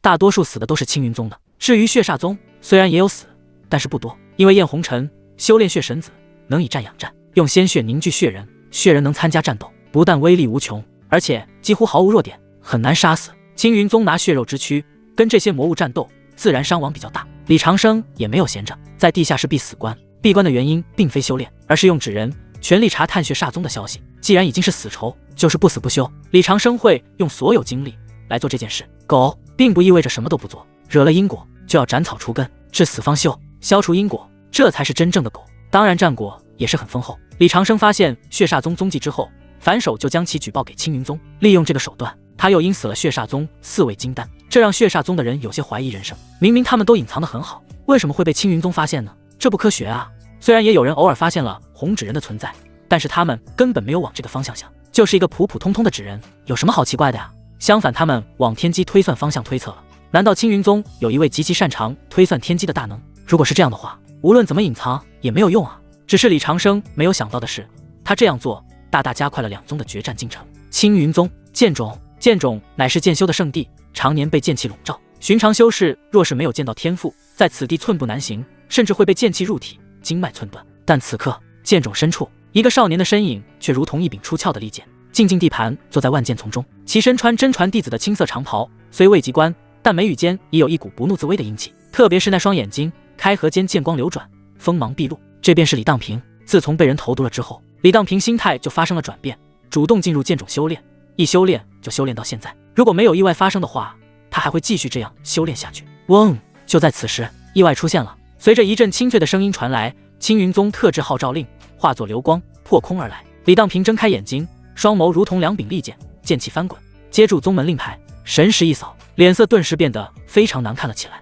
青云遭劫，血煞犯境，山门染血，道统蒙尘，今以掌教之名昭告全宗，凡我青云弟子，无论身在何方，无论必死关立红尘，即刻归位。全宗备战，退缩者逐出师门，死战者阴魂永存。李当平看完传讯之后，脸色难看。现在情况已经这么危急了吗？召回弟子，全宗备战。说实话，李当平收到传讯的第一反应是出关多麻烦啊，还不如留在剑种修炼。但是随后想到自己父亲、母亲、姐姐都在青云山脚下的安置区生活，顿时就不淡定了。仙门大战，凡人遭殃，无论青云宗输赢，对于安置区的凡人来说都是非常大的危险。想着，李当平心头一紧，顿时坐不住了。不行，我得出关。说着，身后的袖剑发出一声低鸣，似乎感受到了主人的焦急，剑气冲天而起。李当平身形一晃，化作一道剑光，冲出了剑种。执法峰大殿，雷烈正忙得焦头烂额，指挥着弟子们调配物资，布置防线，以及根据红纸真人传来的消息带队灭魔。他倒成为了青云宗内最忙的人了。此时，忽然一道剑光落下，李当平从飞剑上跳下来，对着雷烈恭敬的行礼。师尊。雷烈抬头看了李当平一眼，眼中闪过一丝欣慰。平，你出关了。李当平点头，宗门有令，全宗备战，我乃执法亲传，自然责无旁贷。雷烈听到这句话，顿时更加满意了。看看平的思想觉悟，此子若是不死，未来必是青云宗栋梁。雷烈神识在李当平身上扫视了一眼，顿时有些意外。不错，炼气9层巅峰，剑意凝实，一般筑基都未必是你的对手。看来你这次在剑种收获不少。李当平咧嘴微微一笑，他没有解释什么。炼气9层巅峰只是他对外展示的修为罢了，其实半年前他就能一剑斩杀筑基中期了。随后话锋一转，回到正事。李当平，师尊，弟子有一事相求。雷烈何事？李当平，弟子想回一趟安置区。许是担忧雷烈不答应，连忙又补充了一句，我的家人还在安置区，而且安置区独立于青云宗大阵之外，如果血煞宗入侵，安置区就是首当其冲的炮灰，弟子实在放心不下，我想先把家人安置好，或者至少要确认好家人的安危。雷烈闻言愣了一下，看着眼前这个平日里只知道练剑、性格冷清的徒弟，此刻却因为牵挂家人而如此焦急，心中不禁一软。修仙者大多斩断尘缘，李当平却一直无法从世俗中走出来，这也不知道是好事还是坏事。不过无论于情于理，他都无法拒绝这个请求。难得你有这份孝心，去吧。不过你要记住，安置区现在鱼龙混杂，血煞宗的探子可能混在其中。你虽然剑术了得，但毕竟江湖经验不足，切记万事小心，不可逞强。说着，雷烈伸出手扶起了李当平。是，多谢师尊成全。平平大喜，对着雷烈重重一拜，然后转身御剑而起，化作一道流光，直奔山下而去。安置区因为战乱的影响，早已没有了往日的安宁，街道上行人匆匆，神色慌张，许多店铺都关门歇业了，只有少数几家还在勉强维持。李氏药铺就是其中之一。虽然李长生也不想开门，但为了维持人设以及收集情报，他还是照常营业。爹，这丹药真的要卖这么便宜吗？现在的药材价格都涨飞了，咱们这简直是在做慈善啊！李以宁站在柜台后，一边忙着分拣药材，一边小声嘟囔。李长生坐在摇椅上，手里拿着一杆旱烟枪，慢悠悠地说道：“宁宁啊，咱们卖的是救命药，现在哪乱世，咱们少赚点就少赚点吧。万一有人因为我们的丹药活了下来，也算救人一命。”哦，李以宁似懂非懂的点点头。就在这时，李长生好像感应到了什么，皱了皱眉头，紧接着药铺大门就被人暴力踹了一脚，一位满脸横肉的大汉带着2位小弟大摇大摆地走了进来。大汉散发着筑基初期的灵压，显然是个不好惹的主。老板呢？大汉一进来就破坏秩序，大声嚷嚷。旁边几位正在买药的练气七散修被吓得瑟瑟发抖，药都不敢买就开溜了。李长生眉头微皱，来找茬的？很久没有来找茬的了，上一个这么勇的，坟头草都老死了吧？李长生在心里吐槽一声，然后换上了一副讨好的笑容，迎了上去。这位仙师有什么吩咐？大汉一把推开李长生，其中力道之大，若是普通老头恐怕得骨折。少废话！李长生顺势踉跄退了几步，扶住柜台才站稳，眼中闪过一丝杀意。他已经决定了，等大汉离开了药铺之后，就偷偷将其杀了。大汉走到柜台前，抓起一瓶丹药闻了闻，品质还不错。这瓶回春丹，还有这瓶补气丹、止血丹，我统统都要了。说着，大汉把丹药往怀里一揣，转身就要走。李长生连忙拦住他，一脸为难地说道：“仙师留步，你还没给钱呢。”大汉闻言停下脚步，转过身，目露凶光地看着李长生：“钱？老头，你跟我要钱？你知道我是谁吗？我乃云城方家的人，现在正帮着青云宗烈杀魔修呢。拿你的丹药是看得起你，这是征用，懂不懂？”李长生闻言脸色越发阴沉了：“仙师，这都是我们辛辛苦苦练出来的，一家老小就指着这个吃饭呢。”啪！大汉反手就是一巴掌。李长生假意跌倒，险之又险地躲开了，但掌风还是扫落了柜台上的几个药瓶，碎了一地。老东西，给脸不要脸是吧？信不信老子现在就剁了你，把你这破店给砸了！大汉恼羞成怒，手中多了一把鬼头大刀，指着跌坐在地的李长生。店里的李以宁躲在柜台后面，小手紧握着一个玉瓶，眼中满是愤怒，正准备扔出去。后院的苏夭夭也眯起了眼睛，指尖灵力凝聚。然而李长生脾气却好得过分，征用我的药砸我的店吗？很好，好得很。原本我只是想偷偷杀了你，现在灭门吧。谁叫我是一个那么小心眼的金丹呢？虽然李长生心里这样想的，但表面却依旧唯唯诺诺。仙师请息怒，刚刚是我有眼不识泰山，既然仙师看上了我药，尽管拿走就是了。大汉得意地笑了笑，语气依旧咄咄逼人：“不要钱了。”李长生摇了摇头：“不要钱了，这还差不多。以后擦亮你的眼睛做人，本仙师看上你的丹药是你的福分，别推三阻四的。”大汉语气温糊了一点，但是提着大刀的手依旧没有收回来，威慑的周围众人瑟瑟发抖。然而此时突然一声清越激昂的剑鸣传来，枪！剑光太快了，快到连筑机器的大汉都完全没反应过来。扑哧！随着一声轻响，大汉握刀的那只手齐腕的断口瓶滑如镜，鲜血喷涌而出，染红了地面。啊！直到这时，大汉感觉到剧痛，发出凄厉的惨叫声。谁？是谁敢偷袭老子？他捂着断腕，惊恐地看向门口，只见一个身穿青云宗真传弟子服饰的少年，手持一柄锈迹斑斑的长剑，逆着光缓缓走进来。少年面容冷峻，眼神如冰，浑身散发着令人心悸的杀气。此人正是从青云宗赶回来的李当平，青云宗真传弟子。大汉看到少年身上的衣服，吓得魂飞魄散。青云宗真传弟子的分量非常大，即便云城城主都要恭恭敬敬的，他又如何敢造次？大汉连忙颤颤巍巍地开口：“误会，都是误会，我是来帮忙的。”李当平冷冷地看着他，手中长剑一抖，剑尖直指大汉的咽喉：“帮忙？在我家店里抢劫，还要伤我父亲，这也叫帮忙？”我大汉自知理亏，扑通一声跪在地上求饶：“少侠饶命，我错了，我有眼不识泰山，愿意倾尽所有给你赔罪。”晚了，李当平冷冷地开口：“这种欺软怕硬、趁火打劫的垃圾，留着也是祸害。”死！剑光一闪，一颗大好头颅滚落。云城方家二当家筑基初期修士当场毙命，另外2个小弟吓得尿了裤子，连滚带爬地跑了出去。药铺里重新恢复了安静，只有淡淡的血腥味在弥漫。李当平收起长剑，深吸一口气，平复了激荡的心情，转过身看向眼前有些怂的老头，眼神瞬间柔和了下来。爹，孩儿不孝，回来晚了。李当平快步走上前，想要搀扶父亲，突然心中涌起一股豪情。当初立下的守护家族的梦想，现在正在一步一步实现。爹，以后家族由我来守护。然而，预想中的父子相拥、感人肺腑的场面并没有出现。啪！李长生突然一巴掌拍在李当平的后脑勺上，虽然力道不大，但声音很响。李当平感受到后脑勺传来的疼痛，懵了。刚刚准备说出口的豪言壮语，直接被拍回了肚子里。李以宁和苏夭夭也懵了，这什么情况？儿子这么帅气的救了老爹，一剑斩猪鸡啊！这可是跨阶杀敌的天才表现，老爹不应该感动得痛哭流涕，大呼无二，有大帝之姿吗？怎么还打人呢？此时，李长生板着脸，指着李当平的鼻子就开始数落：“臭小子，谁让你动手的啊？那是筑基期修士，筑基期你知道吗？万一他还有同伙怎么办？万一他身上有暗器怎么办？你这一剑下去是痛快了，可你想过后果没有？青云宗戒律第1条是什么？不得在凡人聚集区随意斗法，更不能随意杀人。你这是干什么？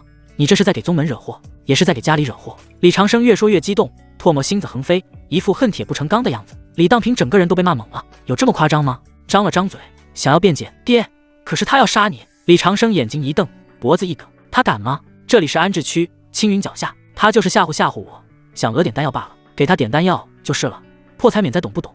你倒好上来就砍人家脑袋，这梁子结下了，以后咱们家还怎么做生意，怎么过安稳日子？我教过你多少次了，遇见事情要忍要狗，打不过就跑，你把我的话都当耳旁风了吗？”李当平低下头，紧紧握着手中的剑，指节发白，心中充满了委屈和不解：“爹，我已经很强了，我可以保护你，不用再忍气吞声了，为什么还要让我忍气吞声啊？我修仙就是为了守护家族。”不过，随之李当平看着父亲因为恐惧而涨红的脸时，顿时所有话都堵在了喉咙里，怎么也说不出口。父亲只有练气期，而且已经很老了，父亲的思维还停留在破财免灾层面，我给他解释这些根本没有用。也许在父亲眼里，我永远只是个还没长大、只会惹祸的孩子吧，而我父亲只是个普通的炼气老头，他又怎么能理解修仙者的世界？怎么能理解剑修的骄傲？爹，我知道错了。最终，李当平松开了握剑的手，低声说道，声音充满了无奈。那种英雄归来却被当成闯祸精的落差感，让其心里堵得慌。知道错就好，你这么久了才回来一趟，为父也不舍得骂你，但是在公众场合杀人就是不对的。李长生见好就收，哼了一声，转过身去整理被弄乱的柜台，但谁也没看到他背对着李当平的脸上那双原本浑浊的老眼中，此刻却闪过一丝深深的心疼和自豪。傻小子，爹不是在骂你，爹是在保护你啊！你这一剑虽然帅，但也太招摇了，不允许在公众场合杀人，但是可以偷偷的杀呀。在这个弱肉强食、危机四伏的修仙界，太早暴露锋芒并不是一件好事。只有让你觉得我是个怂包，你才会更加小心谨慎，才不会因为有我这个退路而产生依赖心理。只有这样，你才能在未来的风暴中真正成长为一棵参天大树。李长生看着李当平一副若有所思的样子，也不知道听懂了没有，旋即摆摆手，声音缓和了一些：“行了，别杵在那儿了，既然回来了，就去后院看看你娘姐姐弟弟吧，他们都挺想你的。还有，把你那把破剑收起来，一身的杀气，别吓着孩子。”是。李当平默默地收起剑，然后转身走向后院。入夜，李长生一家人围坐在一起吃团圆饭，江翠萍不停地给儿子夹菜，眼里的爱意都多到快要溢出来了。来，多吃点，你在宗门里肯定吃不好，看都瘦了。娘，我不瘦，我都是修仙者了，身体壮着呢。李当平端着碗，虽然嘴上这么说，但依旧大口大口地吃着，这就是家的味道啊。李当平终究是少年心性，吃饭期间就忍不住讲起了自己在剑冢闭关的经历，以及宗门里的见闻。说到兴起时，眉飞色舞，意气风发。爹娘，你们是不知道，当时我在剑冢深处，那把断剑突然……李长生突然咳嗽2声，打断了他。咳，吃饭就吃饭，说什么打打杀杀的，还有那个什么剑冢多危险啊，以后这种危险的地方少去。李当平闻言，脸上的笑容一僵，刚刚燃起的热情被浇灭了一半。爹，剑修就是要……李长生瞪了他一眼，要什么要？要命还是要剑？我告诉你，活下来才是硬道理，剑修也要注意安全，懂不懂？李当平握着筷子的手紧了紧，深吸一口气，强行压下心中的反驳欲。爹，我知道了。旋即低下头，闷闷地扒着饭。跟狗到老爹真是话不投机半句多啊，神经都没有连上线。这时李以宁看着弟弟憋屈的样子，神秘兮兮将头凑过来，掏出一个精致的玉瓶，递给李当平。弟弟，这是我特意给你炼的糖豆，你尝尝。李当平闻言，看着姐姐那双亮晶晶的大眼睛，心中的郁闷消散了不少。谢谢，说着便伸手接过玉瓶，倒出一颗圆滚滚丹药。李当平没多想，随手就扔进了嘴里，毕竟这是自己的亲姐姐，又怎么会害自己呢？然而下一秒，磅礴的药力在其体内炸开，周围灵气聚成漩涡，气息节节攀升。这是糖豆，怎么比起丹药的药效还恐怖？李当平脸色瞬间涨红，双眼瞪圆，额头上青筋暴起。好热。李当平感觉像是吞了一颗太阳，体内的灵力瞬间暴走，不受控制运转，修为蹭蹭的往上涨。筑基中期，筑基巅峰，隐隐有一种冲破筑基，达到假丹境的趋势。这药力太猛了，经脉根本承受不住，身体部分毛细血管已经爆裂开，情况非常不妙。江翠萍吓得筷子都掉了。萍萍，怎么了？宁宁，你给你弟弟吃了什么？李以宁也吓傻了，小脸煞白。我就给了他一颗5阶丹药。站在一旁看戏的苏夭夭闻言，差点没从椅子上摔下来。你将5阶丹药给弟弟当零食吃？好家伙，你这是要送你弟弟升天啊！众人乱作一团，唯有李长生非常淡定，甚至还有兴致，夹了一块红烧肉放嘴里。一切尽在掌握中，他在思考的是如何能成功化解李当平体内暴走的灵气，又不被发现。片刻，趁众人不注意，李长生不着痕迹地拍出一道灵力，打入李当平体内，效果立竿见影。哥，李当平打了个响嗝，体内狂暴的药力被无形的大手抚平，温顺无比，多余的灵力也排出体外。李当平危机解除，大口喘着粗气，浑身早已被冷汗浸透。他能清晰地感觉到，虽然修为还没有突破筑基，但根基却变得无比扎实，灵力总量比之前翻了1倍不止。这变化简直是脱胎换骨啊！李当平平静下来之后，开始思考刚才是怎么回事。刚才好像有一道灵力钻入我体内，谁在暗中帮我？父亲？不可能。母亲？不可能。难道是苏夭夭？好像也不可能啊！李当平一开始就将正确答案排除了，怎么可能得出正确答案呢？思考了好一会，李当平怀疑人生，都以为是自己出现幻觉了。爹娘，我没事了。李长生点点头，示意没有说话。江翠萍听到平平的话，松了一口气，没事就好。李以宁将头伸到李当平面前，笑了笑，弟弟，我也不是故意的，我没想到你连5阶糖豆都消化不了。李当平闻言，嘴角一阵抽搐，这是人话，自己的姐姐是不是有点腹黑？苏夭夭则略有深意地看了一眼李长生，他金丹巅峰修为，自然能看出李长生的小动作的。刚刚李长生无意中打出的灵力，不仅化解了药力，还顺手帮这小子梳理了经脉。大叔不简单啊！李当平差点晋级一大阶，而这个小姑娘随手就能拿出5阶丹药当糖豆麻的，我混入了什么圈子？一家子都是怪物，只有我一位是正常人。苏夭夭在心里吐槽一声。吃完饭之后，李长生把李当平叫到了书房。爹，你找我？李当平站在李长生面前，恭恭敬敬地拱了拱手。李长生抬起头看了李当平一眼，平平啊，如今血煞宗攻势正猛，这安置区怕是也待不久了。既然还没等李长生把话说完，平平便抢先开口。爹，这就是我正想跟你说的，继续留在安置区很危险，所以我想把你们接去一个安全的地方。李长生闻言有些意外，具体在什么位置？真的安全吗？李当平闻言认真的点点头，就在离这300里外的隐蔽山谷，那里布置有隐身阵法，还有生活物资，很安全。李长生闻言心头一暖，其实他也准备安置妻女了，没想到李当平竟然安排好了，这孩子真的长大了，知道保护家人了。李长生点了点头，好，那就听你的。李当平闻言大喜，太好了，爹，那咱们快去收拾东西，明天一早出发。李长生点点头，好的。第2天清晨，一家人便收拾好了行囊。李当平寄出一艘小型灵舟，载着李长生、苏夭夭、江翠萍、金哲、明明和刚出生不久的小儿子缓缓升空。灵舟一路向西飞了整整2个时辰，才来到了平平所说的地方。李长生在灵舟降落的时候，灵石就覆盖了整座山谷，四面环山，易守难攻，灵气尚可，这的确是一个好地方，应该挺安全的。爹娘，就是这里了。李当平笑了笑，跳下灵舟。李长生和江翠萍等人搬着东西一一从灵舟上面下来。转眼间半天时间过去了，李当平才将一家子安顿妥当。至于李长生，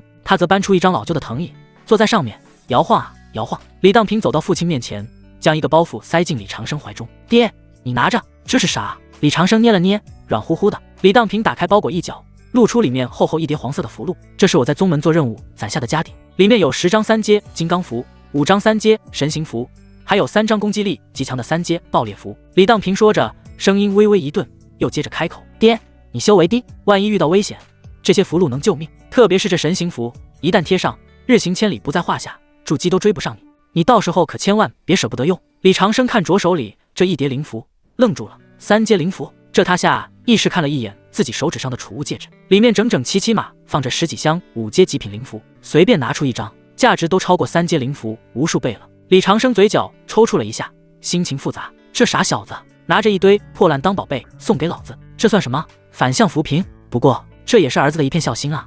李长生深吸一口气，装作没见过世面的模样，伸手接过灵符。这么多3阶灵符，这得多少灵石啊？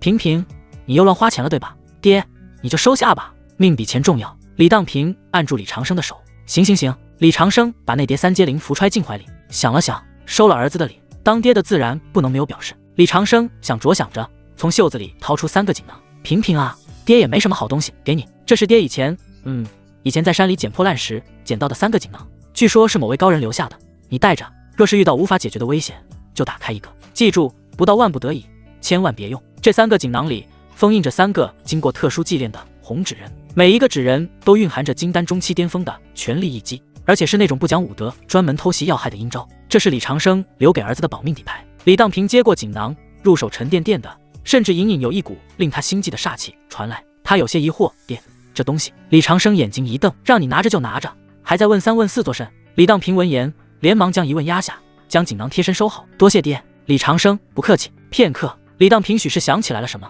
抬起头看了看天色，开口：爹，你们就在这里生活吧，孩儿就先回宗门了。李长生闻言没有阻拦，雏鹰总要起飞，温室里养不出真龙，一昧溺爱并非好事。李长生拍了拍儿子的肩膀，语重心长地说道：去吧，记住爹的话，虽然你是剑修，要有锋芒，但也要有脑子，打得过就打，打不过就跑，不丢人，活着才有输出。李当平重重地点了点头，爹，我记住了。紧接着又跟江翠萍和惊蛰道别之后，便化作一道流光消失在山谷中。看着李当平的身影消失之后，李长生脸上的老实巴交瞬间消失，取而代之的是一种肃杀的味道。转过身看向一旁正在收拾东西的江翠萍，江翠萍放下手中的活计，抬起头，虽然岁月在其脸上留下了痕迹，但那双眼睛依旧温柔如水，仿佛能看透李长生的心。你要走了吗？江翠萍轻声问道。李长生愣了一下，问：你怎么知道的？江翠萍简单就看出来啊，你能瞒得过平平，但是瞒不过我。李长生闻言随即苦笑，果然瞒得过天下人，却瞒不过枕边人，有些事情得去处理一下，家里就交给你了。江翠萍走上前帮其整理了一下衣领，就像过去的10几年一样。去吧，注意安全。江翠萍没有问去哪，也没有问去干什么，只有无条件的信任。李长生心中一暖，轻轻抱了抱江翠萍，放心，我一定会活着回来的。我相信你。江翠萍回答。李长生告别了妻子和苏夭夭，御风而行，迅速向安置区靠近，斩杀燕红尘，了却因果，取原因，治疗苏夭夭，完成系统任务，这些都很重要，他没法躲避。半个时辰后，李长生和苏夭夭悄无声息地回到了安置区李家小院。院子里静悄悄的，只有风吹过树叶的沙沙声，老槐树在旁边不断摇曳。李长生撤去隐身符，显出身形，走到那张熟悉的藤椅上坐下，伸了个懒腰，还是自家待着自在啊。大叔，咱们接下来要干嘛？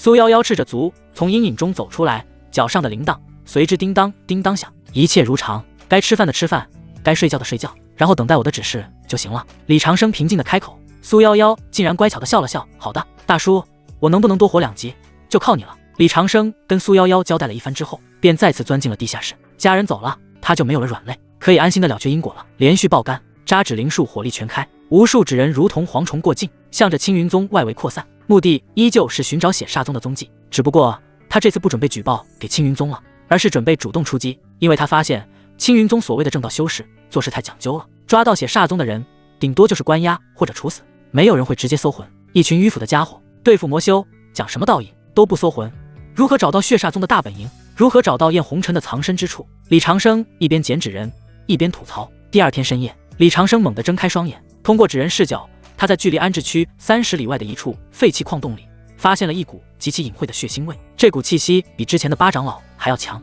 应该是金丹巅峰，就是不知道是哪一位长老。9长老死了，8长老逃跑了，5、6、7死了，难道是4长老？妈的，血煞宗的人好蠢啊！怎么给我一种一个一个排队来送的感觉呢？想要一家子死得整整齐齐。李长生在心里吐槽一声，然后通过继续查探以及跟血煞宗的资料比对，顿时确认了这位金丹巅峰就是血煞宗的4长老血鬼道人。李长生脑海中浮现出这个人的资料，此人修炼的是枯鬼大法，手段残忍，最喜欢吸食修士的精血，而且性格狡诈多疑，从不轻易露面。李长生站起身，拍了拍身上的灰尘。苏夭夭，发现大鱼了。大叔。苏夭夭的声音很快传来，只见他穿着一身紧身的夜行衣，脸上蒙着黑纱，手里还拿着2把短笔，看起来英姿飒爽。有活了！苏夭夭一脸兴奋地问道。这2天憋在院子里，都快把其憋出病来了。李长生点点头，发现了血煞宗4长老血鬼道人。苏夭夭想了想问，咱们同样将其举报给青云宗借刀杀人吗？李长生摇了摇头，不，这次咱们亲自出手搜魂。搜魂？苏夭夭闻言愣了一下，搜魂可是魔道的拿手好戏啊，而且为正道所不容。这大叔果然够狠，比魔道还魔道啊！苏夭夭舔了舔匕首的锋刃，嘴角勾起一抹残忍的笑意。废弃矿洞，这里原本是一处临时矿脉，后来因为枯竭而被废弃。矿洞深处阴暗潮湿，空气中弥漫着一股令人作呕的腐臭味。血鬼道人盘坐在一块巨大的血色晶石上，吞吐着周围的血气，身形枯瘦如柴，就像是一具披着人皮的骷髅。但那双深陷在眼窝里的眼睛却闪烁着令人心悸的红光。该死的青云宗！血鬼道人暗骂一声。最近青云宗像是发了疯一样，到处搜捕血煞宗的人，就连长老都栽了好几个，搞得他现在只能躲在这个鸟不拉屎的地方，连个活人都不敢抓。等宗主恢复了元气，定要将你们这群伪君子全部炼成血尸。血鬼道人在心里恶狠狠地想着。突然一阵阴风吹过，矿洞里的火把毫无征兆地熄灭了。谁？血鬼道人警觉性极高，瞬间从晶石上弹起，神识如潮水般扩散开来。然而四周静悄悄的，除了风声什么都没有。装神弄鬼！血鬼道人冷哼一声，手中多了一杆血红色的长帆。出来！他猛地一挥长帆，一道血色风暴席卷而出，将周围的岩石轰得粉碎。依然没有人影。然而就在这时，嘻嘻嘻，哈哈，一阵清脆悦耳却又透着诡异的笑声突兀的在其耳边响起。紧接着，一股粉红色的雾气从四面八方涌来，瞬间笼罩了整个矿洞。媚术！血鬼道人脸色一变。作为老牌魔修，他太熟悉这种气息了。这是合欢宗的手段。合欢宗同道，合欢宗跟血煞宗之同气节，为何要相煎太急？血鬼道人大喝一声，试图用音波震散雾气，但那雾气却仿佛有灵性一般，不仅没有散去，反而更加浓郁了，甚至开始侵蚀他的护体灵光。与此同时，嗖嗖嗖，无数道破空声响起，黑暗中瞬间飞出了成百上千个巴掌大小的红纸人。这些纸人手持刀枪剑戟，虽然看起来滑稽，但每一个都散发着筑基期的气息。这是什么鬼东西？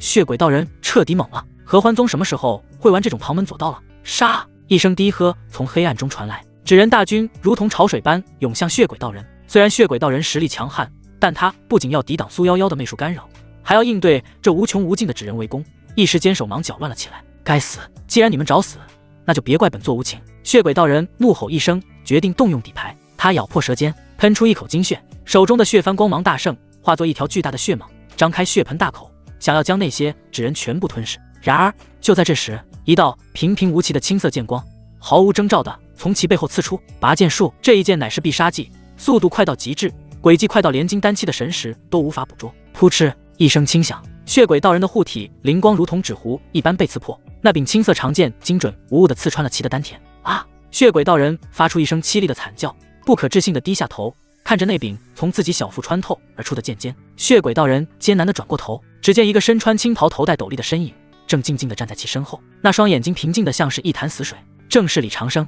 你不是合欢宗的人？血鬼道人绝望地开口。然而李长生却没有管对方，双眸冷漠得不带一丝感情。夭夭，他是你的了，趁着他现在还没死透，赶紧搜魂。苏夭夭白了李长生一眼，大叔，你怎么不去？李长生一本正经，我让你去你就去，你还想不想治疗身上的本源伤了？哦。苏夭夭闻言无奈，禁不住小声吐槽一句，这臭大叔就知道欺负女生，将这些脏活给我干。不过苏夭夭吐槽归吐槽，动作却丝毫都不慢，伸出纤纤玉手落在血鬼道人的天灵盖上面，使出搜魂术。随着搜魂的进行，血鬼道人脸色可怖，逐渐扭曲、疯狂、恶毒。搜魂的副作用很大，尤其是这种不配合的搜魂。搜魂结束之后，那个被搜魂者基本上也废了。苏夭夭双眸紧闭，睫毛微微颤抖，额头上沁出细密的汗珠，眉头紧锁，仿佛看到了什么不可思议的画面一样。李长生没有打扰苏夭夭，只是静静地站在一旁，神识警惕地扫描着四周。良久，苏夭夭睁开眼睛，身体晃了晃，差点摔倒。很明显，刚刚搜魂的消耗也挺大的。李长生眼疾手快，一把扶住了苏夭夭的香肩，问怎么样？苏夭夭大口大口喘着粗气，没有立刻回答，或者说没法立刻回答，眼神中残留着未散去的惊恐。片刻，抬起头看着李长生，声音干涩，大叔，出大事了。李长生闻言眉头微皱，怎么一惊一乍的？有话好好说。从怀里掏出一壶灵水递给他，先喝点水，慢慢说。你从搜魂中看到了什么？苏夭夭抬起头灌了一口水，平复了一下心情，这才开口。从搜魂中得知，燕红尘用化血寄生大法将自己分解成365道血液，分别寄生在了365名青云宗弟子的体内，而且这些弟子全是从前线撤下来的受伤的精英弟子。李长生闻言愣了一下，只觉得一股寒气从脚底板直冲天灵盖。麻的，灯下黑，又给我玩灯下黑的把戏对吧？李长生喃喃自语，最危险的地方就是最安全的地方。谁能想到，人人得而诛之的大魔头，此刻正躺在青云宗最核心的伤兵营里，享受着青云宗最好的丹药和治疗。这时苏夭夭淡淡的声音又传过来了，还有一个消息，血煞宗会在半个月后发动总攻，届时叶红尘那位魔头会借助精英弟子的血肉重铸魔躯。李长生闻言沉默了，啥情况啊？发动总攻就算了，那个老怪物还重铸魔躯，这还怎么玩啊？10几年前，叶红尘作为血煞宗的宗主，就是元婴巅峰修为，如果重铸魔躯成功的话，会有多强？恢复元婴巅峰，还是说突破到化神？李长生一想到这里，顿时呼吸急促了起来。化神期是传说中的境界，整个东周明面上都没有几位活着的化神期修士。一旦叶红尘成功，别说青云宗，就是整个东周都将沦为他的血食猎场，太可怕了。李长生不认为，在大环境都改变的情况下还能活下去。苟道是为了活命，可若是世界都毁灭了，还怎么苟啊？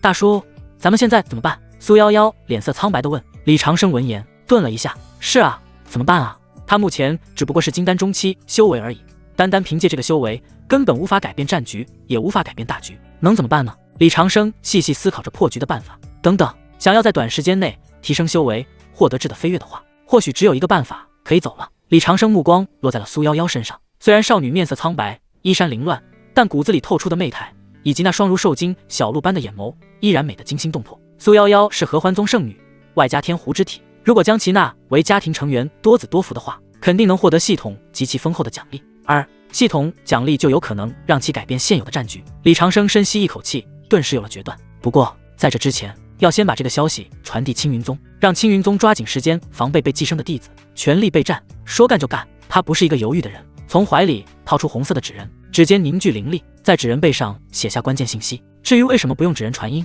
那自然是为了降低暴露的可能。红纸真人这个马甲要保护好，在关键时刻能发挥出重要的作用。紧接着，李长生手一挥，红纸人化作一道流光，钻入地下，朝着青云宗的方向遁去。做完这一切之后，李长生悬着的心稍微放下了不少。既然情报已经送出去了，那么青云宗怎么处理是他们的事情，反正天塌下来也有青云宗顶着。现在他需要做的事情就是多子多福，纳妾变强。李长生转过身，目光看向苏夭夭。夭夭，苏夭夭正擦拭匕首上的血迹，闻言抬起头，疑惑地看着李长生。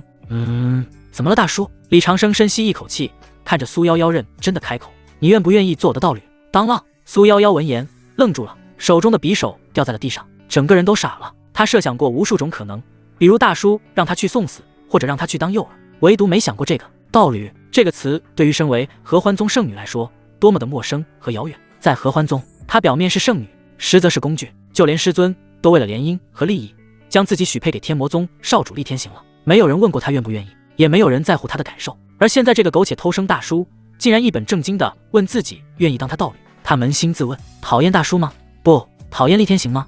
讨厌。能反抗命运吗？很大可能是不能的。自从上了合欢宗的贼船，再想从上面下来就难了。那么问题来了，如果我迟早都会被合欢宗抓回去，给一个自己讨厌的人当炉鼎，受尽折磨而死，那么我为什么还要为他保留出子之身呢？与其将清白给厉天行，不如将清白给大叔。至少大叔对自己非常不错，虽然怂了点，老了点，但是老当益壮，那方面能力还是可以的。反正自己这辈子也毁了，还有什么好矜持的？想到这里，苏夭夭突然笑了，笑得有些释然，走到李长生面前，伸出手指挑起李长生的下巴，恢复了那副媚态横生的模样，玩味地问：大叔，你这是馋我的身子吗？李长生没有躲闪，笑了笑：你就当是吧。他很坦诚，都是成年人，没必要遮遮掩掩。苏夭夭轻笑一声：呵，当道侣就算了吧，我这种身份只会给你招灾惹祸。不过既然大叔这么想要，我就把身子给你好了，就当是报答你这段时间收留的恩情。苏夭夭说着，身子前倾，红唇贴在李长生的耳边，吐气如兰。这下轮到李长生沉默了，他只是抱着试一试的态度，如果不行的话，再另想他法。没想到苏夭夭竟然答应了，这着实有点出乎他的意料。这种感觉就像刚出门就捡到一个女霸总，那位女霸总还自愿将身体给你，不要负责的那种，爽爆了呀！当真？李长生难掩内心的激动，虽然没有明媒正娶，但是只要得到了苏夭夭的身子，依旧能满足系统奖励的条件。大叔，你怎么婆婆妈妈的，要我身子就赶紧过来。苏夭夭吐气如兰，声音充满诱惑。李长生闻言再也忍不住，向苏夭夭走了过去，然后两人转移到合适安全的地点，拿出了柔软的兽皮毯子，铺在那块平整的青石上，就开始多子多福。衣衫褪去，苏夭夭身体完美的如同羊脂白玉，白嫩润滑的过分，美的也有些犯规。下方圆润的大白腿红嫩的，简直是食品级别的，但在那白皙的皮肤下却隐隐透着一种苍白，本源受损的表征。李长生运转双修法，将温和的灵力注入其的体内。就在两人结合的瞬间，久违的系统提示音响起，叮恭喜宿主家族成员+1，纳妾对象苏夭夭，合欢宗当代圣女。综合评价 Nice 级，检测到该对象气运深厚，且对宿主依赖度极高，触发暴击奖励。奖励结算中，奖励1冒号3甲子修为，奖励2冒号200年寿命，奖励3极品防御神通不动明王，奖励4冒号5阶阵法师经验包，奖励5获得特殊技能夫唱妇随。当你与伴侣并肩作战时，双方全属性提升 20%。奖励6随机盲盒1个，爽啊！李长生禁不住停止动作，瞄了一眼奖励，就更加兴奋了。系统的奖励，再加上怀中这么润的极品，简直双喜临门啊！童子，你实在太懂我了。李长生高兴地飞起。不过他现在暂时没空管系统的奖励，没有什么东西比春宵一刻值千金更重要了。数个小时之后，李长生将苏夭夭干趴了，他却还有一种意犹未尽的感觉。看来系统给他强化身体的同时，肾的能力也强化了不少。妈的，我真是老当益壮啊！谁他妈的能想到，一位70岁的老头竟然比大多数年轻人都强呢？第二天清晨，李长生帮苏夭夭盖好毯子，然后在矿洞口部下了一层又一层的静止，然后盘膝在地，激动的开口：系统，巨献奖励，收到指令，正在巨献奖励中。获得3个甲子修为，获得200年寿命，获得不动明王神通，获得5阶阵法师经验包，获得特殊技能夫唱妇随，获得随机盲盒1个。随着系统的声音落下，李长生感到自己体内不一样了。最为明显的是修为变化，这股能量精纯无比，瞬间冲破了瓶颈。金丹中期，金丹后期，元婴初期，元婴中期，爽啊！一举突破到元婴中期，这是什么概念啊？青云宗的宗主以及太上长老就是元婴期，还有血煞宗的燕红尘也是元婴期。李长生如今也是元婴期，这就意味着他一举跃为东周的顶尖修士，足以开宗立派的那种。果然家族兴旺系统实在太棒了，只要内嵌发展家族就能变强，快乐和升级两不误。不动明王神通也融合，并且提升到大成境界了。这个防御技能有点变态，只要李长生不作死的话，同级别修士应该很难破他的防御。然后就是5阶阵法师经验以及特殊技能夫唱妇随。其实这2样东西没有什么特别的。李长生最关注的是最后一项奖励随机盲盒，这是他第一次获得随机盲盒，盲盒里面有无限可能，拼的是运气。如果运气好的话，开出一些逆天的东西也并非不可能。系统打开盲盒，李长生激动地搓了搓双手，盲盒打开，恭喜宿主获得冈本套套。啥玩意？李长生听着提示音懵了一下，随后想都没想就将这玩意丢了。我的是家族兴旺系统，需要多子多福，要这玩意没用啊！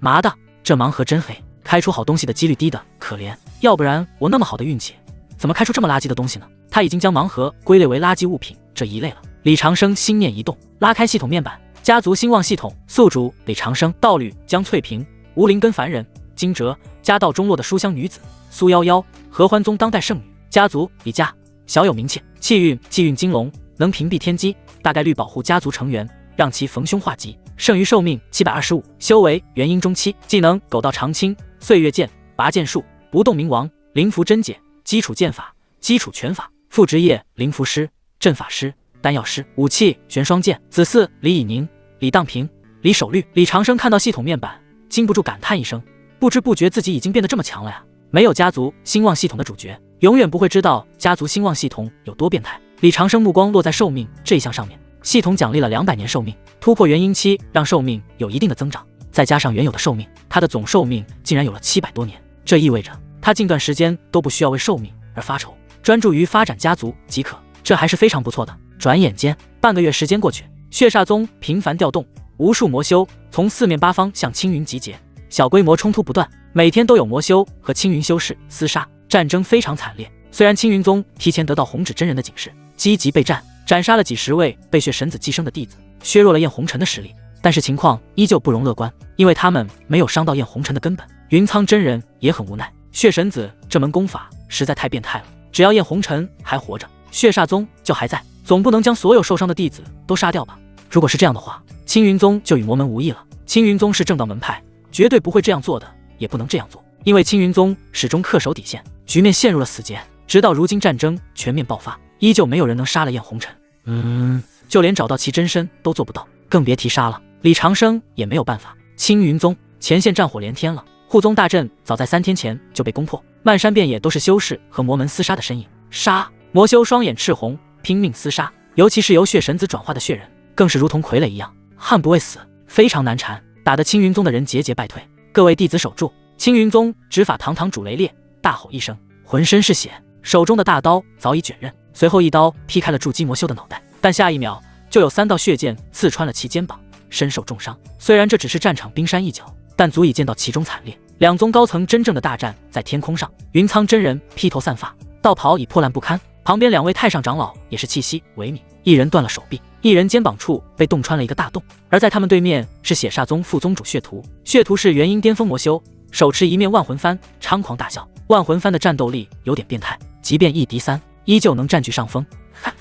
没用的，云苍，你们的灵力已经耗尽了，而我的万魂幡却越战越强，你们连我都打不过，还想杀那位大人，简直痴人说梦。说着，血屠猛地一挥手中黑幡，呜呜呜，无数冤魂厉鬼呼啸而出，化作一只狰狞的鬼爪，疯狂撕扯着云苍真人的护体灵光。鬼爪是由修士魂魄炼制而成，怨气冲天，一旦沾染便会污浊法宝，侵蚀神魂。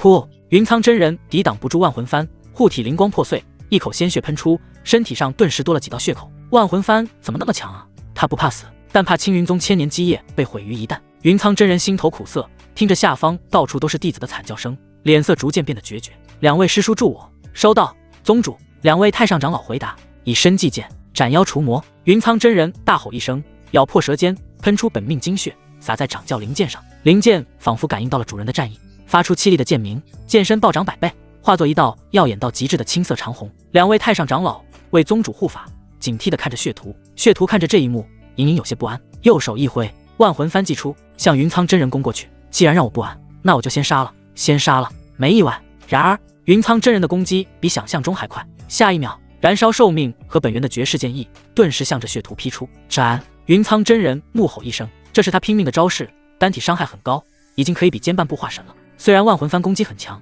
但是防御能力却比较一般。绝世剑一瞬间劈开了万魂幡，落在血屠的身上。不！血屠笑容瞬间凝固，他完全没想到这3个强弩之末的老东西竟然还能爆发出如此恐怖的一击。轰！剑光落下，血屠半边身体被劈开，失去了战斗力，身受重伤。双方战场瞬间安静了下来。输了，副宗主输了，快跑啊！血煞宗的魔修们乱了阵脚，恐慌开始蔓延。但是由焰红尘却神子凝聚的血人依旧畏不惧死，疯狂攻击。而青云宗这边则爆发出了震耳欲聋的欢呼声。宗主威武，赢了，杀光这些魔崽子！云苍真人拄着剑，半跪在虚空中，大口大口地喘着粗气，头发以肉眼可见的速度变得雪白，脸上皱纹如同沟壑般浮现。这一剑消耗了其大半生机，他距离大限已经不远了。但是即便如此，云苍真人也没有放松警惕，因为焰红尘那个老怪物还没出来，只要焰红尘没死，那就意味着战争尚未结束。就在这时，突然一阵奇怪的声音突兀在战场上响起，咕嘟，声音不大，却极其诡异，像是有什么液体在沸腾。怎么回事？距离伤兵营最近的弟子听见声音，茫然地转过头，下一秒瞳孔骤然放大，仿佛看到了世间最恐怖的画面。只见此时伤兵营竟然被血雾笼罩，看不清里面的真实场景。啊，好痛，好痛啊！师尊，救我！我的手融化了，到底发生了什么？怎么回事啊？伤兵营几百人同时发出惨叫，彻底化作一片炼狱。什么？云苍真人闻言猛地转过头，只见伤兵营的弟子皮肤溃烂，血管爆裂，那些血液仿佛拥有了自己的意识，吞噬着青云弟子血肉和骨骼，然后血肉化作血色洪流汇入了地底，凝聚成了一个高达100丈的恐怖血影。那血影低下头，像看蚂蚁一样看着半跪在空中的云苍真人，声音从喉咙发出，如同闷雷滚滚。云苍，多谢你啊！如果不是你培养了这一批精英弟子，本座的万灵血魔体还真没这么容易练成。你，云苍真人闻言，忽然感觉胸口好痛，禁不住一口鲜血喷出。谁能想到这个魔头那么阴险，竟然将青云宗弟子当成魔躯养料？血神功法真的恶心到极点。雷烈等人看着焰红尘发出的恐怖气息，感到无比绝望。青云宗底牌尽出，宗主和太上长老都还没缓过来，这怎么打？根本无法打呀！怎么办？难道青云宗的千年基业真的要毁于一旦吗？雷烈才金丹期，没有资格参与战斗，但是他依旧在努力着，右手捏着红纸人，往里面输入灵力，向红纸真人求援。李长生自然也收到雷烈的求援了，但是却没有回应。他是一位狗修，即便答应了出手，也是以自身安全为第一位的。焰红尘对云苍真人的歇斯底里毫不在意，弱者的哀嚎是强者最好的赞歌，该送你们上路了。焰红尘缓缓抬起了右臂，无数冤魂嘶吼，浓郁的血煞之气凝聚成实质，魔躯右臂恍若太古魔山，对着下方拍下。这是伪化神器的一击，已经带有些许规则味道了，就连周围空间都被锁死，灵气被凝固，所有人都像被封印了一样动弹不得，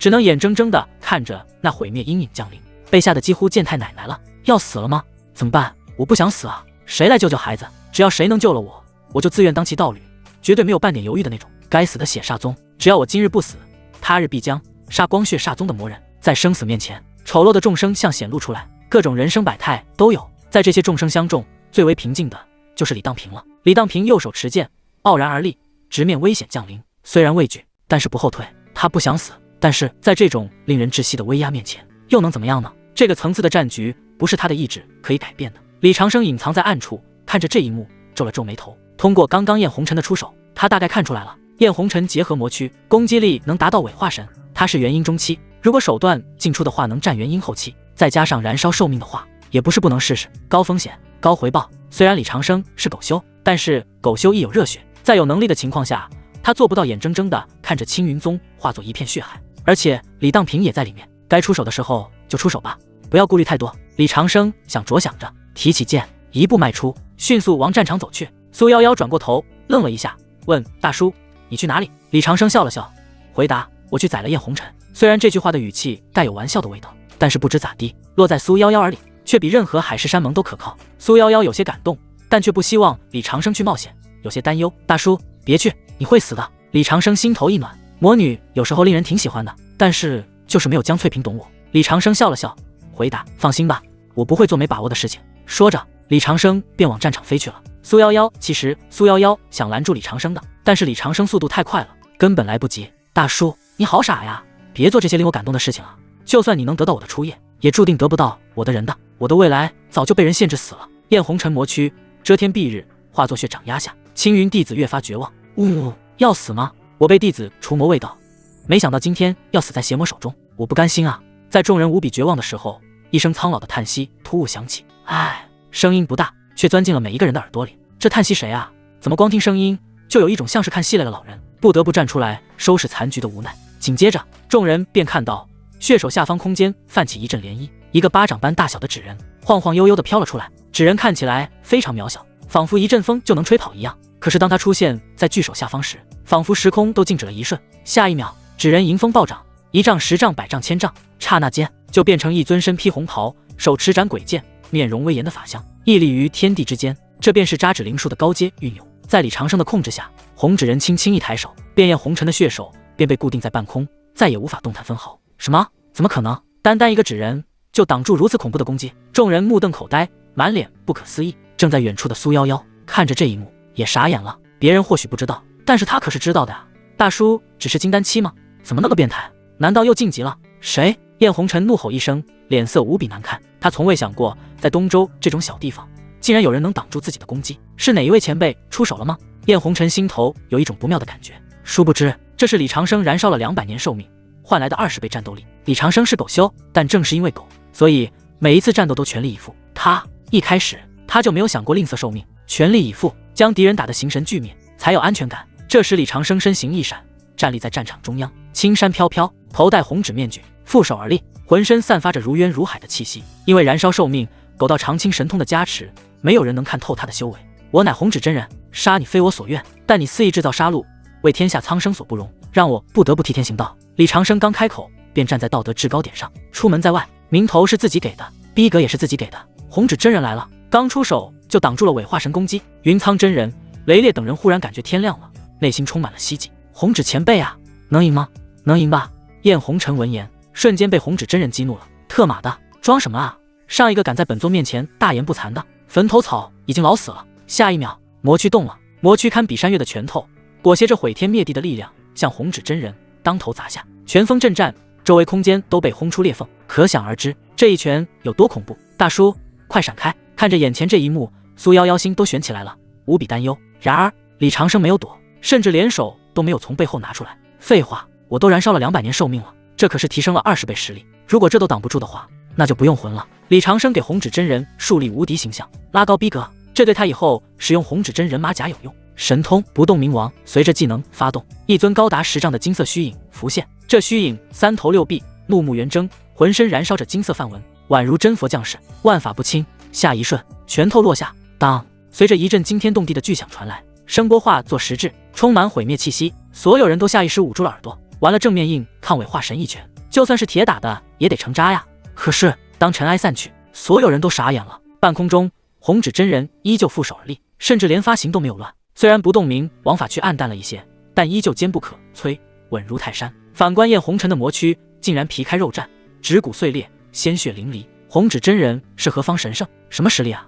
难道化神期？好变态啊！众人非常震撼。燕红尘看着自己攻击被破，愣了一下，发出一阵尖锐的叫声，满脸难以置信。怎么可能？不可能，这绝对不可能！李长生闻言，嘴角勾起一抹嘲讽的弧度。系统奖励的不动明王身大成，再加上提升了20倍实力，怎么就不可能了？李长生掸了掸肩膀上并不存在的灰尘，没有废话，直接开杀。抬起右手，灵力不断输出，刹那间，方圆10里的虚空中亮起了无数道璀璨的灵光。原来刚才的纸人攻击并非李长生真正的目的，他的目的是借助纸人的攻击做掩护，布置阵法。九曲黄河困杀阵，此刻阵法已成。随着阵法启动，原本晴朗的天空瞬间消失，取而代之的是漫天狂舞的黄沙和罡风。黄沙由精纯的土系灵力压缩而成，每一粒都重若千钧。在李长生的操控下，周围的环境发生改变，黄沙旋转、切割、研磨，像是绞肉机。困阵加杀阵将燕红尘困在中央煞，周围的环境都发生了改变，燕红尘根本躲不开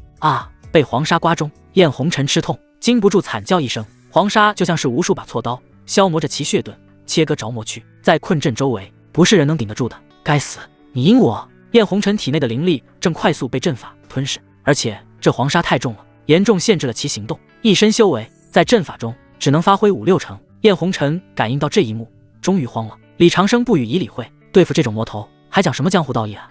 直接爆杀就是了。手掌一翻，阵法威力全开，黄沙化作长龙，缠住了燕红尘的四肢和脖子，将其呈大字形固定在半空中。该死，快放开我！燕红尘反抗显得无力。自从困阵布置成功的时候起，就大势已去，反抗的越快，越拼命，就会死得越快。这就是困阵的恐怖之处。燕红尘拼尽全力，尝试了无数次，都无法破阵，每次都会被红纸真人打回来。他终于意识到了无法逃跑，双眸顿时充满怨毒。很好，既然你要我死，那大家就一起死吧！爆！随着他一声怒吼，一股毁天灭地的能量波动在巨人核心处急剧压缩。为今之计，只有舍弃魔躯，破开阵法，然后趁机使用血神功逃跑了。燕红尘比任何人都惜命，你们都以为我是自爆，其实我是断臂求生。云苍真人脸色大变，出言提醒小心，他要自爆。随后又转过头对着下方的弟子咆哮，所有弟子立马远离战场，寻找安全地点躲避。可惜来不及了，魔躯的自爆威力大，范围广，根本不是这些小辈能够躲开的。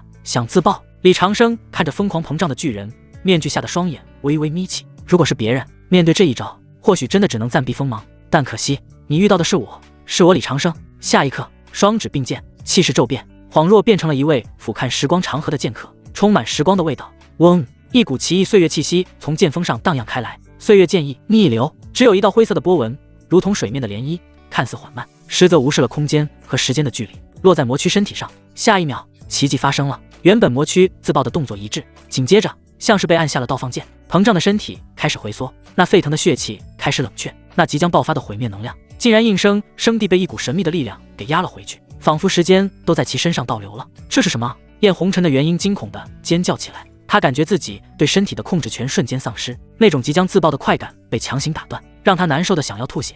你会时间法则？你是化神大能？不怪他这么想，涉及时间的手段，那是化神期以上的大能才有可能接触到的领域啊！红纸真人到底是哪里来的怪物？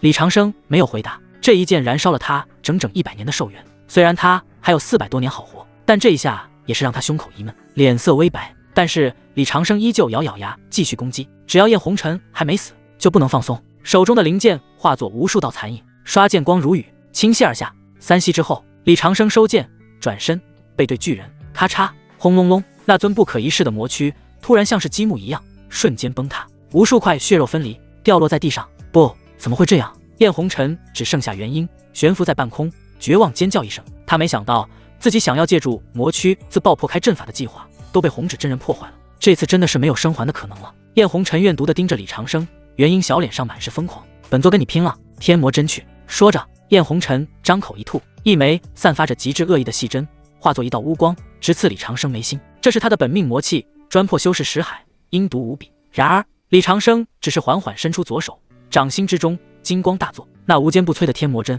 竟然徒手接住了，然后用力一捏，手中的天魔针便化作齑粉。就这，李长生像看垃圾一样看着手里的粉末，然后抬起头看向已经吓傻了的燕红尘。法器被毁！燕红尘一口鲜血吐出，惊慌失措，想要转身瞬移逃跑。然而李长生身形一闪，直接出现在燕红尘面前，灵力化作法手，往前一抓，顿时将燕红尘的元婴捏在了手中。燕红尘终于知道怕了，不断开口求饶：“不，求求你放过我，我愿意为你做牛做马。”李长生得意地笑了笑：“别挣扎了，进来吧。”说着，右手上便多了一个贴满了金色符箓玉质坛子。这个玉质坛子是专门用来抓活体元婴的，有了燕红尘的活体元婴，他就能治疗苏夭夭的本源伤，以及完成系统任务了。不，燕红尘见求饶不成，顿时又开口威胁：“我中州巨剑门的人，如果你杀了我，巨剑门不会放过你的。”然而李长生却不为所动，哪里来的那么多废话？给我进去！李长生抓住燕红尘，正准备往里面一塞，意外发生了，天空中传来一阵咆哮，数字而赶，声音如9天惊雷滚滚而来，震得众人耳膜生疼。下一秒，周围的空间被一股巨力强行撕裂，一道璀璨的金光从虚空中射出，驱散了漫天的血煞之气。金光之中，一个身穿金袍背负巨剑的老者虚影缓缓浮现，散发出的威压却比燕红尘的魔躯更要恐怖几分。这是真正的化神期气息。被捏在手里的燕红尘元婴看到老者的一瞬间，眼中爆发出了狂喜的光芒。师尊，师尊救我！我是红尘啊！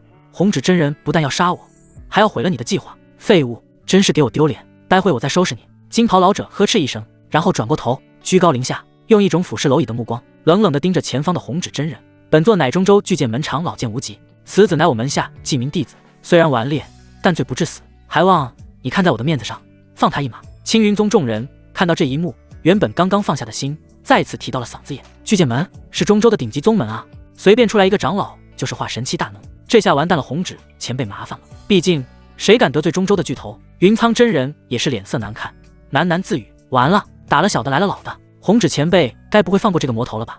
然而面对化神大能的威胁，李长生却笑了：巨剑门没听说过。再说了，燕红尘杀了青云宗那么多人，还要把青云宗弟子炼成人丹，你说放就放，你算老鸡？李长生一脸的不耐烦，这巨剑长老说话的方式他就不喜欢，他是狗道中人，信奉的可不是人情世故，而是斩草除根，消除因果。因此就算天王老子来了，他也要炼了燕红尘的原因。我说的红纸真人此话一出，所有人都不可思议地看着红纸真人。红纸真人的话真的好解气啊，只是惹怒了中州的巨剑门，真的一点都不怕吗？剑无极闻言愣了一下，随即勃然大怒：放肆！区东州蛮夷，竟敢侮辱本座！既然你找死，那本座就成全你！剑无极背后的巨剑虚影猛地出鞘，天剑数断空，一剑斩下，空间如镜面般破碎，恐怖的剑气锁定了李长生，让其避无可避。大叔，废弃矿洞口，苏夭夭捂住了嘴巴，仿佛心脏都停止了跳动。众人绝望地闭上了眼睛。然而李长生看着那落下的巨剑，眼皮都没抬一下，轻轻吐槽一句：分身而已，装什么大尾巴狼！迅速将燕红尘的元婴挤进坛子中，封印了起来。紧接着继续使用狗道长青技能，再次燃烧100年寿元，加上刚刚燃烧的200年寿命，总共提升了30倍战力。拔剑术，一剑斩出，空间裂开，天地皆变。李长生以剑术对抗剑术，务必要一击必杀。他是狗修，杀人从来不隔夜的老东西，记住了，这里是东州，想在这里撒野，先把本体滚过来再说。剑无极是玩剑的行家，看到李长生的拔剑术，有一种不妙的感觉，因为这剑令他有一种战力的感觉。你是谁？这剑法谁教你的？剑无极咆哮一声：关你屁事！李长生说着，一口鲜血吐出，剑气再快了几分，顷刻之间湮灭了巨剑，落在剑无极的眉心。下一秒，分身如同镜面一样破碎。不，我的分身！中州正在打坐的剑无极一口鲜血吐出来，很明显，分身被毁，他受了不轻的反噬。李长生见剑无极死透了，松了一口气，他的狗道长青爆发不了多久，如果再杀不了的话，他就只能逃跑了。不过幸运的是，终于杀掉了，而且没有惹上因果，这是红纸真人杀的，关我李长生什么事？青云宗上下看着这一幕都愣住了，呆呆地看着前方手托玉坛的红纸真人。血煞宗老妖怪燕红尘说杀就杀了，巨剑门长老分身说杀就杀了，一点面子都不给。红纸真人牛逼，特么的，看得我好解气啊，好爽啊！只是他们都沉浸于喜悦中，没有人在乎后续的麻烦如何解决。赢了！不知是谁先喊了一句，紧接着欢呼声如同海啸般爆发。赢了！红纸前辈牛逼，前辈神威盖世，感谢红纸前辈！青云弟子喜极而泣，甚至有人跪地上磕头。云苍真人有一种劫后余生的感觉。不管如何，青云宗保住了，而这一切全靠红纸真人，这一份恩情得成。云苍飞到红纸真人面前，恭敬行礼，语气谦卑：多谢前辈救宗之恩，不知可否留下来，让晚辈为前辈接风洗尘，好好感谢一番。李长生闻言低下头看了下方一眼，青云弟子看向自己的目光很火热，将自己当成了英雄。如果留下来，青云宗会送东西感谢，但是容易留下太多痕迹，暴露的可能性增加，尤其是那个傻儿子李当平。此时李当平正满脸崇拜，跟着青云弟子们一起喊红纸前辈威武。李长生看到这里，面具下嘴角不断抽搐，留下来还是免了？我这人最怕麻烦，万一马甲掉了就麻烦了。如果不是这场战斗有牵涉到自己的因果，他甚至都不会主动下场。不过现在看来还算不错，虽然冒险了一点，但收获也颇大的。李长生刻意压低声音，变得苍老而沙哑。不必了，我只是顺手除魔罢了，而且我已经拿到应得的报酬了，就此别过，若他日有缘再来相会。说完，李长生不给云苍反应的时间，右手掏出一把丹药，从半空中撒下，然后飞行，迅速离开了这里。这些丹药是他给受伤弟子用的福利，就当是积德了。与此同时，李当平伸手一接，捡到附近一颗从天而降的丹药，眼睛看着远去的红纸真人，皱了皱眉头。这背影，我怎么感觉很熟悉呢？旁边的张正师兄兴奋地拍了拍其肩膀：“李师弟，看什么呢？是不是觉得红纸前辈太帅了？”李当平摇了摇头：“不是，我只是觉得那个背影好像我爹，特别是刚才那个挥手撒药的动作，跟我爹喂鸡时候的姿势一模一样。”张正师兄闻言愣了一下，随即哈哈大笑：“李师弟，你是不是吓傻了？你爹不是练七七老头吗？刚才那位可是能吊打伪化神境的绝世高人，这俩人要是一个人，我当场吃5斤。”被师兄这么一说，李当平也觉得有点可笑。也是，要是我爹这么厉害，哪里还用得着天天抖着？我都将老爹送去安全点了，怎么可能出现在这里呢？看来是我还是太想家了。李当平摇了摇头，将这些荒谬的念头抛诸脑后，然后转身投入救治伤员的队伍中。李长生往安置区疾驰而去，耳边风声呼啸，一边飞一边思考。虽然刚才那一战看起来摧枯拉朽，但那是因为他一口气燃烧了300年的寿元，用狗道长青技能换了30倍的战力爆发，才跨越了元婴与化神之间的巨大鸿沟。如果不用这个技能，他就是元婴期而已，根本打不过化神期。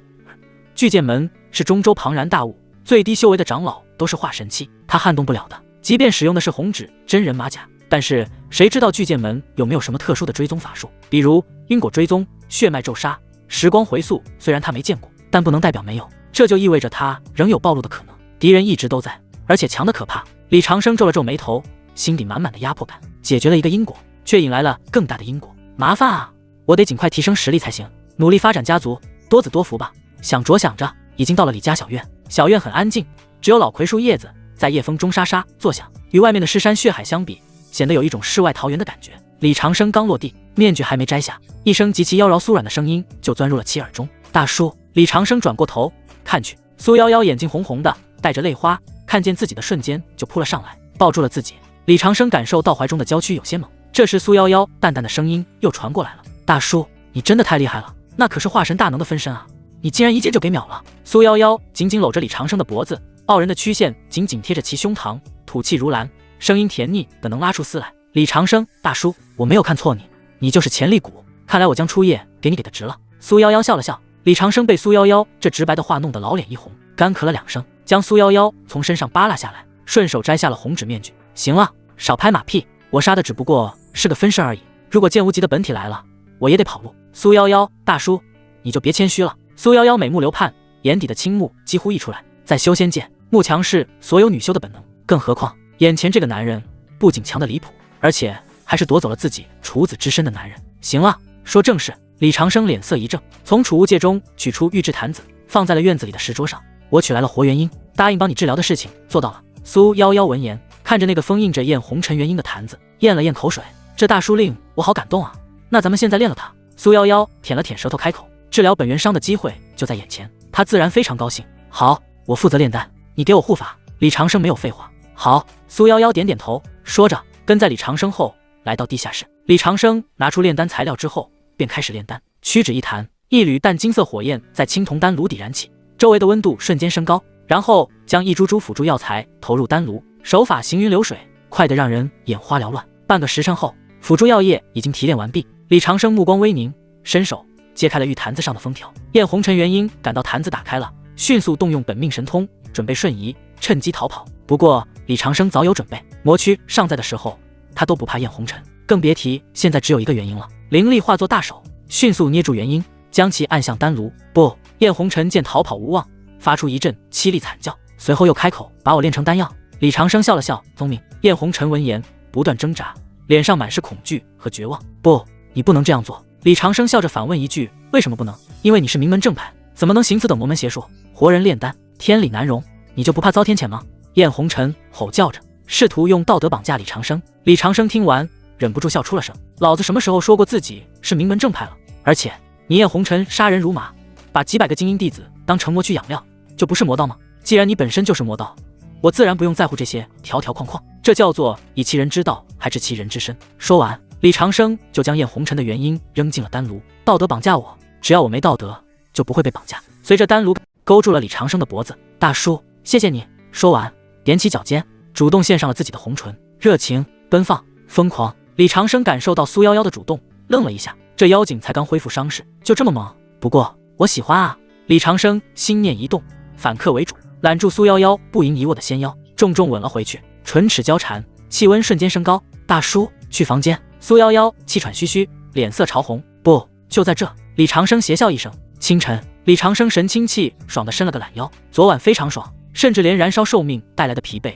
都一扫而空。苏夭夭很润，只是不知道为什么，我总觉得苏夭夭这姑娘昨晚的反应有些热情过头了，但是又找不到原因罢了。想那么多干嘛？现在最重要的是领取任务奖励。李长生落到地下室，霍霍双手拉开系统提示，恭喜宿主完成特殊任务，评级 SSS 级。除了能获得任务奖励之外，还获得了随机盲盒3个。恭喜宿主获得绝世气运，家族气运提升。恭喜宿主获得特殊体质纯阳道体。恭喜宿主获得9宫八卦阵。恭喜宿主获得随机盲盒3个。是否立刻打开盲盒？是否？李长生想了想，点击否。盲盒出好东西的概率太低了，倒不如凑多几个盲盒，一次抽到过瘾。然后目光落在其他奖励上面，家族气运继续提升，变成了绝世气运，与气运有关的都是好东西，这没得说的。然后就是纯阳道体以及八卦阵了。纯阳道体至刚至阳，能提升那方面的能力，跟多子多福结合，简直如虎添翼，并且克制天下一切邪魔，这可是好东西中的好东西啊！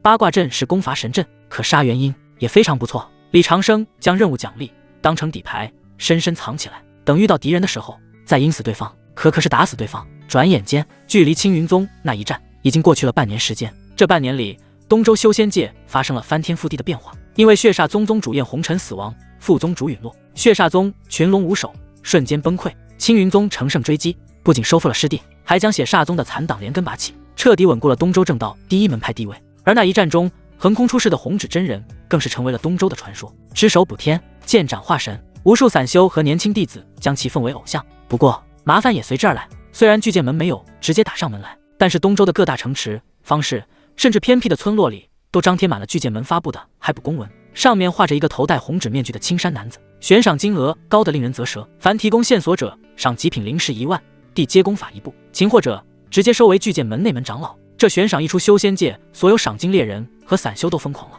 每天都有无数人在寻找红纸真人的下落，但即便掘地3尺，也没能将红纸真人找出来，一点消息都没有，仿佛不存在于这个世界上一样。李长生当事人却没有关注这些消息，要不然的话，恐怕他看到这么丰厚的奖励，都会制造一些伪装的小证据，自己举报自己吧。此刻，李长生穿着粗布长衫，提着竹篮子，走在青云城外去送子观音庙的路上，耳边传来了江翠萍的嗔怪声：“夫君，走快些啊，错过了及时就不灵了。”江翠萍穿着一身喜庆的红色罗裙，虽然眼角有了些许细纹，但整个人透着一股温婉持家的人气风韵。来了来了，这山路难走，你慢点，别崴了脚。李长生笑呵呵地应了一声，然后快步跟上。至于惊蛰，惊蛰则穿着一袭素衣，温婉如水，跟在江翠萍旁边，手里拿着香烛纸钱，掩嘴轻笑：“姐姐就是心急，夫君身体好着呢，咱们多努力努力，肯定能再添个大胖小子的。”李长生听着两位娇妻的调笑，一阵无语。他今天这趟出门，纯属是被逼的。自从半年前那场大战后，为了避风头，他一直窝在安置区的小院里，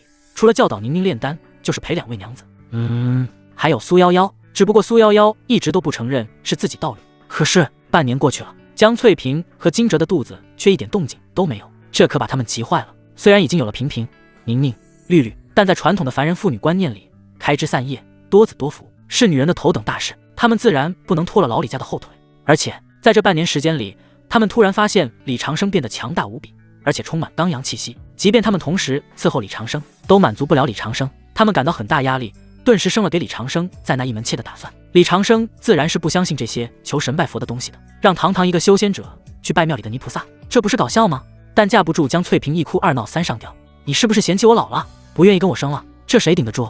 无奈之下，李长生只好陪着两位娘子出来上香求子。然而此时李家小院，苏夭夭独自一人坐在石凳上，身穿素净的白裙，外表没有了往日的妖娆妩媚，反而多了一种令人心碎的清冷。石桌上放着一杯清茶，苏夭夭却一口都不想喝，眼睛看着前方李长生长躺的藤椅，一动不动的。他脑海中全都是这半年来和大叔在一起的画面。大叔会在自己练功岔气时黑着脸训斥，大叔会在吃饭时把自己最喜欢吃的红烧肉夹到自己碗里，大叔会在夜深人静时抱着自己讲述自己从未听过的有趣故事。这半年是他这20多年人生里最快乐、最安心，也是最像一个人的时光。可是梦终究是要醒的。苏夭夭低下头看着自己手腕上，那里有一道常人看不见的黑色魔纹，这是合欢宗独有的同心咒，专门用来追踪叛逃弟子的。就在昨天，这魔纹突然开始发烫。苏夭夭知道这意味着什么，这意味着合欢宗的人已经到附近了，或者说天魔宗的迎亲队伍已经来了。大叔，我真的不能再陪你了啊！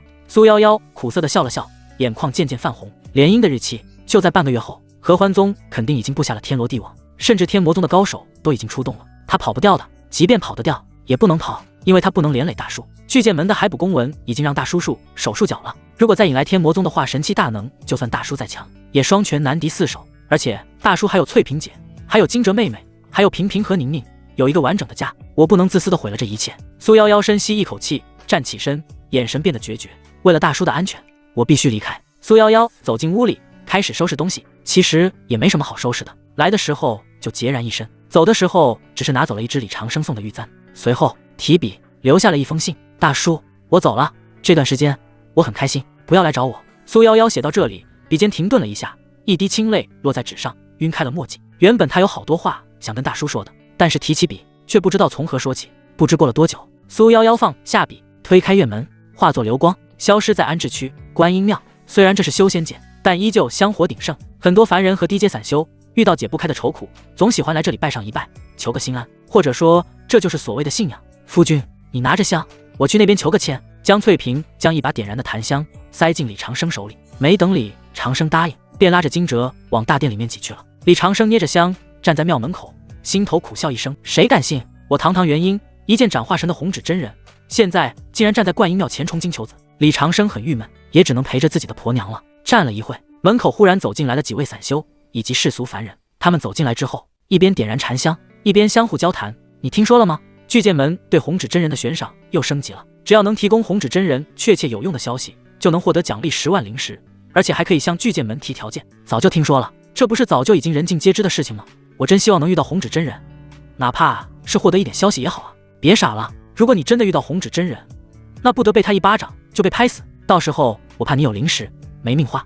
你说的有道理，巨剑门和红纸真人的仇恨可不是咱们炼气层的散修可以沾染的，听一个笑就好了。别说了，咱们上香吧。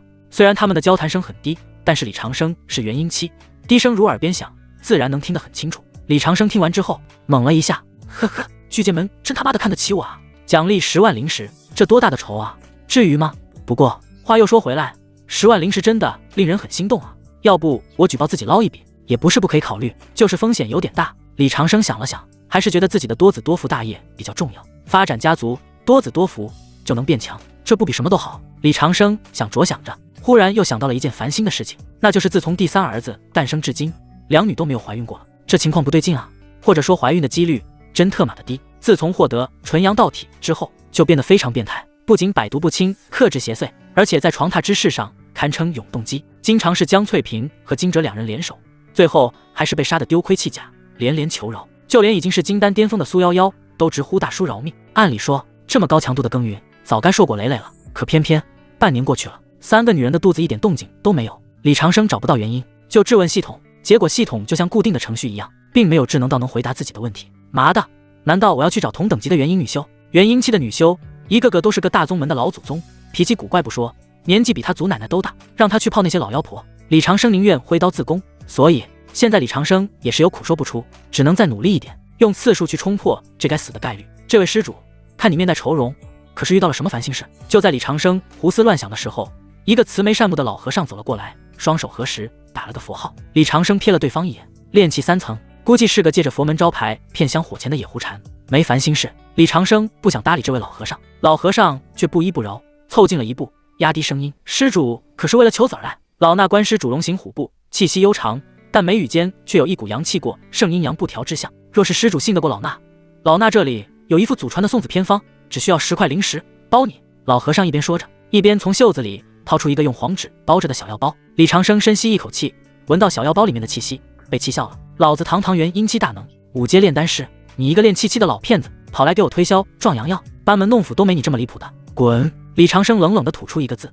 稍微释放出了一丝助机器的威压。老和尚只觉得胸口一闷，仿佛被一柄大铁锤砸中，吓得连连后退，一屁股坐在了地上。前辈饶命，我知错了，我只是为了养家糊口，不是故意出来行骗的。老和尚跪在地上，瑟瑟发抖，内心害怕极了。他根本没想到，眼前的老头竟然至少是助机器的大修，这下可是踢到铁板了。不过话又说回来，说你一个修仙者大能，来祭拜什么观音啊？真麻了，滚吧！李长生冷冷地开口，只要不是解不开的因果，他都不愿意徒增杀戮。谢谢前辈饶命，我这就滚！说着，老和尚连滚带爬地跑了，连掉在地上的药包都没敢捡。修仙界便是如此，强者肉食。夫君，你怎么又跟人起冲突了？这时江翠萍和金哲从大殿里挤了出来，手里还拿着一张红色的签文。是他先招惹我的。李长生笑了笑，没有多解释，随后转移话题，你去求签怎么样？江翠萍闻言像是想到了什么，高兴得像一个孩子。铁树开花，枯木逢春，这可是上签。大师说咱们家今年必有弄璋之喜。江翠萍兴奋得像个小女孩。李长生看着她那高兴的样子，心里的郁闷也消散了大半。算了，只要老婆高兴，被骗点香火钱就骗点吧。而且弄璋之喜吗？这也的确是好意头。那咱们现在回家吗？明年还等着我回去考教他炼丹的功课呢。江翠萍白了李长生一眼，拉着金哲的手，急什么？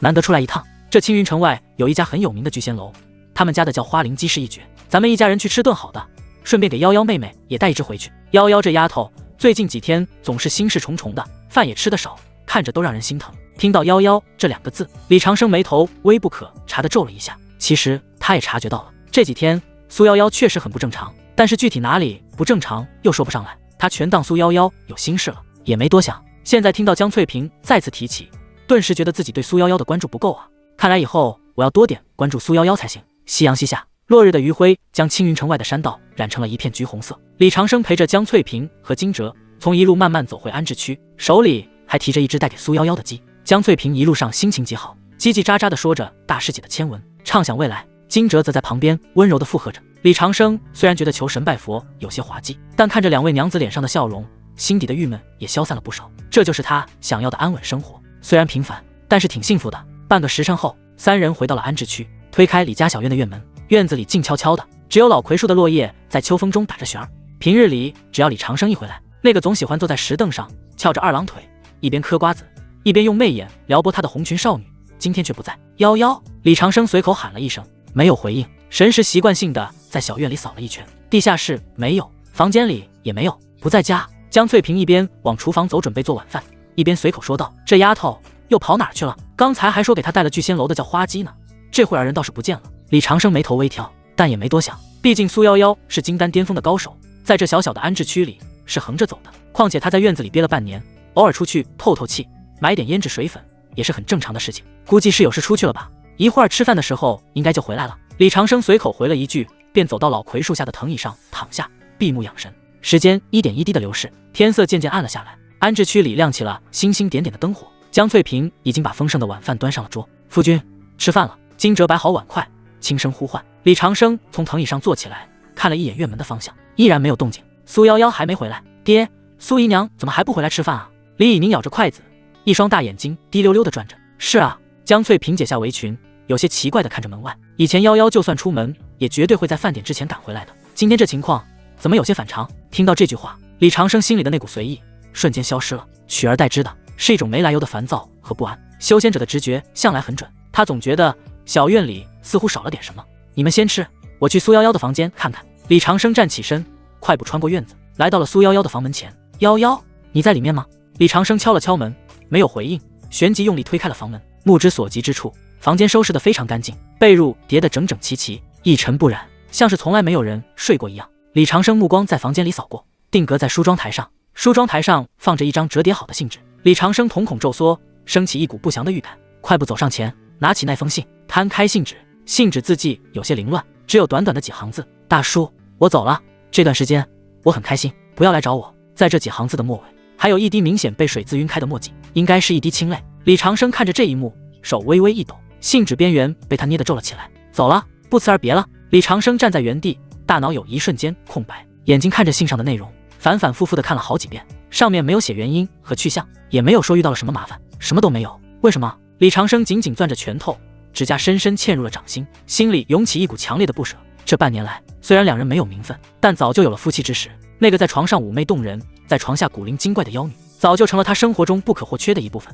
他本以为等躲过了这阵风头，他们一家人就能一直这么安安稳稳的过下去。可是苏夭夭却偷偷的走了。李长生很无奈，他不知道苏夭夭为什么离开，合欢宗的人找来了，还是别的什么仇家，亦或者是其他。信里一个字都没提。这傻丫头，走什么啊？你以为不说我就不知道你是怕连累我吗？李长生嘴角喃喃一声，虽然他很想冲出去找苏夭夭，但是去哪找？天下之大，只要苏夭夭有心想躲，自己上哪去捞人？难不成直接杀上合欢宗吗？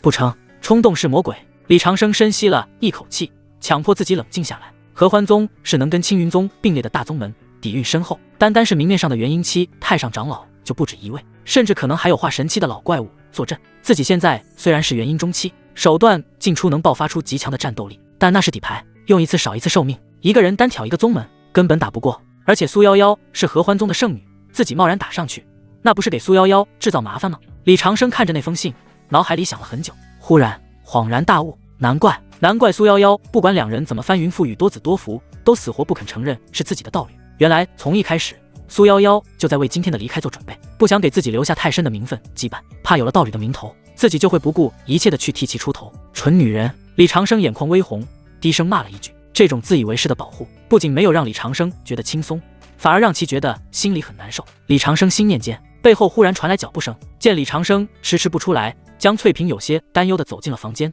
眼睛看着空荡荡的房间，又看着李长生手里捏着的信纸，心里咯噔了一下，问夫君，夭夭呢？李长生闭上眼睛，深呼吸一声，开口，他走了。啊？为什么？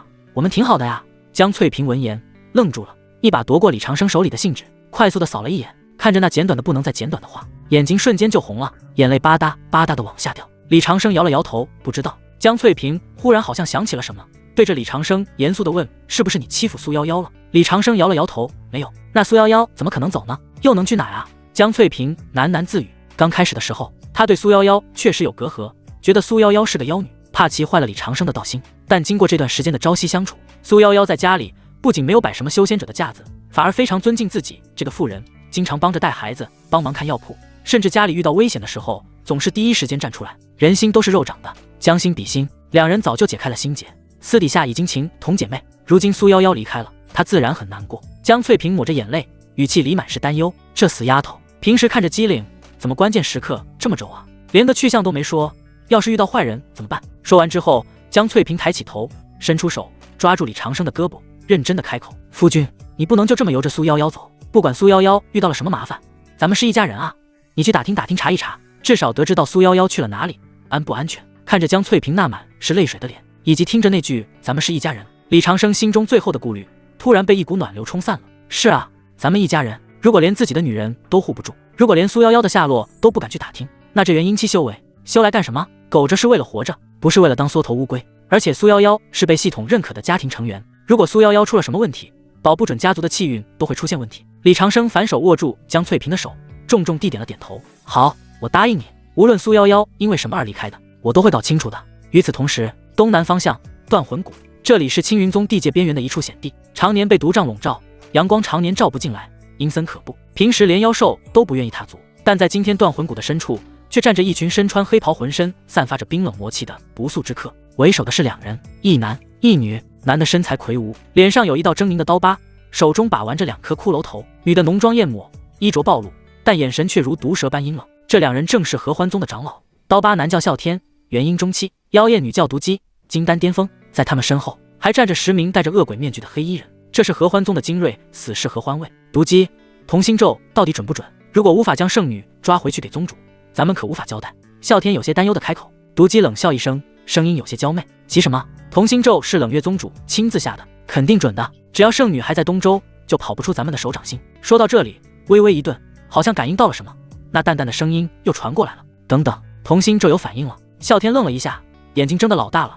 问，圣女要逃跑？如果圣女要逃跑的话，咱们得立马将其抓回来。毒姬摇了摇头，不是，同心咒显示圣女正在向我们靠近。啸天闻言冷哼一声，哼，算他识相，跟天魔宗少主联姻，这可是多少人想要的机缘啊！即便苏夭夭是圣女，可是也不能不识抬举啊！毒鸡玩弄着染着剧毒的指甲，估计是知道逃不掉的，所以主动回来了。听说这半年，这小骚蹄子在东周跟一个散修混在了一起。啸天大笑起来，一个低贱的散修也敢碰圣女，真是嫌命长了。等抓了这圣女，就顺手去把那个散修也宰了。两人正说着，突然毒鸡手中黑色罗盘闪烁起红光，指针指向了断魂谷的入口处。毒鸡来了！众人齐刷刷的抬头看向谷口，只见迷雾之中，一道孤零零的白色身影缓缓走进来，一袭素裙，不施粉黛，却依然难掩那倾国倾城的容颜和刻在骨子里的绝世媚态。来人正是苏夭夭。啸天和毒鸡看着苏夭夭出现，都被苏夭夭过人的容貌惊艳了一下，旋即拱了拱手参见圣女。虽然苏夭夭在合欢宗没有什么地位，但是毕竟是圣女，面子还是要给的。苏夭夭静静地站着，没有说话。这时啸天往前踏一步，开门见山：圣女，咱们奉宗主之命接你回宗门，半个月后和中州天魔宗少主联姻，请你不要为难我们。啸天说话之轻重，也给苏夭夭足够的尊重了，但是动作却一点都不尊重，跟毒鸡以及合欢死士隐隐向苏夭夭包围过去。他做事都是先礼后兵的，如果苏夭夭愿意主动回去，那就皆大欢喜；如果不愿意，就只能用强了。苏夭夭依旧冷着脸，神识扫过合欢宗带来的人马，一位元婴中期，一位金丹巅峰，还有数十精通合击阵法的死士。呵呵，我的好师傅啊，你派这么多人来抓我，真的是看得起我呢。苏夭夭冷笑一声，心更凉了。啸天和毒鸡见苏夭夭没有反应，心顿时提了起来，灵力在体表流转，再次开口：圣女，你跟天魔宗联姻是宗主定下的事情，希望你能跟我们回去，以大局为重，不要为难我们。大叔，我只能为你做这么多了，希望你和翠萍姐、惊蛰姐平平安安的生活下去，忘了我吧。苏夭夭在心里喃喃一句，然后抬起头，倾国倾城的脸上恢复了生人勿近的圣女模样，声音冷如冰：不用你们动手，我跟你们回去。啸天和毒鸡闻言相互对视了一眼，都松了一口气。虽然他们人多势众，但苏夭夭毕竟是圣女，如果真的拼死反抗，伤了容貌或者伤了根基，回去也不好交叉。圣女识大体，最好不过了，请吧。啸天侧开身子做了一个请的手势，但目光却依旧锁着苏夭夭，生怕其耍什么花样。苏夭夭没有理会他们，迈开脚步走在前面。啸天和毒鸡快步跟上去，化作数道流光，迅速消失在断魂谷的迷雾中。因为苏夭夭配合，而且要押送回合欢宗，就暂时没空管跟苏夭夭混在一起的男人。合欢宗位于东周南部的一片灵秀山脉之中，山门内奇花异草，亭台楼阁，美不胜收，空气弥漫着一股淡淡的脂粉香气。只是在这美丽的表象之下，隐藏的却是吃人不吐骨头的魔道巨擘。宗主殿内布置的极尽奢华，珠光宝气，中间伫立着一张白玉王座上，王座上端坐着一个身穿紫色宫装的绝美女子，容貌看起来不过30出头，白皙圆润的大白腿裸露在外，风韵犹存，眉宇间带着一股久居上位者的威严。此人正是合欢宗宗主冷月仙子，也是苏夭夭的师尊。冷月仙子元婴巅峰，还差临门一脚便能突破化神。宗主，人带回来了。啸天和毒鸡走进大殿，恭恭敬敬的行礼。苏夭夭跟在后面，站在大殿中央，只是静静地看着那个坐在王座上的女人。曾经以为冷月仙子是把她从地狱里拯救出来的恩师，后来才知道，只不过是把她从一个地狱推向了另一个更深的地狱罢了。心早就凉了。冷月仙子听到动静，缓缓睁开眼睛，目光落在苏夭夭身上，上下打量了一番。啪！冷月仙子冷不丁的隔空一巴掌扇在了苏夭夭的脸上，这一巴掌夹杂着元婴巅峰的灵力，苏夭夭被扇飞了出去，撞在大殿的柱子上，一口鲜血喷了出来。冷月仙子声音冰冷刺骨：孽徒，现在终于知道回来了。宗门培养你这么多年，我发给你的命令不听，竟然想逃婚，你这是想找死吗？苏夭夭挣扎着爬起来，伸出手擦了擦嘴角的鲜血，倔强看着冷月仙子：宗主培养我，不过是把我当成一件可以交换利益的高级顶路罢了。什么叫做逃婚？你有问过我的意见吗？我同意了吗？放肆！冷月仙子闻言勃然大怒，猛然站起身，恐怖威压笼罩了苏夭夭。啸天和毒鸡吓得赶紧跪伏在地，瑟瑟发抖。苏夭夭在威压中站立着，一点都不怂。这时苏夭夭的声音又传过来了：你也是知道天魔宗少主是什么人，这联姻跟送死没什么区别，你这样对待你的徒儿，晚上睡觉睡得着吗？自从苏夭夭至生死度外之后，就变得很大胆，什么都敢说。闭嘴！冷月仙子内心气急，胸脯一股一股的，抬起手猛然又一巴掌扇过去，他苏夭夭再一次被扇飞，脸肿了，鲜血顺着嘴角滚滚流下。刚刚那一巴掌很重，苏夭夭挣扎着爬起来，闭上嘴巴，没有再说话。他回到了合欢宗，但是并不意味着会妥协。强迫我嫁给天魔宗少主，我真会以死明志的。冷月仙子看着苏夭夭两边的红肿的脸，忽然有些不忍，声音继续传来：不管你愿不愿意，天魔宗的迎亲队伍已经出发了，你都必须给我嫁。苏夭夭咬着嘴唇，依旧没有说话。冷月仙子见苏夭夭没有说话，以为其妥协了，挥了挥手：来人，把圣女带下去，关进冷宫，没有我的命令，任何人不得探视。收到，宗主。2名合欢卫立刻上前，一左一右架住了苏夭夭的胳膊。就在这时，冷月仙子神识习惯性的扫描了一下苏夭夭的身体，突然愣住了，脸色从惊讶到难以置信，再到极度愤怒。慢着！冷月仙子厉喝一声，2名合欢卫停下脚步，疑惑地看着宗主。冷月仙子身形一闪，出现在苏夭夭面前，伸出手抓住苏夭夭的手腕，灵力探入其体内。轰！下一秒，爆发出一股狂暴的杀气，大殿内的桌椅瞬间被碾成粉末。你破身了，还怀上了外面野种。这句话一出，啸天和毒姬震惊地抬起了头，两人有些颤抖。天魔宗少煮点名药的可是处子之身的9阴天虎体，现在圣女却怀孕了，这要是送个怀孕的破鞋过去，天魔宗不把合欢宗夷为平地才怪呢。怀孕了！苏夭夭闻言也愣住了，非常难以置信，下意识伸手摸了摸平坦的小腹，然后用灵力再确定一遍，小腹内的确有生命在孕育，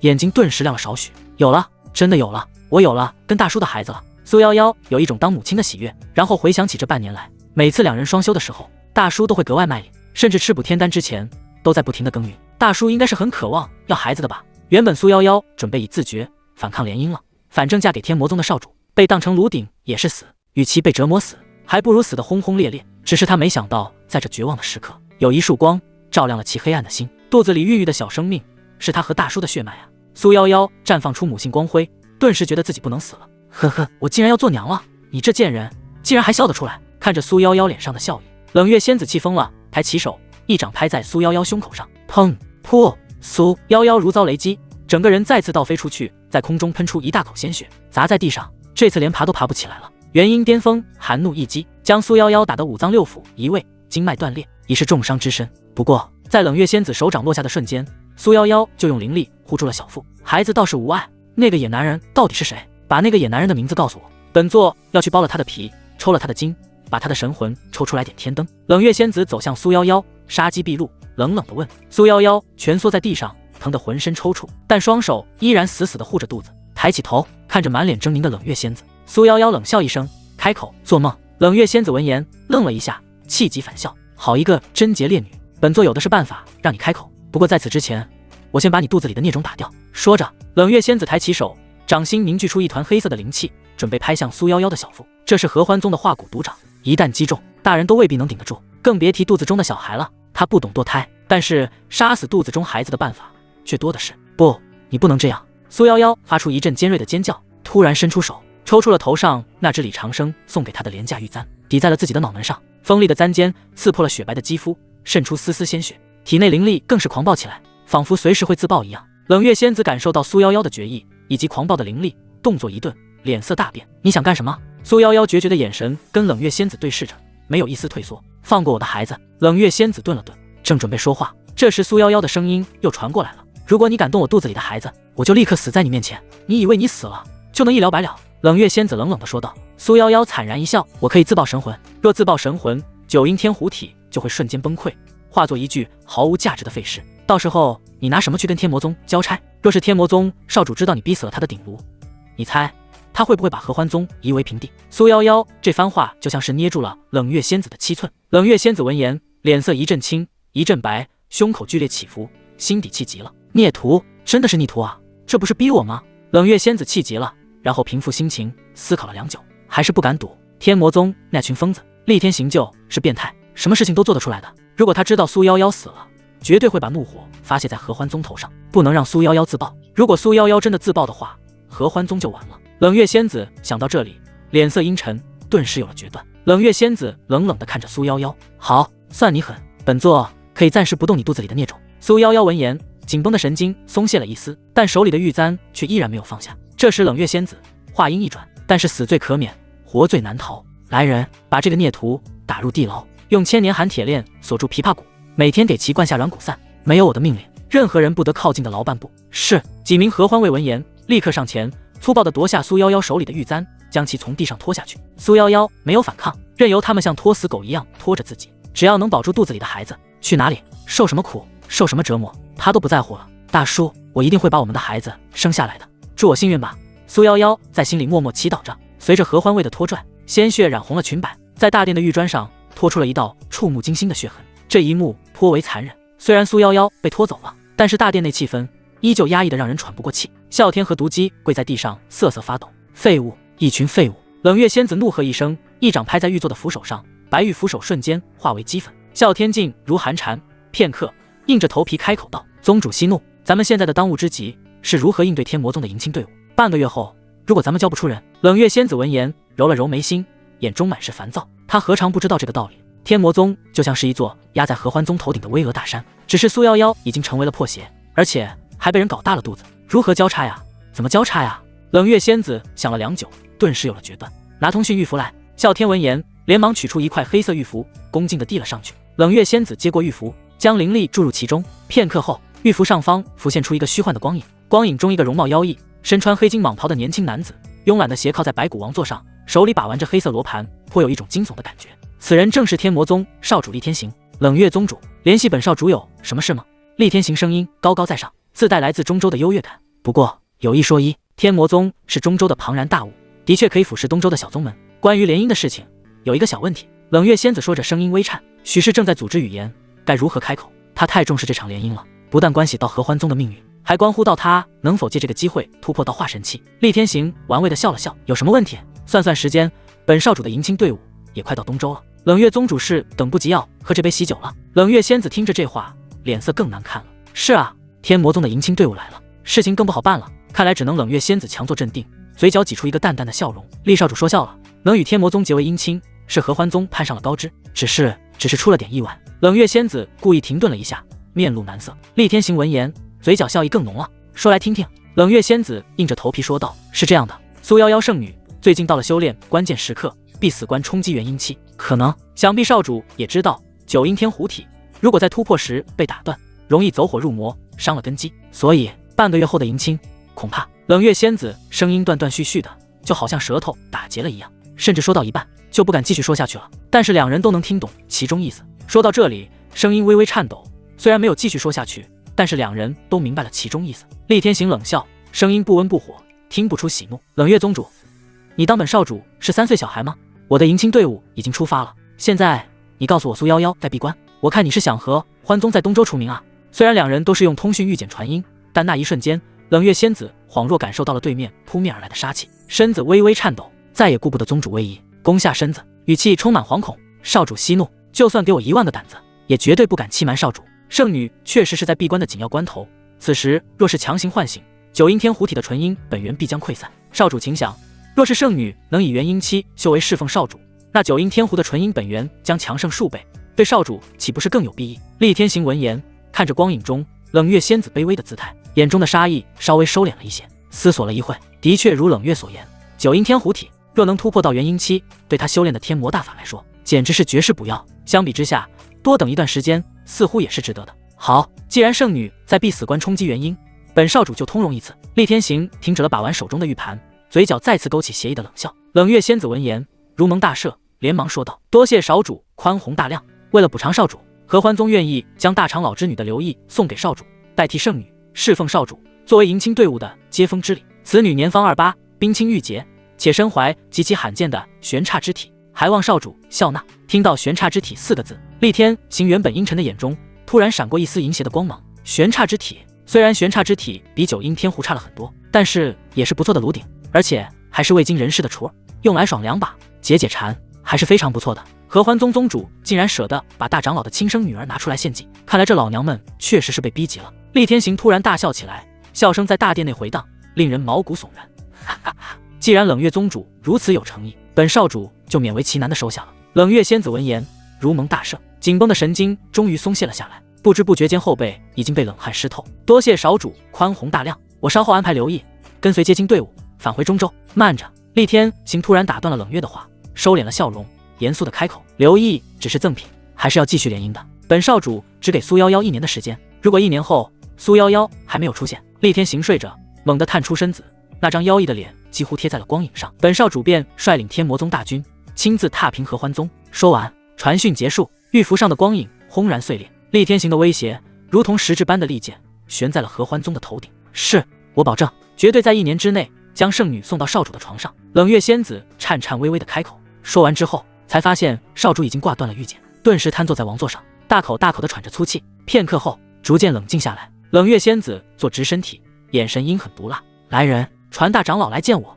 收到，宗主。门外的合欢卫回答。半晌后，一个白发苍苍的老者赶到大殿，正是合欢宗大长老，名叫刘树英。宗主，您找我。冷月仙子面无表情地看着大长老，开口：老刘，这几年宗门对你怎么样？刘树英闻言微微一愣，顿时心头有了一股不祥的预感。自然是极好的，如果没有宗门，就没有我的今天。刘树英声音有些虚伪，但是却不敢不虚伪，因为他知道冷月宗主表面上看起来温柔的体，实际上却是一个极为残忍的女人。冷月闻言笑了笑，那如果宗门到了生死存亡时刻，让你做贡献，你也不会拒绝吧？不会，只要宗主能用得上我，鞠躬尽瘁，死而后已，绝不含糊。刘树英说完这句话之后，心底不祥的感觉浓郁到极点。那就好，圣女必死关了，要推迟出嫁，但是天魔宗的迎亲队伍已经在路上，为了平息天魔宗的怒火，将你女儿刘毅许配给天魔宗少主，没问题吧？刘树英闻言如遭雷击，怎么会这样？不是嫁圣女吗？怎么让我女儿当牺牲品了？片刻，刘树英抬起头，宗主，不可呀，我只有这么一个女儿，刘毅才18岁，而且天魔宗少主生性残暴，视女人为顶炉，手段极其变态，刘毅去了就是送死，求宗主收回成命。刘树英阴冷的脸上有些崩溃，她就这么一个女儿，怎么也没想到竟然成了宗门的牺牲品。合欢宗真的太残忍了，为合欢宗贡献了半辈子，却换来了这个下场。冷月仙子闻言理都没有理大长老，反而一脚将大长老踹翻在地，眼神冰冷的没有一丝感情。这件事没得商量，你若是敢抗命，本座现在就灭了你这一脉。刘树英闻言瘫倒在地，面如死灰，双眸微不可察露出一种毒蛇般阴毒。在魔宗，弱肉强食就是唯一的法则，没有实力，连自己的亲生女儿都保不住。呵呵，这1周多，李长生就像是变了个人似的。平日里那个总是笑呵呵，喜欢躺在藤椅上晒太阳，抠门又怕死的李老头不见了，取而代之的是一个双眼熬得通红的颓废男人。李长生披头散发，坐在地下室石桌前，桌上极品朱砂、符纸堆积如山，刷刷，狼毫笔在黄色的符纸上飞速游走，发出一阵阵灵力波动。李长生除了画灵符，还剪纸，灵符都是5阶以上的，纸人都融合了本源灵力以及精血，能发挥出不菲的战斗力。李长生不断的囤积底牌，没有踏出过地下室半步，因为他知道，既然苏夭夭选择了不辞而别，就一定遇到了解决不了的麻烦。他只有自身强大，才能成为苏夭夭的依仗。其实早在半个月前，他就用红纸真人马甲给青云宗执法风雷烈长老发去了传信，让其动用青云宗的情报网调查合欢宗近期动向，特别是关于圣女的消息。当然，他也有在打听苏夭夭的消息。不过，李长生根基薄弱，打听来的都是一些小道消息，而且无法考证，很难用来当行动判定的标准。所以他在等雷烈的调查结果，越等就越心烦意乱。怎么1周多了都没消息啊？李长生停下手中的笔，烦躁地揉了揉乱糟糟的头发，说：“曹操，曹操就到。”就在这时，压在砚台底下的一张特殊红纸人突然颤动了起来，散发出一阵微弱的红光。李长生抬起头，眼中露出一团金光，伸出手抓起红纸人，灵力注入红纸人中。下一秒，雷烈长老恭敬的声音就传过来了：“红纸前辈，你交代的事查到一些眉目了。”李长生深吸了一口气，压下心头的激动，用沙哑沧桑的嗓音道：“李长生说，雷烈是，据我宗安插在合欢宗外围的眼线回报，半个月前，合欢宗圣女苏夭夭就已经返回了合欢宗。”听到这句话，李长生的心跳落了半拍，果然是回合欢宗了。你的麻烦是来自宗门吗？继续说，苏夭夭回去之后发生了什么？李长生继续追问，声音带着一丝连他自己都没有察觉到的紧张。雷烈顿了顿，开口说：“来奇怪了，后面的事情就像是合欢宗的禁忌一样，没有人提起，也打听不到。我只打听到合欢宗表面宣称苏夭夭是必死关冲击原因。”李长生听到这里，一颗心已经沉下去了，不祥的预感越来越强烈。苏夭夭闭关冲击原因，怎么可能啊？李长生作为苏夭夭曾经的枕边人，比谁都清楚苏夭夭的身体状况。半个月前，他才帮苏夭夭修复了本源。虽然苏夭夭借着药力突破到了半步元婴，但想要真正结婴，不是一朝一夕的事情。就算闭死关，没有个10年8年，也绝不可能成功。而且又怎么会那么巧，刚回合欢宗就闭关呢？雷烈长老说完之后，等了一会，见纸人没有回应，顿时有些颤颤巍巍了起来。难道红纸前辈不满意？这就麻烦了。红纸真人明面上是青云宗的救命恩人，但是手段不像正道。如果没能让红纸真人满意的话，救命恩人也可成为索命人。雷烈想了想，又开口：“我还打听到一个消息，不知道对前辈有没有用。”李长生言简意赅说：“雷烈原定近期圣女跟中州天魔宗少主厉天行的联姻，临时更改了人选。”联姻？傻姑娘，你可从来没有跟我说过你有联姻。李长生这时好像明白了什么，换成了谁？雷烈回答：“合欢宗大长老刘树英的独生女刘毅。至于其中有什么隐情，就打听不到了。我猜测刘树英肯定不愿意这份亲事的，只是她不得不从。”李长生闻言，用力捏着红纸人，面无表情，不知道在想些什么。片刻，纸人中再次传来雷烈的声音：“红纸前辈，您还在听吗？”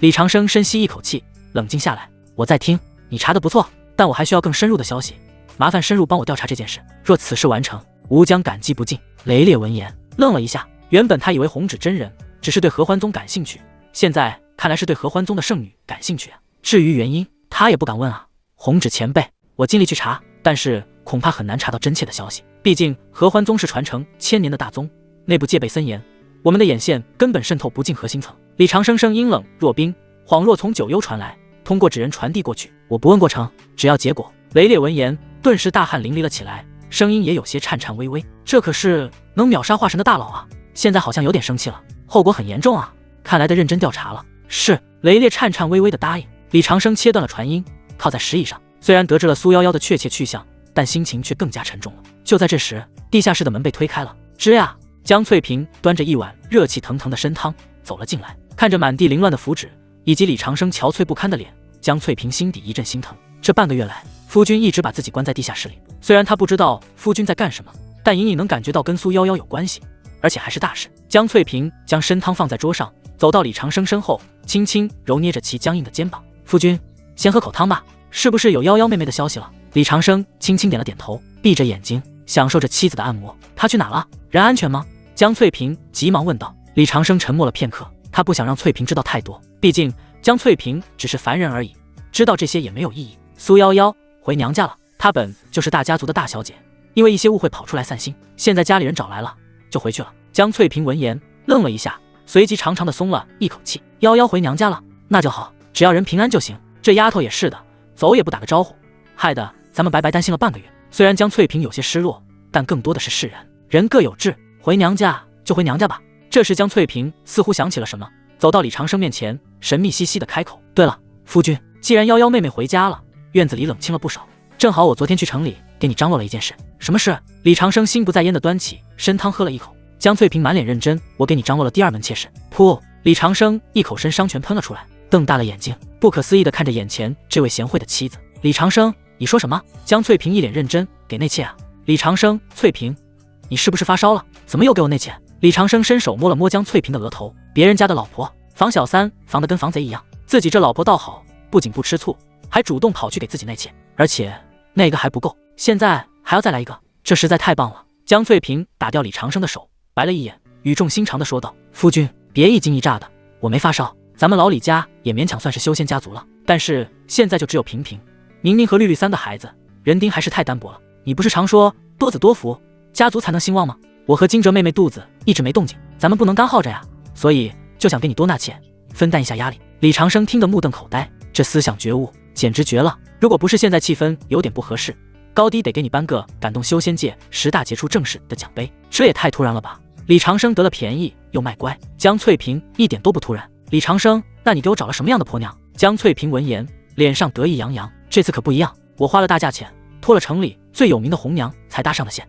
是青云城修仙家族方家的第9女方清雪。听到这个名字，李长生眉头微微一挑。方家，青云地界内除了青云宗之外，还有很多修仙家族，虽然这些修仙家族大多数都很垃圾，但是怎么会将自家的女儿嫁给老头当妾呢？李长生第一反应是有诈，不动声色地问：“方家的人能看上我这个糟老头子？”江翠萍有些不服气地挺了挺胸脯：“怎么看不上？我夫君虽然年纪大了点，但看着老当益壮啊，而且我跟那红娘说你是深藏不露的炼丹大师，方家现在正缺炼丹师呢。”一听这话，立马就有了兴趣。而且啊，萍萍也是青云宗的亲传弟子，青云城都不知道有多少修仙家族想要高攀我们呢。李长生，行吧，这样就合理多了。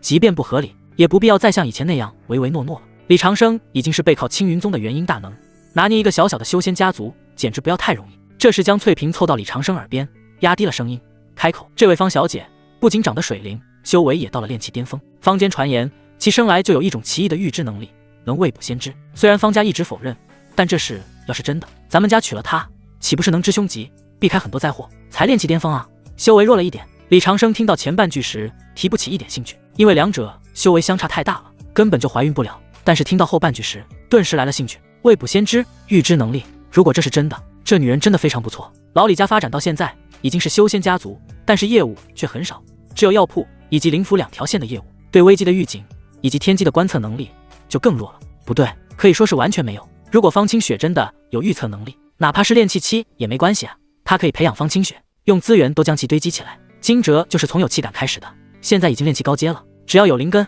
能修炼就好办，再加上是神迹预知能力，培养这样的婆娘一点都不亏，等培养起来就能怀孕了。家族兴旺系统重点在发展家族，多子多福反倒没有那么重要。如果这个方清雪真的有这种能力，对于信奉狗道、事事求稳的李长生来说，简直就是绝配啊！如果有其帮忙预警，今后老李家安全性都能提升好几个档次。想到这里，李长生没有直接拒绝。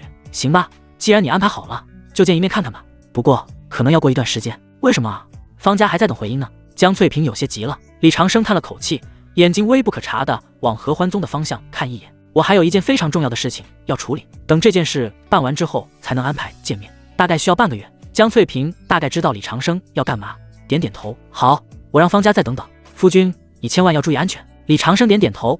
接下来的几天，李长生依然在地下室里盘膝而坐，将这半个月来消耗的精气神一点点恢复到巅峰。他在等雷烈的情报。再过了3、4天的样子，红纸人再次震动。李长生立刻接通，雷烈的声音有些疲惫。这几天他真的处理了。雷烈，红纸前辈。李长生问：查清楚了吗？雷烈闻言，额头大汗淋漓，生怕红纸真人迁怒青云宗，沉默了一会，只是包不住火的，只能硬着头皮回答：抱歉，合欢宗内戒备比我想象中还要森严，我们的人根本无法靠近。李长生闻言，脸色阴沉，冷冷的开口：一点消息都没有吗？雷烈闻言，额头上冷汗更多了，但是却不敢擦啊，内心害怕极了，急忙回答：其实也不是什么消息都没有，我还打听到了一件事，或许对前辈有帮助。李长生说：雷烈，后天合欢宗刘毅将代替苏夭夭出嫁，前往中州和亲。李长生：刘毅出嫁？雷烈：是的，前辈，虽然刘毅只是替代品，但天魔宗对这件事也很看重，合欢宗那边更是派出了随行队伍，排场不小。晚辈想着，既然前辈对合欢宗的事情感兴趣，如果能在半路上截住这支和亲队伍，或许能从那位大长老嘴里撬出关于苏夭夭的秘密。李长生闻言沉思了一会，不可否认，这确实是个破局的方法。合欢宗防守森严，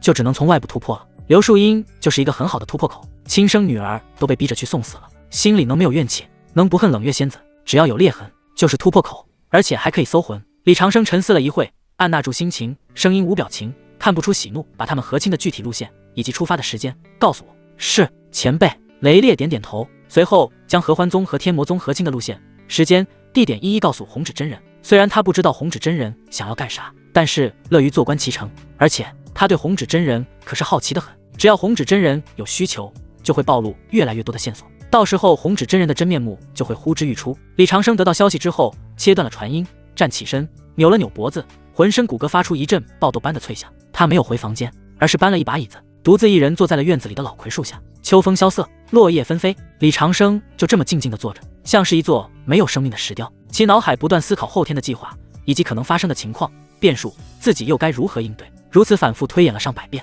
事无巨细，务必做到万无一失。狗修从不打无准备之仗，不出手则已，一出手则雷霆万钧。第二天，天刚蒙蒙亮，东方刚刚泛起一抹鱼肚白，李家小院的门悄无声息地打开了，一道灰色的身影融入了清晨的薄雾中，消失不见。虽然是后天才是和亲的日子，但是李长生决定提前1天出发，因为他要布局。第3天，距离合欢宗山门300里外，有一处险峻的峡谷，名为一线天。这里是离开合欢宗地界，前往2州交界处的必经之路，两侧是高耸入云的绝壁，中间只有一条狭窄的通道，仅容2辆马车并排通过。此时太阳还未完全升起，峡谷内阴暗潮湿，透着一股肃杀之气。在峡谷最狭窄处的上方，一块凸起的巨石上，李长生身穿黑袍，正盘膝而坐，眼睛看向入口方向，气息完全收敛，甚至连心跳和呼吸都降到了最低。如果不用肉眼去看，哪怕是元婴期的神识扫过，也会把它当成一块没有生命的石头。李长生已经完成了所有布局。昨天他拼了老命，控制了2头元婴期的妖兽，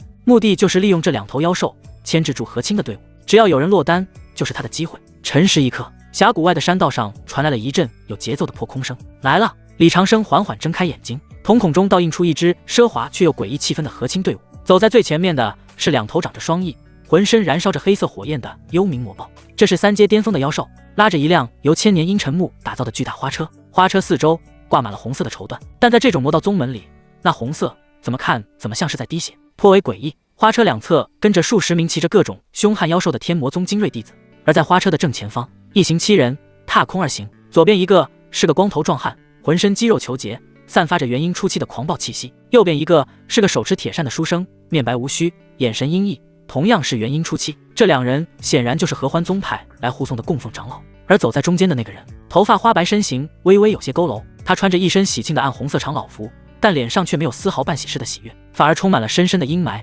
痛苦以及一丝隐藏极深的怨毒。此人正是合欢宗大长老刘树英，剩下的4人均为天魔宗来迎亲的人，修为均是元婴巅峰。呵呵，整支和亲队伍7个元婴期护送，中州的天魔宗牌面真的大呀！李长生在心底吐槽一声，但是他却很淡定，像极了经验丰富的猎手，静静地看着自己的猎物，一步一步走进自己编织好的陷阱。踏踏踏，幽冥魔豹的啼声在狭窄的峡谷内回荡，显得格外刺耳。花车内隐隐传来断断续续的女子哭泣声。刘树英听到这哭声，身体猛地一颤，藏在袖子里的手攥紧，指甲刺破了掌心，鲜血滴落，但却毫无察觉。这是我的亲生女儿啊，唯一的骨肉，现在却被宗门强行和亲了，何其难过啊！麻的，根本就受不了。旁边的光头供奉瞥了刘树英一眼，皮笑肉不笑地说道：“老刘啊，想开点，能把女儿嫁给天魔宗少主，这可是多少人求都求不来的福分。只要刘毅能讨得天魔少主欢心，你这大长老的位子就更稳了。”旁边的铁扇书生点点头附和道：“是啊，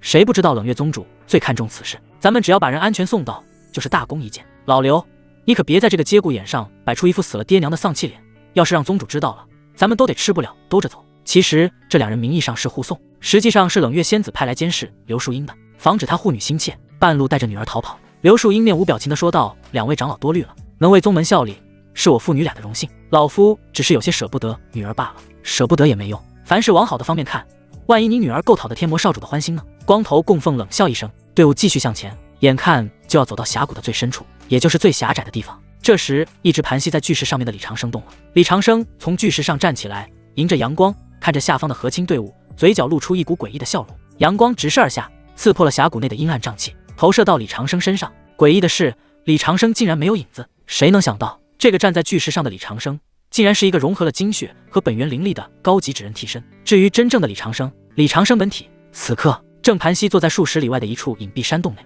洞口布满了5阶隐秘阵法、绝息阵、迷幻阵。他的面前悬浮着一张散发着淡淡红光的母符，通过这母符，他就能对峡谷内的一切清晰可见。真正的狗修从不立于危墙之下，既然是打探消息，为什么要冒险亲临现场？能用纸人解决的事，就绝不拿本体去赌。李长生对自己的定位以及这场战争的定位都非常准确。片刻，山峰上化作红纸真人马甲的李长生好像收到了什么指令一样，瞬间启动了2张特殊的灵符。下一秒，峡谷最深处，2头元婴期妖兽猛然挣脱束缚，吼厉！随着震耳欲聋的咆哮声传来，整个和亲队伍都被吓得一惊一乍的。不好！高阶妖兽嫡袭！走在队伍最前面的光头供奉脸色巨变，心念一动，顿时一柄鬼头大砍刀凭空出现，孽畜受死！光头供奉怒吼一声，浑身肌肉如囚笼般鼓起，迎着那头如小山般冲撞下来的铁甲地龙就劈了上去。当！光头供奉被震得双臂发麻，虎口崩裂。这铁甲地龙本就以防御力和力量著称，在发狂之下，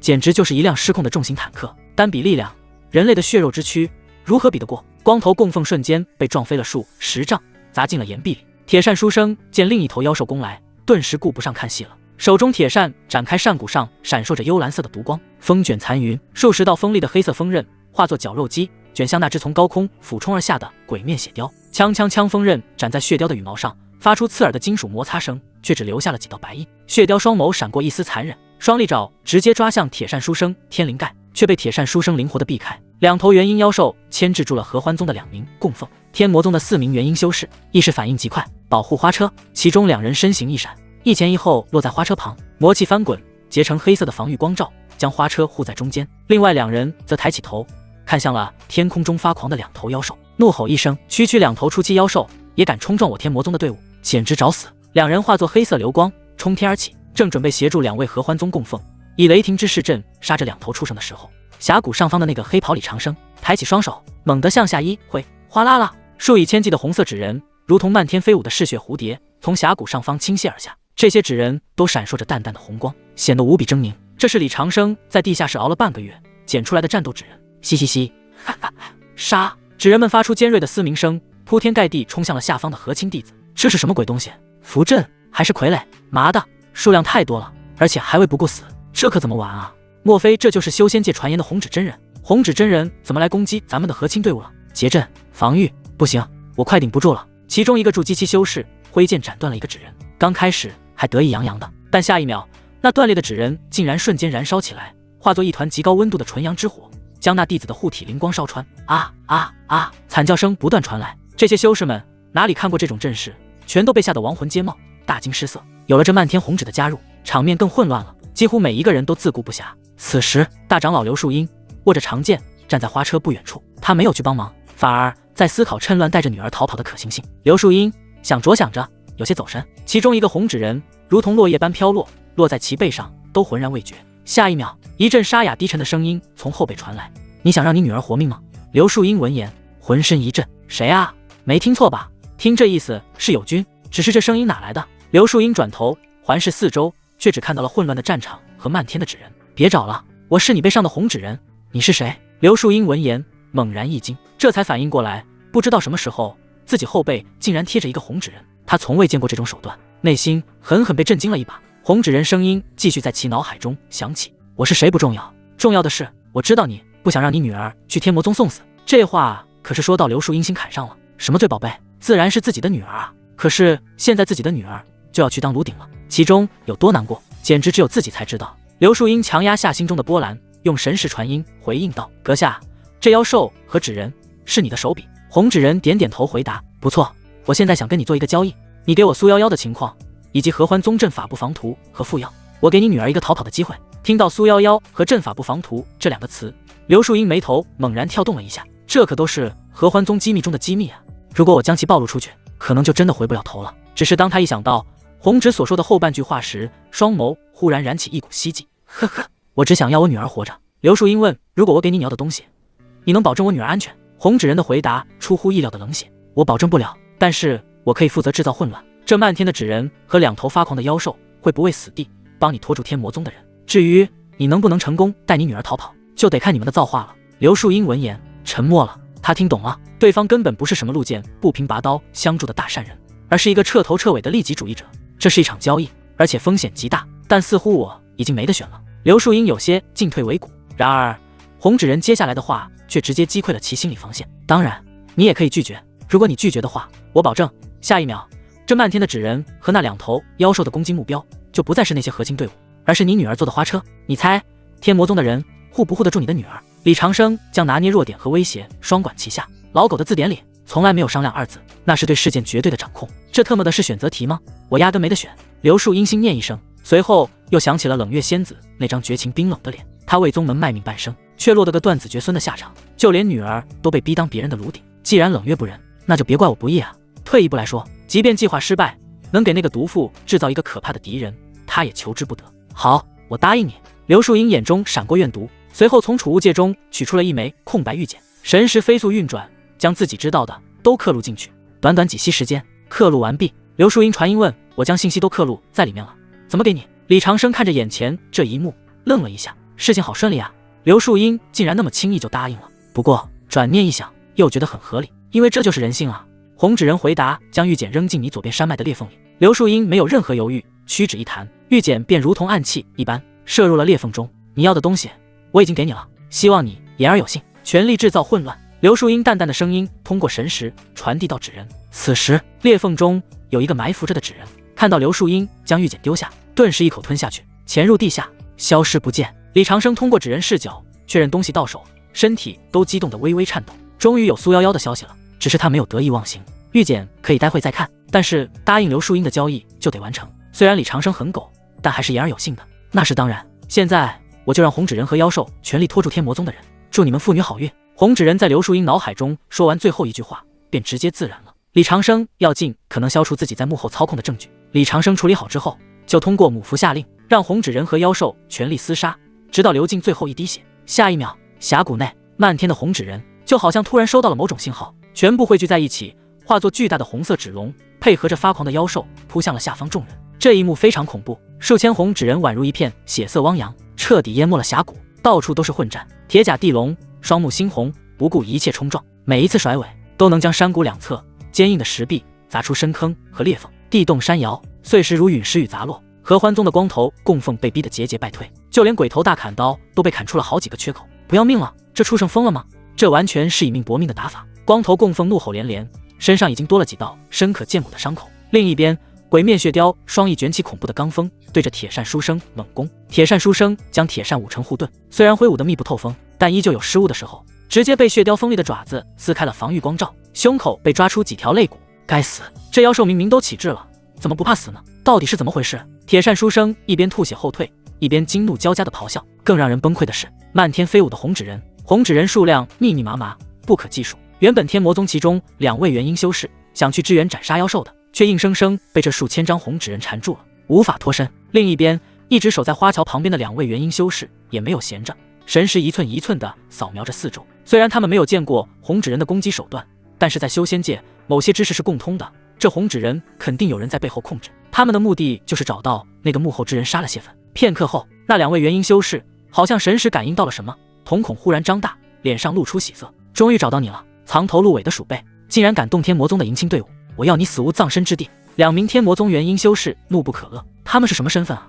中州霸主天魔宗元婴修士，走到哪里不是受人尊敬的？今天居然在东州这种穷乡僻壤给埋伏了，真是奇耻大辱！如果不杀了幕后之人，难解心头之恨。轰轰！2位天魔宗元婴修士速度快到不可思议，一登地面，化作2道漆黑的光柱，冲天而起，直奔红纸真人而去。他们甚至顾不上给刘毅护法了。死来！2人同时出手，没有丝毫保留。一人祭出白骨魔幡，一人拍出血色魔手，恐怖杀机将山巅那整片空间都锁死。红纸真人看着眼前的攻击，嘴角露出一丝淡淡的笑意，甚至都没有闪躲，因为他知道自己躲不开。下一秒，轰隆隆，一阵震耳欲聋的巨响传来，整座山峰都在这恐怖的合击下剧烈的摇晃了起来。那个盘膝坐着黑袍人瞬间被轰成了漫天齑粉。我还以为你有多牛，居然敢袭击天魔宗的迎亲队伍，现在看来也不过如此。哼，真是废物！2名天魔宗长老得意的冷笑，在他们看来，红纸真人死定了。他们联手的合击，即便是元婴巅峰都接不下，更别提那个鼠标了。可是2人用神识扫过那片被夷为平地的废墟时，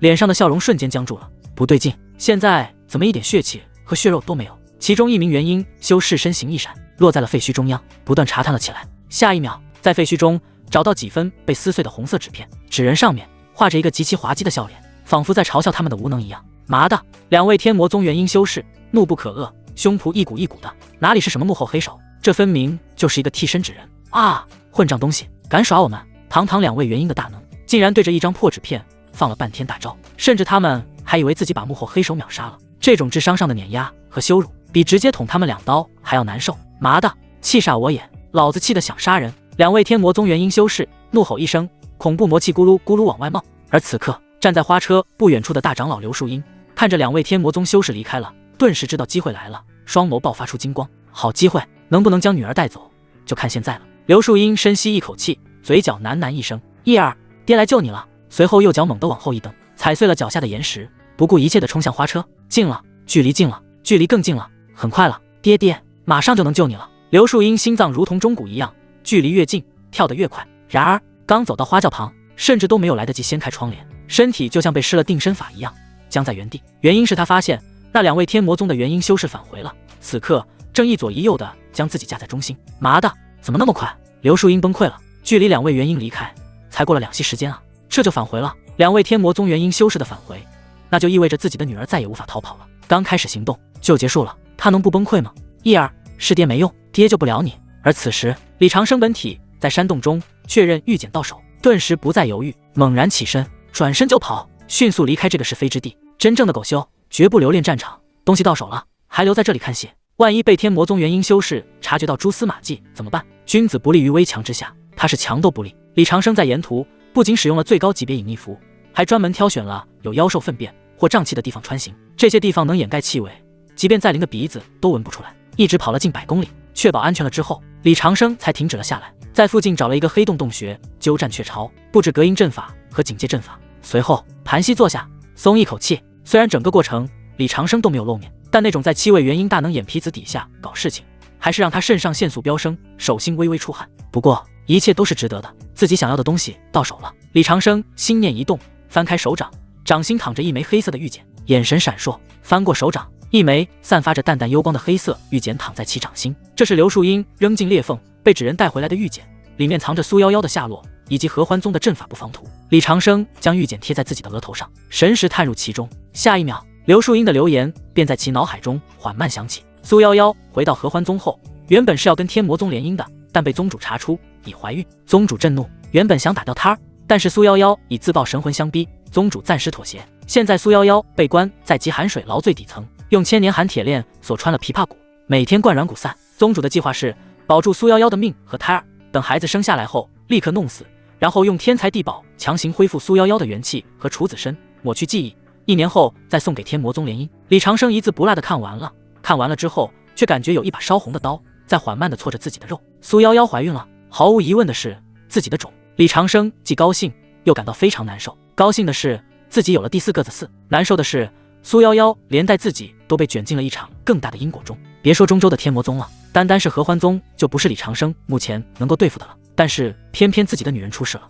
他又不能无动于衷。李长生闭着眼睛静静地坐在原地，一动不动的，真是一个傻姑娘。平时连手划破一点皮都要撒娇半天的妖女，现在竟然勇敢到跟合欢宗宗主对抗，被关在水牢里，被铁链洞穿琵琶骨，甚至被灌下软骨散，都未曾后退半步。苏夭夭，你辛苦了，后面的难关就交给我吧。李长生嘴角喃喃一声，体内的纯阳剑气轰然爆发，整个山洞都瑟瑟发抖。李长生睁开眼睛，原本清澈深邃的眼眸，不知道何时已经变成了猩红色。一切都会有因果的。李长生喃喃一声，随后将目光看向刘树英刻录在玉简上面的另外2样东西，一是合欢宗阵法不放图，二是进入合欢宗核心阵法的秘诀。李长生仔细看了这2样东西，描绘得很详细。有了这2样东西，虽然不能将合欢宗当成自己的后花园，但是至少来去自如是没有问题的。李长生端坐了一会，赫然做出了一个违背狗道决定，那就是找个机会潜入合欢宗看看。他想看看苏夭夭怎么样了，还想看看苏夭夭肚子中的孩子。他有狗道长青技能隐藏，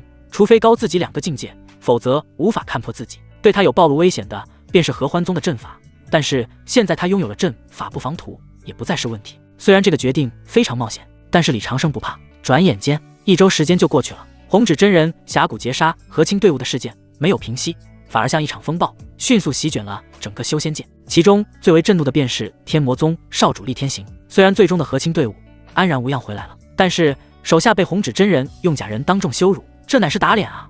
啪啪打脸。厉天行本来就是睚眦必报的魔道太子，发生了如此事件，简直比杀了他还要难受。这一口恶气如何吞得下？随即一道盖着天魔宗宗主印玺的天魔血杀令贴遍了东州和中州的各大城池。方式悬赏目标红指真人，死活不论。悬赏金额更是高的令人头皮发麻，极品灵石20万块，天阶下品功法1部，天魔宗客清长老之位。悬赏令一出，修仙界直接炸锅了。这奖励特么是什么概念？20万极品灵石都足够一个中等宗门10年的开销了，更别提那天接功法和天魔宗的客卿的身份。这悬赏简直就是一步登天的通天大道啊！加上之前中州巨剑门发布的悬赏令，红指真人这个名字空降修仙界黑榜的悬赏榜榜首，无数散修、赏金猎人，甚至是一些名门正派的长老都眼红得发狂，纷纷出动，在东州各地疯狂搜寻红指真人的下落。但是红指真人的现身次数少之又少，第一次是剑斩巨剑门化神妻分身，第二次便是劫杀天魔宗和亲队伍，其中线索少之又少，甚至都没有人知道红指真人长什么样的。再加上红指真人有气运庇护，天机不可查看，暂时没有人能找到红指真人的消息。此时距离合欢宗总部不足50里的一座繁华房室内，一家名为醉仙居的酒馆里，三教九流的修士聚在一起，全都唾沫横飞地讨论红指真人。听说了吗？天魔宗的血杀令又加码了。早就听说了，现在谁不知道红指真人的大名？我的乖乖，那可是巨剑门和天魔宗啊，中州顶尖2大庞然大物，红指真人竟然能同时惹怒2家，还能活到现在，真他妈是奇迹啊！可不是吗？这红指真人太牛逼了！听说在一线天峡谷，红指真人仅用几个指人就把天魔宗的4位元婴大能耍得团团转。哎，我要是有红指真人一半本事，那几个小师妹早就被我拿下了，还用得着天天在这里喝闷酒？就在众人吹牛打屁的时候，酒馆东北角一个不起眼的角落，坐着一位中年散修。该散修身穿破旧长袍，头戴斗笠，面容枯槁，正慢条斯理地包着花生米，偶尔还会跟着旁边的人附和2句。是啊，那红指真人确实厉害，不知道是哪位隐世的老怪物，如果我能找到其消息就发财了。此人正是事件的始作俑者李长生。李长生一边嗑着花生，一边听着别人在背后在议论吹捧自己的马甲，感觉还是挺舒服的。嘿嘿，再高的悬赏有什么用？你们连老子本体长什么样都不知道。李长生暗爽，在心里吐槽一声。很快酒客们话题便从红指真人转移到了合欢宗身上。说起来，这次最倒霉的还是合欢宗啊！虽然和亲没有失败，但是在东州地界出了这档事情，脸色不好看啊。听说合欢宗宗主暴怒了，不但加强警戒，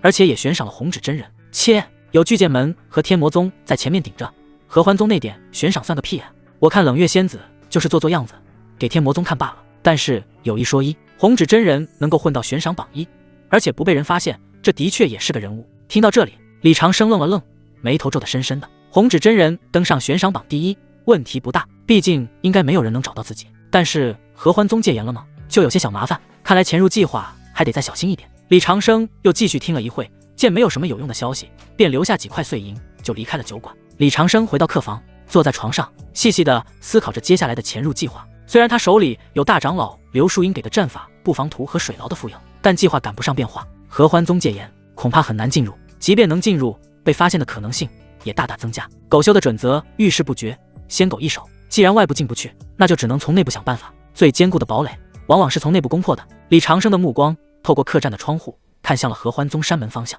放出几只特制的纸飞蛾。这些纸飞蛾没有灵力波动，看起来就像是普通的飞虫，但用来近距离侦查和窃听可是神器。去！李长生屈指一弹，几只纸飞蛾悄无声息地融入了夜色中，朝着合欢宗的方向飞去。3天后，通过纸飞蛾收集的情报，李长生终于锁定了一个绝佳的替身目标。此人名叫真剑，合欢宗负责阵法修缮维护的管事，筑基后期的修为，因为常年在地下修补阵法，沾染了极重的阴气和寒毒，不仅成了病恹恹的药罐子，性格也变得极其孤僻乖戾。真剑在宗门里人缘极差，几乎不与人交流，更没有双修伴侣，平时除了干活就是下山来房市买药酒续命。真剑啊，好名字！真剑不但社交简单，而且对合欢宗阵法有修缮的权利，这可是完美的替身啊！李长生想着想着，嘴角勾起一抹冰冷的弧度。第2天傍晚，合欢宗山脚下的方室，真剑一边咳嗽一边走出了其常去的那家卖药酒的店铺。咳，这该死的天气越来越冷了。真剑紧了紧身上的破旧道袍，准备赶回宗门，完全没有注意到，在其的身后不远处，一个戴着斗笠的中年散修正像幽灵一样悄无声息地跟着。当真剑走到一条无人的小巷时，猛然转过头，谁？真剑常年混迹在底层，警惕性还是有的，但旋即看到了一双深邃如渊的眼睛。没等他有什么动作，一张黄色的符箓便啪一声贴在其脑门上，5阶特制控制符。真剑身体就瞬间僵直一动不动了。李长生没有废话，直接伸手按在真剑的天灵盖上，神识如同尖锐的钢针刺入其识海，开始搜魂。在短短几息时间，真剑这辈子所有的记忆，包括他修炼功法、合欢宗的门规，以及他平时走路的姿势、说话的语气，甚至是喜欢哪种口味的药酒，统统是无巨细，全被李长生粗暴地复制了过来。李长生摘下真剑腰间的身份令牌，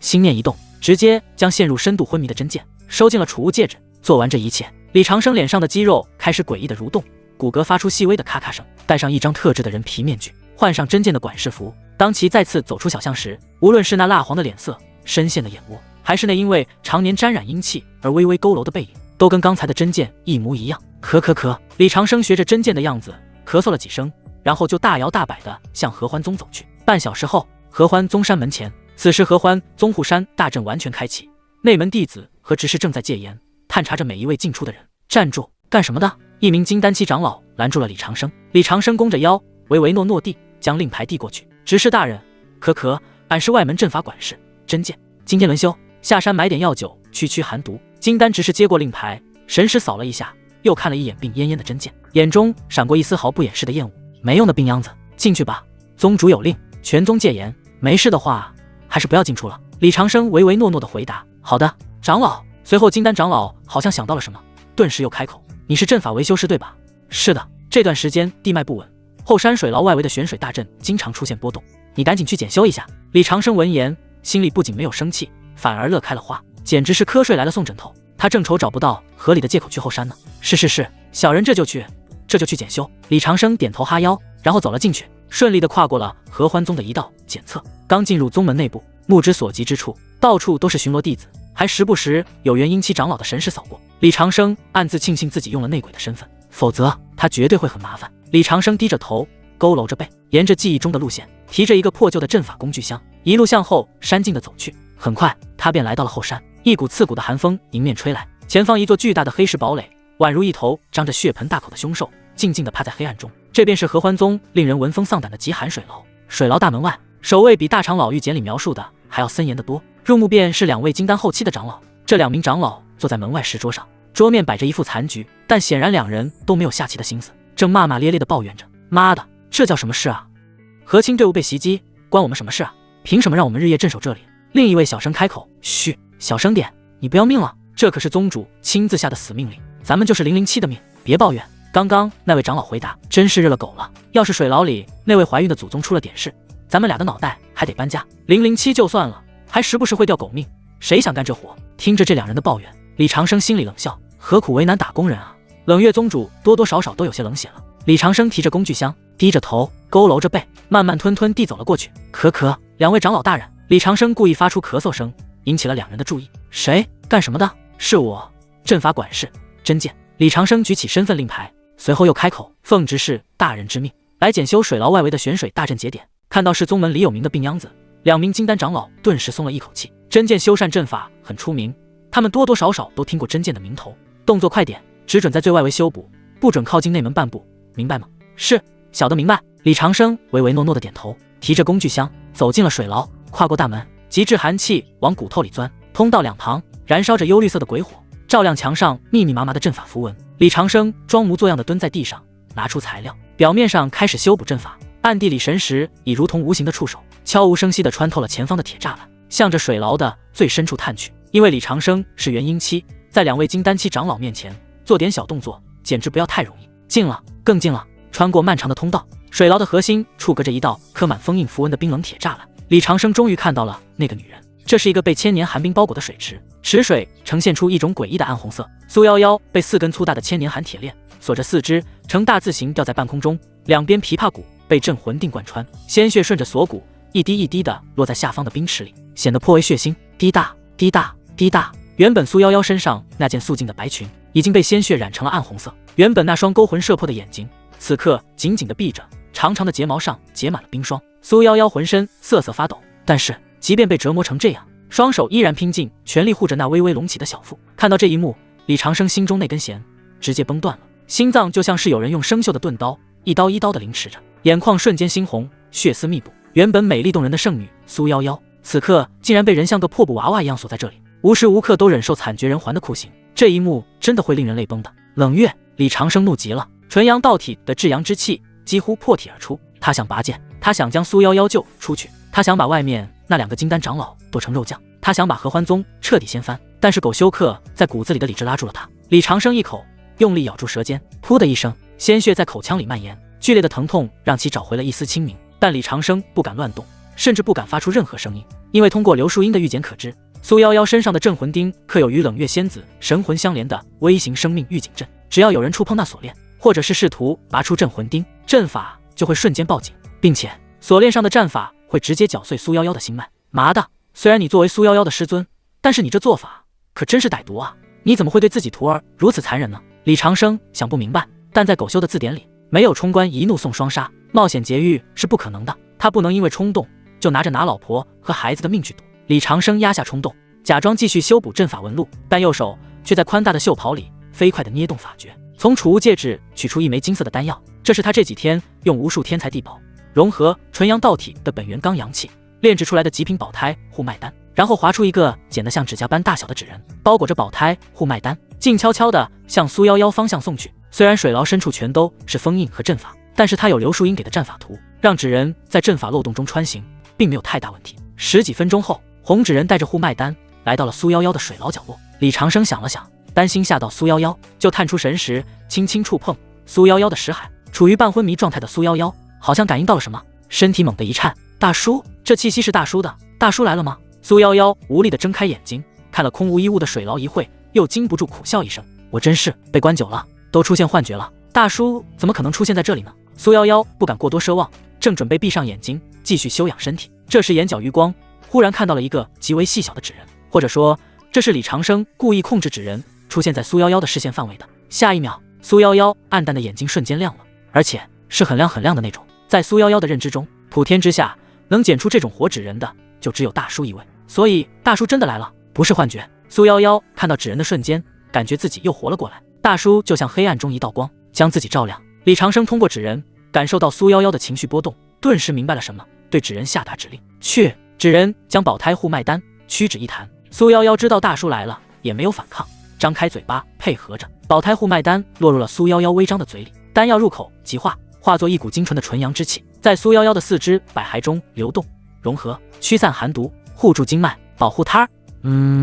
苏夭夭感受到跟大叔一模一样的纯阳之气时，终于100%确定了。2行清泪禁不住滑落，滴落在冰冷的血水中。大叔，真的是大叔，大叔，你真不该来的，为了我，不值得闯龙潭虎穴。不过苏夭夭没有表现出任何异常，甚至连表情都恢复了麻木的期了。既然大叔已经潜入了，而且不愿意现身，就一定有其的计划。他能做的就是尽量配合大叔。苏夭夭感觉此刻破败的身体重新充满了无穷的力量，只要有大叔在，哪怕是身处18层地狱也都不怕了。李长生通过纸人看着苏夭夭，眼睛禁不住湿润了，真是傻姑娘啊。然后强忍冲动，加快动作，将阵法修补完毕。做完这一切之后，便慢悠悠往外面走去，同时不着痕迹对着纸人下达一道新的指令。刚刚运输丹药的纸人就化作一道流光，飘入苏夭夭的裙摆，贴了上去。纸人留给你，非必要不联系，但是如果有危险，随时通过纸人联系我，我一直都在。李长生通过纸人神识传音，直接落在苏夭夭的识海，感受到躲藏在裙摆下的纸人。苏夭夭重重的点点头，眼睛禁不住又湿润了。大叔，你一直都在啊，我也会一直都在的。苏夭夭很感动，总算没有看错男人。回到真剑的住所，李长生关上门，布下隔音阵法，躲藏在门后，观察了几分钟，确定安全之后，脸上唯唯诺诺顿时消失了，取而代之的是极致的冰冷。虽然今天的计划很成功，他也看到了苏夭夭，但却怎么也高兴不起来。苏夭夭在合欢宗实在太惨了，惨到令每一个人都痛心。李长生受不了一点，他本就是一个极其护短的人，冷月宗主竟然敢这样对自己的妻儿，已有了取死之道。李长生盘膝在床上，脑海不断思考，如何在10个月内将苏夭夭救出来。硬碰肯定是不行的，个体再强大也无法对抗一个庞大的宗门，因此不如退而结网。想着想着，李长生脑海中的想法逐渐完善，不急着拔剑，需要布一个局。他要让冷月仙子亲眼看着合欢宗一点一点烂掉。李长生嘴角逐渐露出诡异的笑容。作为一位狗修，人生信条从来都是能狗则狗，不惹事，不占因果，凡事都要学会忍耐。他从来都没有这么愤怒过，但是现在他决定违反人生信条了。如果连自己的老婆儿子都保不住，那要这一身修为有什么用？狗修也有所为，有所不为的。我李长生不仅要将苏夭夭救出来，还要办烂合欢宗。李长生沉思了一会，顿时打定了主意。先是分出一缕本源神魂，融合精血，再次扎出了一个高级的纸人替身，让这个替身继续扮演真剑管事，留在合欢宗内修阵法、布毒网，悄悄刻画窃灵阵，白嫖合欢宗的灵脉资源。而他的本体则趁着夜色回了青云城安置区的地下室。回到地下室后，李长生立刻开启了刨冰模式，他耗巨资搬空了青云城周边几个大房市的极品朱砂和通灵符纸，没日没夜捡纸人，不眠不休，刷刷刷，剪刀翻飞，灵力激荡。李长生现在的目标是先捡个10万纸人再说，然后再在纸人的肚子里封印了一缕极致的纯阳剑气，再结合5阶起爆符的阵纹，烙印在纸人的表面。特吗？这哪里是纸人，分明就是一支10万级别的自杀式纯阳微型无人机大军。这10万纸人便是李长生颠覆合欢宗的关键一环。除了捡10万纸人之外，他还准备画10万灵符，10万半个月的时间，转瞬即逝。地下室里，李长生胡子拉碴，双眼布满血丝，但精神却亢奋到极点。终于捡出1万纸人了。虽然这只是阶段性成果，距离10万纸人的目标还有很长一段路要走，但他很有耐心。虽然苏夭夭在水牢里面受苦，但冷月为了送他去天魔宗，不会让他死。这段时间就是李长生积蓄力量的最佳时机。就在李长生沉思的时候，地下室的门被敲响了。咚咚咚，夫君，你在里面吗？门外传来了江翠萍的声音。李长生闻言停下了手中的动作，深吸了一口气，将红纸人全部收入储物戒中，稍微处理了一下衣裳，整理好衣服。在打开门的瞬间，已经重新变回老态龙钟的练气期老头。李长生跟着江翠萍来到院子，此时阳光明媚，照在老葵树上，显得非常茂盛。江翠萍和金哲早早的就在石桌旁等候了，他们特意打扮了一番。江翠萍穿着端庄红色长裙，透着正式的大气；金哲则是一袭淡绿色流仙裙，温婉可人。江翠萍满脸兴奋地迎了上来，拉住李长生的胳膊：“夫君，你可算出来了，快洗把脸换身衣服，然后咱们赶紧出发。”“出发？去哪儿？”李长生懵了一下，被搞得一头雾水。江翠萍白了李长生一眼，嗔怪道：“你是不是在地下室呆傻了？半个月前不是说好了吗？今天是你跟方家九小姐相亲的日子，方家长老和九小姐这会儿已经在望仙楼包厢等着了。”李长生闻言这才反应过来，恍然大悟：“我擦，差点将这事儿给忘了。不过还好没有耽误事。”李长生在心里吐槽一声，看到江翠萍和金哲脸上不仅没有丝毫嫉妒，反而有些期待的表情，李长生的戾气瞬间化作了无尽温柔。得妻如此，夫复何求啊？这个世界上会主动给自己夫君纳妾的妻子真的找不到第二个了。行，我这就去换衣服。李长生笑着回答。半个时辰后，青云城望仙楼，这座高达数十丈的奢华酒楼，是青云城内各大修仙家族和宗门大佬最喜欢宴客的地方。顶层天字1号包厢内，熏香袅袅，仙音飘飘。方家来的人不多，只有2位，一位是方家长老方海，筑基巅峰修为；另一位是今天的主角，方家第9女方清雪。方清雪一袭青衣，身姿窈窕，脸上戴着一层薄薄的面纱，虽然看不清全貌，但露出的眼睛却透着一种仿佛能看穿一切的空灵。单单是这一份气质就颇为不凡。不过如果仔细观察，就能发现那双空灵的眼眸深处隐藏着一丝深深的高傲和不甘。方清雪是妾室所生，在方家地位本就尴尬，虽然因为展示了天机直觉让家族对她有所重视，但也仅仅是把她当成一个趋吉避凶的工具罢了。只是家族不知道的是，方清雪很聪明，早就隐藏了一部分天赋，否则的话恐怕早就出事了。匹夫无罪，怀璧其罪。家族这次为了拉拢一位高级炼丹师，竟然要把他许配给一个糟老头子做妾。方清雪自然不甘心，就算那个老头有个青云亲传弟子的儿子又如何？在修仙界，自身的实力才是根本，让他去给一个老头当小妾，他100个不愿意。哼，等会儿这老头来了，稍微展露一下我的天赋，让他知难而退。方清雪打定了主意，冷哼一声。这时包厢的门被推开了，吱呀！李长生带着江翠萍和金哲，面带微笑的走了进来。李大师，久仰大名。方海立刻站起身，满脸堆笑的迎了上去，表面功夫做得很足。方长老客气了。李长生拱了拱手，拉开椅子坐下，双方寒暄了几句，便直切主题。李大师啊，方家在青云城的实力，想必你也清楚。清雪这丫头是方家的掌上明珠，绝不会委屈你。若是道友能与我方家结为秦晋之好，以后大家就是一家人了。李大师的炼丹造诣颇高，可得多关照方家的产业，每个月为家族提供定量的极品丹药，也是道友的本分嘛。这番话暗示的很明显了，你娶了我们方家的女儿，就是方家的专属炼丹师，得跟方家深度绑定。毕竟李氏药铺的丹药可是出了名的好，在青云城开的分店都卖断货了，方家又如何不眼馋这一份利润？李长生端着茶杯笑而不语，连眼皮都没抬一下。为方家炼丹，你们也配？老子随手扔出来的边角料丹药都能买下你们整个方家。不过他根本不在乎方家的人怎么看，他今天来唯一的目的就是确认方清雪到底有没有预知未来的天赋，只是这天赋有点特殊，肉眼根本辨别不出来。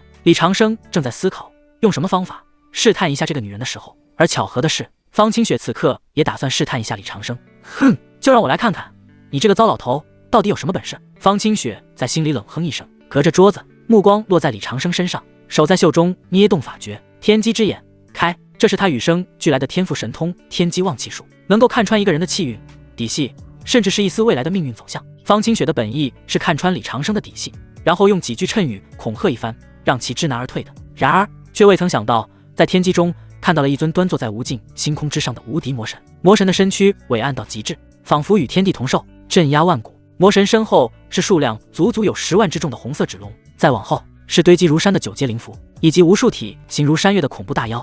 那魔神随手一挥，千年的魔道巨擘合欢宗瞬间灰飞烟灭，无数元婴大能如同雨点般陨落。在画卷的尽头，方清雪看到了李家的未来。那个男人子嗣无穷无尽，个个都是精彩绝艳之辈，子嗣遍布整个修仙界。李家成为了万界敬仰的长生不朽家族，甚至就连看门的土狗都散发着仙帝级别的恐怖气息。这怎么可能？方清雪看着这一幕，灵魂都在颤栗。这老头的未来竟然是这种级别的存在，又怎么可能是练气的老头子？难道在扮猪吃老虎？就在这时，画面中那尊镇压万古的魔神似乎察觉到了窥探，缓缓地转过头，隔着无尽的天机和时空，目光落在方清雪身上。噗！方清雪感觉如同被重锤击中，一口鲜血吐出，将洁白的面纱染得鲜红，双眼更是流下了2行血泪。不要，别杀我！方清雪身子瑟瑟发抖，从椅子上跌落下去，向后蜷缩，一直退到墙角，浑身就像筛糠一样，眼中充满了无法形容的恐惧和绝望。方海长老看到这一幕，身体僵住了，江翠萍和金哲也懵了，不知所措。清雪，你这是怎么了？方海长老想要去扶方清雪，方清雪却情绪激动，尖叫着挥舞双手，抗拒着所有人的靠近，别碰我！而此时，唯有李长生依然稳如泰山地坐在椅子上，手里端着茶杯，吹了吹漂浮的茶叶，抿了一口，眼神平静地看着眼前的女人。他当然知道方清雪刚才干了什么，试图用天机之术窥探身怀多项逆天气运的狗修，他的眼睛没当场瞎掉，已经是天赋异禀了。看来传说中方清雪拥有预知能力是真的。李长生在心里做出了初步判断，看向方清雪的目光也逐渐变得炽热起来，随后放下茶杯，缓缓站起身，走到了方清雪的面前。方清雪看着李长生的靠近，就像是看到了那尊尸山血海上的魔神，吓得连呼吸都停滞了，身体颤抖得更厉害了。李长生笑了笑，随意伸出一根手指，落在方清雪的眉心，纯阳之气便顺着指尖落入了方清雪即将崩溃的识海中，瞬间将反噬的天机之力镇压下去了。方清雪一阵后怕，大口大口地喘着粗气。刚刚真的有那么一瞬间，他以为自己要死了。那尊魔神实在太可怕了。这时李长生充满威严的声音通过神识传到其脑海中，看到不该看的东西是会死人的，懂？方清雪闻言娇躯一震，抬起头看着眼前这个面带微笑人畜无害的老头，仿佛感受到了老头体内被刻意隐藏起来的恐怖力量。这一刻他明白了，刚才看到的画面绝对是真的，眼前这男人根本不是练气期，而是一位隐藏在世俗之中有无尽气运的无上存在。方家竟然还妄想拿捏李长生，简直是蚍蜉撼树，可笑至极。修仙界从来都是弱肉强食，强者为尊，方清雪自然也慕强，刚刚心中的不甘全都消失了。能给这种无上的存在做钱，是他几辈子修来的福分，是方家高攀了。懂了。方清雪颤颤巍巍地用神识回应。李长生闻言笑得更厉害了，这女人还算听话，而且身怀特殊天赋，将其收入后宫调教也未曾不可。方清雪回答了之后，没听到李长生回应，还以为对方不满意，扑通一声双膝跪地，额头磕在地板上。清雪不知天高地厚，冒犯尊严，愿终身侍奉大人，做牛做马，至死不渝，求大人收留。方海听到这句话顿时有些懵了，连忙走过来准备将其拉起来。九侄女，你疯了，为什么下跪？方清雪回头厉声呵斥道：闭嘴，我做什么与你无关，你若敢对大人不敬，我方清雪第一个杀了你。方海闻言彻底凌乱了，这世界疯了吗？刚开始你不是不愿意嫁给这个老头吗？态度怎么转变得那么快？是发生了什么我不知道的事情吗？李长生理都没有理方海，眼睛看着跪在脚下的方清雪，点了点头，起来吧。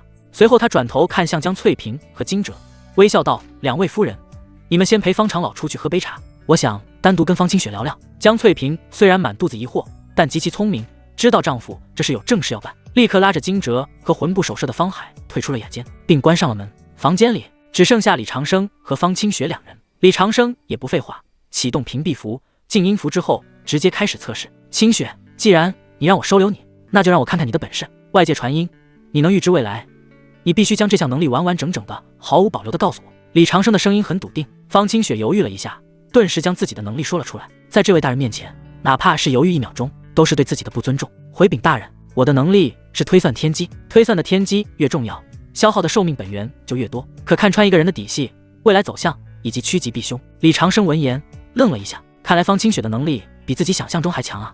推算天机吗？真是一个好东西。我在心里想了3件东西，你有你的天赋，预测一下它们分别是什么，在哪里？这是为了防止这女人在装神弄鬼。李长生特意加大难度，没给任何提示，而且心里想的东西只有自己才知道。方清雪点点头，强忍着天机反噬留下的虚弱，再次闭上眼睛，眼角微微渗出血丝。片刻后睁开眼，语气笃定。第一件是一枚封印着元婴的空玉制坛子，在夫君地下室最左侧的暗格里。第二件是一把生锈的铁剑，藏在夫君的袖袍空间中。第三件是10万张画着笑脸的红色纸人，在您的储物戒中。说到最后一件时，方清雪的声音都在发抖。妈呀，10万纸人，这位大人实在太可怕了！啪啪啪，推断的全对。李长生闻言愣了一下，禁不住鼓起了掌，眼中狂喜，捡到宝了，真的是捡到宝了！这就是他梦寐以求的极品外挂啊！狗修最怕的是什么？不是实力不够，而是意外和变数。任你机关算尽，万一敌人不按套路出牌怎么办？但现在有了这个能预知变数的老婆，他就能在任何行动之前，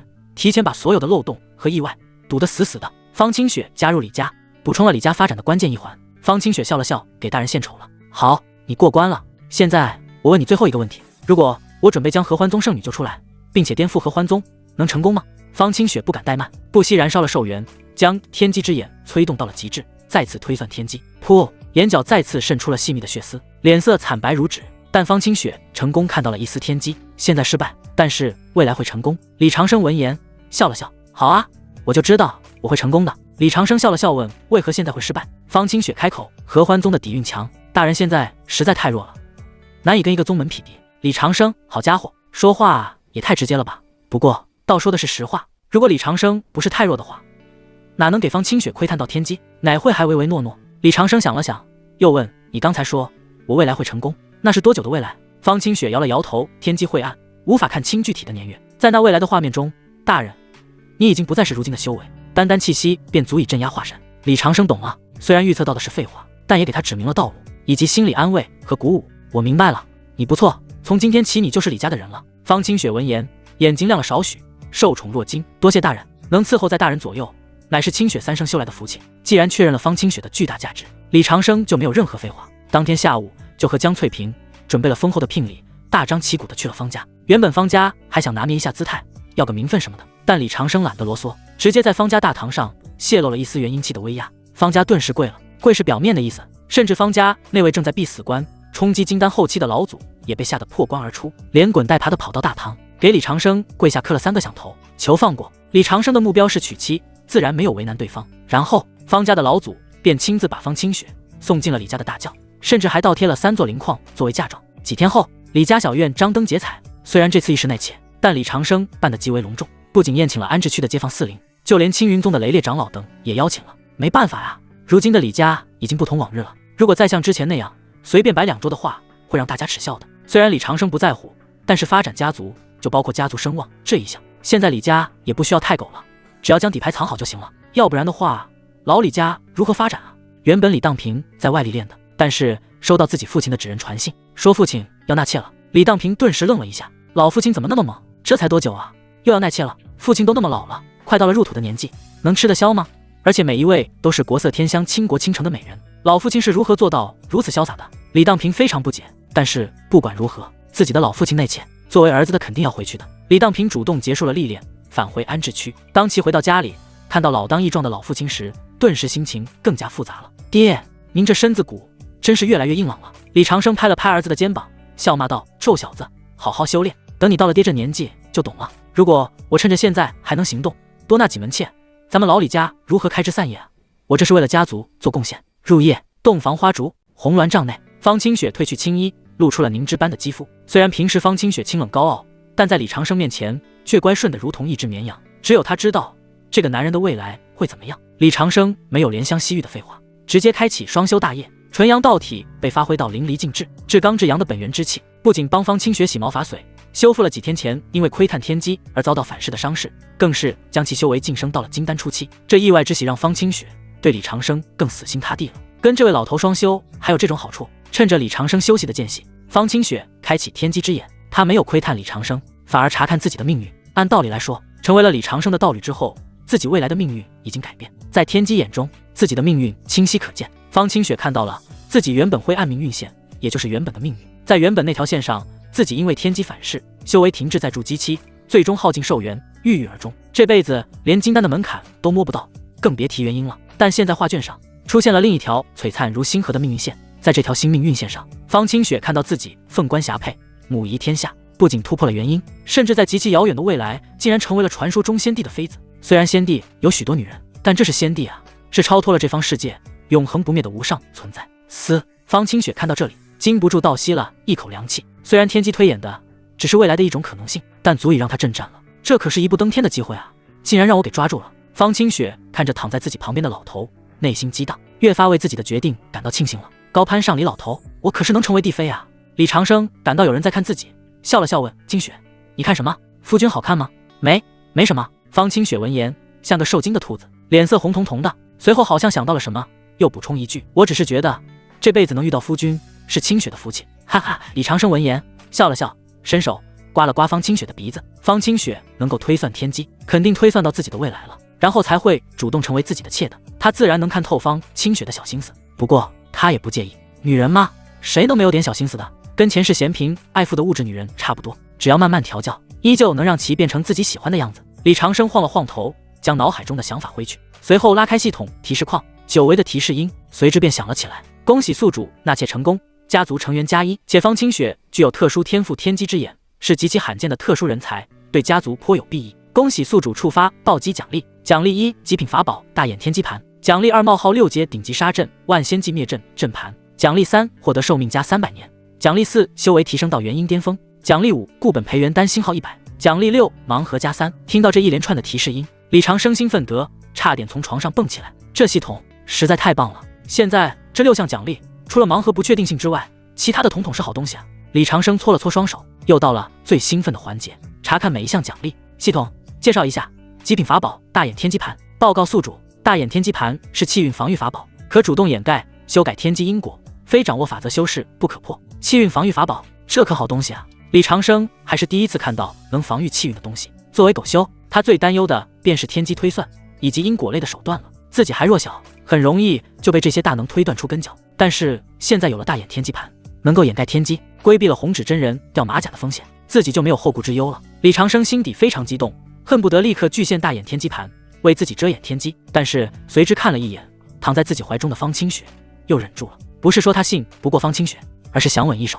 随之李长生又将目光看向下一项奖励系统，介绍一下6阶顶级杀阵万仙寂灭阵阵盘。报告宿主，牛逼的东西无需解释，此乃是寂灭杀阵，即便化神期修士进入其中都会被杀死，需要6阶阵法师才能使用。系统这解释是不是多多少少都有点皮了？李长生听完之后内心颇为遗憾的，虽然这是好东西，化神都能杀，但是现在他只是5阶阵法师，暂时无法使用，只能将其当成未来的底牌了。后面几项奖励、寿元、修为以及盲盒就没有什么好解释的了，都是老司机了，对这些奖励轻车熟路。现在李长生只想一件事，那就是具现奖励，立马具现奖励。只有将系统的奖励捏在手中，才有安全感。李长生压下狂喜，转过头看了一眼，不知何时怀中已经睡过去的方清雪，将手臂从狱警抽出，然后披上衣服，来到地下室。李长生熟练地打出几道法诀，将地下室屏蔽起来。做完这一切，搓了搓手，高呼一声：系统，除了盲盒，其他奖励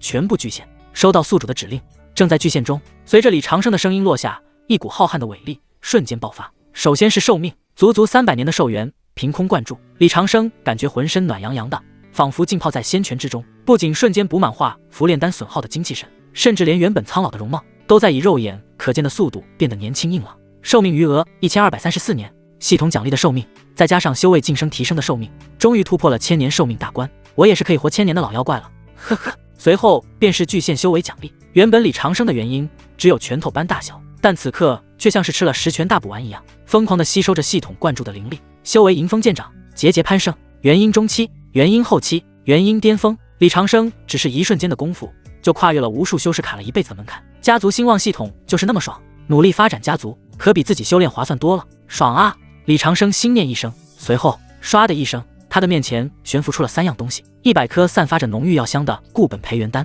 这丹药他自己没什么用，就给惊蛰和方清雪吧。这丹药能极大改善体质。至于江翠萍无法修炼，吃这类丹药会撑爆的。另外一个是刻满符文的古朴阵盘万仙寂灭阵，李长生看了2眼就将其收好。最后一样是一面巴掌大小、通体由非金非玉的材质打造的黑色罗盘，罗盘表面没有符文，只有一片仿佛能吸入一切光线的深邃星空。这便是极品法宝大眼天机盘。李长生拿起天机盘，血脉相连的感觉油然而生，心念一动，天机盘化作幽光，悬浮在元婴头顶，外形有点像巨伞，浑身散发着气运气息。当天机盘悬浮在元婴头顶时，李长生的因果线、命理、过去和未来统统被掩盖起来了。从这一刻起，只要李长生不主动暴露，红指真人的马甲就不会掉。李长生高兴极了，心念一动，拉开了系统面板。家族兴旺系统，宿主李长生，道侣江翠萍，无灵根凡人，以洗髓惊蛰，家道中落的书香女子，炼气高阶苏夭夭，合欢宗当代圣女，半步元婴方清雪，天机女，金丹初期。家族李家，青云城小有名气修仙家族，气运气运金龙，能屏蔽天机，大概率保护家族成员，让其逢凶化吉。剩余寿命1234年，修为元婴巅峰，技能狗道长青，岁月剑意，拔剑术，不动明王，神级敛息术，缩地成寸，灵符真解，高级阵法精通，炼丹真解。副职业5阶灵符师，5阶阵法师，5阶丹药师。武器法宝玄双剑，大眼天机盘。子嗣李荡平，青云宗亲传，李以宁，炼丹天才，李守律，充满邪性的异变灵根。盲盒6个。看着系统面板数据，李长生嘴角都笑得无法合拢。这数据越来越好了呀，日子越来越有盼头了。夭，等等我，10个月，最多10个月，我就会颠覆合欢宗，将你救出来。李长生整理好奖励，平复好心情，又回到房间，搂着方清雪沉沉地睡过去。这一晚他睡得无比踏实和安心。第二天早上，阳光透过窗棂洒在红鸾帐上，李长生睁开眼睛，方清雪侧躺身边，性感妖娆。昨晚成为女人了，外加纯阳之气的滋润，多了一丝成熟的妩媚，顿时有一种心猿意马的感觉。肌肤如雪，白里透红，散发着诱人的光泽，尤其是裸露一半的大白腿，白嫩圆润的过分，简直是食品级别的，谁看了不迷糊啊？这时方清雪睁开眼睛，声音软糯，主动改口：夫君，你醒了。李长生看着方清雪任君采撷的娇媚模样，心里一阵火热，拿这考验干部，这谁顶得住啊？李长生想翻身再战300回合，但理智还是战胜了冲动。女孩子的第一次都是很痛的。